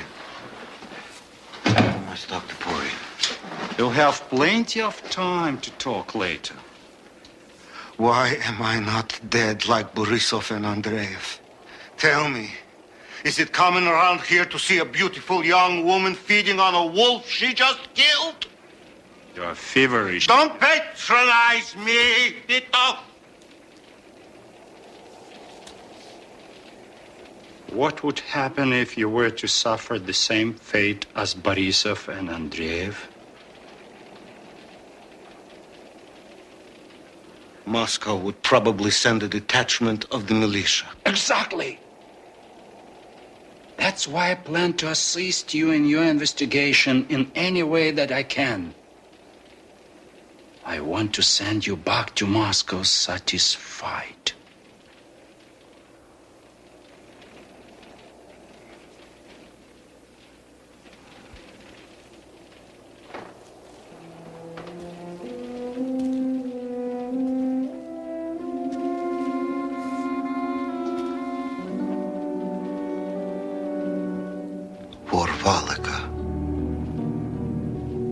What? Vorvalika. The undead. Creatures who drink the blood of other creatures and live forever. An old Romanian legend. Old Romanian nonsense, you mean? Is it?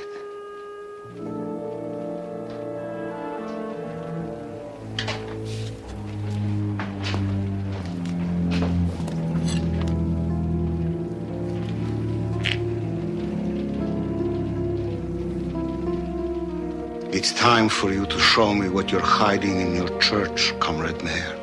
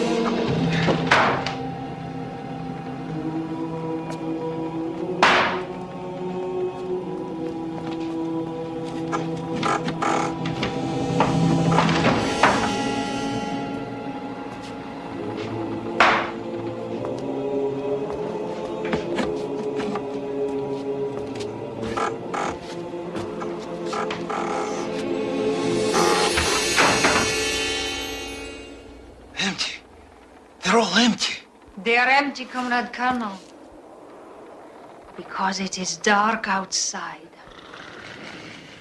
What are you? Vorvalika, vampire, or a murderer pretending to be one? Why don't you ask Povin? Povin? What have you done to him? They have done nothing, Colonel Uyonov. Nothing I did not want them to do. I am one of them by my own choosing. Why? One needs to be very strong to survive in Siberia. But now I have the strength to endure the terrible hardships that this country exacts on us. To endure. And perhaps, my friend, to thrive.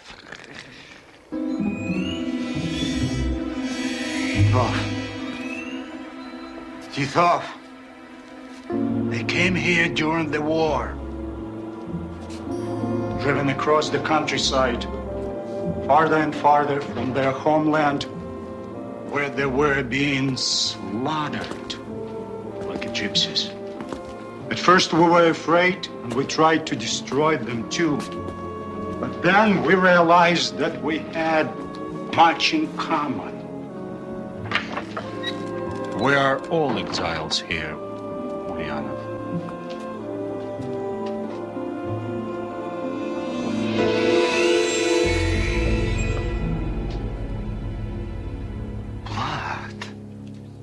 We protect them during the summer when they sleep here in our church. They watch over us in the dark of winter, saving us from predators, taking blood from the wolves when they can, robbers and murderers when they must. There is no need for them to feed on us. This is... They protect you. You protect them. And who protects you, Colonel? We welcome the chance to feed on any commissar. Valentina! Why do we wait? It's obvious he's just like the others. You should have let us kill him in the woods today. I let you have Borisov and Andreev because they were no more than animals. But this man, I believe, has a capacity to understand our arrangement. And hopefully goodwill, good sense to let us be. Fool. You see what you want, not what is. He's KGB. He must die.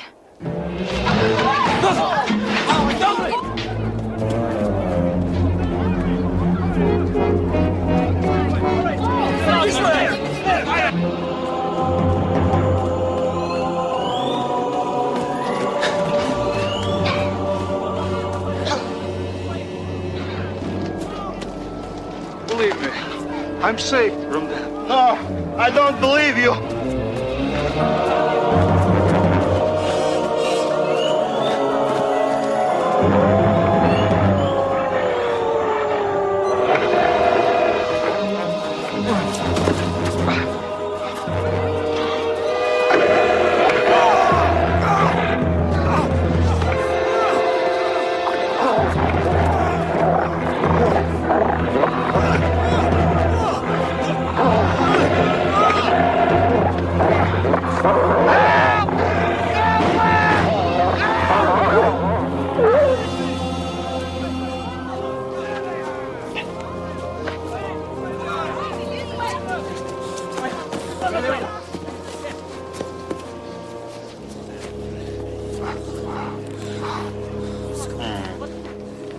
I knew a wolf would get to me. One day. Quiet. We'll take you inside where it's warm. I'm warm. Already.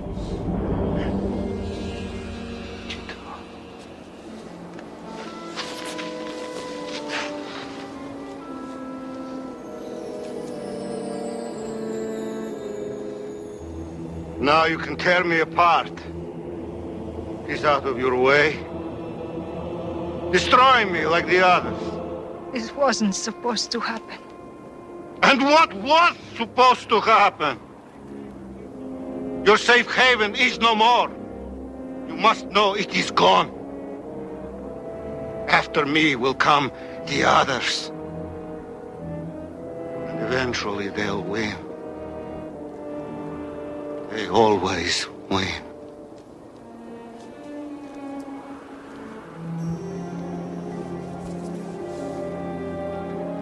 When I was younger, I thought I could fight them. I thought I could make a difference. But for every life I saved, another 2 would be forfeit.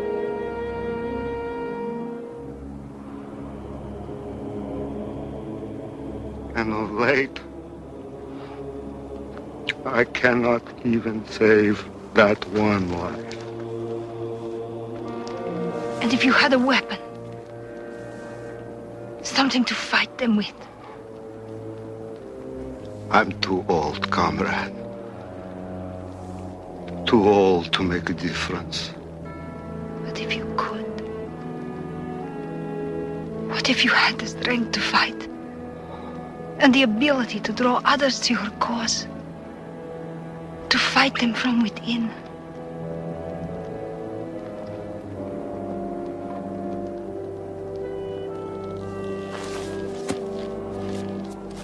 You talk of treason. No more than a treason against the Russian people. By everybody, from the Tsars to the Chekists.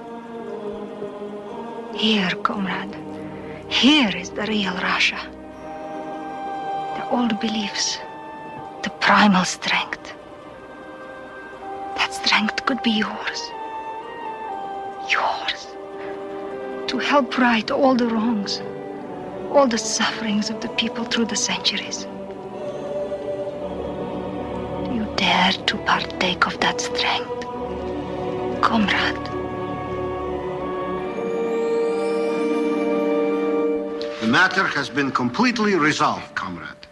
This mayor, this Titov, he must have been quite an impudent fellow. More than impudent. He was a liar and a murderer and a traitor to the state. And the new party secretary up there, what did you say his name was again? Povin. Povin, yeah. You feel he can maintain order now that you have left? Povin was indispensable to me in my investigation. I feel he is more than qualified to serve the Soviet Union ably and honorably in his current position. Good. Well done, comrade. I'm only sorry we don't have more like you here. You will, comrade. You will.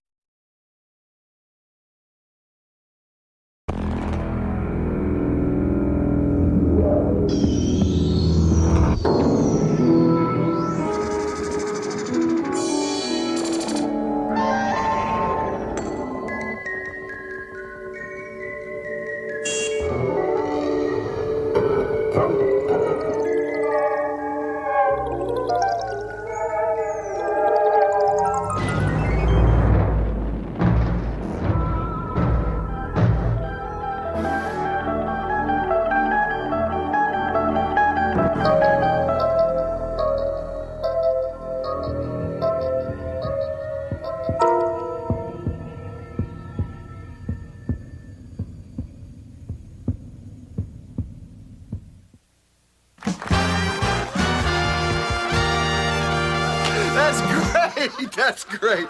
Billy Diamond, ladies and gentlemen, one of America's hottest comedians.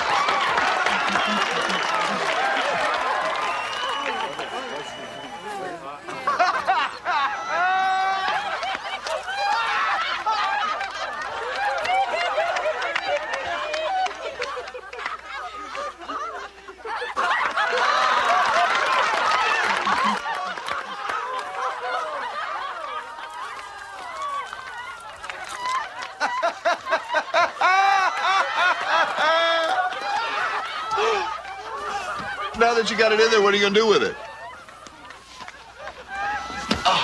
To the people! That must do wonders for the digestion.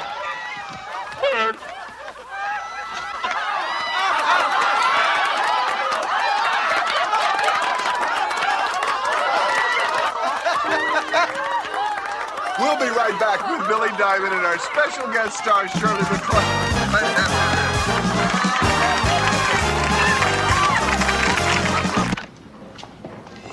Ciao, Bernie.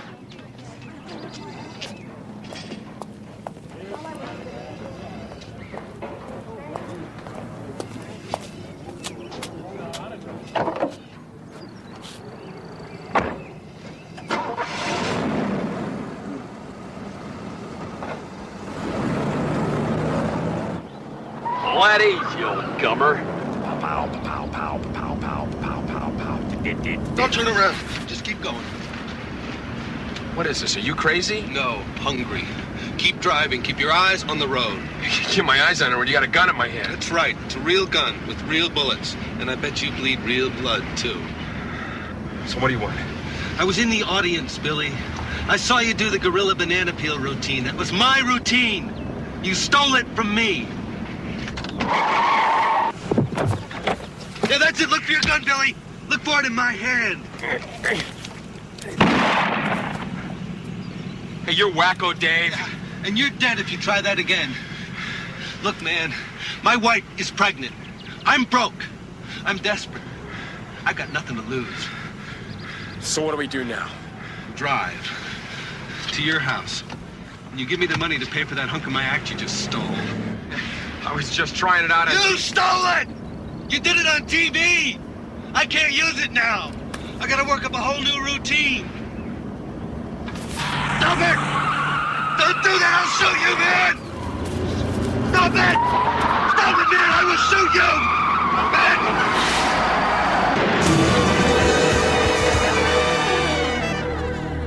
Hey, there you are. Hey, Billy! Come on. Billy! Ah. Mr. Diamond! Hey. Hey, Billy, come on. Let's go. We're late. Late? Do I know you? Oh, jeez. I forgot you just got here, right? I'm Max, your new agent. Oh, you must be that new guy at the Morris office. No, I'm from here. Here, but where? Come on, the stage is up this way. The stage? What is this place? If you're not from the Morris office, you're not my agent. They represent me all over the world. Yeah, but only all over the world, not here, okay? Now, look, you're gonna need your A material, probably the schizo sketch. What? What? You telling me I'm dead? Hey, it's no big deal. Everybody around here is. I don't know why people are so surprised. Look, don't worry about it. It happens to everybody, okay? Now, look, the band's starting to tune up. You got to get out there and audition. Audition? Hey, I don't do auditions. I'm America's hottest comic. I don't audition. Well, you better do this one. There's a lot riding on it. Like what? Like where you spend eternity. Okay, there it is. Now, gotta get out there and get those laughs, Billy. Get them any way you can. Knock them dead!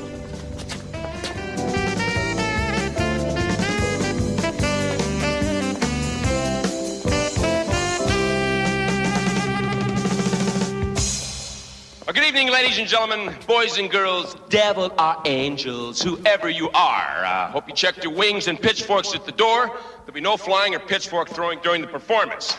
Thank you very much. I wish I knew a little more heaven and hell jokes. It's always good to know a little local humor. Is the big guy out there? Guess not. I can just see him now, creating another new universe. I've probably got it down pat by now. But seriously, folks... Hey, the Duke out there? He isn't out there, is he?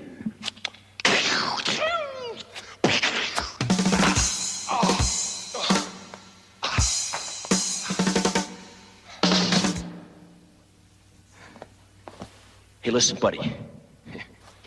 If there's anything that I do that you think is remotely funny, you'll let me know, right? I mean, you'll send me a telegram or something, huh? Yeah. I know what this is. This is a charity performance for the deaf, dumb, and blind. Am I right? Yeah, I was a transsexual one time, but I got over it. I went to Transsexuals Anonymous. I went to a meeting and 2 people showed up of the opposite sex, and I was both of them.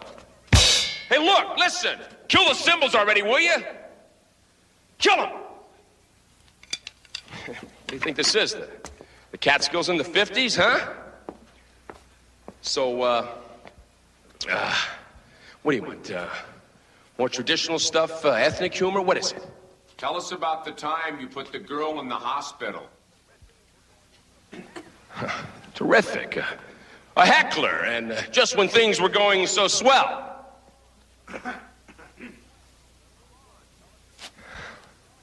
Come on, tell us about the time you put the girl in the hospital. Hey, look, this is a show, you know, entertainment. You don't want to hear about me beating up a hooker.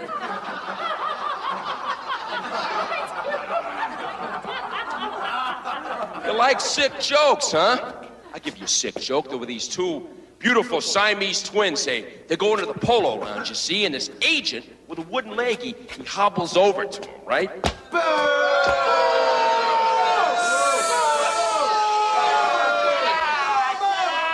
You boo the polo lounge? Why did you leave the girl in the room? Why didn't you call an ambulance?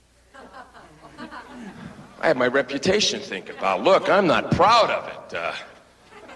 I got a bad temper, especially when I'm high. Which is more often than not. Well, let's face it, I'm a drunk.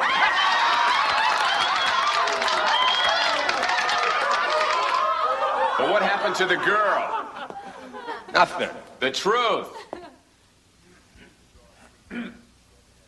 I broke her jaw in 3 places. She had to have surgery.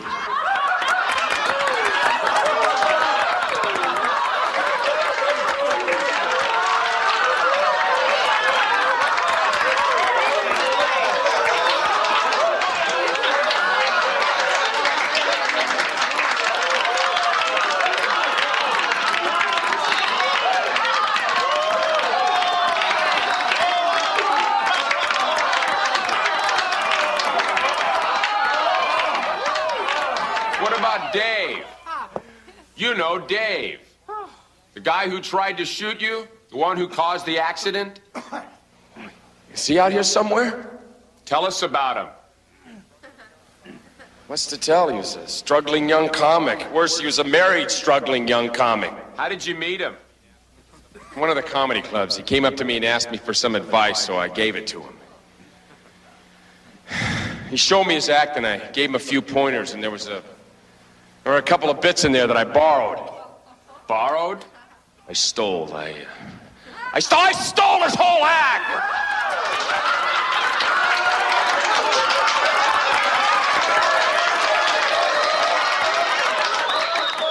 You mean you didn't pay him anything for it? No! Why should I? Hey, it's his word against mine. He was too shy. He had never performed his act in a club before. No, he was what you call easy pickings.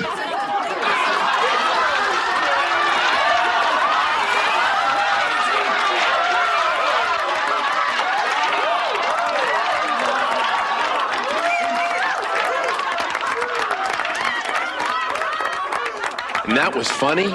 Wait till they hear how your mother died. No!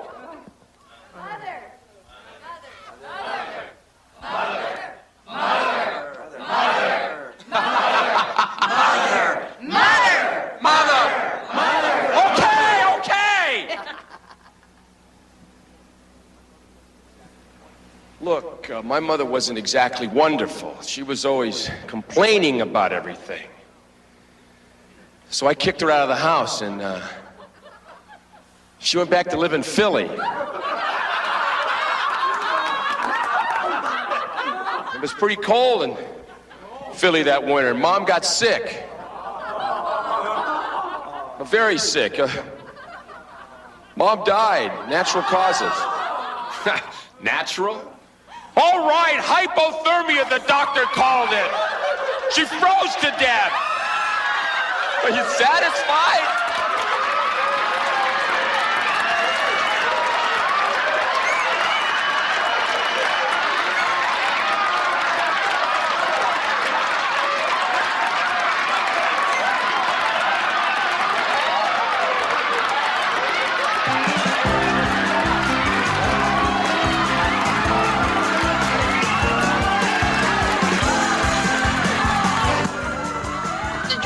Did you hear that? You're a hit, kid. You killed him. You killed him.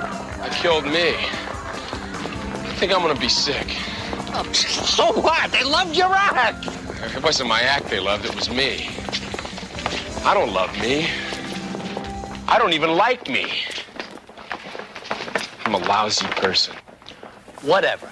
Okay, look, from now on you're gonna be a busy person. I got your book solid. Where? Here, 3 shows a night, 7 nights a week. Doing what?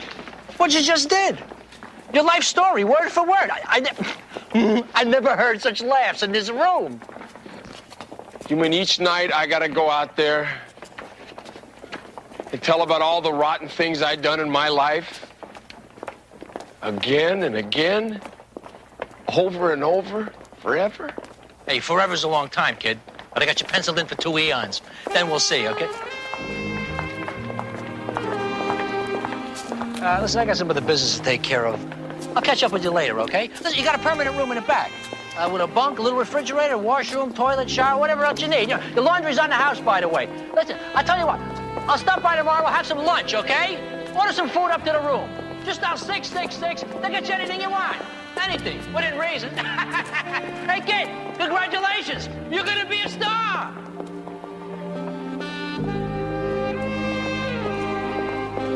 Let's hear it for him, ladies and gentlemen. A big hand for Billy Diamond. A madcap kind of guy who'll make you laugh until it hurts. Late of Hollywood and Las Vegas, now leaving him rolling in the aisles of the Twilight Zone.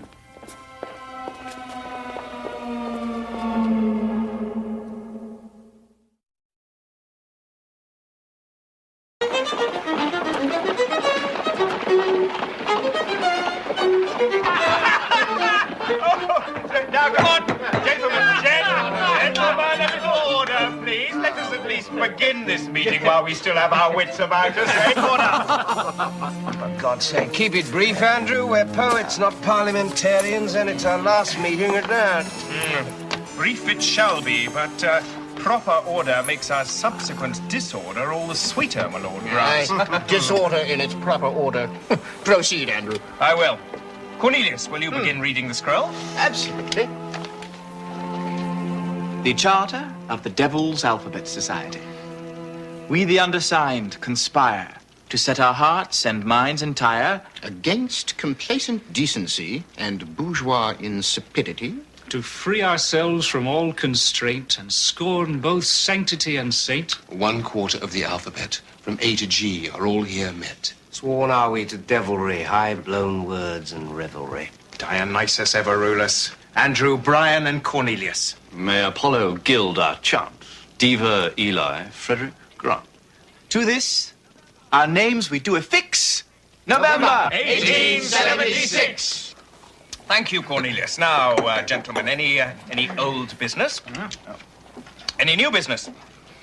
The chair recognizes Frederick. Well, as well we know, with graduation upon us, this is to be the last meeting of the Devil's Alphabet Society. Oh, Jane. Well, Cornelius and I have been talking about an annual reunion. Marvelous. An excellent idea. Gentlemen.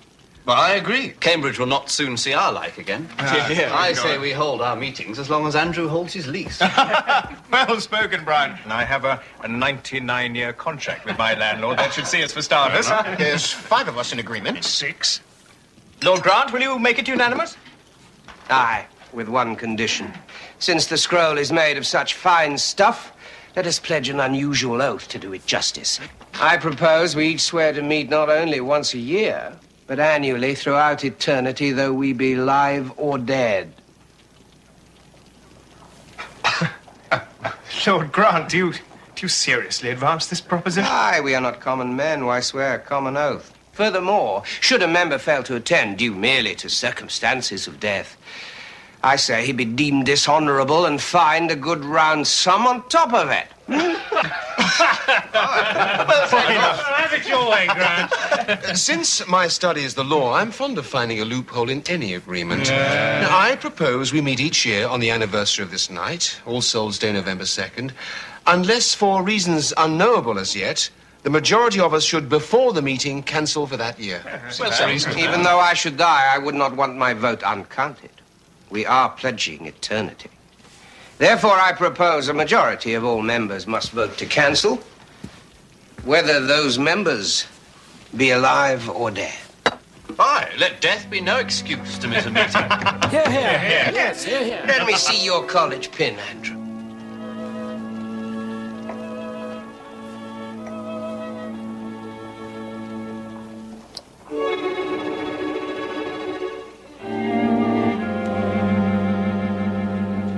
Pour a little wine in that, Diva. Let us prepare a charter each of us might fear a bit to sign.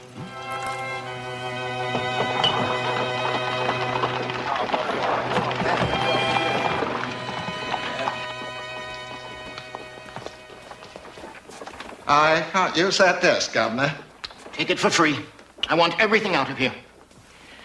This house is no longer mine, and I won't give the man who owns it a single stick he didn't win from me. It's not worth the price of storage, sir. Nobody wants that kind of thing anymore. I beg you. Good day, sir. Yeah, just as well. Just as well.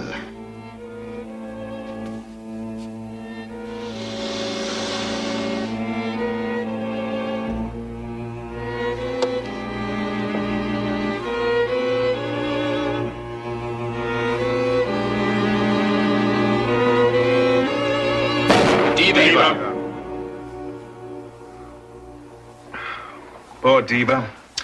His death casts a pall on our 23 Union. Look, I'll skip the laws and bylaws if there be no objection. After 20 years, I think we know them. Now, is there any old business? Yes, a bill of charges for our last carousal. A matter of 1 guinea for the plate glass Diva smashed, and 4 for the harlot that waltzed through it with him. 4? Her fee was steep. No, she came along free. The surgeon took 60 stitches to lace her back together. And on Diva, not a scratch. Walked through it like a very ghost. Which now, no doubt, he is. How shall we settle this bill? Our bylaws state that an absent member must pay all expenses of the year preceding. Diva may be dead, but he is also absent. Well, that's right. Incorporeality is no excuse.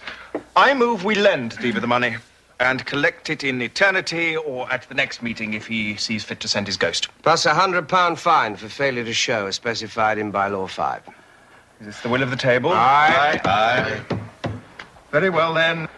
Diva, you owe the Devil's Alphabet Society £115 sterling. Aye, Diva, sift the ore of hell and bring it hence, unless you carried your checkbook into perdition with you. Have you no human feeling, Grant? You know allegiance to our code, Frederick? Let us show some respect for our dead brother. We did not form the Devil's Alphabet to show respect. Enough, gentlemen. It's time to sign the register. Eli, will you pass the scroll? What the deuce? There's already a name here.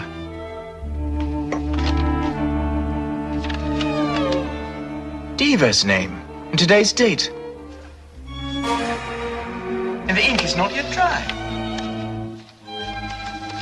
It is his signature, no doubt. I did not write it there, so help me God. Well, we're not gathered here to ask the help of God, Eli. I believe there's a fine due for such a slip. Yes, that is so.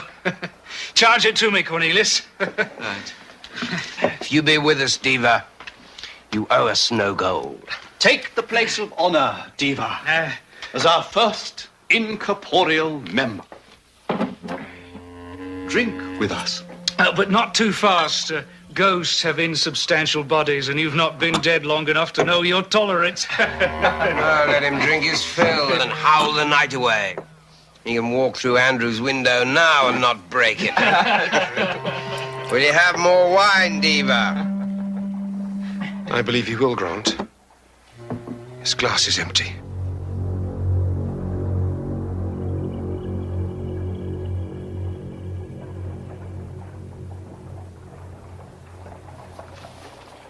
If this be your idea of a joke, gentlemen, I do not find it funny.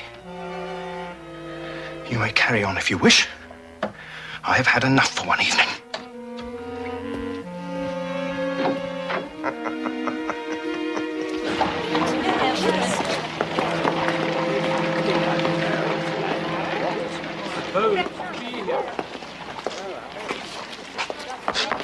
Lord Andrew!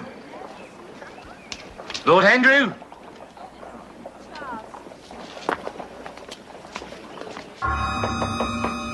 Lord Andrew?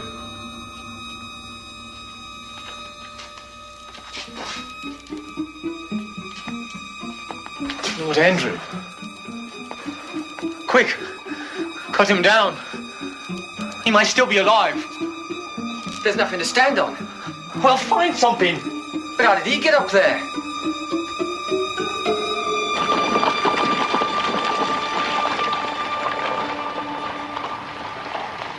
In view of Andrew's grim death, both Frederick and I feel it would be becoming to cancel tonight's meeting. Nor do I think I am alone in wishing to go a further step and dissolve the Devil's Alphabet Society. Out of the question, it is an affair of honor. Besides, Andrew has willed his property to us. So very odd. Hanged himself from a high ceiling with no chair to jump from. Very much in keeping with his poetic style. I'd rather not hear such disrespect, Grant. You have changed your tune, perhaps, but I hold nothing sacred save the oath we took, a bond of faith and honor. I reverence nothing else, most especially not death. But hold your fire, Grant. Let's put it to the vote. Here, here. Remember, the very nature of our charter demands each dead man's vote must be assessed. If he cannot speak, we must assume he abides by the charter and will attend. I cannot deny the soundness of his legal principle. Right. Who declines to cancel? Aye. Then there will be no meeting this year. By the rules of our society, 4 votes decides. So the cowardly vote is cast. But you cannot prevent me from fulfilling my own obligation. I will attend the meeting, though I do it on my own.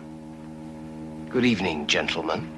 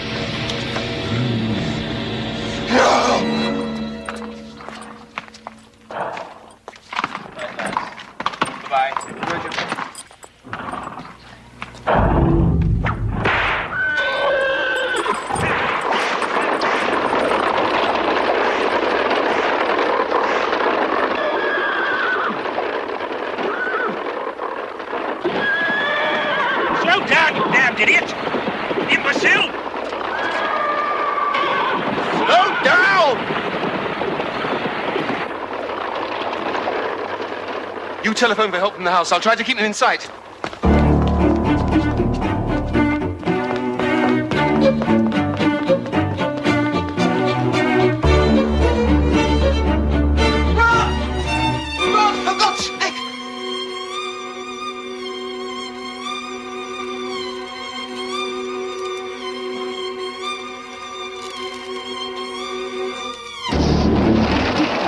my God! What's happening to us?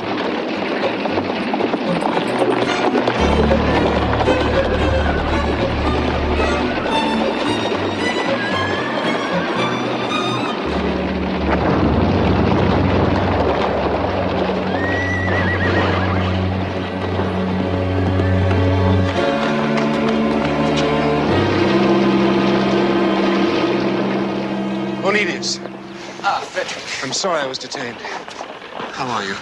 Well, in the year since last we met, I've not had one full night of sleep. Frederick, what are we to do? I'm afraid it's no longer up to us. We have no quorum to dissolve tonight's meeting, so the dead men must decide for us. Still, one thing crosses my mind. What's that? Since we have no say in the matter, I'd as soon be hanged for keeping a contract as for breaking it. I shall call for your lodgings tonight. We shall go there together. Goodbye.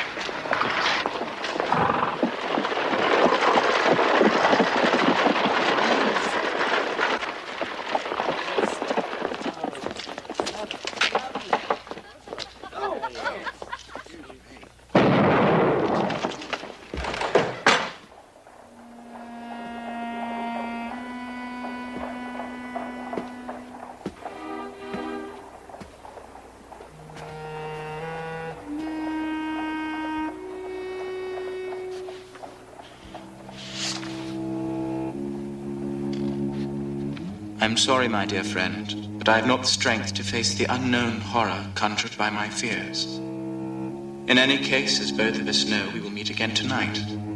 I remain your brother in torment, Cornelius.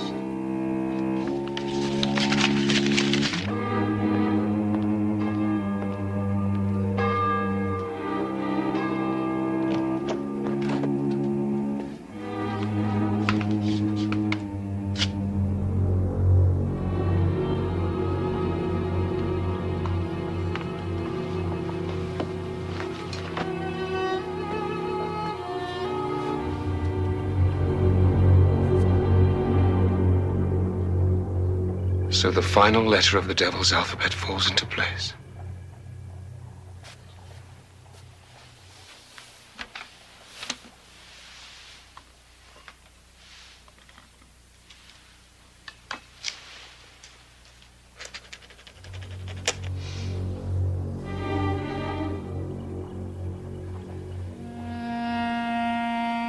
Gentlemen, to our mutual damnation.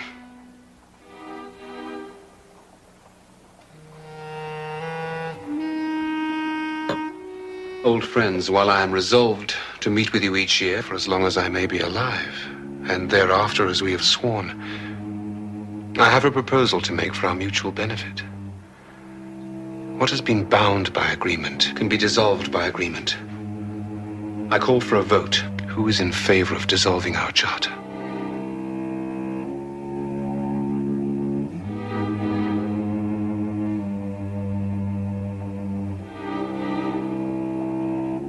My lord, grant your objection damns us all, though your honor is sustained.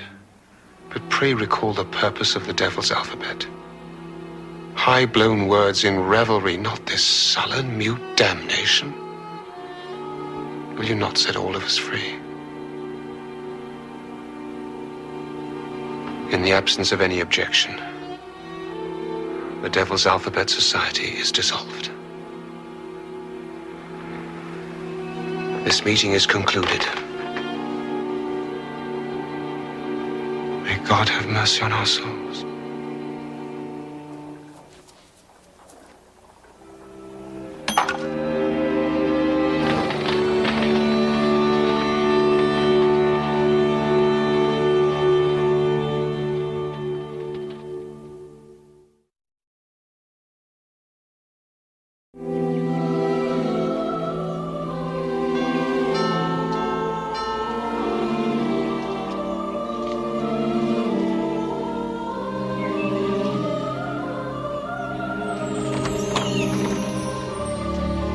Pendleton, you're early. I wanted to make sure I found the house all right. I'll be glad to wait. No, that's all right. Come in. I'm a bit overeager, I guess. My first day at work. You see, I've always wanted to... Lower your voice just a little, Miss Pendleton. We don't want to disturb my employers. Oh, I'm sorry. And please call me Ellie. As I was saying, I've always wanted to work in a library. This is a private library, Miss Pendleton. The books here are not for reading by you, by me, by anyone. The owners, my employers, are very strict about that. Oh, well, that's all right. I just like being around books. They kind of inspire me. You see, I want to be A writer, yes, I remember. Well, if you like being around books, Miss Pendleton, this is just the place for you.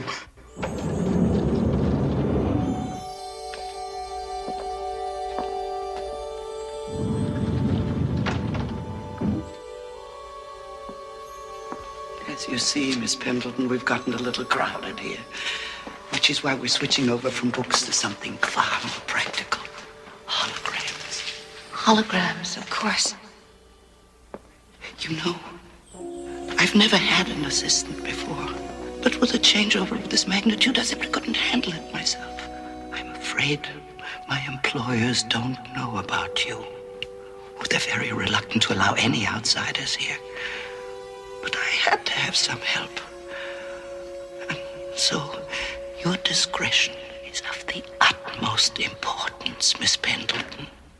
Do you understand? No, not really. Do you see that room there? That's where the books will be transformed. We're all set up and ready to begin, and now that you're here, begin we shall. Every morning, I'll give you a list of books to locate. You'll bring them to me in that room, in that cart. Now, where is it? Here it is. Once this work has been completed, I won't have to move more than 10 feet in any direction.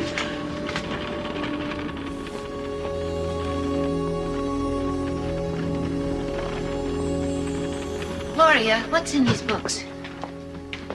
Nothing that need concern you. They've got people's names on them and birth dates? It's our method of cataloging, that's all. Gloria, this is definitely not the Dewey Decimal System here. This room can't possibly be in the house I came in, can it? Well, if you're going to split hairs, no, but... These books hold lives, don't they? Now that you mention it, yes, they do. Is a book here for everybody who was ever born? Everybody that's alive. Each is an up-to-the-minute record, changing with every moment. And when someone dies? His or her book is immediately removed at the request of my employers. They use it to determine that person's final chapter, I suppose you might say. So you see, Ellie, working here is more than a job.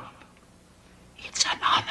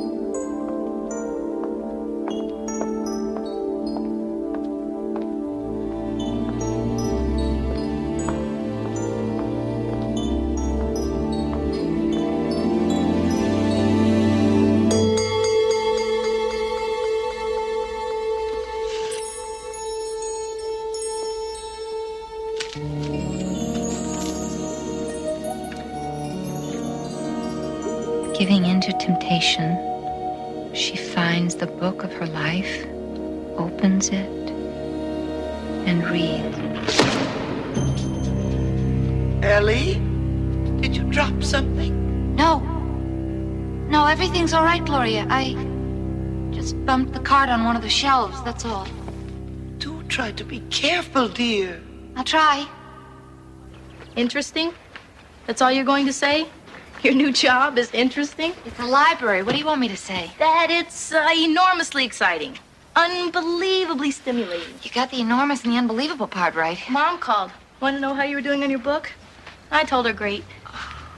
Was I lying? Unfortunately, yes. But it's only because I've been so worried about finding a job. I hope. I'll find out after dinner when I sit down to write. Well, I have to get to work. I thought we were going to go out to eat together to celebrate my new job. I'm working double shift. Diane's taking her kids skiing. Listen, I will pick you up tomorrow after work, and we'll go celebrate then, okay? Anything you say, Miss Pushover.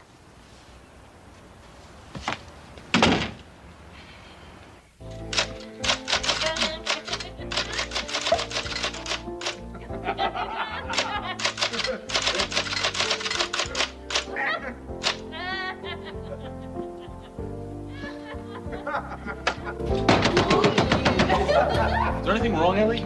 Nothing that about 5 gallons of ice water wouldn't fix. Mr. Kelleher! What? It's me, Ellen Pendleton from next door. Yeah, so? I'd like to remind you that right on the other side of the world's cheapest drywall from you is me. Yeah, so? Doug, what's going on? Oh, hi. Was the love pate? You remember Carla? Sure, from downstairs. Oh, not anymore. She's moving in with me. What? Yeah, we've been lonely for a very long time. So, if you got any problem with the acoustics around here, I suggest you get some cotton balls and start stuffing them.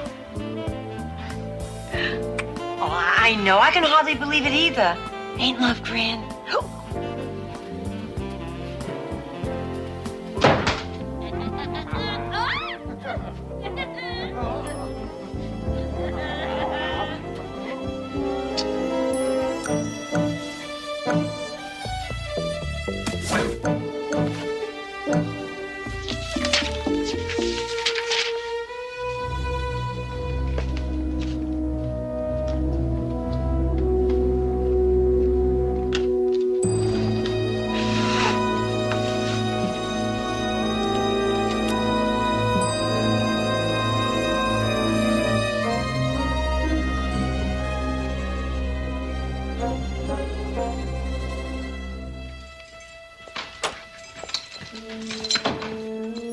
Hello, Ellie. Hello? Father. Business at the church? The very best kind. A wedding. There's nothing I like better than to see a relationship between a man and a woman consummated within the holy bonds of matrimony. Well, have a good evening. Thank you. I will.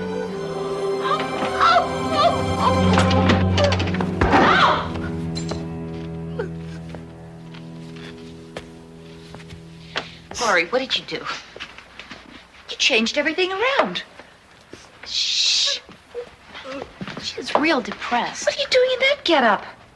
Get up. It's what I wear to work every day. What's wrong with you? With me? I almost killed myself on that chair over there. Well, everybody almost kills himself on that chair over there. So move it back to where it was. And where was that? Don't you remember? Remember what?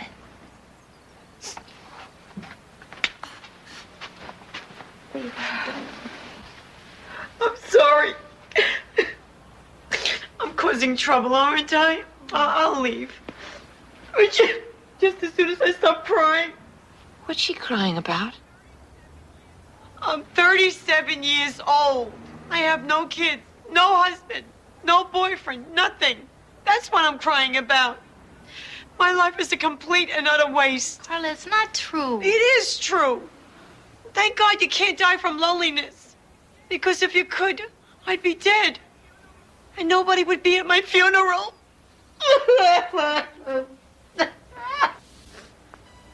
God. Oh, no. Will. Oh, God. I wish I... Carla, what's your last name again?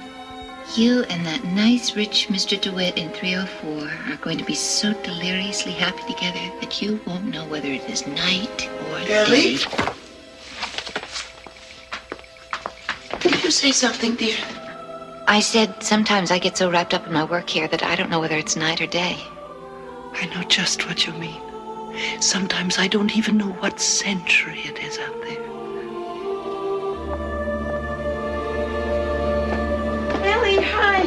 Wait a minute. What do you think? Oh, it's gorgeous. But it's 80 degrees out. When are you ever going to wear it? Next week, we're going to Vail. Oh, Ellie, ain't love grand?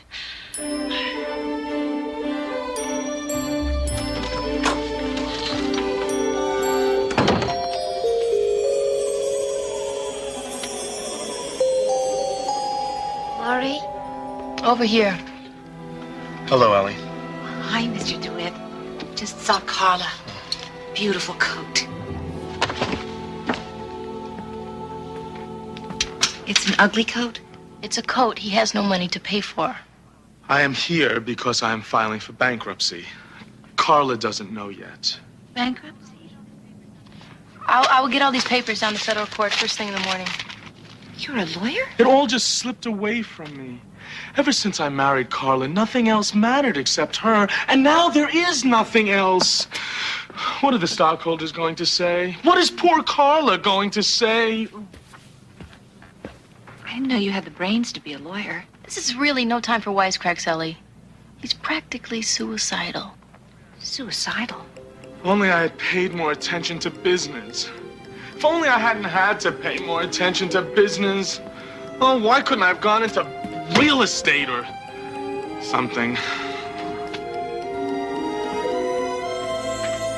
it's real estate you want, Mr. DeWitt, it's real estate you're gonna get. How's it going? Oh, just fine. We're off to Long Beach. I just bought an office building there. Oh, Don't forget, Ellie, your rent's due tomorrow. no problem. And whatever your sister's trying to pull in that tea party upstairs, it's not gonna work.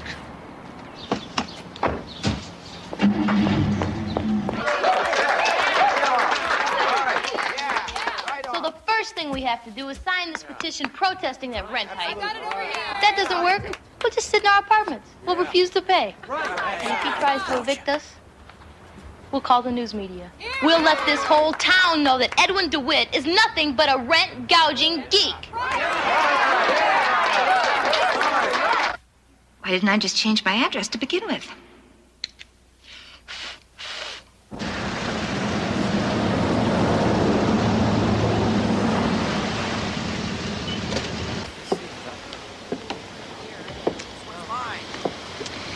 Now, this is a place where a writer can get some work done.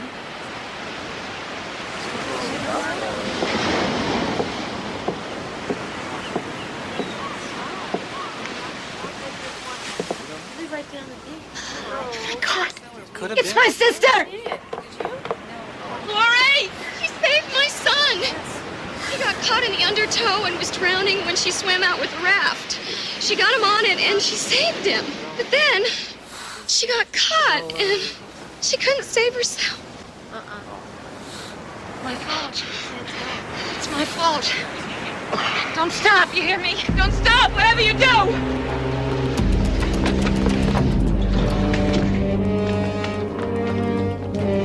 October 12th, 1964. Ellie? What on earth? October 14th, 1964. Oh my God, it's not here. Laurie's book isn't here. It's been requested. No, it's my fault she died. You've got to let me change it. Been changing the contents of the books? Just a couple.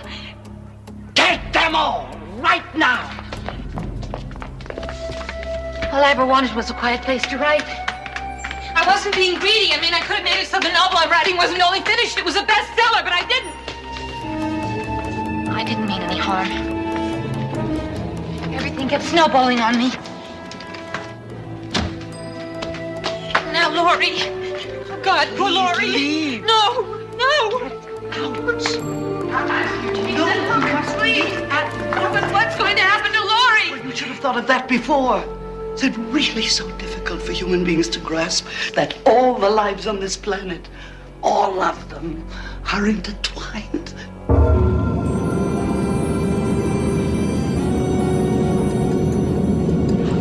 That's it. They know about it now. I mean, deep. Please, just let me make one change. Change one little change in Laurie's.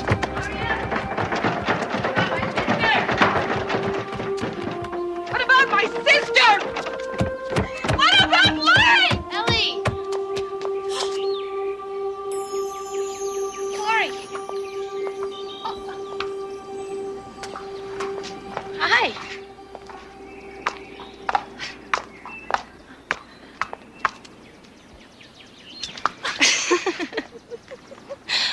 nice to be appreciated, kiddo, but come on.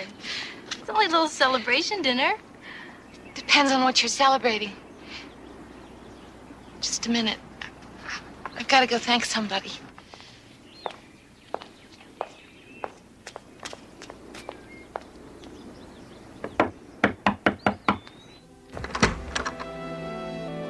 Can I help you with something?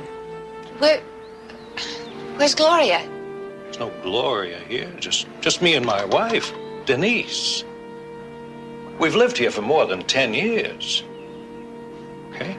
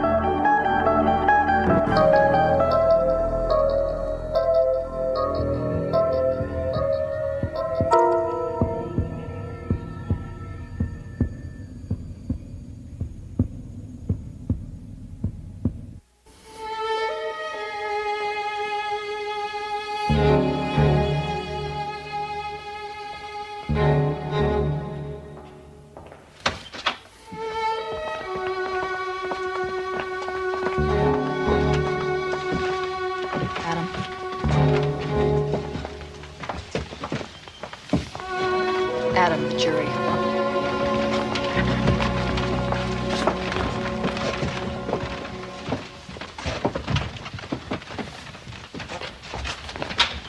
Ladies and gentlemen of the jury, have you reached a verdict? We have, Your Honor. What is the verdict? We find the defendant, Adam Grant, guilty of murder in the first degree.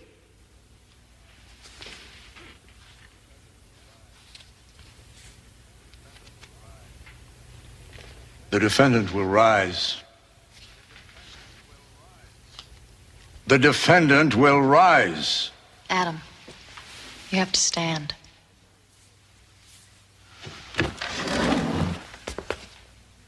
Adam Grant, you have been tried by a jury of your peers and found guilty. Do you have anything you wish to say before sentence is passed? Very well. It is the sentence of this court that for the brutal and despicable crime of murder in the first degree, you shall hang by the neck until dead.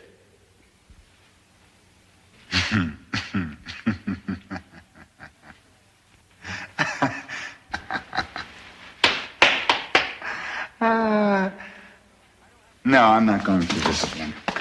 I don't have to listen to you. Do you know why? Because you're not real. None of this is real. I can assure you, Mr. Grant, this is very real. This is a dream. All of this and all of you are a dream from inside here. Remove the defendant from the court. You fool. Don't you understand that I invented you? And that without me you'd cease to exist? Don't you understand? You would cease to exist. Adam Grant, a nondescript man found guilty of murder and sentenced to be hanged by the neck until dead. Like most other criminals caught in the wheels of justice, he's scared, right down to the marrow of his bones. But it isn't prison that scares him. The long, silent nights of waiting, the slow walk to the hanging room, or even death itself. It's something else that holds Adam Grant in the hot, sweaty grip of fear. Something worse than any punishment this world has to offer. Something found only in the Twilight Zone.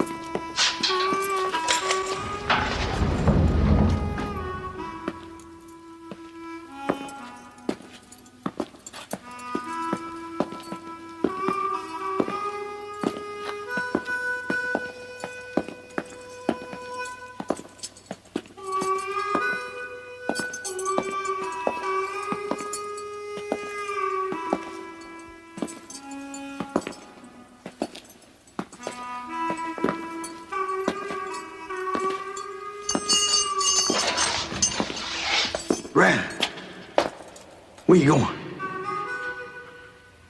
You in a hurry? Which one's mine? It's not always the same. Oh, that's a good one.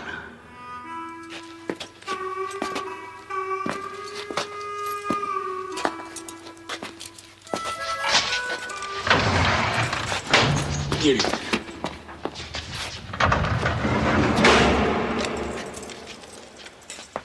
I'm gonna enjoy watching you hang. You know, I'd even consider myself lucky if I was the one that got to push the button.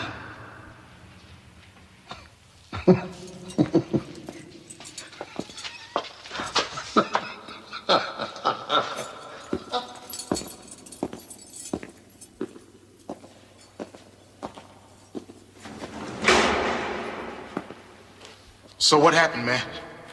Same thing that always happens. Fools are gonna hang me. You still think this is a dream, Grant? Huh? We're just figments of your imagination? I don't know what you are. I think I got you out of a bad movie I saw once, Flask. Oh, yeah. Now we're all a movie. I mean, we're all movie actors. Shut up! Don't listen to him. He's scared. Like we all scared. None of us want to die. You know, Jimmy, sometimes I wish I almost could die if that would be the only way this would end. Oh, don't worry. You're gonna die, Grant. That rope down there, that don't pick favorites. Once it's around your neck, it does the job. No, that's the point.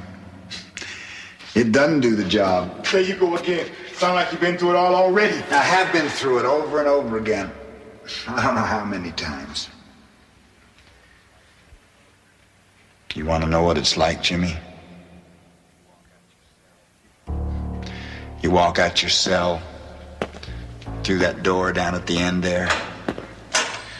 You walk down a long hall, and it's dark, and it's dirty, and it's dimly lit. You come to a door. It's not the same door that the witnesses come through. This one's green, painted dark green. And a guard opens it for you.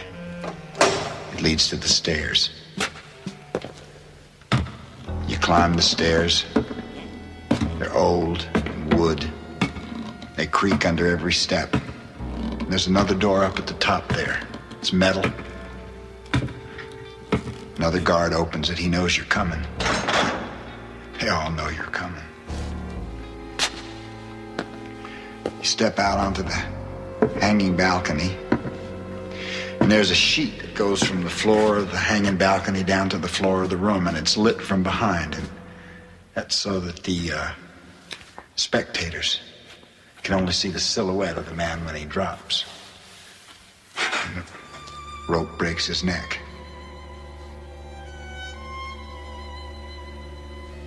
You step out on the trap. The warden's there, and he asks if you got any last words, and he has to, that's the law. And the hangman ties your hands behind your back. And he binds your feet. And he slips his hood over your head. Listen to him, Flash. Listen to him. It is musty. It always reminds me of an old couch. Shut up, Grant! Then finally, he puts the noose around your neck. Slowly and real carefully, he just adjusts the knot up behind your ear. Shut up! And then the hangman nods at the warden. And then the warden nods at the assistant warden. And then the assistant warden, he flicks a switch. In the little room off the hanging room, a red light comes on. And there's 3 guards there, standing before 3 buttons. They all push him at the same time. One of those buttons releases the trap.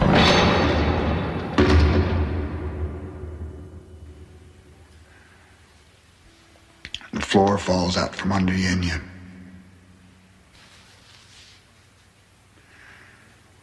You know, I just can't remember what happens next.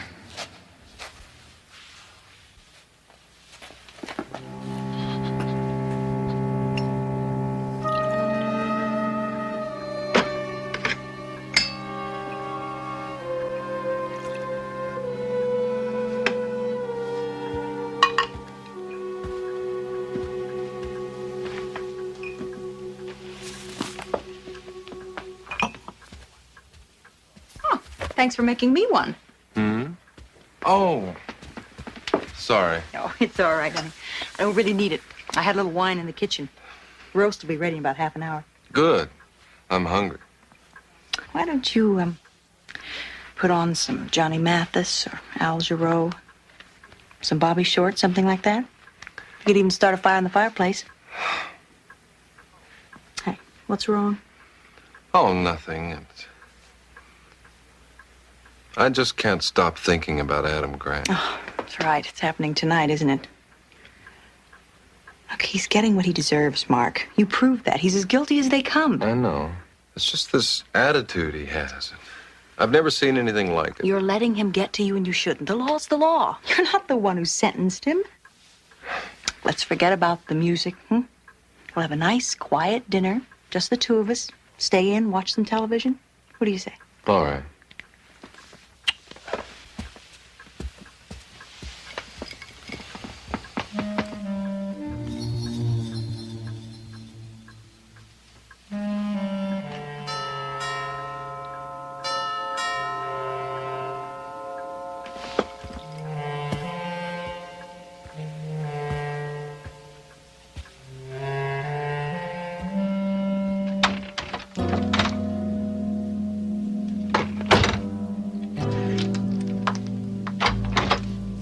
Come in.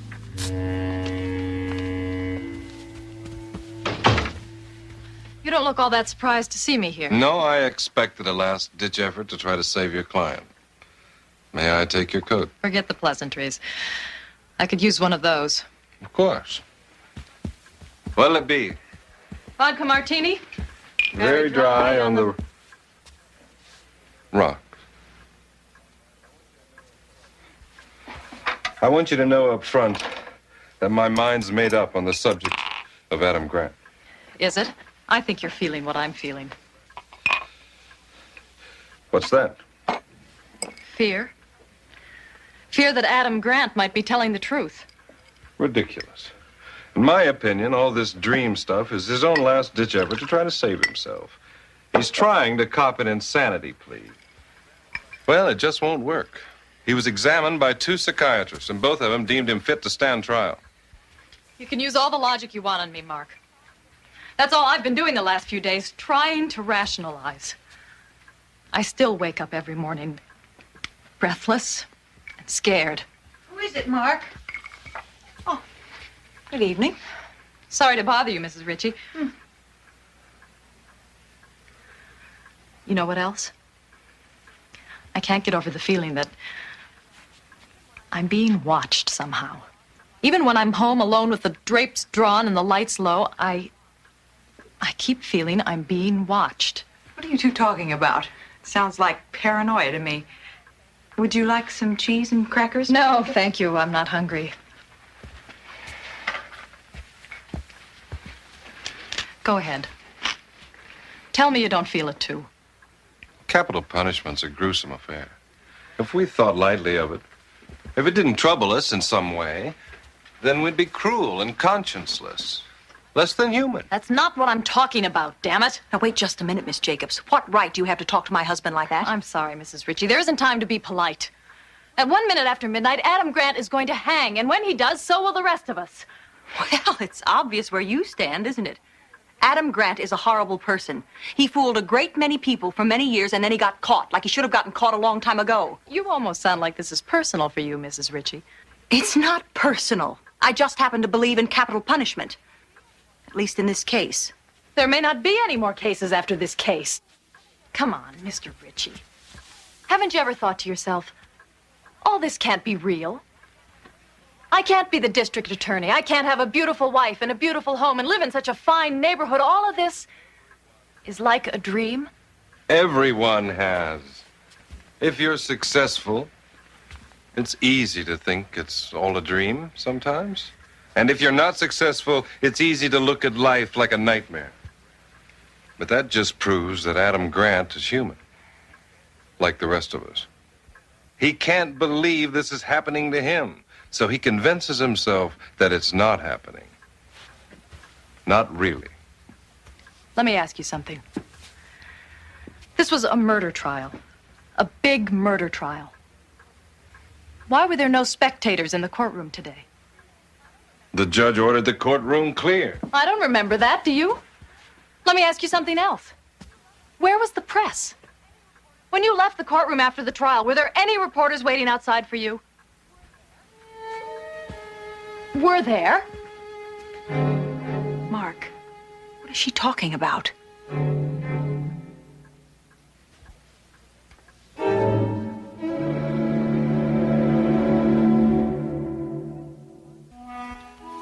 What time is it, Jimmy?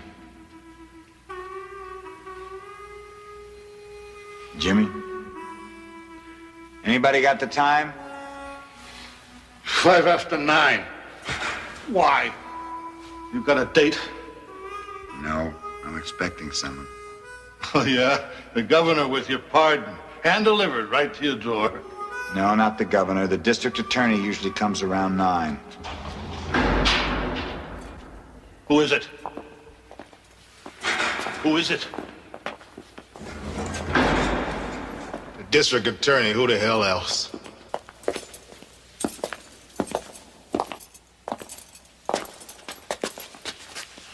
Open it. Let me in.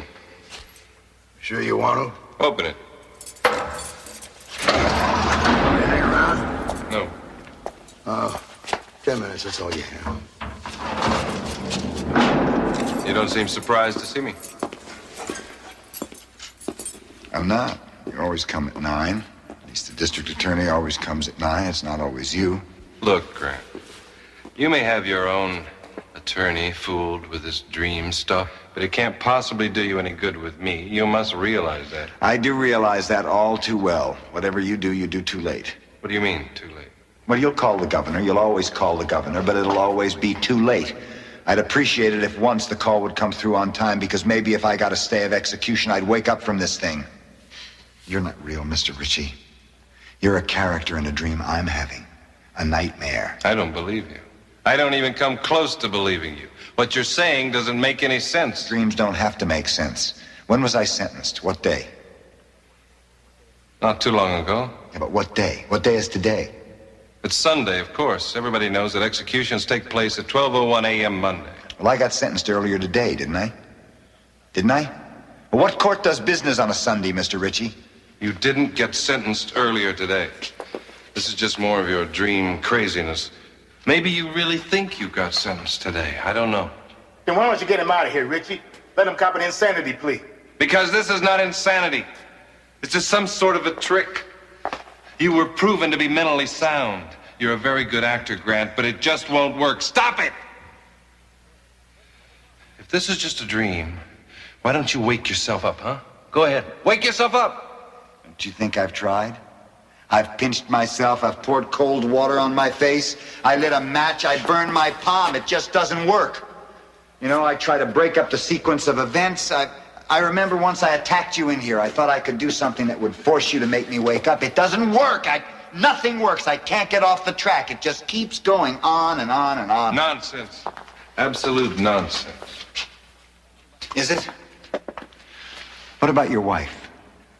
What about my wife? Her name's Carol, isn't it? It's always Carol. How do you know who she is? Because she's the only character in the dream that doesn't change, and because in real life she's my sister. She wants to see me hang, right? But do you know why? Because she hates me. We've always hated each other. Even as kids, we never got along. Why? I don't know. Brothers and sisters are just like that, I guess. Of all the devious... You deserve to die, you know that? No! I must think I deserve to die. I must have done something in real life that makes me keep having these dreams over and over again. Something I feel guilty about, but for the life of me, I don't know what it is. You're insidious. That's what you are. I don't believe a word you're saying, not a word. Well, why don't we put on some Johnny Mathis, some Al Jarreau, maybe some Bobby Short. No! Guard! Guard! Get me out of here! Maybe we can build a fire in the fireplace. You believe me now, don't you, Mr. Ritchie? Oh! You've got to help me. You've got to. Please, you're the only chance I've got left. I can't keep going through this any longer, Mr. Ritchie, please! Mr. Ritchie! Mr. Ritchie!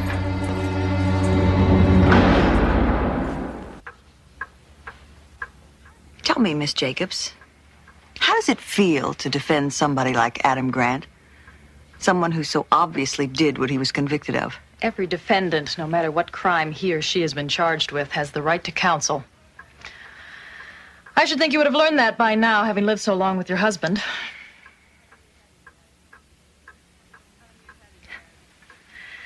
How many years have you been married, Mrs. Ritchie? Why do you want to know? Just curious.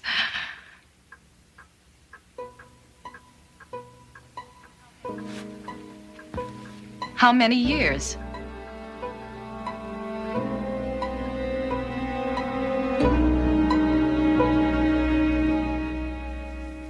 Look at me, damn it! Look at me! I ain't no dream.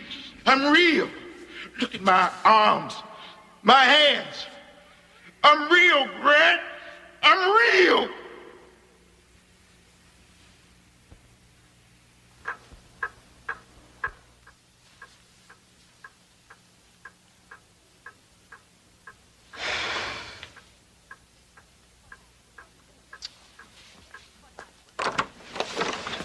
What happened? Where have you been? Where do you think I've been? All this time? There's a bad fog out. It was slow coming home. I could hardly see. What happened? Nothing. Mr. Grant is going to hang as scheduled. What did he say? He's sticking to his idea that this is all a dream. It's the damnedest thing I've ever heard of. Look at us. We're flesh and blood. We can touch, feel, see. We're intelligent. We can think and talk. We have memories. What? What is it?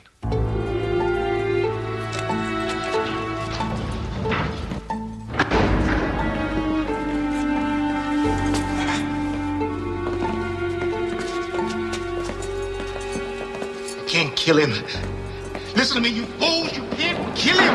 What? I think you can't do this.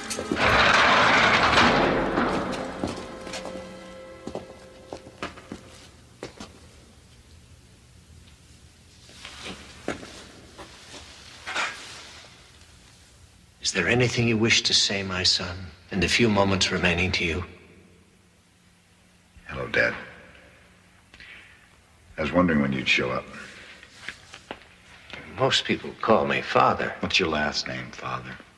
Grant, like you. A coincidence. Yeah, no coincidence.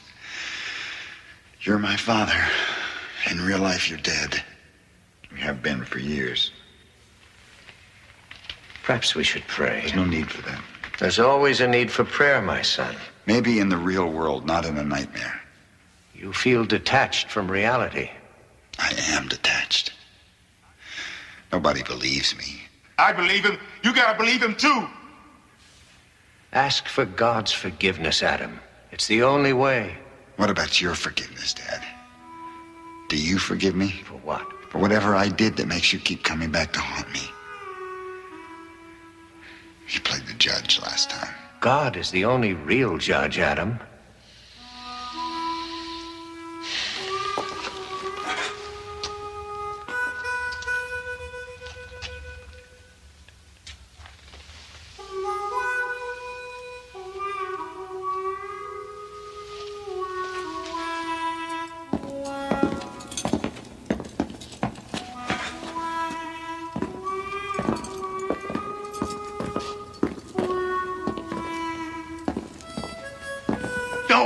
Don't take him. You don't understand. He's what's keeping us all alive. He's crazy.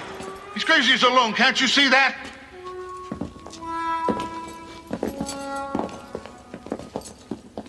Look, I don't know what's going on here. I don't know who to believe. All I know is I am scared. Mark, I'm scared. You can at least get a stay of execution. I know you can do that. Do something. You still think he's acting? Is that it? Okay, maybe he is acting. And maybe it is just a coincidence that neither of you can remember the date you got married, or how long you've been married, or if you even got married.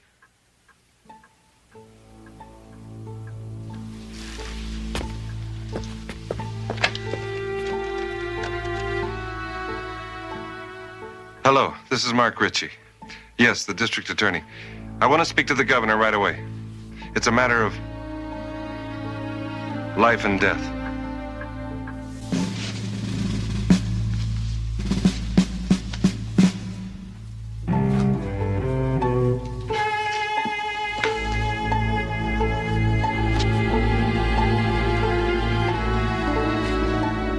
Adam Grant, do you have any last words? If so, speak them now. Very well.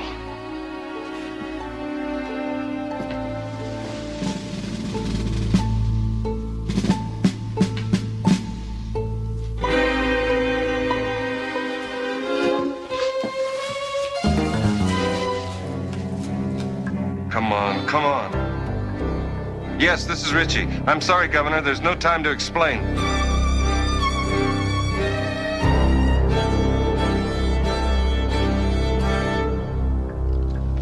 He's calling now.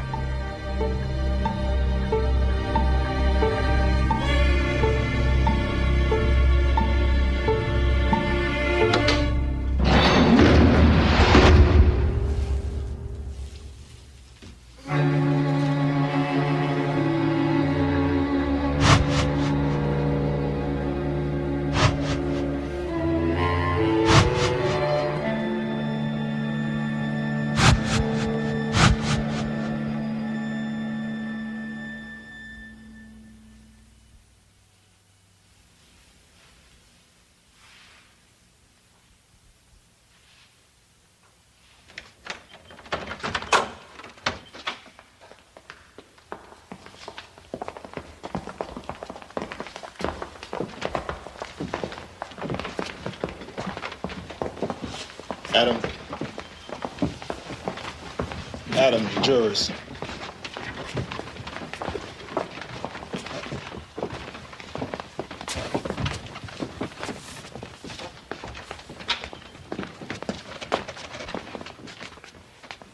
Ladies and gentlemen of the jury, have you reached a verdict? We have, Your Honor. What is the verdict? We find the defendant, Adam Grant, guilty of murder in the first degree.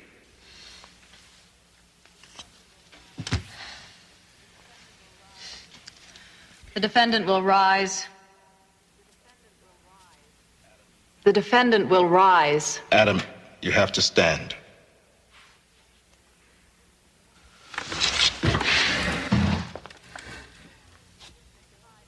Adam Grant, you have been tried by a jury of your peers and found guilty. Is there anything you wish to say before sentence is passed? Very well. It is the sentence of this court that for the brutal and despicable crime of murder in the first degree, You be hanged by the neck until dead.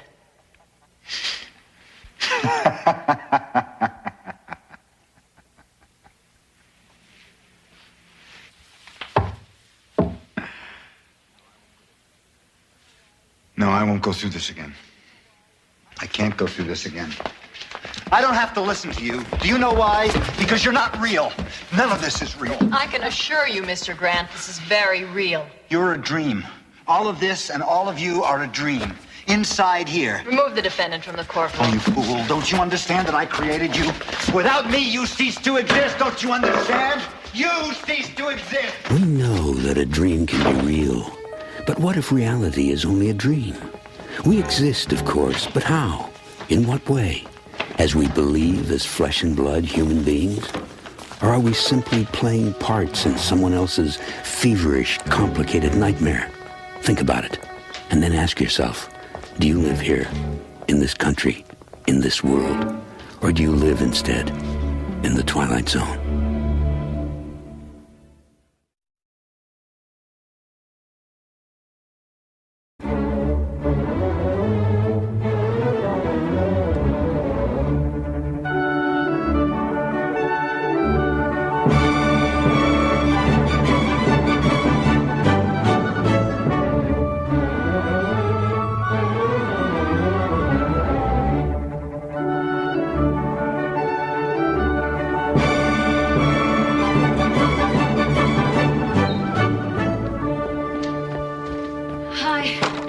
I ran all the way.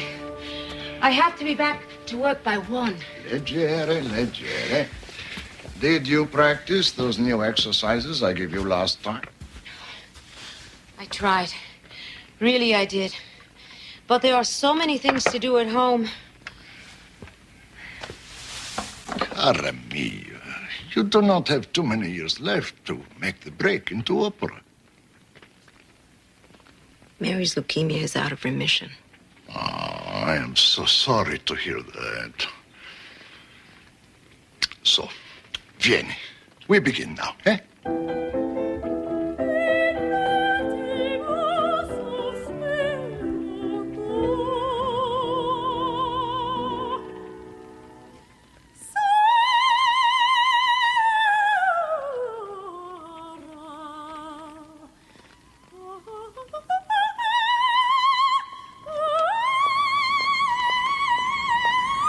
Rosemary Milletti, oldest of 5 children, always responsible, always dependable. Time and dreams sacrificed to family and duty. Rosemary, soon to receive a gift of time, offered by one who can least afford it. A first fleeting glimpse into the Twilight Zone. Mama! Papa! We're home! Rosemary! Yes, Mom. I brought Mary's medicine home with me.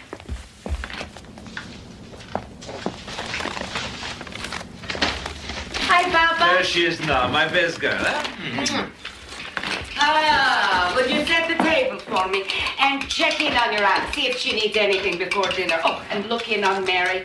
She's been restless all day. How was your day? Oh, how do you think it was?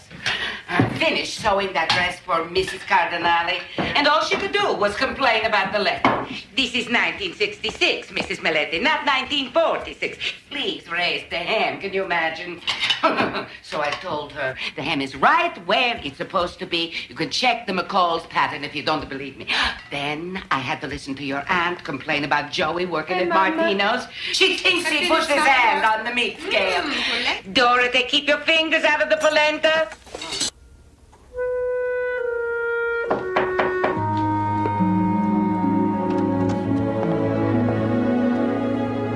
Hi, how are you doing?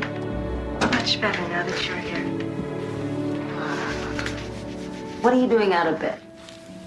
Oh, nothing. I was just looking for something. Well, I hope your appetite has come back. Dinner's just about ready. Are you coming to the table? Let me just lie down for a minute.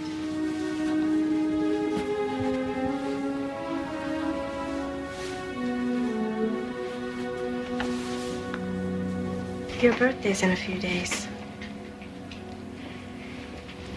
You'll never guess what I got you. Special. I saved all year for it. Who says I would want to guess? It's supposed to be a surprise, isn't it?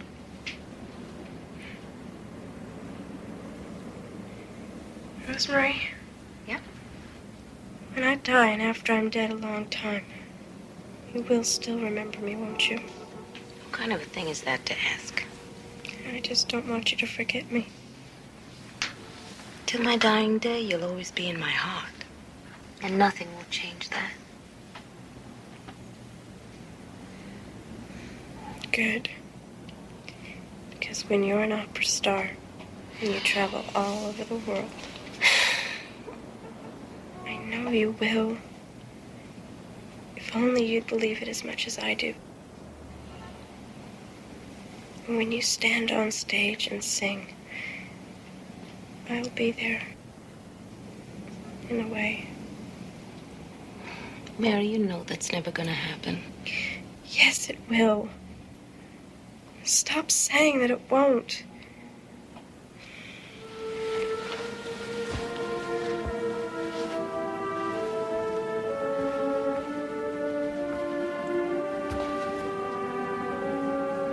If only you could get out of here.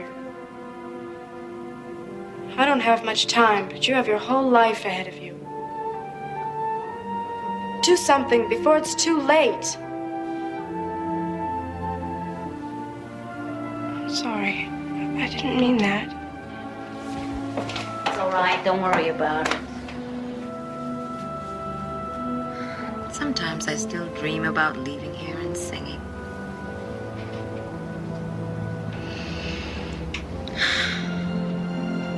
Remember when we used to go up to the roof and look for shooting stars and make a wish? Uh-huh. Warm summer nights, chocolate ice cream, and shooting stars. I always made the same wish.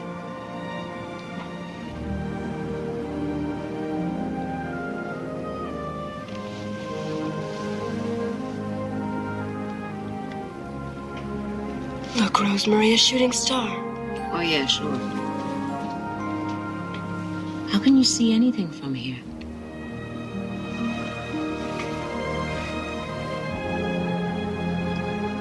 What on earth are you doing? I made a wish for you. What a dreamer. I wish it were that simple. Come on, I'll walk you to the table.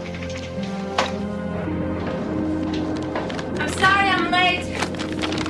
I lost the ticket to the laundry, and it took the clerk a while to find it.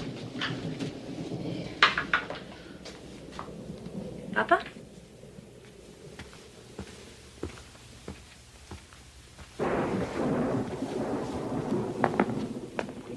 Where is everybody?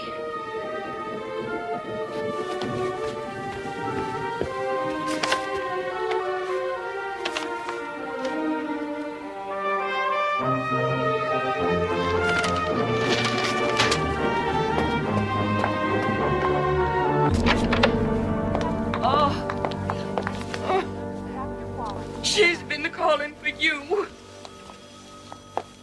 Thank you, nurse. May I see you for a moment? Nurse Barrows to West Wing 2, please. Nurse Barrows to West Wing 2, please. Mary. Mary.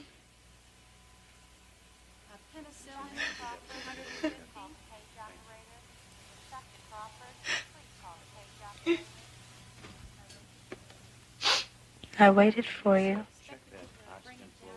I have to show you something. Doctor, could I see you a moment? Listen. You hear it?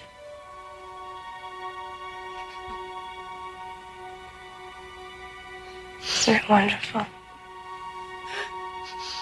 It's my wish.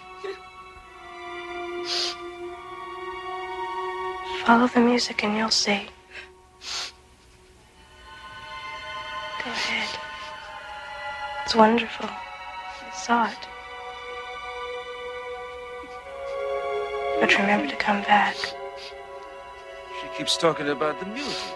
But the music.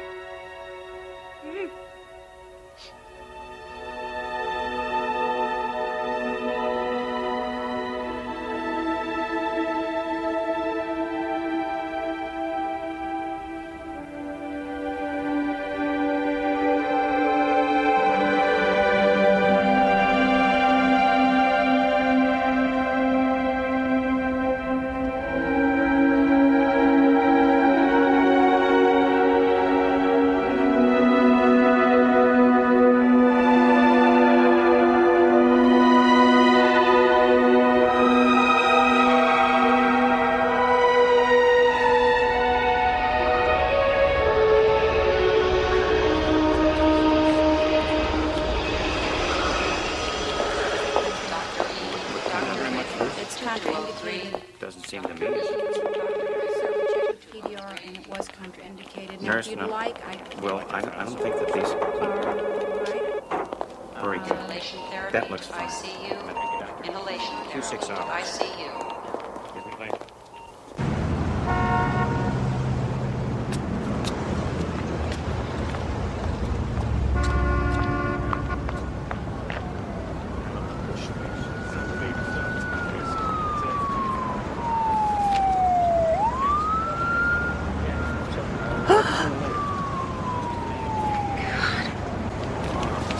Taxi!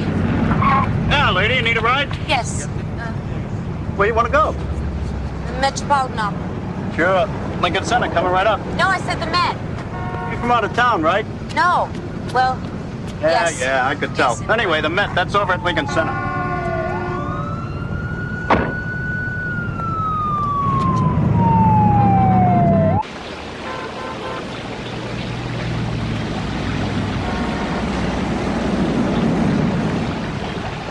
Thank you. Looks like they started without you. The opera. The matinee just started. But I don't think you missed too much.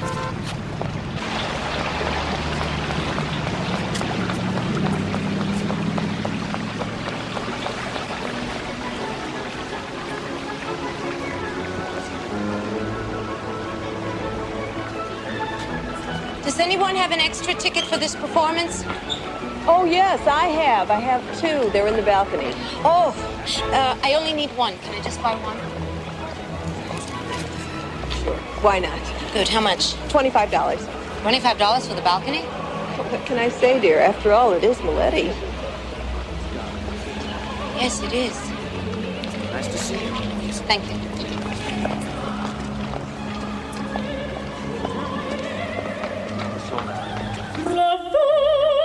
Tropoli saprò di vedere tutto in follia con mio nel mondo ciò che non è piacer godiamo la gera il godio dell'amore il fior piacere She is magnificent, isn't she?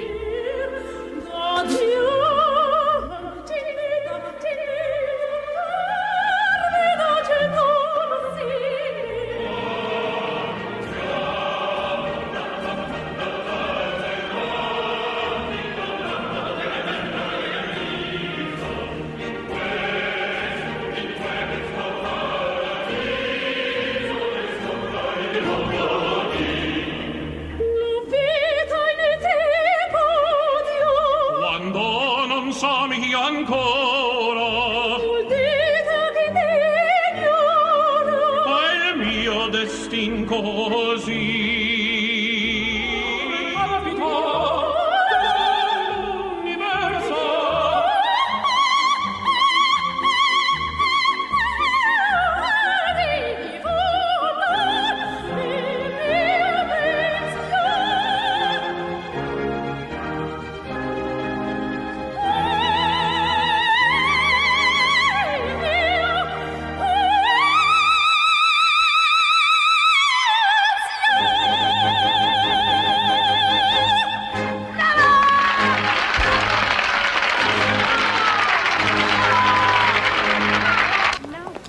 sorry, but you people will just have to wait till the singers come out. No one is allowed backstage for autographs.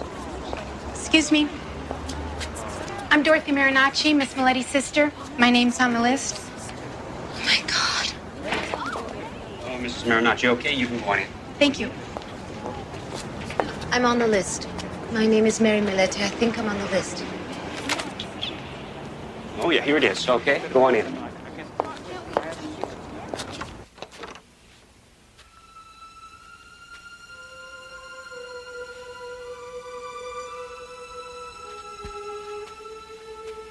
Do you feel a draft? No. Do you want me to shut the door? No. Don't shut it, not just yet. Okay.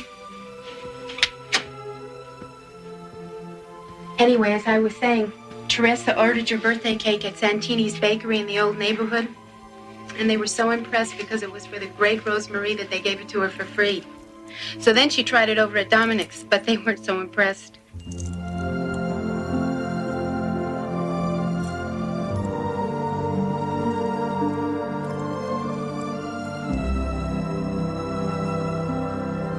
It's hard to believe that so much time has gone by. Rosemary. Hurry, please.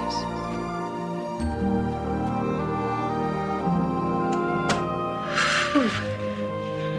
I did feel it this time.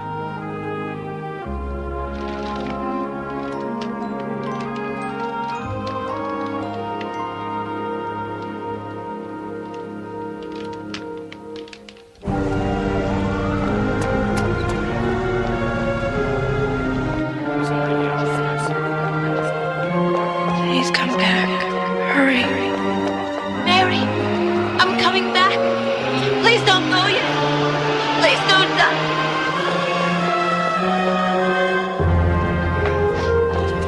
Where have you been? We've been looking all over for you. How could you leave at a time like this? She's been calling for you for the past hour. I can't explain. Mary. Thank you. You saw.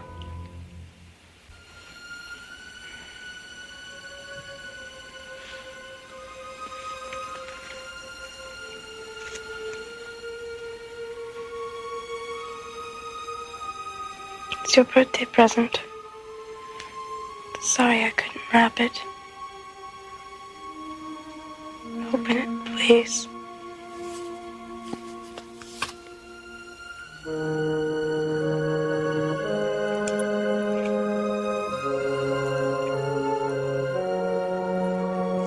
I'll make you proud of me. I promise. I love you so much.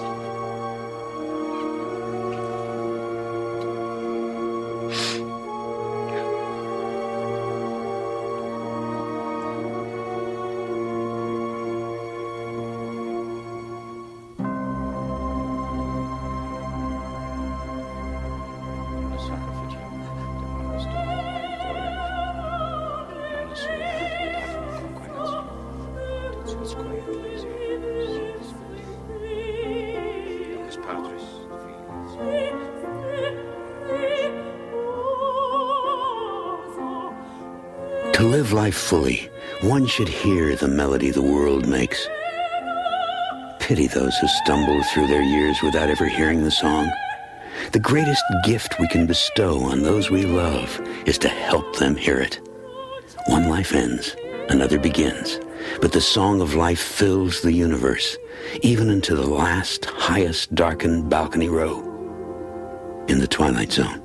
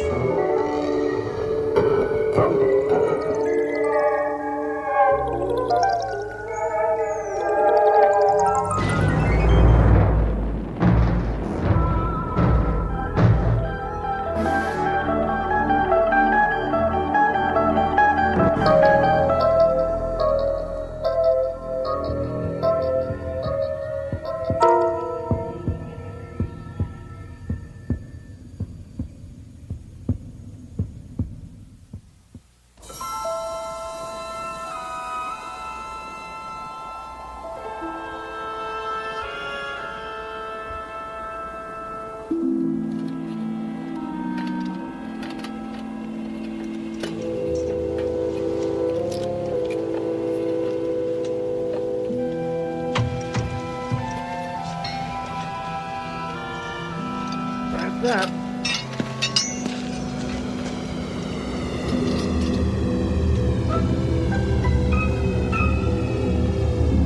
Is that a meteor?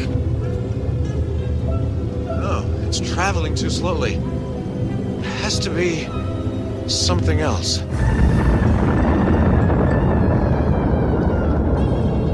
Fiery object sighted northeastern sky, traveling east to west at exactly...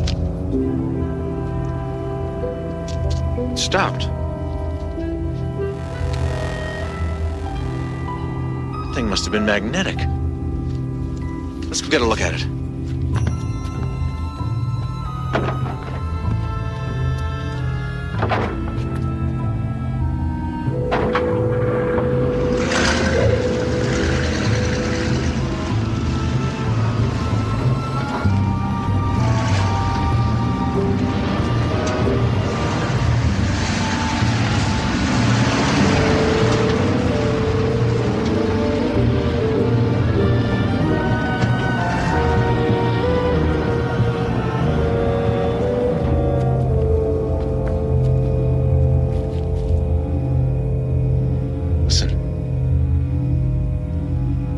Nothing on Earth makes a sound like that.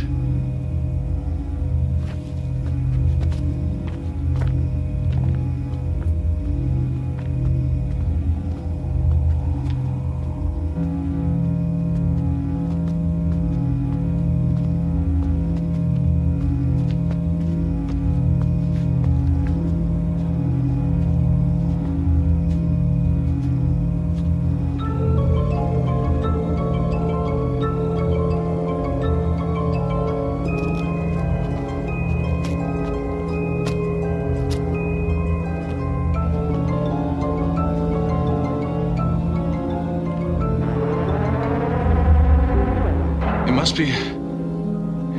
It has to be a ship, an interplanetary vehicle. This is fantastic. Kevin, shouldn't we tell someone? Absolutely fantastic. Beings from another world. Kevin, I don't like this. Let's get out of here. Wait, we have to see what they look like. I don't want to see what they look like. Faith, don't you understand what this means to humanity? Contact with a higher intelligence.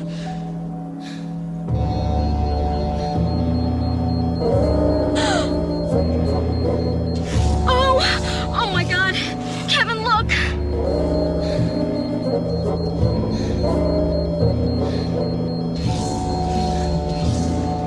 This is incredible.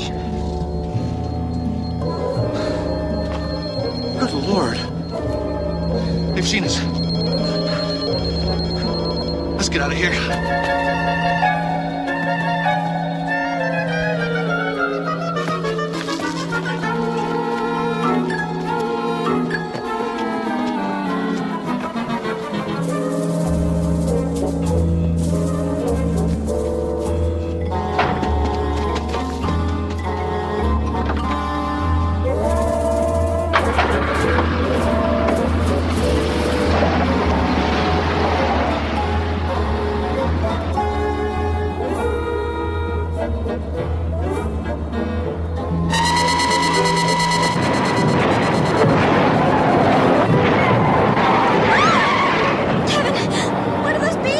I don't know. Some kind of Bradbury ray, I think.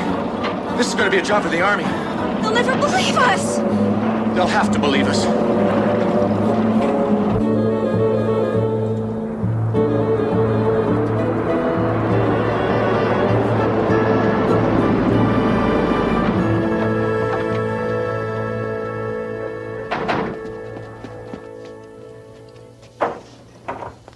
Sheriff Haskin? Sheriff Haskin? Meteor. It came down near Willoughby. Wait a minute now. Slow down here. Who's this hot-headed young fella? This is Dr. Kevin Carlson. He's an astronomer from the university. Doc? Only it wasn't a meteor. I was there too. We both saw it. Now, you take it easy. Go slow. Take a deep breath. Now, tell me from the beginning. Sheriff, we were out past the Centimere Mountains, and we saw a thing across the sky. You mean like a big burning light? You saw it too. Oh, the switchboard's been going crazy. An Air Force jet crashed. Oh, not more than 30 minutes ago. The crew parachuted to safety. HG can confirm that, can't you? Came in over the AP wire 20 minutes ago. Mr. Orson puts out the town newspaper once a week. It must have been a training flight. They've been dropping those things out of the sky for years. Desert's littered with them. And you know, sometimes I think those boys just like jumping out of airplanes. Listen to me. We saw it.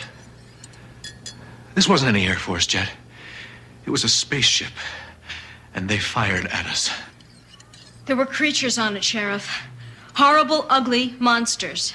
Ugly monsters. Look, son, you don't look like the hysterical type to me. I've known this little lady since she was knee-high to a tadpole. I'll tell you what. I'm headed out that way now. Why don't you get in your car and follow me?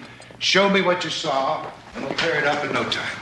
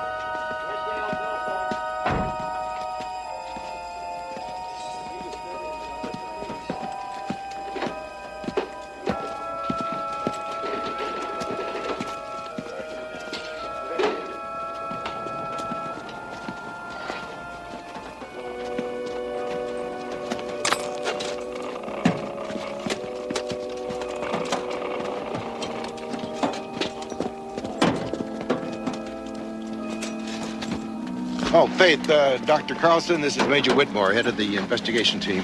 Hello, Dr. Carlson. Go ahead, son. Why don't you tell the Major what you saw? The fiery meteor, the bug-eyed monsters, the death ray? I'm sorry. I must have made a mistake, obviously. That's all right, Dr. Carlson. Happens to the best of us. In fact, I saw a UFO once myself. Sheriff Haskins, there's something I'd like to show you if you have the time.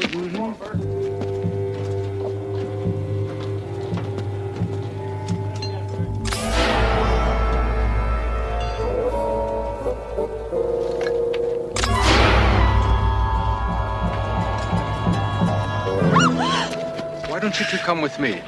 There's something I'd like you to see. We have to get back to town. It's all right, Dr. Carlson. Faith, there's nothing to be afraid of. I wouldn't trust my own grandmother in a place like this.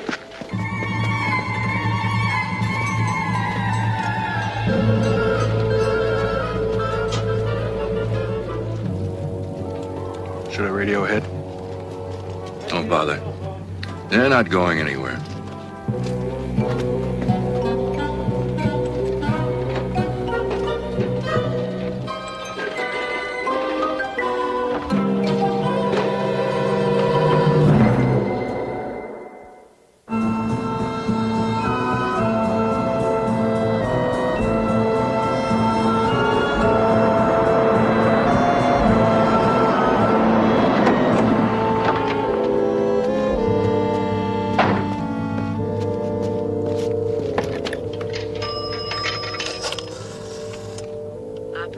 Hello, operator. Could you get me the FBI? I'm sorry, sir. Those lines are out right now. Would you like to try again later? No, If you stay where you are, sir, I can send a service truck. Sir?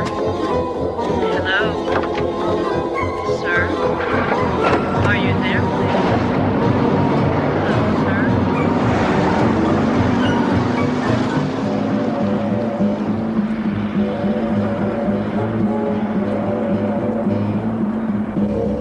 My Uncle Ira's a ham radio operator. Maybe we can get a message out through him. I'll drop you off. I'm going to find Orson. Maybe he can get word out on his newspaper's AP wire.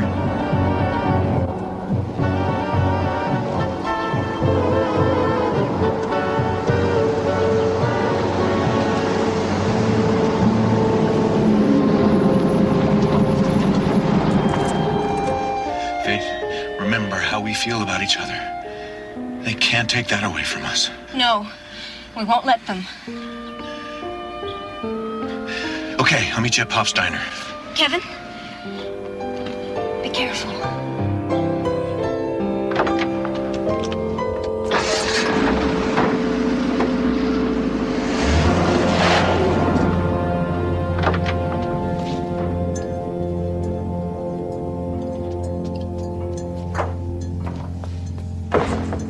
Well, did you find your flying saucer? Are we being invaded by Martians? Mr. Orson? Mr. Orson, can you send a message out on your AP wire? Well, what is it this time? Dinosaurs? Giant ants? Tarantulas as big as houses? Listen to me, this is no joke. We are being invaded. They look like human beings, but inside, they're monsters. We saw them. They made a mistake. A flash camera shines through the illusion. It must have something to do with the frequency of the light. Son, if I sent that story out on the AP wire, Mr. AP himself would come out here and rip out my teletype with his own bare hands. You've got to believe me. There might still be time to stop them. Call in an airstrike. The armies. Somebody.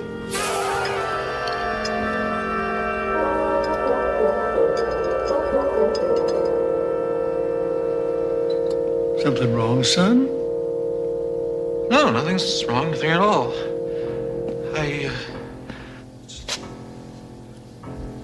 You look a little nervous, son. Why don't you sit down and have a cup of coffee on the house? No, thanks. I'll pass.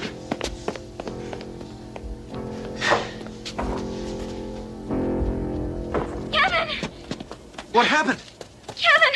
Oh, I'm so scared. Couldn't you get through? Oh, I couldn't even ask. Kevin, he's not my Uncle Ira anymore. I saw his hand. He's one of them. Come on.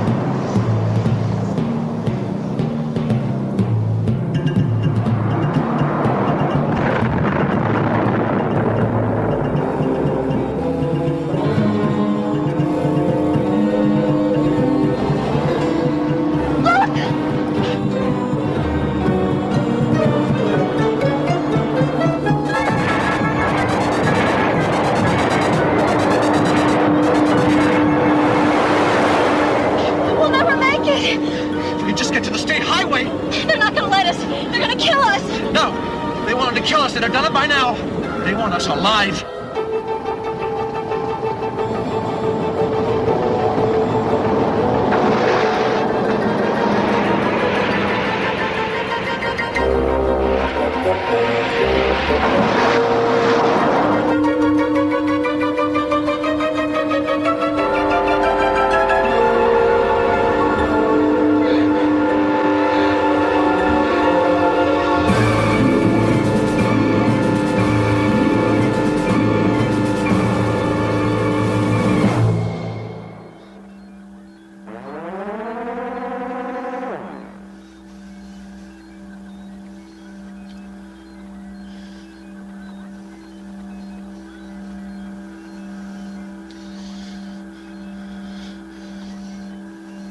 Well, son, you gave us quite a chase. I wanted to warn the world. Kevin, you're acting very, very human. What are we gonna do with you?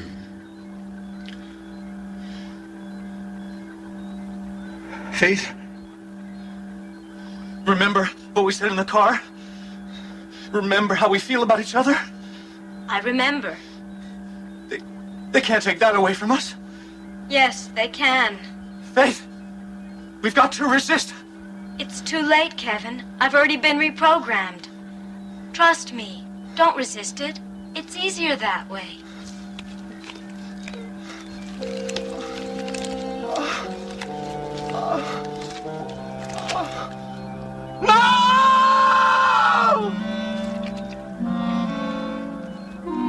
I hate wearing these rubber alien masks.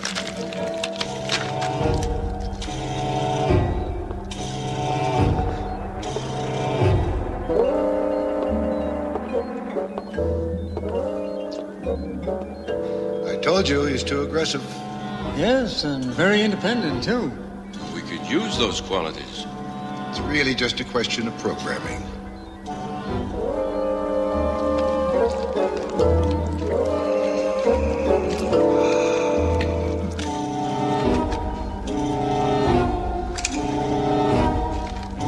You'll never get away with this. We'll fight you. And we'll defeat you. Maybe not today. Maybe not tomorrow. But we'll do it. You can count on it! We're going to reprogram you now.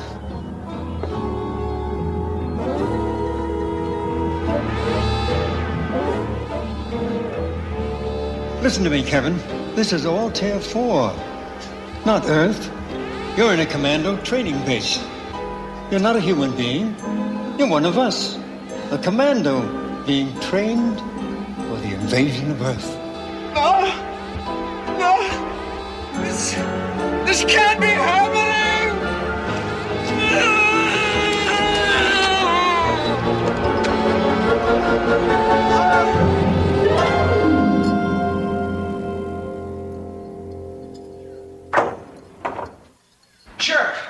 Sure. Big meteor. Came down near Matheson. Only, it wasn't a meteor. Hold on. Slow down, son. A meteor, you say?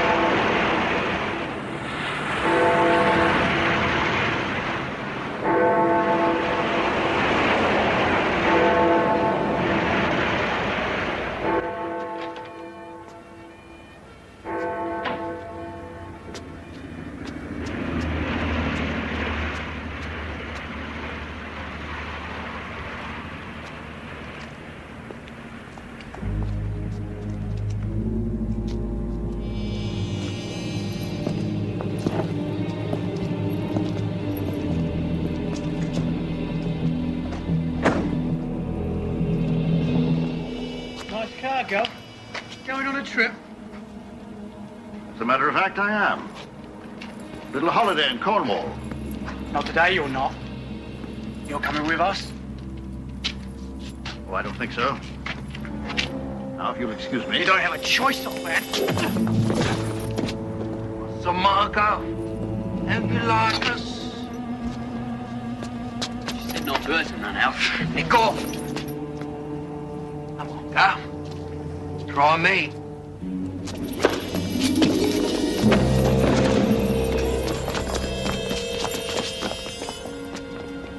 You're only a boy. It wasn't none of my doing, sir. It was just to bring you to her, that's all. We wasn't supposed to hurt you. Well, in that case, it'd be a shame to disappoint her, wouldn't it? Take me to her.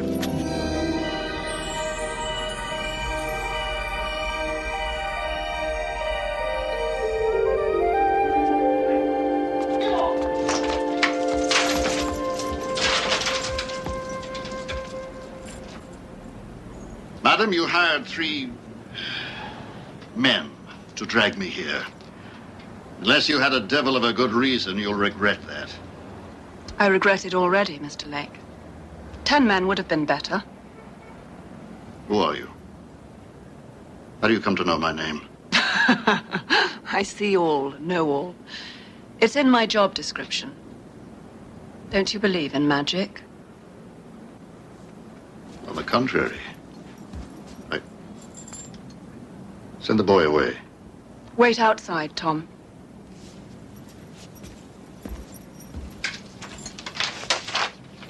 My knight in shining leather. I always wanted a champion of my very own.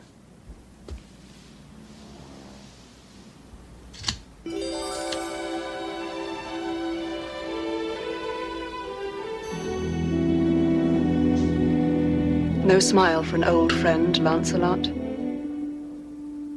You were never a friend of mine, Morgan Le Fay. 1,000 years is a long time to hold a grudge. I thought I was the last.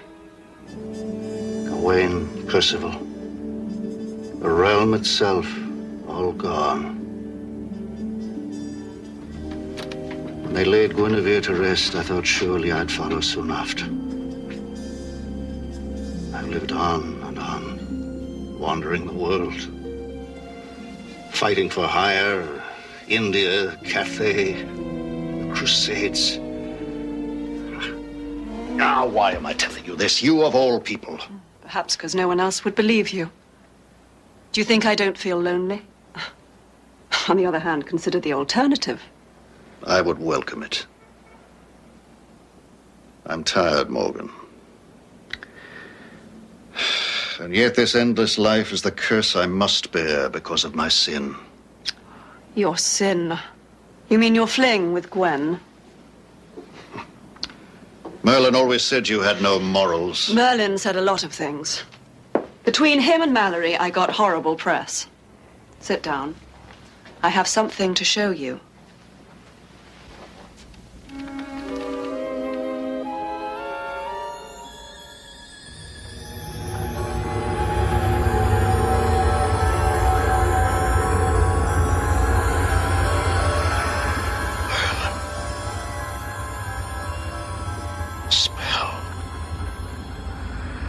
Said that he would sleep forever somewhere in Fairy.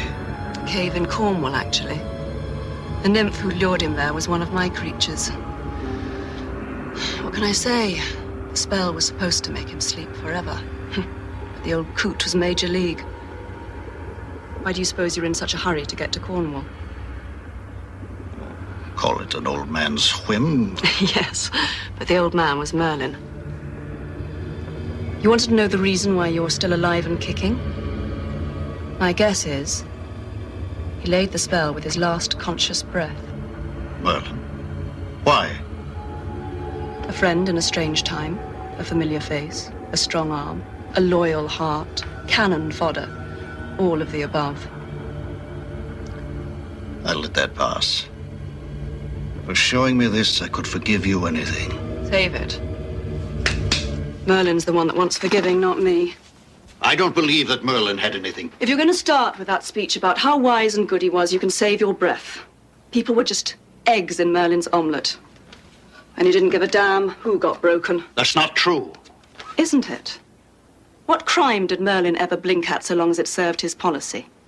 How many wars did he start to unify the realm, Lance?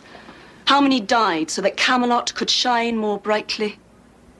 Your great wise wizard started by helping Uther rape my mother. By the end, he had King Arthur so brainwashed he would have burned his own wife at the stake if you hadn't stopped him. The king had no choice. The law Stop was... the bloody law! What kind of man puts the law ahead of his own family? You, Lance, I don't think so. I seem to recall that adultery is against Merlin's law as well.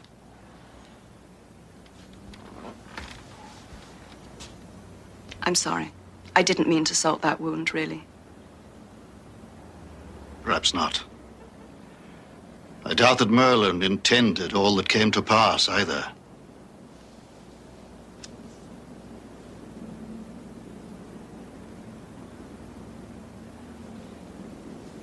Whatever happened to chivalry? It's dead. Or hadn't you heard?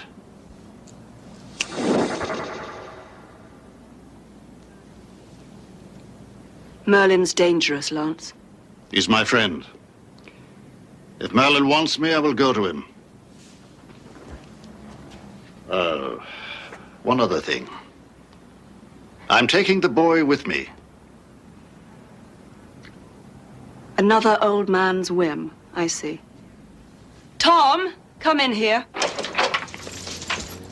You all right? He hasn't tried nothing, has he? Don't worry, I'm not his type. What are these for? The cave. What bloody cave? Where? In Cornwall, of course.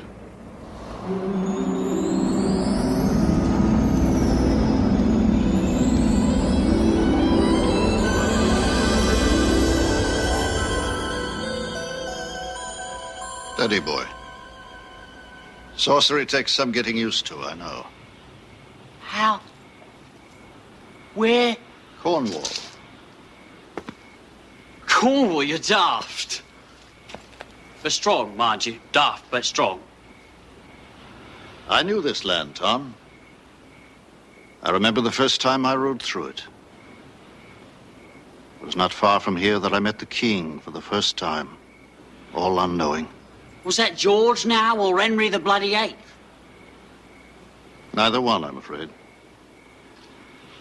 It was a long time ago, when I first arrived in England from Joyous Gard. You wait here, Tom. I'm going in.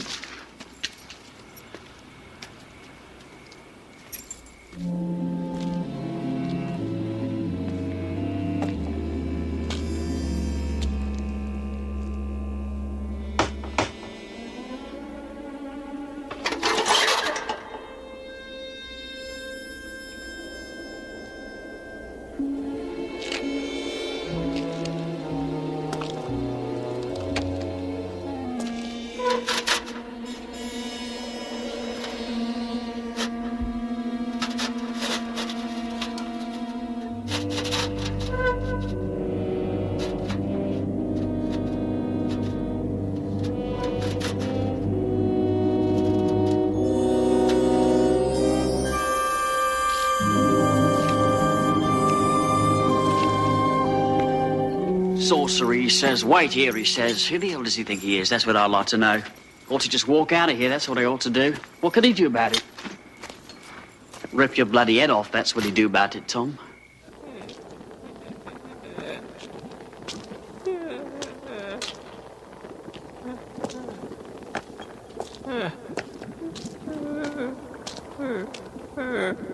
Ireland.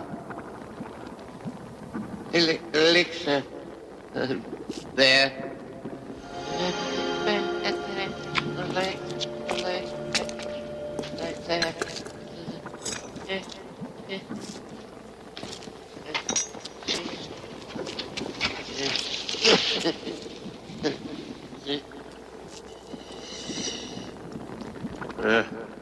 Enough?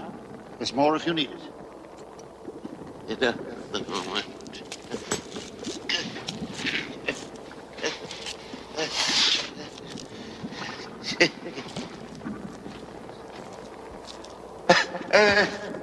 That's a lot. Tell me, Lancelot, the world. Is it a better place or worse? Both. What? Someone is always fighting somewhere. On and on, forever. Injustice, oppression. Yes. They'll never learn. This time, we must not leave our task unfinished.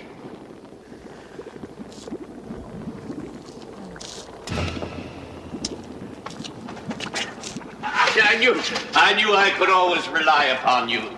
The truest knight and staunchest warrior ever to sit at the table round. I gave up war a long time ago, Mother. I can't even remember the wars I've fought in, much less the men I've killed. And for what? What were any of them for? What did we build with centuries of blood and widows' tears? They have world wars now. They number them to tell them apart, but they fight them without me. What of your oath to right wrongs, to punish the wicked? The longer I lived, the more difficult it became to determine what was a wrong and who was wicked. Galahad would not have abandoned his knightly oaths. Lancelot, Lancelot, what foolishness this is. I have no doubt that you'll be at my side when I set my new alma on the throne of England. Kings are mere ornaments in this time, Merlin. The people prefer to choose their own leaders now. Peasants, peasants? What a foolish notion. How can they understand what's best for them? Well, then you don't understand. Arthur ruled a tiny kingdom. Today there are realms that take up half the world. We fought our wars with sword and lance. Now there are weapons that can fire whole cities in an instant and poison the earth for longer than you have slept. Today the world has no room for mistakes, Merlin. I do not make mistakes. You're wrong. You slept through the end. The rest of us paid the price.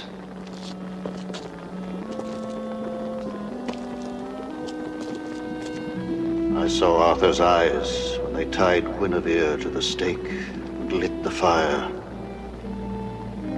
Later I saw him die at the hands of his own son, and Mordred on the sword of his father. No, no, Merlin. I want no part of these new schemes of yours. Our hour is past. You think I've lost my powers? Sleep restores, Lancelot. Observe.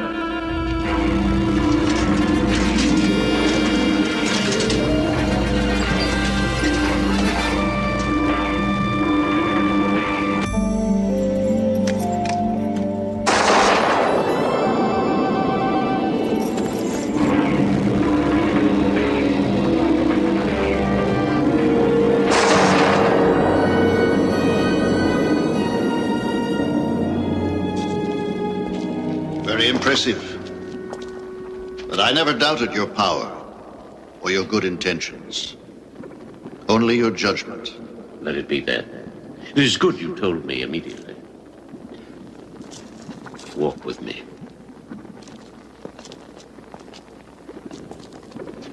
Wandering Lance, he was the champion of my long sleep against those who might have wanted to do me harm. I fear nothing when the Hollow Knight walks beside me. Who is this boy? Tom is my squire. Your squire? How far the world has fallen. This boy lacks even the rudiments of chivalry. I've half a mind to turn him into a goose.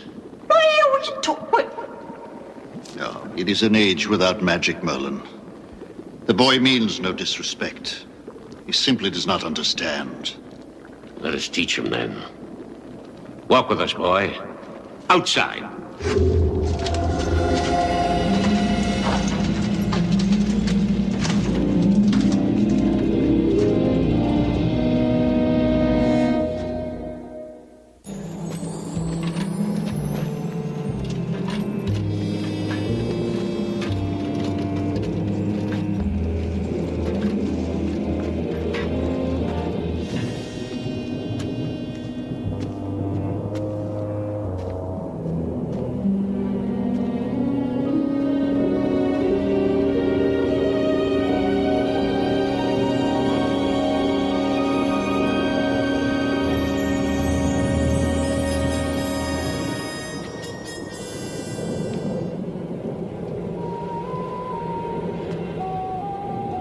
Chilled to the bone. My scarf, I left it back in the cave.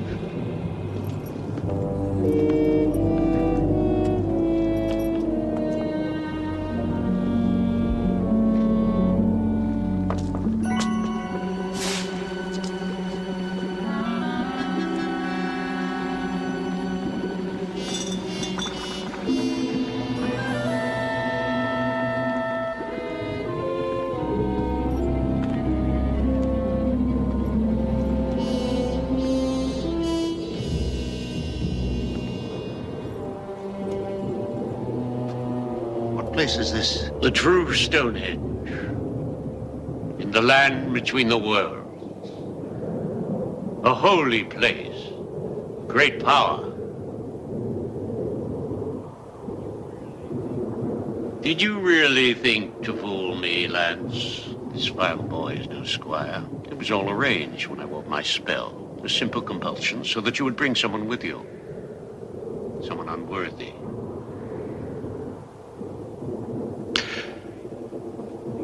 I'm afraid that for the complete restoration of my powers, it is required that a sacrifice be performed here. In this place. Sacrifice? Now, wait, what are you talking about? You can't I'm just... sorry, boy, but it is necessary. Step within the stones, and I promise you'll feel no pain. You're right there, because it's you that's going to be feeling the pain. No, Tom. He has powers you can't imagine. I can't allow this, Merlin. Nor can you stop it.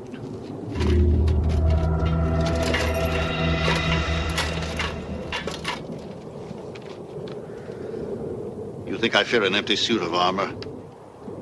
Even now, I could take that thing apart. No, old friend. I have been forced to withdraw the spell that protected you. The weakness you feel even now is the first true touch of your true age. Consider it a sign of respect. Your power was something that even a wizard might fear. Since you are determined to oppose me, I was forced to remove it. Let the boy go, Merlin, or I'll be forced to dismantle your toy. It is good that you recall your boast of knighthood, since all else has left you. Give me a sword and a horse, wizard, and I'll show you what has left me. You will have to look long and hard for a horse. No living creatures dwell upon this plain. And I very much doubt that you would bear the weight of a suit of armor, let alone lift a lance. Still, your death would do as well as his. I've half a mind to let you try. You've half a mind, period, you old coot. So, since you've fallen so far as to champion the witch who destroyed Camelot, you shall have the death you seek. Enter. All that you require is within. Except my squire.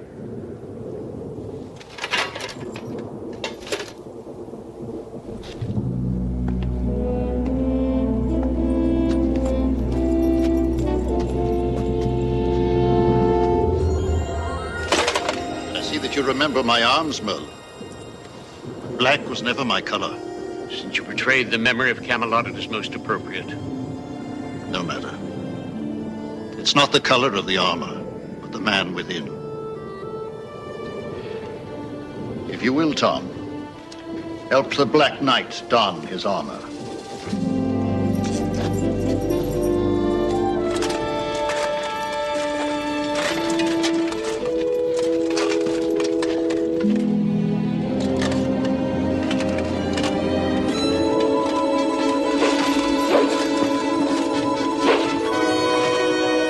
Still seem to move with some strength. Do I? What magic have the years taught you? No magic, Merlin. Caution. When I went back for my scarf, I drank the rest of your elixir.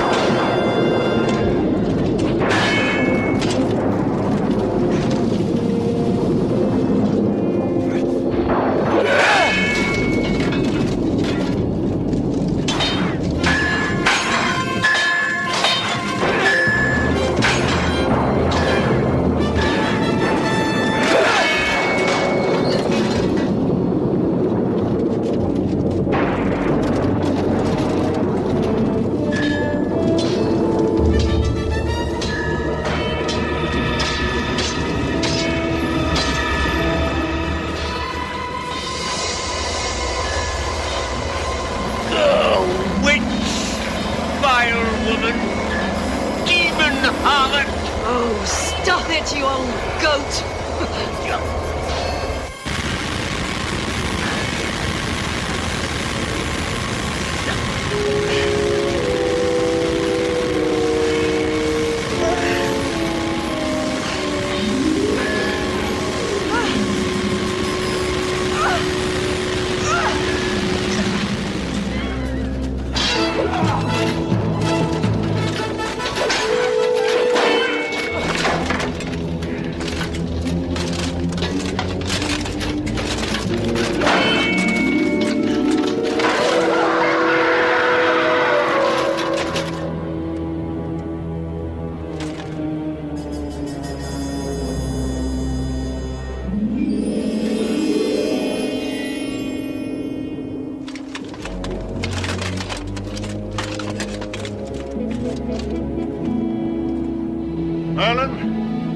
Your champion is done.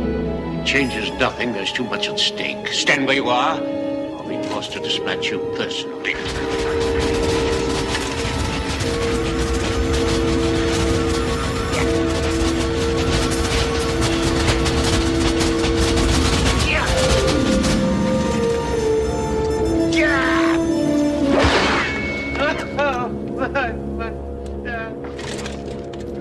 Go ahead. Finish it then. I told you, Merlin. My killing days are done.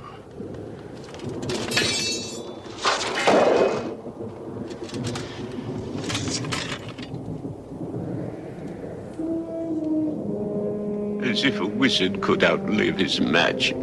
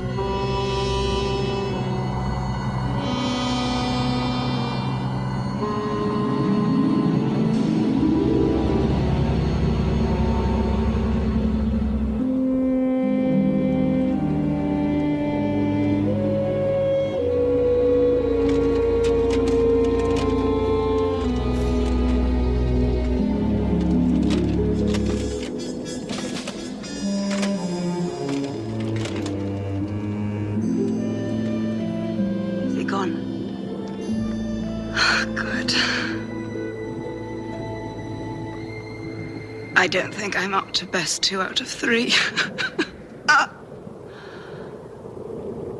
I damn well better get some good press out of this one. She's going to be all right and all, isn't she? She's magic and all. She says.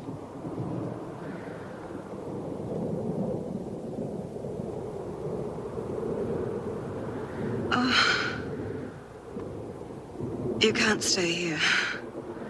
This place.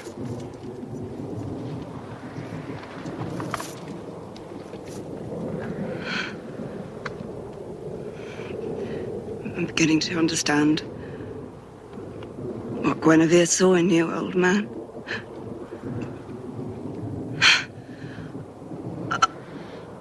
On the road, the right fork will take you back. My place. London. God. It's... Hold me.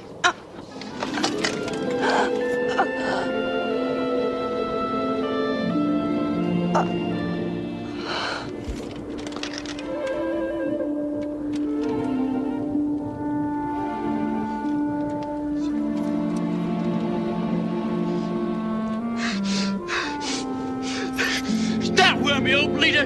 It's his fault, isn't it? He did it! Don't hate him, Tom. He's just an old man who slept too long and dreamt too hard.